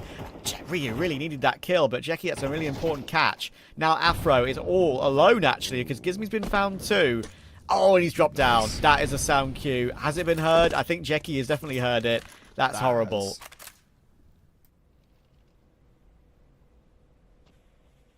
FAVBET just hold, and I don't know. The whole Gizme and Ryu just opening themselves up to 1v2s basically really works in favor of the T side. Bomb planted, and we've seen this before with Jackie getting a multi, but this time Lean, he's actually helpful very aggressively as well. Bondic gets himself up to 21 kills, and the fact FAVBET only are about to have 7 rounds and Bondic's on 21 kills is really impressive, but that's a step in the right direction for FAVBET, and if they hadn't lost against that full eco, I think there'd be a real contention for a possible comeback, but I'm going to need to see a lot more for that to become apparent now because of Monte hitting 12, but that is 1 of 6. Hey, Freddy, guess what? What? Trav's Law. Reach 12. Lose the following round immediately. I'm sorry to do it to you, but I swear to God, I swear to you, I mean, listen, I've covered how many BO3s this year. I can remember. It's confirmation bias, right? I understand that. It's confirmation bias. But I swear to you, I've seen like 3 games get completed immediately after a team hits 12. And so many, in like 12 threes, 12 fours, whatever scoreline. Other team always wins the next round after their opponent reaches 12. It's actually insane. It's a mentality thing. I get it. You relax a little bit once you reach 12, right? You think, okay. Or try to finish too quickly as well, which is yeah. I think the most common theme is you do either relax or try too much, and you just stop doing almost like what you normally do. This is also an eco though, so MONTE not expected to win this, but we've said that before. This round though is looking very different because the bomb's gonna be planted on the B bomb site. This whole map for both sides on the T side has really felt like an A main pop kind of simulator. I don't think MONTE really ever used Ivy. I think Hadji went Ivy once and they lost the round. FAVBET have gone Ivy twice. This could be their first time actually out on the B bomb side. Yeah, very one-dimensional, just T-sided map. But Afro's AWP does get a kill, and now it's mission protect the president.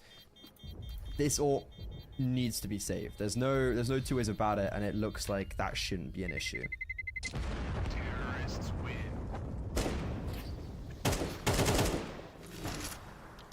On a map like Anubis, right, you can understand why we were a bit more critical, because it's a map where you need to play aggressive, you need to play on the front foot on CT, you need to push forward into Canal and take control. On Train, they kind of just have to, obviously they can maybe change up a few things and push a bit closer toward A main, or maybe take control of Brown Halls with 2 players and a flash, right? But I also feel as though there's maybe less options, and it's not as imperative. Like, they can just sit back and play their positions and possibly get it done, right?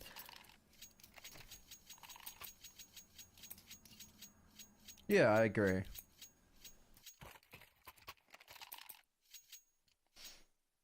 Really interesting to see FAVBET take a tactical pause here when they're actually in the front seat. And I don't think it's inherently a bad thing to want to talk things over. I found it very interesting, the narrative around the most recent, obviously, Melbourne finals. I think Zonic took a tactical pause at like 15-14, right? Yeah. And I think a lot of people were very critical of that. And it's really interesting to hear the narrative from not really the community, but more so like the analysts were also very critical of that. So I think this is a very different position, but it is also a time when FAVBET have won 2 in a row and elect to take 30 seconds. Will it come to cost them? Already, maybe unideal. Marix is out a main. He's very low HP. Smash gets wide swung. That 1-for-1 favors MONTE because they can clear out pop, but it has allowed space for Marix to creep through this sandwich smoke. And Hadji needs to be very careful, but Afro gives him coverage, and Hadji is also able to dispatch with the oncoming onslaught towards Ivy. On top of that, Afro also is just saving Hadji left, right, and center, and Bondic is all by himself. 22 kills, a 1 versus 4, and he's made noise. They know exactly where he is. It's not been an easy best of 3 for MONTE, but it looks like they will close it out 2-0. Yeah, Bondic's had a great map, bless him, but he's not going to get rewarded for it, unfortunately. He'll get caught by Ryu. Pretty decent series from Ryu overall. And MONTE get the win they needed. This was a necessity for them. They had to start this tournament well, and most of these cups at this level. They've got to continue to be a team that's looking to make progress, make playoffs consistently. And obviously, it's only the opening game for them, but it's a good start. Definitely. It's a much better step in the right direction. On the face of it, this series looks quite competitive when you look at the score lines at face value, but it's been a very one-sided affair. And I think how I then come away from this series is MONTE are close to being that team that we expect them to be, but there's still just kind of chinks in the armor and they need a little bit more time. But there is certainly promise, and especially, you know, we expect Haji and Afro. That should go without being said. But Ryu is, for me, I'm really excited for this guy's progression, because I think he's always had it, but now I'm starting to see it. Exactly right. Like, we wanted to see this from him, this exact sort of performance from him, because he's in good positions to deliver, and he hasn't necessarily been really putting his best foot forward in the more difficult games for Monte with their old roster, right? So, progress. I'm not expecting huge amounts from Monte, but I did expect them to win this game, and they did. And Afro looked pretty good on map 1 in particular, right? So, sure, you can talk about that bit of a choke to allow FAVBET back into Anubis, but at the end of the day, it happens. It's CT Anubis after all. They got it over the line. They recovered brilliantly on CT overtime, and they got the job done. And that's all that matters. So they go into the 1-0 bracket now for the YaLLa Compass 2025 Contenders closed qualifier. This is just, you know, bog standard main Swiss. You get 3 wins, you go through, and then when they're in the Contenders stage, they'll be matched over 8 more teams. So this is a step in the right direction for Monte. FAVBET going to 0-1. But we do have one final game left for you today. It's Delta versus Rage. It's a Kazakhstani matchup, which we're going to have to talk about this when we come to it, because it's going to be interesting. So we'll see you guys very soon. We're going to be back on your screens in about 30 minutes. Do not go too far. Go get some water. Go get some food. We'll be right back.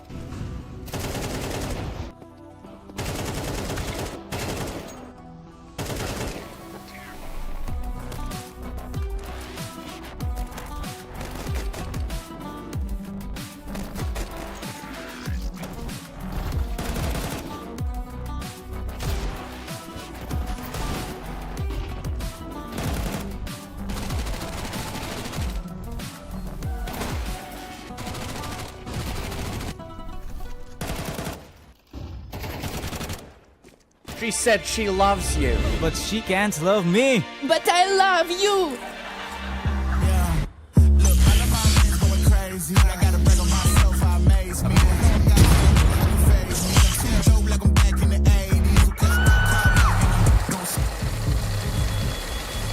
I won't play window anymore.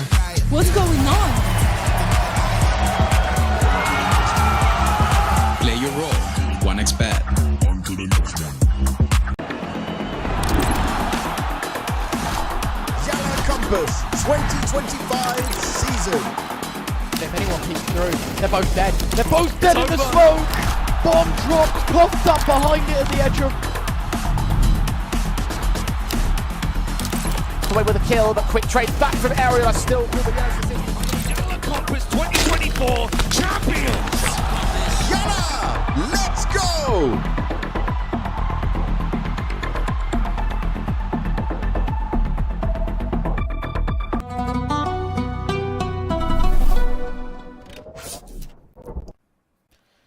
The last BO3 of the opening day of this edition of YaLLa Compass, this Contenders stage closed qualifier. Well, it's a bit of a strange one. We've got a Kazakhstani derby coming in here, and honestly, all but maybe two of the players I've never heard of before. So I'm really looking forward to it. I love diving into the unknown. It's Delta versus Rage. And Freddie, as you were kind of talking to me in the little pre-game, right? Other than some appearances in advanced playoffs, we haven't really seen much from these guys anywhere, really, in these sort of cups yet. Yeah, I have my finger pretty well on the pulse, but you know, the Kazakhstani region is just not really a region that we tend to interact with that much. But the region itself is really quite big, and the reason why they're here is largely due to regional events. Like, they have so many events, LANs to be specific, which is the big important, because for people who don't know VRS, LAN games are gold dust. They're like 3 times more important than winning a game online. You get 10 LAN wins, you get capped at 10 LAN wins, and you know the story is teams rocking up. And what's really cool about this matchup is, as we're kind of looking at Delta, is the first 2 months of this year, we didn't see a single team that wasn't already in the VRS category that was qualifying actually playing any tournaments. Now we've got 2 teams that have really... actually, this is where the VRS system works. It's regional teams that have succeeded regionally and now have the shot internationally. It's just really amusing to me that they're playing each other, to be honest, Trav. Yeah, it's kind of funny, isn't it? It's a weird matchup. I'm sure they know each other very well as well, right? In terms of just being regional rivals. Of course, they've got a huge event at PG Astana, and I wouldn't be surprised if like the majority of these guys are probably going to go there as like a fan. Right, because a big tier 1 event in Astana is a big deal for that region, as you say. And even though they have a lot of small lands, like you mentioned, maybe they don't have they haven't really had any big lands, right? And obviously, you're right in saying like the Kazakh scene in terms of the amount of talent that's kind of been coming through has been very evident as well. I mean, Icy is a good example, right? As a player that was on a big team, is on a big team, so. And in the old days, so many names from that region. I think, you know, Hobbit's an obvious one. There's countless players that have really put their name on the map from Kazakhstan. But here, of course, these are players I've of course never seen play before. So I'm going to have to keep my eye on who I really think has that it factor. We've got some great usernames, I will say. Homeboys, Mixmeister, they really roll off the tongue beautifully. I have heard good things about Dune. I'm not just saying that because he's got the best ADR. He's actually got the second best rating, but he's probably one of the main players on the team, as probably one of the younger players as well. He's only 17. I think he's one to keep an eye on, and I'm looking forward to seeing how he plays in future tournaments, because this team, this Delta roster, will be in Thunderpick and CCT in those qualifiers coming up soon. So, not quite sure, but Homeboys is Suk Meow. I don't know how to pronounce that, so we're going to call him Meow. Okay, yeah, that is him. He is... Because I want to kind of match up these two teams as the AWPing head-to-head. Yes. He's the AWPer of the team. kind of alongside June, just look, really good stats. And specifically, I think where the majority of Delta's VRS points would have come from is the 1xBet Frag Season 14, where they won the event. They actually did lose to Rage, but it isn't the main team of Rage. The only players still playing is the Fatis Yoshua and Relief WoW, if I'm not mistaken. And I think as we come on to this Rage team, it's very interesting because, yeah, so you've got the Fatis Yoshi, what a name. Relief WoW, but the reason why this is a bit of a change up, and I think where the main VRS points will have come from, is that this is the core of Spray Jiu-Jitsu, who made a legitimate good run in the most recent ESEA Advanced playoffs. They narrowly missed out on making relegation. They got 5th, 6th. I think that's a fantastic run from a fairly unknown group of players. And the main guy I wanted to highlight was Fortuna. I don't really... Fortuna, and like, you know, 1.25 rating in advanced playoffs is bonkers, and he's the AWPer. So I kind of wanted, from my perspective, I was already like, boom, AWP head-to-head's going to be good. Yeah, I'm really looking forward to that. I think Fortuna is the guy that, as I say, I have kept a little bit of an eye on. When I always one thing I do is, as you rightly say, I take a quick gander in advanced playoffs. Right, every single season, I check who's actually been on that track to ESL Challenger League. And him being as highly rated as he was and getting some decent wins against some tier 3 opponents like K27, Nevermore, those are kind of those sort of teams you'd expect in those advanced playoffs, right? And then losing to Partisan in the end, it's expected loss, and Garden Garage, which of course is a mixed team with some very well-known names on it. So, listen, I think it's going to be an interesting game because they both know each other so well. As we will get into the veto in a moment.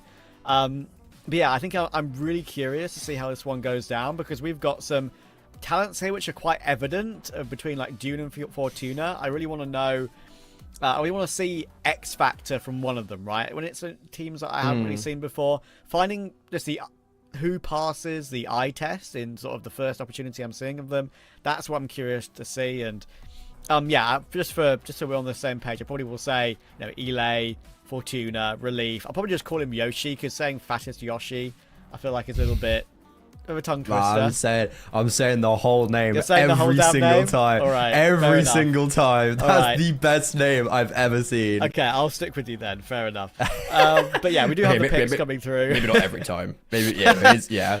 But we've got Mirage, we've got D2, and we've got Ancient. Possibly the 3 most expected maps, I would say, for a series like this, right? Delta, it's a one map that's in their wheelhouse at the moment, right? Mirage, Rage have played it twice recently. They've won one, lost one. But I'm expecting Delta to win map 1. Map 2, no clue whatsoever. Really have no idea. And map 3, I feel like, is also a bit of a 50-50 if we do get there. So I have no idea what to expect. I will hold my hands up and say that. But I know there's a few talented players here that I'm really looking forward to see how they deliver.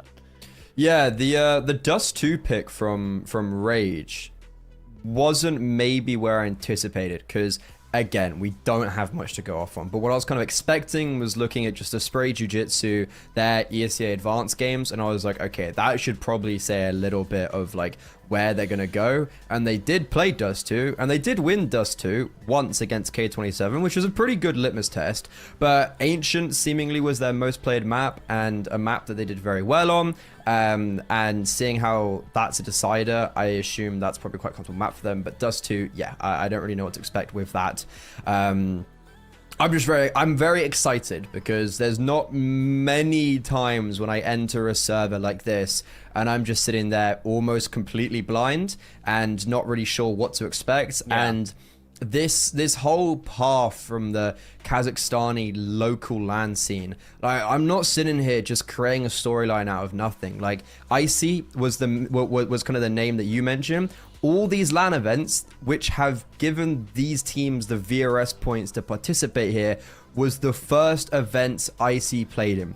Those were the events that got him onto the bigger teams. Melody, exactly the same. It's just the exact same path. Like, you've got so many of these new Kazakhstani players who have come through just the exact same route. They've got so many of these regional lands that are great to sprout new talents, and they all compete against each other, and a lot of them have done very well, and 2 of them currently play in tier 1, and I've definitely probably missed like someone as well, because there's just quite a lot, right? So I'm very excited to sit here and just be like, there's gonna be something, and it's gonna be fun, and it's gonna be unexpected. Yeah, I love. There's too many games I feel like in Counter-Strike right in the sort of modern era right now where it's always a known quantity, right? It's, sure, things are unexpected in every game. Things are unexpected in every game that is played, but we all know the teams, we all know the players. You either just get refreshed compositions or similar compositions. It's all same old, same old. This is a complete unknown, and I love that. And as you mentioned, right, as that most recent one. I was looking at on HLTV right now, right? That most recent LAN, the 1xBet Frag Season 14. That was played in Uzbekistan, in Tashkent, right? And Delta and Rage were both in attendance there. So that's probably one of the things we can go off, it being a LAN, of course. Rage's roster was a little bit different, but they still had our good man Fatis Yoshi, so that's all that matters, really, isn't it? And so, Relief WoW, I think, was the 2 that stayed over. Indeed, yeah. That's really something you can go off, right? When it's a LAN, a regional LAN like that. And listen, put very simply, in that regional LAN, the event was won by Delta. So there you go. Lower bracket run as well. They lost in the first round to Rage. Yeah. And yeah, there's definitely, because I'm taking a look at some of the older 1xBet Frag events. These ones were online previously, but, you know, like IC's playing it in 2022 with the Avanga squad, that a lot of them have done other things. And I say Gokushima, but and, you know, like Donk played in them, Art Frost, Owner, Zontix, Baz. Like, there's a lot of really familiar names.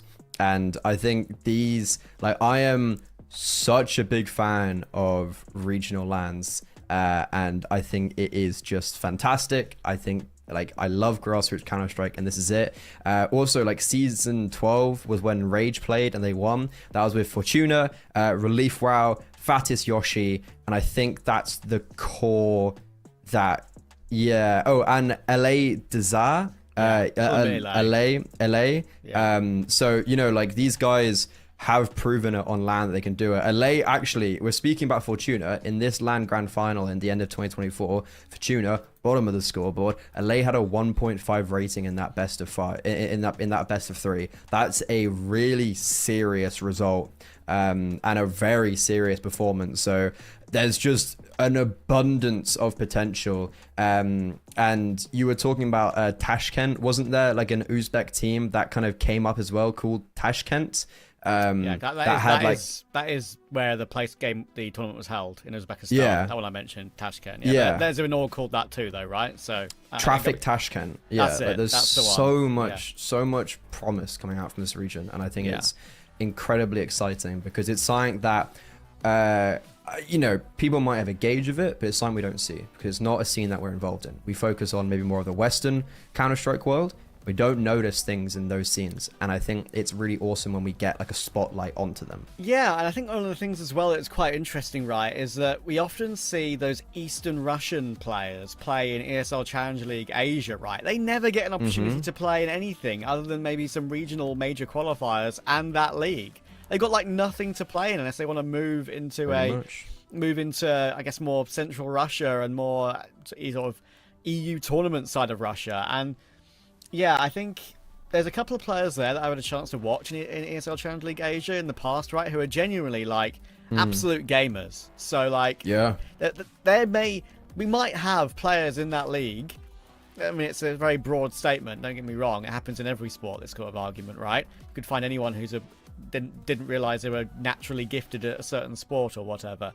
But you could have players who are playing in that region who are stunning and world beaters, but they'll never get a chance to show it, and we'll never know. It's kind of crazy. Exactly. Really funny you bring this up, actually. This is a really we actually got asked by a player from the Asia Pacific, like Eastern Russia, to join like we've had a few people reach out and be like, can we join your team? Like they want to play in Western CS, but it's just so unrealistically feasible. Like it's just they play on like 100 ping European servers, and like what's the point? And yeah, like I think because Asia Pacific Challenger gets HLTV, we actually do see a little bit of that. Like -72C is the one that jumps out to me. And like a lot of these Mongolian teams, like we rarely actually see them. Like it's all kind of grouped together of teams that we don't get to see. There's a language barrier as well, which I think makes a big difference, and the different use of social media channels. And it's really cool to have the opportunity to actually sit here and be like, oh my god, I can't wait to just see some players that I have no idea but look amazing at the game. Yeah, exactly. We're going to get underway here as well. Let's see what we've got in front of ourselves here, because this is going to be a complete dash into the unknown. Of course, a reminder that Homeboys is that guy on HLTV called Meow in his name, and we spoke about that earlier, so we'll just we'll keep a little bit of a handle on that one. Opening round is a play into B. Bomb will be planted, and it will be a full 5v5 retake. No kit. Don't see that every day. 5 pieces of armor from the CT side. Hell yeah. Oh, that's a swing and a headshot from Fortuna.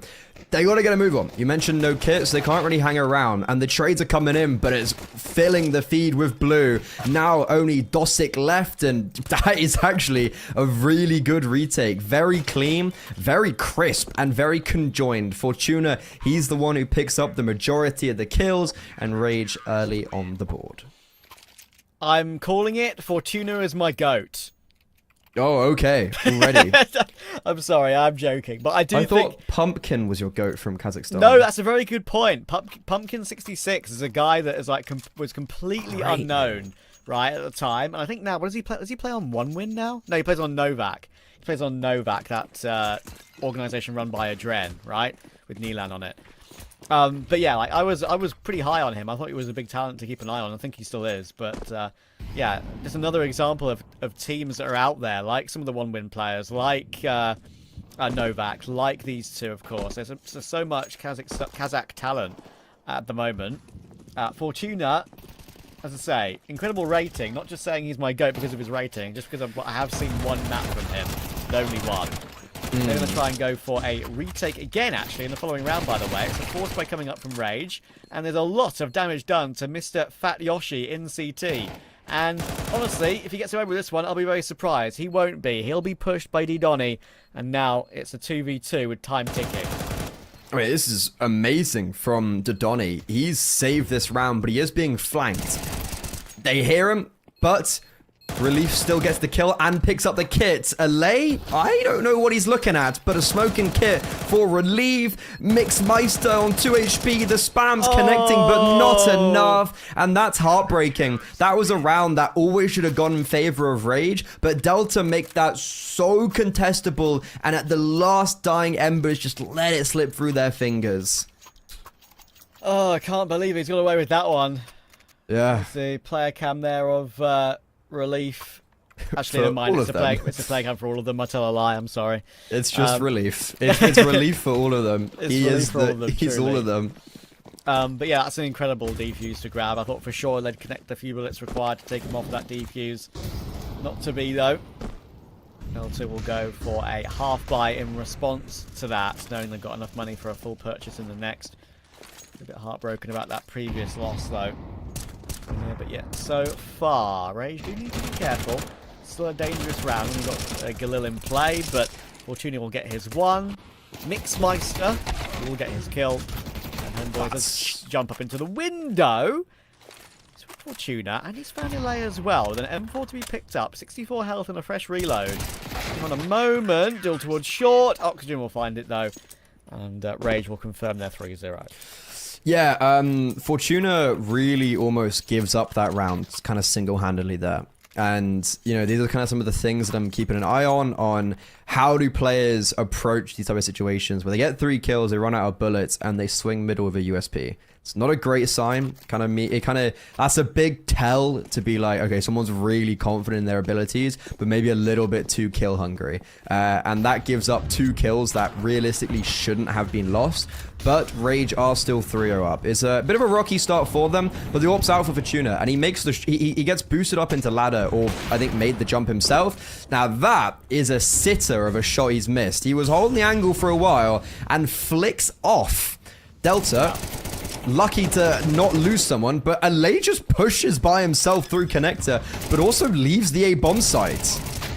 So far, this game has been characterized by sites actually being left open and constant retakes needing to be done.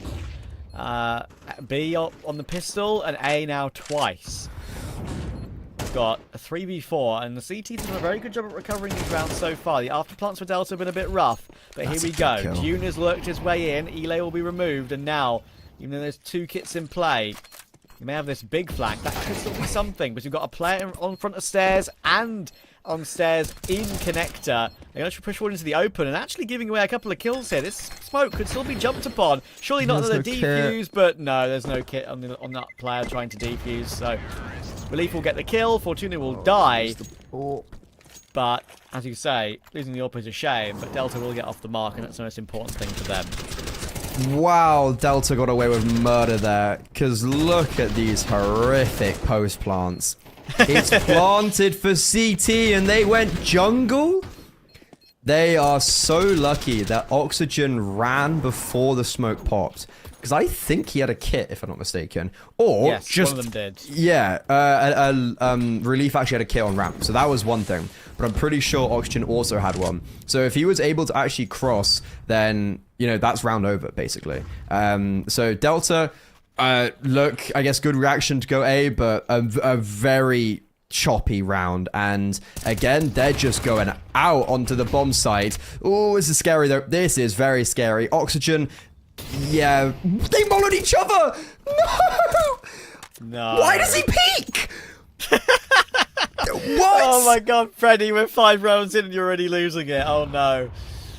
Oh no, they mollied themselves by accident, and then Oxygen peeks and dies anyway, thinking he may have the drop on them. Sure, it's still a 4v4, not the end of the world, but significant errors being made early game. It's exciting Counter-Strike. We've got that going for us. Yeah. Okay, dust is settled, and it's going to be Yoshi first to fall. This is, again, still an awkward position for Rage, and they just have to fight forward, and that's what Relief Wow's doing. Fortuna gets very lucky that LA comes around the corner on shore at the right time, and Rage crunched middle perfectly. Bomb dropped in connector. Mixmeister, he's almost clutched up already in this map, failed to do so in the 1 versus 2. Now in the 1 versus 3, is he able to do so? Fortuna spotted him. This Deagle, ooh, it's a bit messy, not really connecting, but they're all here. They triple swing him, and Rage come away with 3 players staying alive, which if you told me that 20 seconds previously, I would have said you're lying. I mean, look at this. Look at this opening play. Oh, the molly just mollies themselves off. Then Oxygen. Thing is, like, actually, it looks egregious, right? But I actually understand why Oxygen peeks there, because he knows they've made a mistake with their own utility. He probably knows they're a bit discombobulated. Yeah. It's like, okay, listen, I'm gonna peek while they're trying to run away from their own fire. Maybe I can grab one and hide again before I go down, but yeah, unfortunately for him, they were ready. Whoever was holding there, that's like a fantastic piece of awareness, because a lot of people wouldn't. I'd say the large majority times 7 wouldn't. So that was a bit of really good awareness, but it means nothing because they lost the round. And this has been, yeah, I'm so ready for this game. This is fun Counter-Strike. This is flash mid peek against pistols, no armor. Like, this is, we're walking out ramp. But round 6 is actually looking like Rage are, because they haven't had many clean rounds. And if you look at their economy, no one's got any money. They're in a 5 versus 3. The reason why they have no money is because previous situations, they maybe overextended their hand when they're in this position. Whereas now, sure, they are still pushing, but it's a lot cleaner. And 5 players staying alive is a really big difference maker right now. Yeah, they're keeping it under lock and key at the moment. Listen, I'm pretty sure, like, it's either Mixmeister or Relief WoW. I don't know who the camera is, the only camera we've got right now. But he's got those little battery hand warmers, which is... Dude, those get so hot. Have you used them before? I actually have used them. I've actually got some, yeah. They get so hot. It's actually quite surprising. Like, when I first used them, I was like, wait, maybe I don't need them on full blast. Maybe I only need them on half, right? Because they get surprisingly hot. I'm more of a traditional hand warmer type of guy, but they're expensive, so... Well, not really. They cost like £1 each a pack, but it adds up. Yeah, the battery ones make more sense overall, don't they? So. Yeah, it was always fun pre-LAN buying a pack of... Like, you buy a pack of like 20 hand warmers. Yeah. For everyone. In a winter land. Oh, it's cold. This, by the way, very aggressive though from range. They just push underpass, but Delta have got out mid very quickly, and even though they did get chonked very egregiously by a nade, they do trade out, and it's a 3 versus 3, and they're just going. There is no stopping. Donnie doesn't skip a beat, continuing to push up short, doesn't quite catch off the B player, but it's Delta with the majority of the space now. They've got all of middle. What are you saying? Sorry for cutting over you. I just wanted to say that I love that because we've only got one player cam on the screen right now, we can actually see another POV. We've got a second POV here, a small window of it, but we've got a second POV of what's going on, which is kind of funny. Mixmeister is going to try and work his way out Palace now. Clearly that is Relief WoW, by the way. As you can see, Mixmeister is still on the server, still playing. Coolest detectives. Yeah, listen. Process of elimination. That's for sure. Good control here for Fatis Yoshi, but Mixmeister was looking to try and clear it. What a Thankfully, timing. at the last second, he checks it because he realizes there could be a possibility of that. Now, Dosic stuck in toward jungle. Murder Hole, of course, is a good place to have control, and the bomb is being herded over, but he needs to find a kill to bring this back into a 2v2. Delta know where Rage are, but I don't think that matters. I think that makes them even more uncomfortable. And you know what? That's a great kill from Donnie, but that is round over. It's a really nice crossfire set up. Rage swing together, and I think Dosic does die before the time runs out. So, you know, maybe they could have played that a little bit more slow, so they could have killed him at a time. But that is a 3 versus 3. That Rage get quite lucky, truth be told. It's that one fight between Fatis Yoshi in ramp. If he gets the kill, whoever gets that kill in ramp wins the round. And it just so happens Yoshi gets the timing. Yeah. I love Fatis Yoshi. Oh, it's just so good. I won't forget this game. Like, of all the games I cast in Counter-Strike history, I'll just remember this alias now forever. That's what you need to do. Yeah. That's what you need to do, kids. Keep yourself an alias that's rememberable. And that's actually going to be interesting here because Relief WoW has got 2. They need to recover, and you know what? They've done a fantastic job of it. I thought they might get overrun by the pistols. Sure, Fatis Yoshi might get overrun by a Tech 9, but there's always going to be trade potential. And after losing the opening kill, they survived with 3 alive. That is very well sorted out. Yeah, I thought I could very much see that going wrong, especially when the AWP got caught in a sticky position. And it's very interesting watching Fortuna because he's 11-4. I don't think I've seen him hit a single like nice shot, but he's got 11 kills. So fair. I guess you don't need to be super flashy, just consistent. And this is a very aggressive take from Rage in middle. 4 players just fighting. I like that, right? I feel like that's something that is very commonly done, but you need to choose the right round to do it as well. Full pinch. But they don't actually get any reward for it because Delta are playing pretty patiently.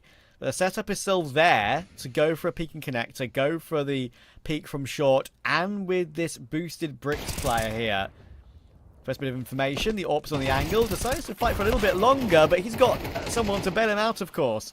And that is a okay 1-for-1 in the end for Dosic to be able to recover.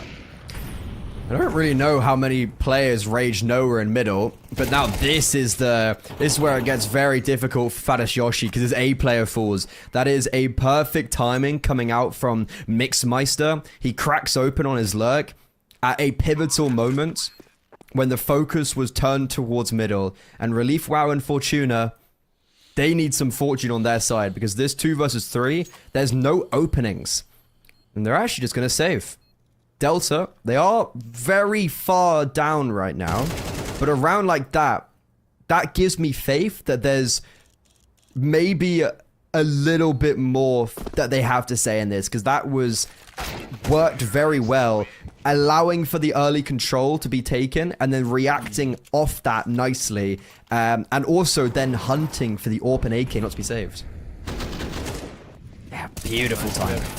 That's a bit of timing there. The Mixmeister taking the duel from Sandwich to have a free line in towards CT. Very good first bullet accuracy for him in that round. Up to 6 kills, and it gets him their second, but it can't just be a flash in the pan. The CT has been pretty solid for Rage thus far. Even the rounds where they have been caught and had to fight back from a disadvantage, they found a way to recover them. Has Fortuna got a kill on the AWP yet? They've all been rifle kills, haven't they? Yeah. I think I've got one. Or like eco kills. Not gonna lie. A lot of eco kills and pistol. Maybe, yeah, gonna need to see him on the AWP. What? Okay. Bye-bye. That is some wow factor on that. LA is doing his best, and that's very good. But Dune gets team flashed by his teammates. That's basically the reason why LA is able to get that.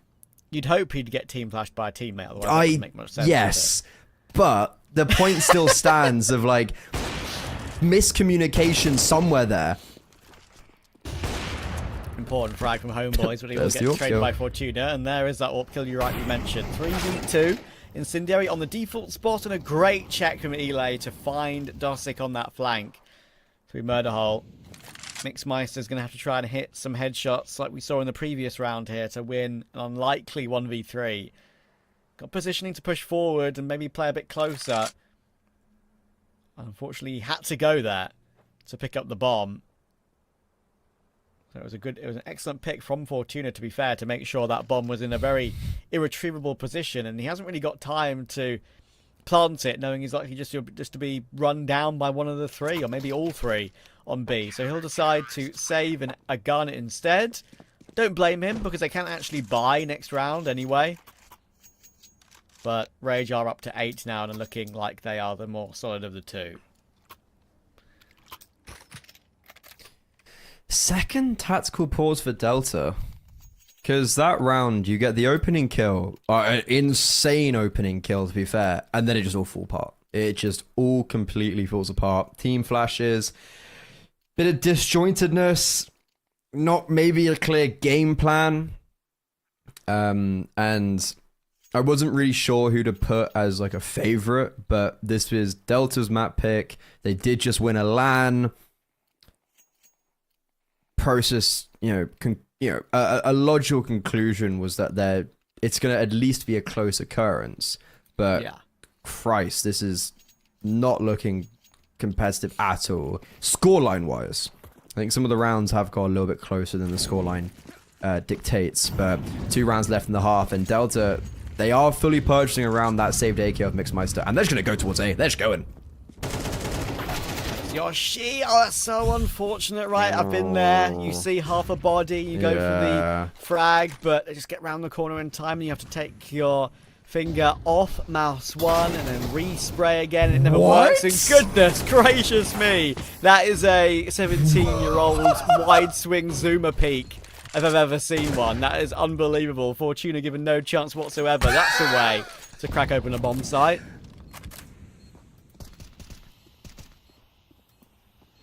Lad, I was watching him swing into the jungle smoke on the X-Spray, and I was like, no. No. Surely not, right? I was like, there's no way with a man advantage in a post plant, you're gonna just take a fight in jungle through the smoke, man. That's a tilter for Fortuna. That is so annoying. Must be anyways. And Dosik even actually gets a kill onto Allay as we head into round 12. That's a really important factor because Rage don't have any money. They certainly don't have enough funds for an AWP. And finally, June, who had 3 kills going into this round, has that confidence. Man, I wish I had that level of confidence. And that's a good sign for the future. No matter how far down they are, he's still going to do what he wants. Yeah, I mean, that's only his 5th kill of the game. Like, it's incredible. I respect that highly. That's why we said Dune versus Fortuna was kind of be my 2 players to watch in the game. One of them has delivered, the other not so much, but there's a glimmer of what can come through from his setup. June will push forward into CT again. Good positioning. Again around my Rage. Very happy to play retake in towards the A side of the map. If he gets away, it's a miracle, and it is a miracle. But look at Didoni. Oh, there we go. It was 3 shots, and he got 2 kills, and the first 2 bullets were instant taps. That was very calm, very well sorted out. That should be a 4-round half. I'm so surprised they allowed June to get out of CT there. Like, you tag him with a scout. Why is the 5-7 not just swinging? Okay, so 2 rounds back to back for Delta make now this matchup feel a little bit more contestable. A pistol round win here for Delta does allow one to wonder, is there more to this map? But in the same vein, if Rage also just win a pistol round, I'm going to sit here and be like, okay, those 2 rounds didn't matter. But winning 2 rounds at the back end of a half where you're struggling and then a pistol round, I've seen it so many times where it's just boom. You're straight back into it. 1 gun round win and it's even. Exactly, 8-4 is incredibly dangerous, and they're going to force their way out toward A now, our Rage. June is very much stuck on triple though, and it's very easy to be run down in that position. Fortuna will take him down, and there is Yoshi himself. This is the meanest Yoshi I've ever seen in my life. He's a cute little dinosaur in Mario games. He has just owned them on the pistol round. 3 kills, 9 rounds on the board. Oh, we got cameras. Boom. Yoshi just went boom. For that? Only 3 1. big booms? Yeah, 3 big booms. Boom, boom, boom.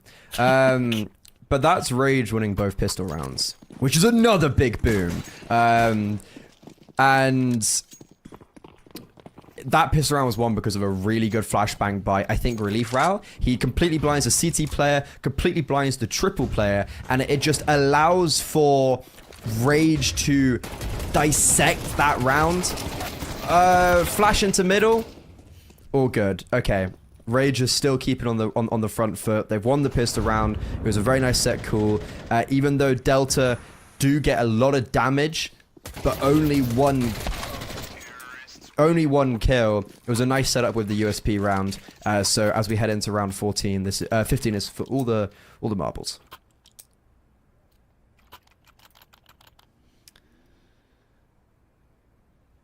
Not sure I'd want all the marbles, you know. It's too many marbles, dude. Where'd you put them all? Like that guy from the maths textbooks. You know, they're like, 100 marbles? Or like 100 watermelons. Like, who has 100 watermelons? Yeah, true. Only farmers, really.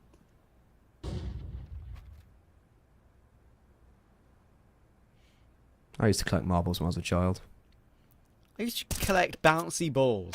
Do you know what I mean by that? You know, those little like dispensers that have those little like rubber balls in them. Yeah, yeah. You could put like 20p in and get like a little bouncy ball. I still have the collection in. So true, actually. 20p is so cheap, man. It was so lovely. At £2 now. I've still got some of them in like a little bag in my drawer next to my PC. Like I've kept them for years. That's and cool. years. Yeah, I mean, that was the best part of being a child, is like collecting those just kind of like miscellaneous things. I know. Good old. Now, I mean, I was like that with trading cards as well. yeah, same. I had that with Pokemon and like Yu-Gi-Oh cards, big time. Yeah. But now we just collect headshots. And Delta are a pretty good read on this. They have a player in despawn and they've stacked 3 towards B. The bomb's coming in through short and apps, and the entries pretty good. 3 players here, doesn't seem to matter. Delta take 3 individual fights. Yeah. Don't play any of that together, and well, Rage, simply put, just have more numbers fighting at once and win out on the duels. What do you think about this? The big flank from Dune to maybe go for a defuse. He's got a kit, he's got a smoke. He'll force his way out. He knows there's a van player. Gets the kill. Unfortunately, no more than that. Dosick now has got no kit. But I'll have to try and pick it up to win this one, and he won't be allowed to do so. 11-4 for Rage. Looking very, very clean with this one thus far. A great molly to an empty pillar in that round as well. Just joking, because it was meant for market, but you know, it's perfect for empty pillar. It was clearing out. It was clearing out the bomb site. Yeah, don't worry, guys. I'm just clearing out the site. Like, that was what that molly was for. Empty pillar is an important place. But yeah, 11-4. They're actually looking really good. And it's one of the situations here, right, where across the board they are fragging well, and that is one of the main things, right? It's when you want to see a new team perform, can't necessarily all be one guy, and it's a good team effort from them thus far, anyway. And then kind of on the duality of that, you have a very disappointing June who had one really high impact round in round 11, and that's it, right? And yeah, I was going to say the for his AWPer race car peak. That was that was sick. Yeah. But Homeboys, or colloquially known as Meow, you know, one, like, where's he been as well? Can I just say, like, he does have these 2 names, right, clearly. Both of them are insane, and I love that. Yeah. This is equally insane. Homeboys is pushing Palace with a USP and a scout.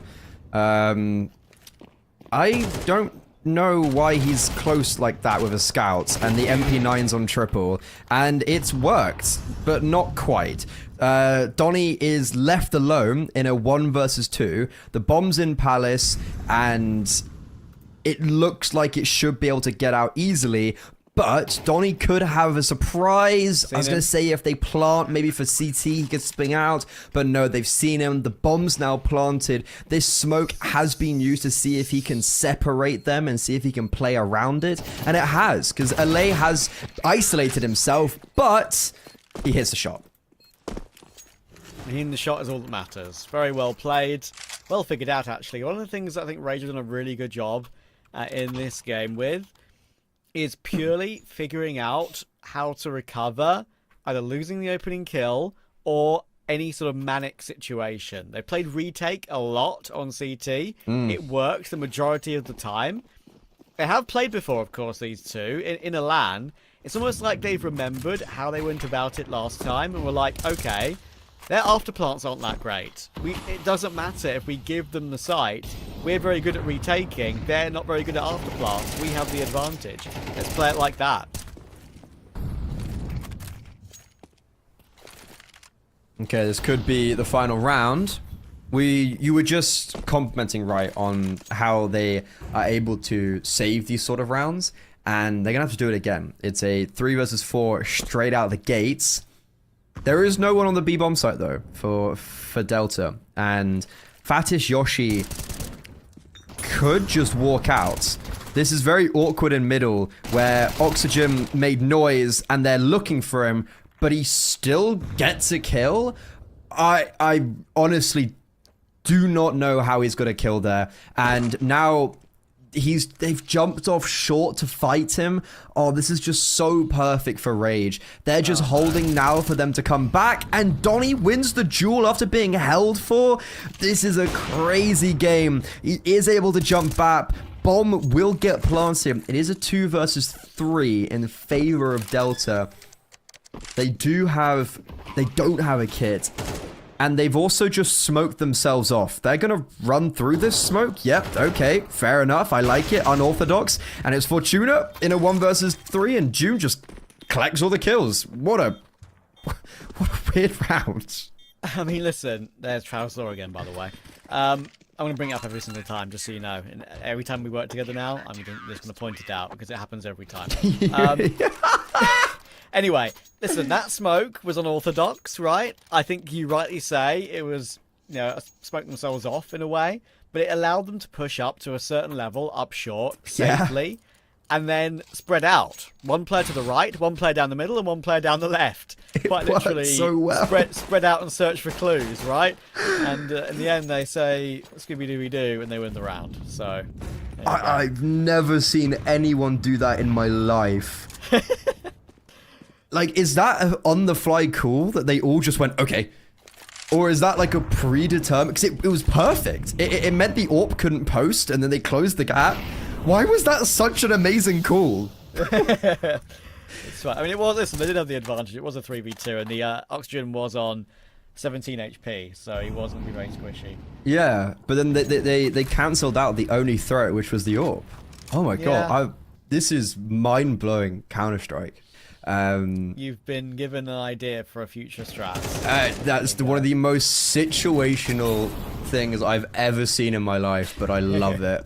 Anyways, Rage, they put pressure towards B and actually are just pivoting all 5 players up connector. Oh my god, June almost hits a crazy triple spray transfer, but has to be happy with 2. Is it enough? It gives the advantage over to Delta, but the bomb can be planted. No one's holding for the bomb planter, but Fortuna's able to at least put it down. Now Yoshi in a 1 versus 3, yet again low HP, and it's another clean retake from Delta.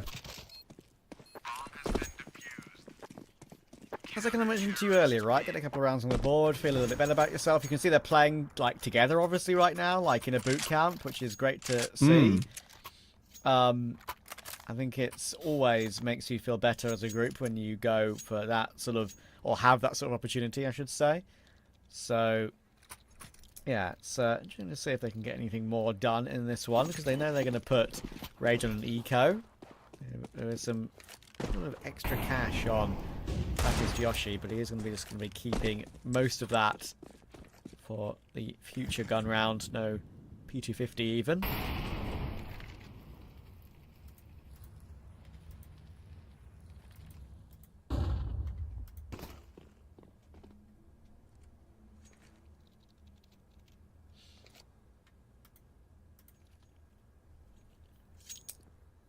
If there's any game that I maybe anticipate crazy Deagle rounds,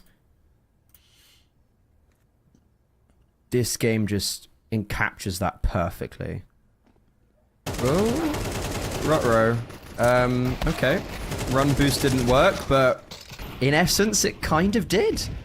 Somehow, they win out the trades in middle. Don't have any armor.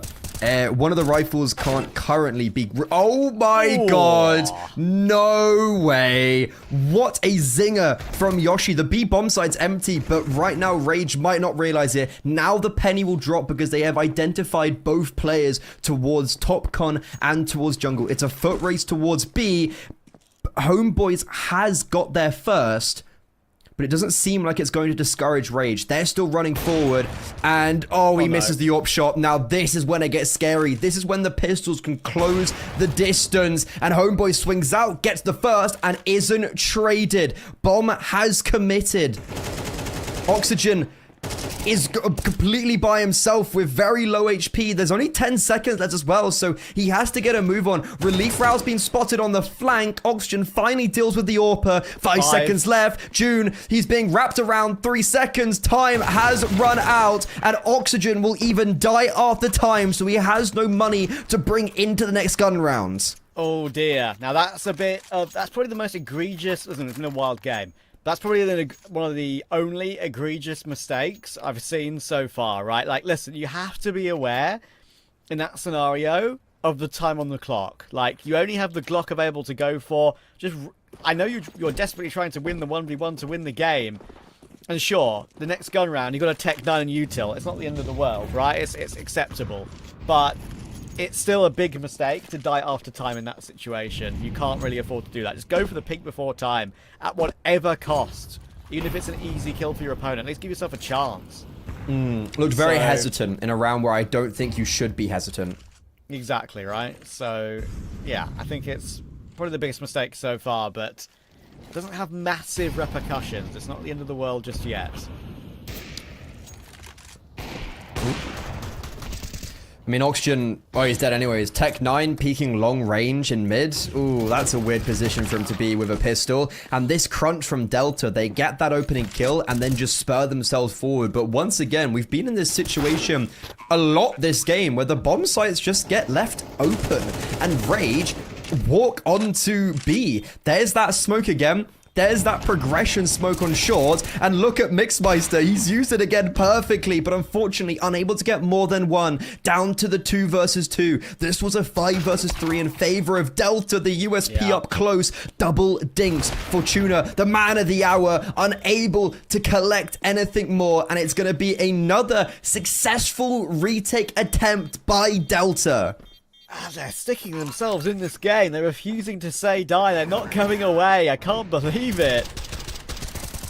Goodness gracious. Time to get a bit nervy, our Rage here. They're losing some of these duels that you'd expect them to win. Going for peaks that you could argue are a bit disadvantaged for them.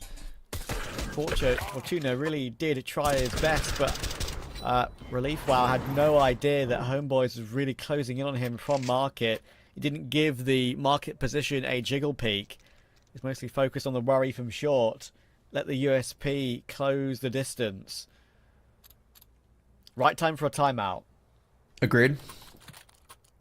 Same, feels very familiar to when Monte took their timeout on Anubis, when we were talking about that, where this isn't them taking the timeout for this next specific round. It's more for the next gun round. So they have a little bit more time to talk about it. You see that being a very common theme in when tactical pauses get called. Normally, after the gun round that you've just lost, and you go into like a force buy, kind of like a low buy round, and then the next round is when the tactical pause kind of, I guess, activates, or that's the round you're talking about. This is a unique round though, as Relief Wow has bought a hero AK. No armor on... Oh, no, everyone else on armor and pistols. And Relief Wow's just been given the jewels, but the jewels are being collected by Delta. June, he's had a crazy resurgence. 6 kills and a half.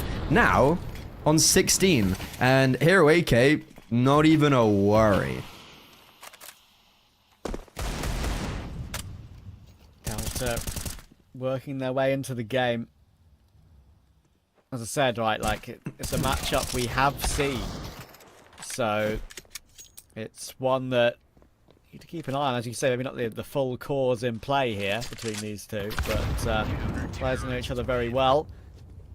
Players that have gone up against each other in LANs, like you've said. It looks like Dune is loving life, as you can see on the player camera. Always...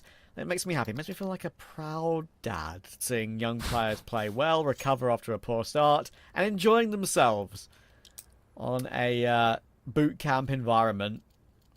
Maybe a big future ahead of some of these players. You never know. What could be seeing the beginnings here of these players' foray into significant EU Tier 2 Counter-Strike. It's always something I say in pugs. When the fun stops, that's when we lose. True. Yeah, I mean, look, June, the kind of consensus I've got out of him is that he really struggled to just get into the game on the T side. And there's definitely a reliance on his aim. And his aim is really good. So it's just about potentially maybe when he's struggling to implement himself, just getting the consistency there. And I think that's something that obviously does come with time. But... I mean, like, look, this guy's aim is fantastic. and it's getting him very good frags so far. But speaking about frags, that is ridiculous. And Rage, they've just walked up short. They found 2 kills.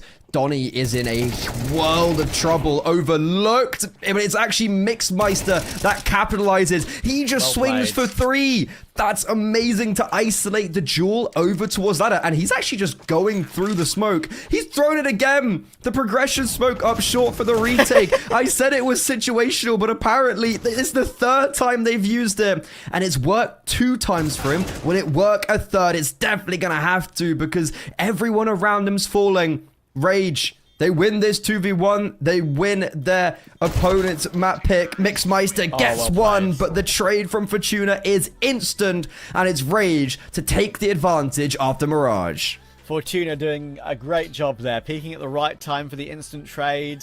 And yeah, actually, you know, Mixmeister and D Donnie there, they're actually, sure, D Donnie whiffed a little bit into that ladder run position, but that wasn't necessarily the end of the world, because Mixmeister was there with him. Even that 5v3 for Rage, I thought for a second there was a world Delta could recover it because of that sort of duo setup on short and ladder.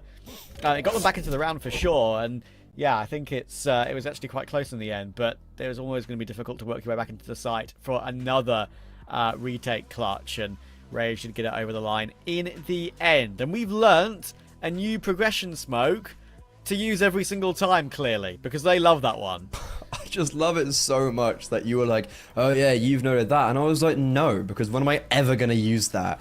Turns out, like 3 out of the last 6 rounds, every other round has been used. And I'd argue it's worked every single time. And that was a very exciting game of Counter-Strike. And I think I was really impressed with just the individual level. I think Mixmeister was super consistent. Relief Row was also super consistent. Fortuna in June, I feel like really encapsulated this whole, like, they have the high potential, but neither could quite get consistency throughout the map. So as we head on to Dust 2, I think that's going to be something I'm looking at for those 2 kind of talents we're directing all of our attention to. Can they find consistency? It is Delta that have lost their map pick. Can they pick it up on Dust 2? We'll find out after break.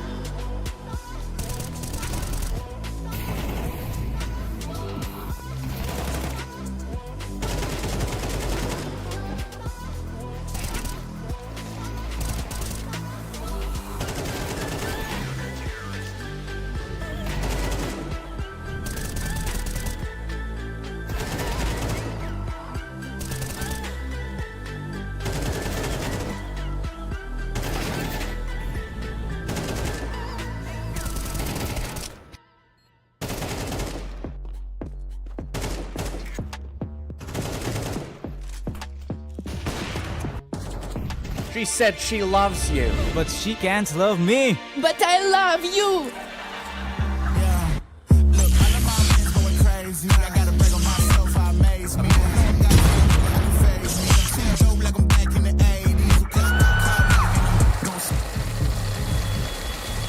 I won't play window anymore. What's going on? Play your role. 1xBet. On to the next one.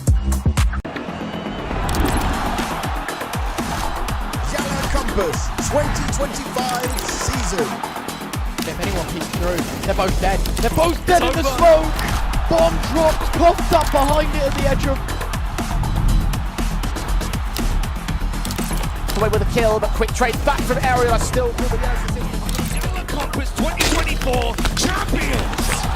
YaLLa, let's go!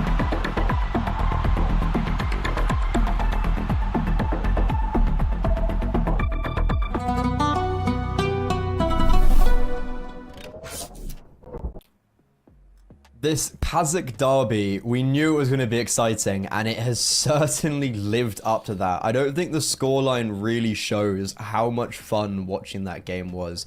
Ultimately, though, it was Delta's map pick, and Rage win it out 13-9 with some star-studded performances from everyone, pretty much on the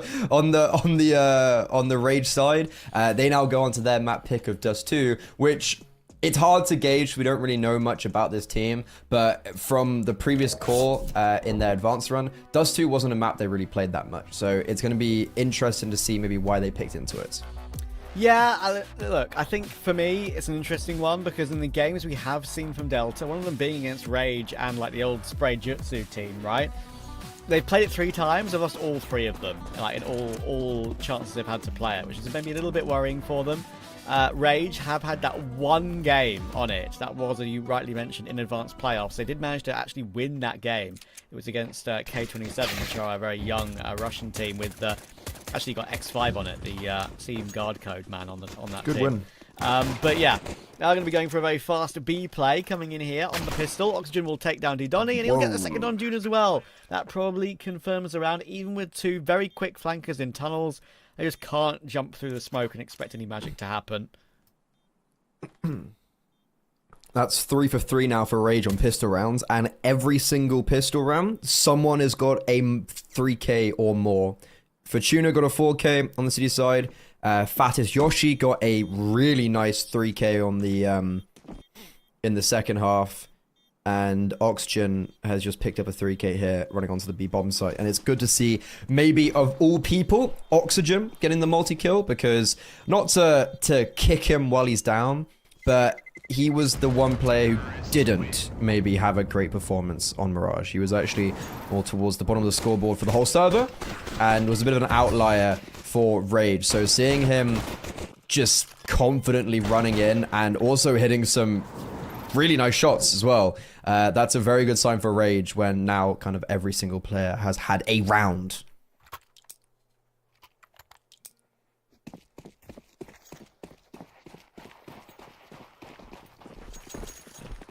Nicely done. Not a force to be worried about here for Rage, but there is a 5-7. and we all know what it can do. A bit of a swing into the angle, and actually, it's as Oxygen jumps, and it's not like, it's as Relief Wow jumps. What? And somehow, it's actually a 2v2. Damage came through from lower tunnels, like we said. They were pinching the B-bomb site, and that tunnel position. And somehow, Dozik was able to get 1 before he died, and that kind of made the difference in this round to keep them still in the conversation. Very good utility placement from Rage. This is going to allow for the bomb to go down, and this is where I would imagine the round becomes a little bit normal, right?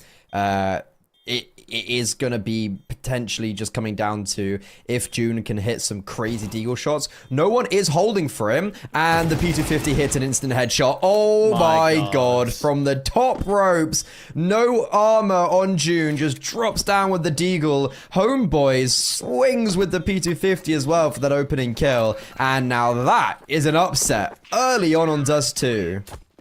That just sounds so right in like a play-by-play. And Homeboy finishes it off. Why does it sound so right, dude? I know, homeboys. Yeah, sorry, I know. I gotta get the. Don't forget. You gotta get the plural. Like, don't forget the Z. Don't forget the Z. That was a really It's the well cool played Z. for like half. I mean, listen. That's what crazy thing about that. That was actually not even a force. That was basically their full eco. Sure, a couple of pistols, but there wasn't any armor. And Dune, yeah, dropping in, as you say, should never be allowed to get that frag, but still managed to find a way. And obviously Rage have some sort of a buy to follow in the immediate reforce. They've got 2 AKs in play, but a Scout, a Deagle, and a Tech 9 alongside it. And Dune is already doing so much damage through the smoke. What on earth has he just done? He's found one tap through it as he was kind of testing the waters of that mid-door position. But there is a response coming in through short as the Tech 9 grabs a gun. And Elay will get that M4 in his hands. With Oxygen finding June as well, suddenly they've got a 4v3.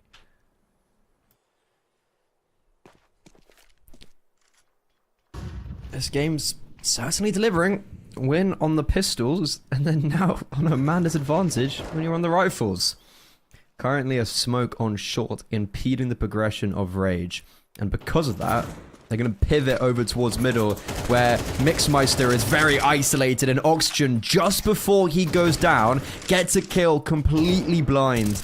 Delta stuck behind the CT smoke, and the spam's connecting. Fortuna with the bomb almost was dropped, but he does get through window in the nick of time, and Fatis Yoshi is repositioned over towards doors.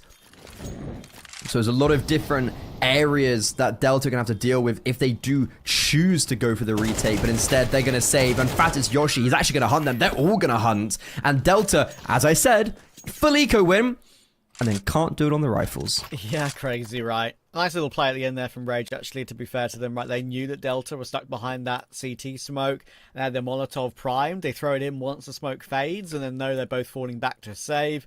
And they realise that Fatis Yoshi is in a good position, and then Fortuna can peek forward as well. They both make sure they peek together to grab both saving players. So no rifles kept over. Back down to a force, obviously. 5.7s, Deagle, and a Scout in play. They've got long control already. They've just smoked Xbox. Not doors, Xbox. You don't see that every day in CS2. Yeah, that's the old school. Yeah. I don't know if it missed, but I think it's hard to miss a smoke that then lands perfectly on the box. So I'm feeling that was on purpose, which is cool. I'm interested to see how they use that, because look, we've already seen some pretty cool uses of smokes. And for Rage, look, they didn't do very well against the pistols before. It's actually going to be a force buy from some, but Homeboys hasn't invested at all. And June with his scout, oh, this is terrifying. That's a really good flashbang. They were almost lining up for the Deagle, but the AKs are this time prevailing. Their headshots aren't connecting with the pistols, and look how low so many players are. I really was scared for a second, but Delta can only actually get away with 1 kill. Dosic might get 1, but at this moment in time, it is just consolation kills, as Rage bounce back after losing a full eco in a pretty stupendous way. That's almost scared me. Yeah, that's fine. It was scary, but that's probably the best he could hope for, right, when he was last alive there. So much damage was done. Like the Deagle that pushed through the cross smoke on A there, the CT cross smoke, I think it shot 2 bullets and it hit 2 players. Unfortunately, not headshots. So it tagged them both down to around about 30 or 40, but just couldn't complete the kill. And in the Close end, but no cigar, really. Yeah, there was a lot of damage done, but in the end, only enough for those consolation kills you mentioned for Dosic, just to keep the economy honest, right? They've got 2 players who are pretty much broke, but 2 players who have got good money. So that shouldn't be the case anymore, however, though, because of course it's a weird situation for Delta now. They've got Homeboys on 6 grand, by the way, and June on 4.2, but can't buy on the other 3. So do we share the money around here, or do we just like go for a hero AWP or something crazy? Like, what's the plan here? I was confused. Homeboy's actually had 7k going into this round, and he didn't buy anything last round. Maybe a deagle when some full purchased, but then he had, I think, around 5k and didn't buy anything. And I was just a little bit confused of like, what's the plan? Maybe they're hoping to get like him to drop an AWP in the next, but you know, he could still buy a deagle armor at least if he's got 5k. I would assume he's just gonna buy. Be silly to buy a hero rifle in this round, right? Oh my god, he's bought an AWP. Okay. If they lose that AWP, that feels like the weirdest decision. I said it, didn't I? I said he's got 6 grand in the bank. But he like, can actually go why? for a hero AWP. Why not buy last round then? If he's going to buy an AWP this round, why didn't he buy a rifle last round when he had 5k? Onto the AWP, bro. I mean, yeah, he is the AWPer, but then my rationale would be, okay, just take the eco this round, because, look, if he saves the AWP, fair, who cares, whatever, it's fine. If he loses the AWP here, well, I guess Dune's going to drop you, but then it just means that he's not going to be on a primary rifle then. It's weird. Obviously, they're going to prioritize the save with it and have some bodyguards, as you can see here. Yeah, this is okay. This is cool. Protect the VIP.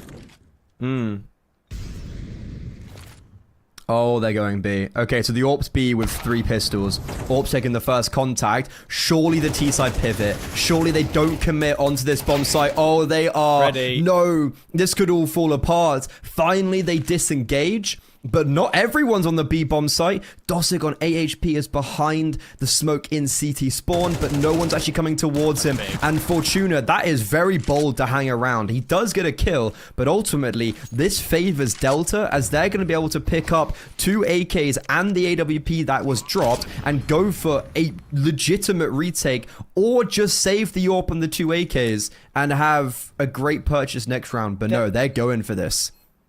They're nowhere near the AWP. They've completely left the AWP. They've just completely given up on it because they can win the round without it. So, Fantasy Yoshi towards short. 1 freebie here. There we go. Now they know where he is. Of course, no kit. He should be aware that in a round like this, even though there wasn't AWP in play, there should be no defuse kit. It's a 10-second defuse, but he's going to be forced to push through it. It should be Mixmeister takes him down. That's exactly what happens. A smoke towards short and a smoke on the bomb makes it too difficult for him. And Delta getting a very unlikely round. That hero AWP only got 1 kill, but it caused havoc in the ranks. For audio viewers, my head's in my hand. Okay, I'll do the same. Delta have 2 rounds, and they have both come through eco rounds. Just can't. What? Yeah. Why did that work so perfectly with the AWP and then like the bodyguard protection? They don't even save the AWP, which is the best part of it all. The AWP does come back out because look, they're rich. And now it's actually the exact same for Rage.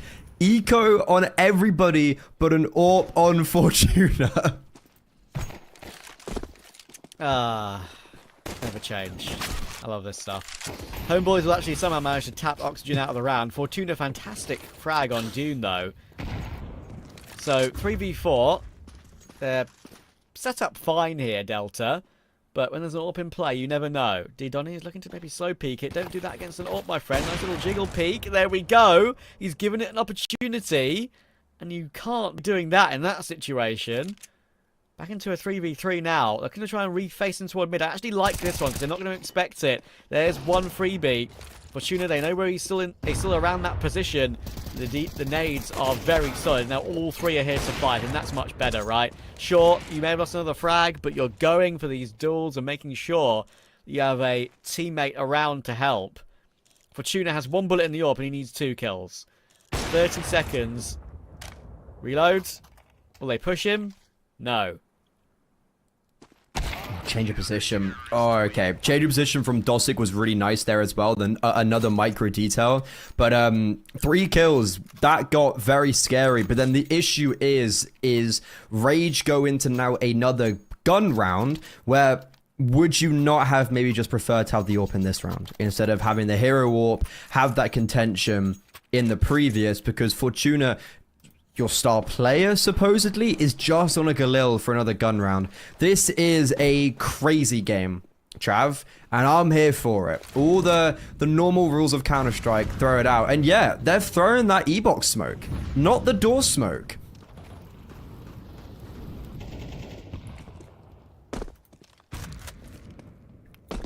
They've just left short because of it. Oh, it smokes doors as well? Yeah, I think it's... I'm enjoying seeing these sort of change-ups, right? That's a bit of aggression to B tunnels there as well. I'm actually quite impressed, and it's fun because it's very different, right?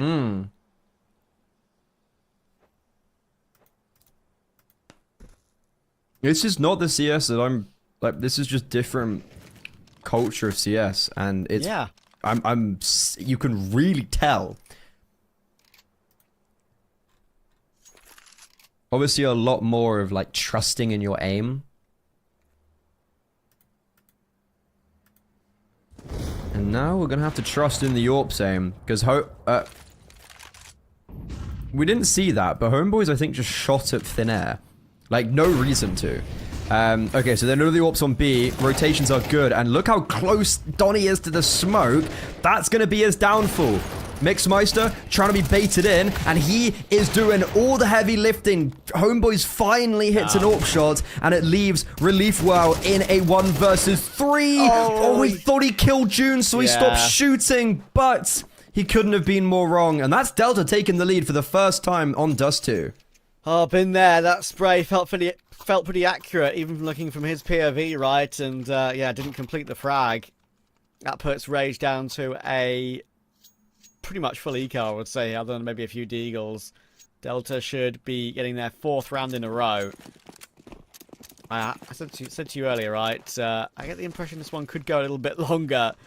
This map is a bit more of an unknown between these two. Of course, we've got some information for Delta, as in, actually, they don't like it that much. They've lost it in the 3 regional games they've played against the likes of All Inners and Rage and Spray Jutsu, I believe, which is some of the core that we've previously played in a matchup like this. That's the cleanup against the Pistols. All will go down. 5 players alive. Money bolstered. Every time I see an eco round, I'm just like, ooh. Yeah, it's worrying, isn't it? Ooh. Ooh. But, no, it's Delta in a good position. Economically as well, especially after a close gun round, keeping all 5 alive is very, very good. This is a change of pace as well. AWP getting aggressive in lower tunnels to also bait in the Rifler. Actually, it's the Rifler baiting in the AWP. They jump over the AWP's crosshair, but Alay still clears it from middle, and that aggression from Delta, unfortunately, is undermined because of good utility and Raze just taking the jewels, simply put.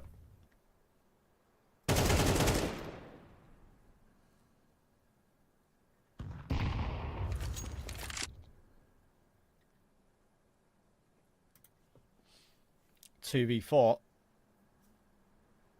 Dune and D-Donny are in a position where they kind of just have to frag out on either side of the map, and it's going to be very difficult from here.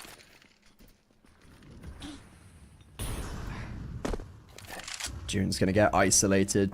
D-Donny's nowhere near, so June needs to get 3 kills, basically. Oh, D-Donny does activate from middle, and Dunes line them up. They had their utility out. They had knives out. They didn't anticipate him. Relief Wow in a 1 versus 2. Another clutch, and he's faltered. Delta, a 2 versus 4. They had no right in winning. They were separated, and yet they still come out on top. Oh, I love that. That was actually sick from Dune. Realizing how to position himself there when he knows he's not going to be cleared. Sure, kind of was, right? But they weren't ready for that position. Getting 2 is gorgeous. And with that bit of help from his teammate elsewhere, like we said, I said they had to go above and beyond. They absolutely did. can see the reaction on the player cams there as well. A big smile on a couple of players, realizing that's a great one to be able to nab away from your opponents. Dune looking calm in that situation. And honestly, that's what I wanted to see from him. 17-year-old gamer.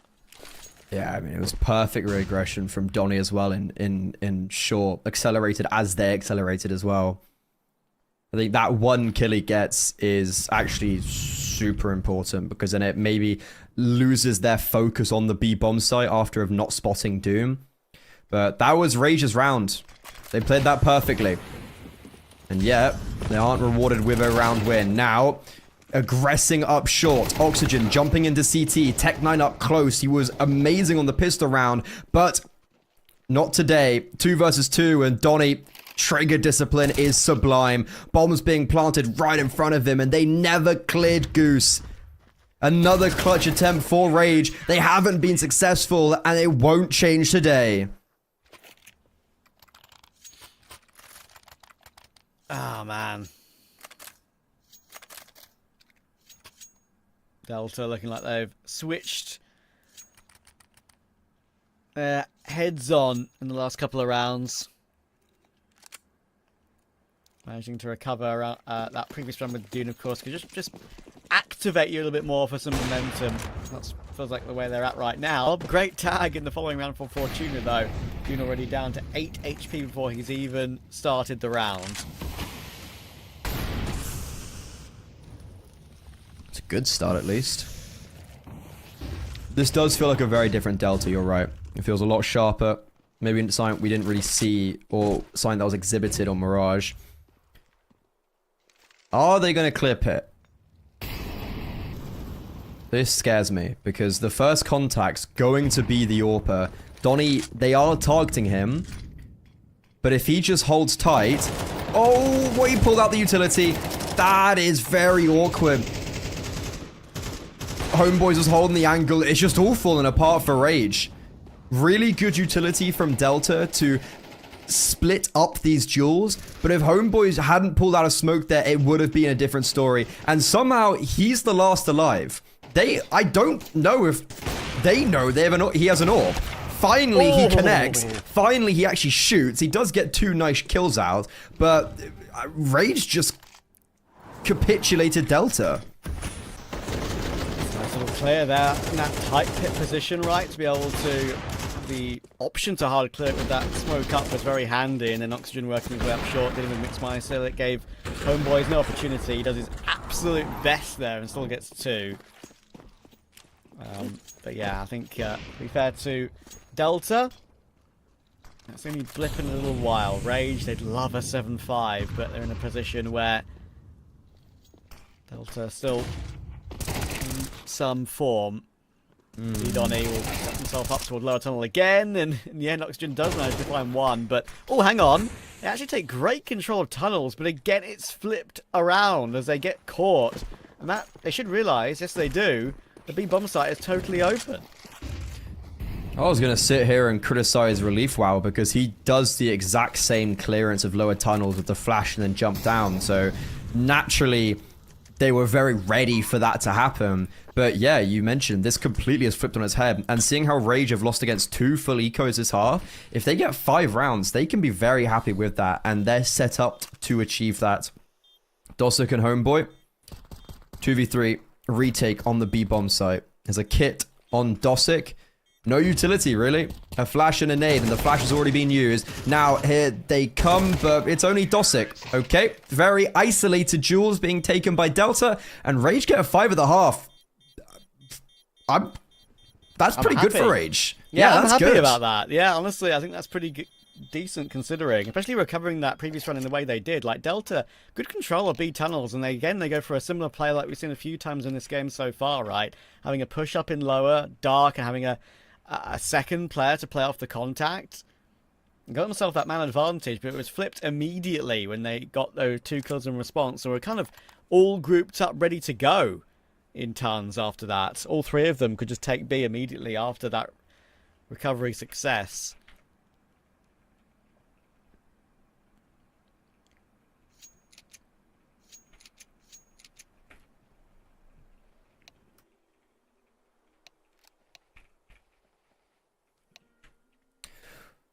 good to note that Rage have not lost a pistol round. So even though they did get 5, and we're seeing that as a good thing considering all the circumstances, they still did win the pistol and lost to 2 ecos. Like, that is still really poor. And every time there's been a pistol round, someone's got a multi-kill. Someone stepped up and has been heroic.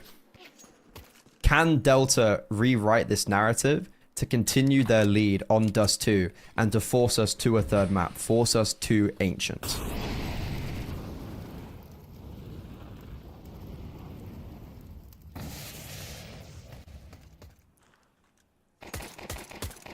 Ooh, hang on a second. D-Donny managed to deal with Oxygen and actually try and force their way up mid. Actually caught by Delta's patience there. They were waiting for something like that, and they just basically had it fed to them.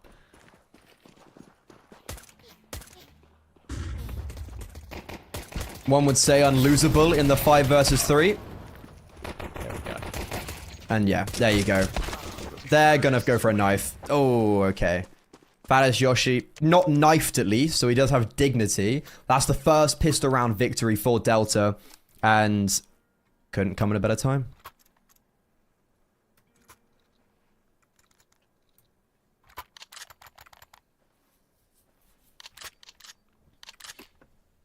I am expecting actually to see a force buy from Rage here. Very common on D2 to get the scout out and something with a couple of deagles and some 5.7s, but actually they're choosing to stay pretty defensive and go for a save. Try and get the guns in the third. Let Delta reach 9.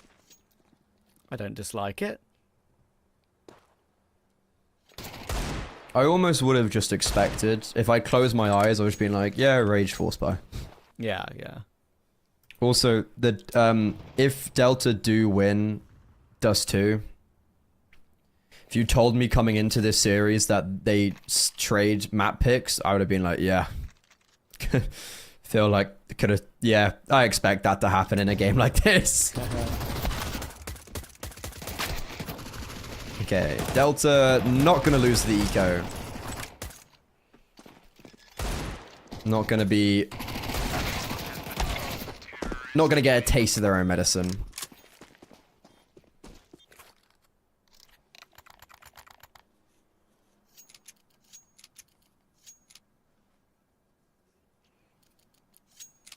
So, the buy is now available. Obviously, the utility will be lacking slightly as they've chosen this round to go for their first buy of the half, but they have got an M4, and we'll have M4s across the board, I would imagine, unless maybe Fortuna wants to go for a FAMAS and some utility to get a bit more. We'll have to see. I've got a pause in play before we get started.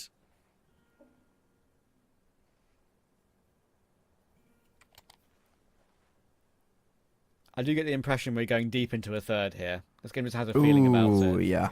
Oh yeah. I think we were talking in our green room. Yeah, our Discord channel. Yeah. Yeah, our Discord channel. We were saying that I feel like if there's ever a game to go a third map, it's probably it. And yeah, what a crazy way that it's unraveled as well. I'm still just so shocked that we saw 2 eco wins within like 4 rounds. 3 rounds? 2? It was just really crazy, bizarre scenes. But Rage do have a full purchase. They don't have... Okay, I don't want to say full purchase because it's not. They've got no utility on Fortuna. Ocean's on an MP9. And Relief WoW has also no util. But Dune almost just gives up an opening kill.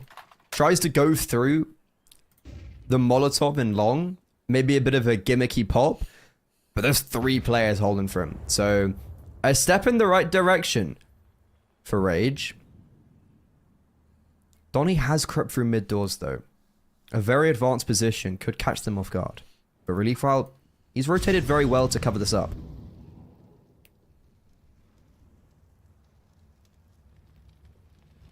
There is a bit of an opening in this mid push that we have touched on. Relief, it sure is here, but it's a position that you could easily get entryed on. Try and could play ahead of the smoke if he wants to, because he's in a position to push in front, but He's going to respect it for now because of ECLOT's position. He peeked through while he goes for a peek, but he's already dead. Does he go through now? He is. He could have 3 kills in the back, and he does exactly that. I saw it, and Relief delivered it. Dosick will get 1 kill on the rotation on Fantasy Yoshi, but he should go down here. Actually had the opportunity for a little bit of a mini lineup, but they knew where he was, so it was very unlikely to happen. And Rage are back in with 6 on the board now. Great hold. Relief choosing the right moment to pounce. You could say he relieves the rage. Okay, I'm here all week, folks. Good. It's good. It is good to see Relief WoW actually do something, if that's fair to say, because he really was struggling this whole map after being at the top of the scoreboard for the whole server on Mirage. So to see his dynamism and his ability to rotate and have the correct timing in these type of situations is the foreshadowing of like an individual that needs to step up if Rage do want to succeed on their map pick. Yeah. That was just a great round from him. And to be honest, it looked like it was going wrong because LA got flashed in by, I want to say, Oxygen. And I don't know what that flash was, but no one was blind. And I thought that was going to be maybe like the unraveling of the round that was actually set up really nicely by Rage. But really, without him getting every single kill, it would have been a completely different story.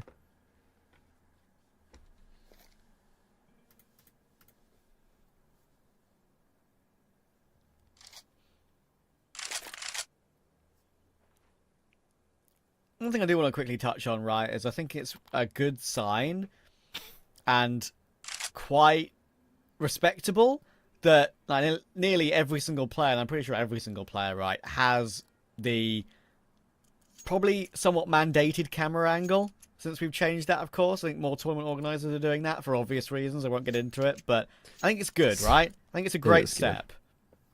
Except for Fortuna, as you literally saying it, pulled up his camera. No, I know, but like, face, yeah. I like listen. Most of them, sometimes you just can't. Like, it might just not be possible. You don't have like a shelf in the right place for a camera phone or whatever. Like, yeah, I'm glad it has been. I think I touched upon it in a podcast I did recently, where I was like, with who?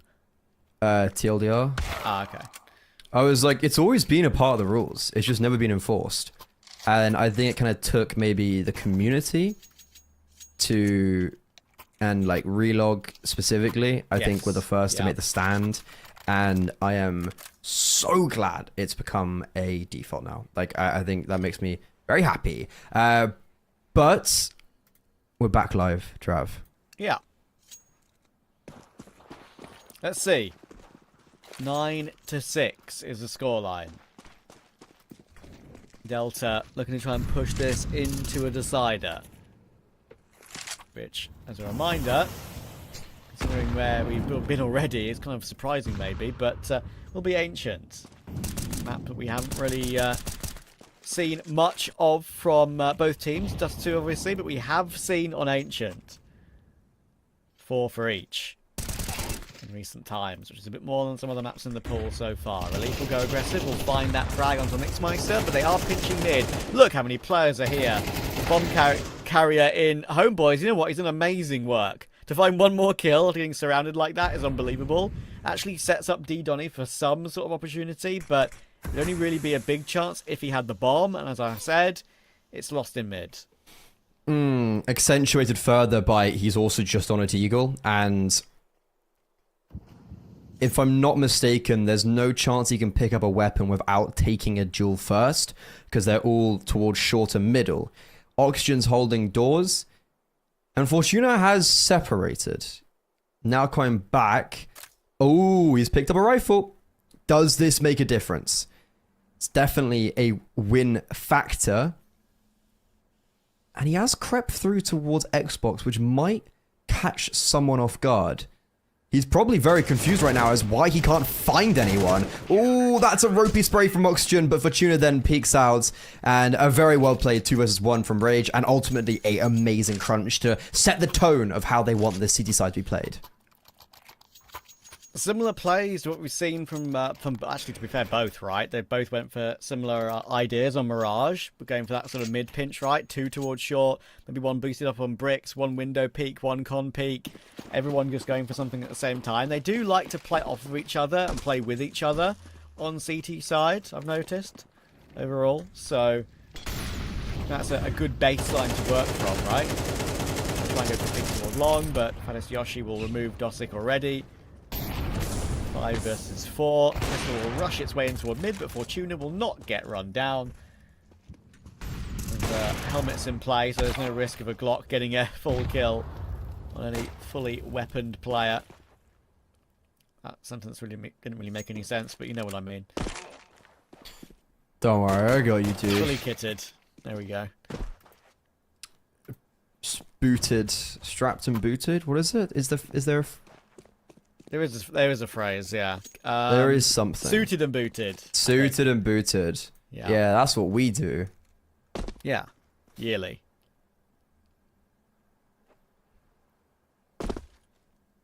And you look the cutest. So. Okay.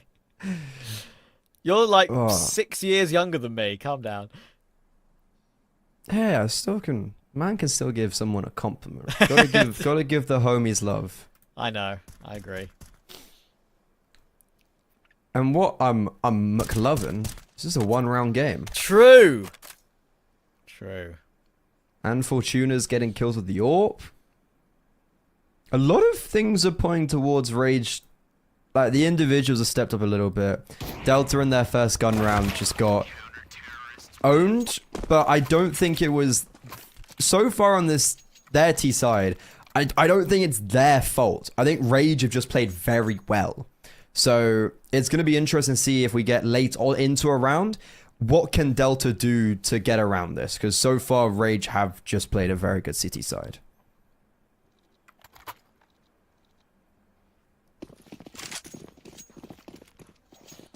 Yeah, good sign. Whoopsie. Body blocking. And anyways, just as well, just as about to say, they were playing a great CT side. It all gets a bit hairy, and yeah, this whole mid setup now is really ambiguous. I wasn't expecting that though. Maybe because I saw an attempt from utility in mid. I'm not so sure. He's going in for more. Oh my goodness! If he had 2 more bullets, it's 3. That's incredible. He had 1 more. Yeah, maybe. I mean, I'm surprised he didn't try and pick up the AK that was in lower tunnel. Or back off. Sign Q. Yeah, or back off. That's also an option. That's one of the options of all time. You're not wrong. But yeah, I think he's still done an amazing job in that position. I'm really not liking how he's playing long there. Very out in the open. Don't know why Yoshi's going to take a duel there. Like, he's actively wanting to take a fight when they've got a man advantage. And look, Rage has been sent sprawling. They evacuate the B bomb site. And if I'm not mistaken, Dosic has also seen them like close towards CT. Oh, he pulls the trigger too early. Okay, so now Rage know Delta are on the B bomb side, and they're gonna have to play a retake, and Dosic just peeks. And on top of that, Relief Well is gonna be able to cut off Mixmeister as homeboys on 9 HP. This is going to be near impossible. He's still actually being held for as well. Fortuna hasn't moved an inch. And because of his patience, he'll be rewarded with a second frag. Beautifully done by Fortuna there. That is great patience. And honestly, Rage played that round on the aggressive foot nearly every single time, right? I mean, that was impressive. I think lower tunnel push, getting 2 is unbelievable from Elay. Should not be allowed to have done that. Didn't even, as you say, fall back or switch to the AK, incredibly. But damage was significant. They had a second lower tunnel push because the Delta was split up to cut them off. Bomb plant could never come through. Dosic going for that peeking window could argue maybe a little bit over-aggressive, but they just didn't know where Fortuna was at that point, I don't think. So, just a mistake you didn't need to make. When you're 2v3, I'd get it. When you're 3v3, even when you've got a teammate that's low, I feel like you can try and play sites, especially on B, D2.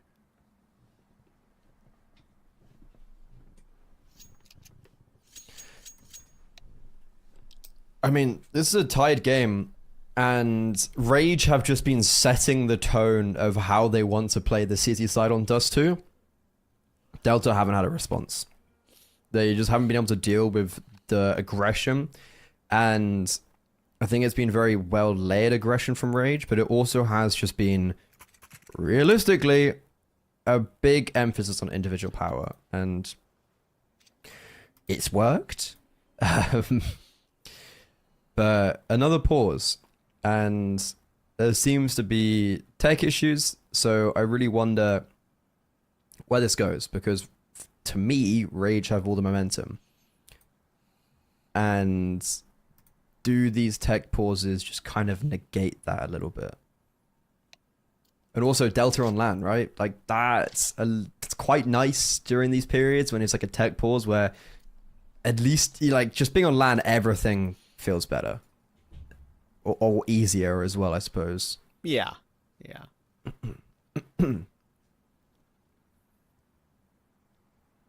Everything also just plainly feels more fun, I think, when you're in person together. Boot camps are so much fun, man. I've never done one. Obviously, It's never been a just professional, but it's one of those cool, unique moments where, like, obviously when you're at home and you're playing CS all day, there's just other stuff going on, right? That you still have life going on around you in some capacity. At boot camp, it just feels like there's none of that, and you are literally just with your mates the whole day. It's just Counter-Strike. Yeah. Speed here. This could worry Fortuna. Good peek on the first. Can get away, but they're going to be going through this incendiary. That's a brilliant frag on the fallback. How's he been allowed to do that? That is what I was excited to see from Fortuna. He's delivering some of it today. Ooh, what a nade as well. It's all gone wrong for Delta. Fast-paced play, which I like the idea, you know? I was mentioning in that tech pause that Rage have dictated the pace, and it feels like Delta have had to play Rage's game on this second half. So they try just, on a Tech 9 round, do something a little bit different, and it just goes so wrong. Fortuna's 20-9, and I think on Mirage, we were like, I mean, he's got some kills, but nothing to write home about, whereas right now on Dust 2, he really is stepping up in the way that we anticipate when we take a look at his stats on paper. Yeah, exactly. 20-9. One guy that has obviously been a bit of a prospect. An example, that's some of the games that he's played, obviously. It's against, like, I think for me, what is clearly the most, like, good example of a player that can really do damage at this sort of level. Like, he's been around for a little while, Fortuna. He's not like a super youngster like Dune, by the way. But you know, yeah, he's 24, right? 22, 24, I think that age. Yeah, around that age. Ballpark. But like, he's played in like last year for Meteor against like the likes of Rhino, Gaming Gladiators, Zero Tenacity. He's played alternate attacks, Permitter when they were one of the teams that played the most in Tier 2 when they had their Polish roster. Good experience. Like that is good experience, and if you look at his more recent games now, like there's one red rating in like 20 maps. Like he has really put his foot down, and they are games in advance, like I said. But you know, as I say, alternate attacks, Partisan, like that's a really good sort of baseline team in advance. Partisan that can really show you what they what the player's made of. By the way, I cannot believe that Didoni has made his way through B and has taken a player outside tunnels. That's insane. What a bizarre round. I feel like I've said that a lot this series. And it's not over, because Didosic's just been... What? That nade does 20 damage? It landed on him. And that changes everything. Because if he had died, it'd be a 3 versus 2 retake. Now, they still remain in the 3 versus 3. But Yoshi, he's just charging forward. 1-for-1 trade. Oxygen rips the head off one. And oh, bye-bye. Fortuna says enough is enough. And Rage, they had everything going against them. And arguably the hardest bomb site to retake, they make it look so easy with no hesitation, with no respect. That was ridiculous. Like, there was only, like, was it one flash here? Sure, it made, yeah, you see the flash assist in the kill feed, right? But he only looked away from it. He played anti, and then instas on everyone else. The peek from window onto the default box player, gone. Peek into a tunnel, sure, he's 10 HP, instant headshot. No hesitation. And that is what is exciting to watch. Great retake. Pretty impressive, but Homeboys have something to say about that. They're forcing their way out long, and ECLOT cannot fight anymore. Drops the counter smoke on long. Doesn't seem to matter. Maybe it should have mattered though, Homeboys, because he gets isolated as he runs through that, and the advantage is... Yeah, oh, it's perfect. Elay's just been re-flashed through. Relief's got the bomb in top mid, but then gets killed from tunnels. That is very excruciatingly close for him, because that one kill would have changed everything, as like Donnie would have had to go get the bomb. And Elay, okay, you've had a good round, but let's temper that spirit. Elay quite literally playing with fire there. Yeah, literally. This is wild that they have just completely negated long, and he misses. Dosick had a free kill on Fortuna and fluffs his lines. But now, because of that, Rage have just gone, well, it can't be B because there's a player out long. Finally, someone does look over. Dude, what's happening? Just stay still. Please, just someone hold an angle. And because of that, Fortuna will fall. But then Oxygen's behind them in tunnels. I mean, they're not going to expect this. Bomb might get denied. Bomb's been denied. And there's 15 seconds left. And on top of that, Dosick is nowhere close by. He's making noise coming through doors. Elay just has to survive. He hears him coming along, stampeding towards him, and Elay has the timing. He gets the opening 2 kills, and he closes off with the 1 versus 2. What has just happened? That is one of the craziest rounds I've seen in a while. I mean, it started so simply, right, with the long take from Delta. That was pretty normal. The entry was pretty fine. Then they charged through that sort of midway long smoke, which is a very common smoke these days somehow, even at the top level. Everyone does it, man. Yeah, which I don't understand why, by the way. It's a shit smoke. No, it's an amazing smoke. We'll talk about that later, but listen. The flash assist to get the peaks from Eli to at least get the first 2. Then, as you rightly say, no one commits to a position and gets caught off guard, perhaps like 3 separate times on 3 different places on the map.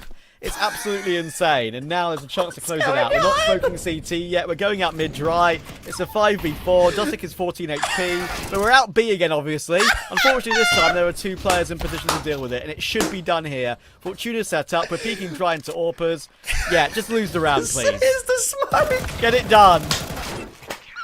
The smoke. He smoked CT after all his teammates died. Man, I'm crying. Oh my god, that was one of the worst rounds of Counter-Strike I've seen in a while. Okay, well, Delta went from playing a really nice Dust 2 to then just seemingly forgetting how to play T-side. And on top of that, Rage, I mean, look, the individuals are great, but it's very evident that the cohesion is maybe slightly off. We saw 2 eco rounds won. We saw like 1 million retakes be won. That was actually a theme throughout this whole series. Apparently no one can post plant, but then also everyone's amazing at retaking because they just have no fear. They have no second guess of what they're doing. They just run through and take the jewels, and it works. So maybe that is what we should do. Just like have the confidence. Yeah, listen, right? Anyone who has eyes we'll know what has gone on there, and we'll see what's happened, and just can see how much of a mess it was. So listen, maybe you wish you don't have eyes anymore after it. But listen, right? I'm going to focus on the positives here, because I'm that kind of guy. Brilliant performance from Fortuna. He performed exactly how I wanted to see him perform. Sure, it's against a regional rival. It's against a domestic rival, which we know he can play well against. He has history of playing against better teams in EU Tier 2 and looking very, very good. So that's a good start for him. They get off to a great start in this particular league, of course. We're up to their 1-0 beginning. I'm hopeful that they can actually do damage against some of these other sort of Tier 3 opponents. I really am. I agree, and I think what was nice for Fortuna was that on Mirage, like, he had all his stats, but I failed to see the impact of those kills. Whereas on Dust 2, when he was getting like opening kills or Monte kills, they were round-winning kills, and that was the difference, I think. And yeah, like, during this game, you see a lot of very skilled individuals, and it's just about making that more consistent. Seeing so many high-skilled individuals already come through this region through very similar processes, like Icy and Molody, who are kind of the two. Apparently everyone's an AWPer from this region as well, because Fortuna also an AWPer. Yeah. But, you know, they've broken into Tier 1, and I feel like it's only a matter of time that we see another player from this similar concept of a regional Kazakh LAN get this experience, get their name out there, have 6 stats, and just get picked up by someone. Someone like Furia, who knows? Because apparently the world's gone crazy. But with that in mind, that was a very enjoyable game of Counter-Strike. It was a very enjoyable day of CS. That was our opening day here in the YaLLa Compass 2025 Contenders closed qualifier. We've got Counter-Strike coming at you non-stop. So be here tomorrow at 10 AM CET for the first of 4 games in a new day. Thank you very much, guys, and have a lovely evening. She said she loves you, but she can't love me. But I love you.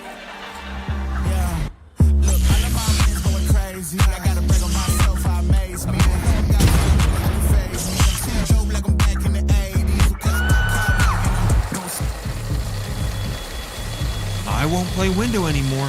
What's going on? Play your role. 1xBet. On to the next one. YaLLa Compass 2025 season. If anyone peeks through, they're both dead. They're both dead in the smoke. Bomb drops, popped up behind it at the edge of.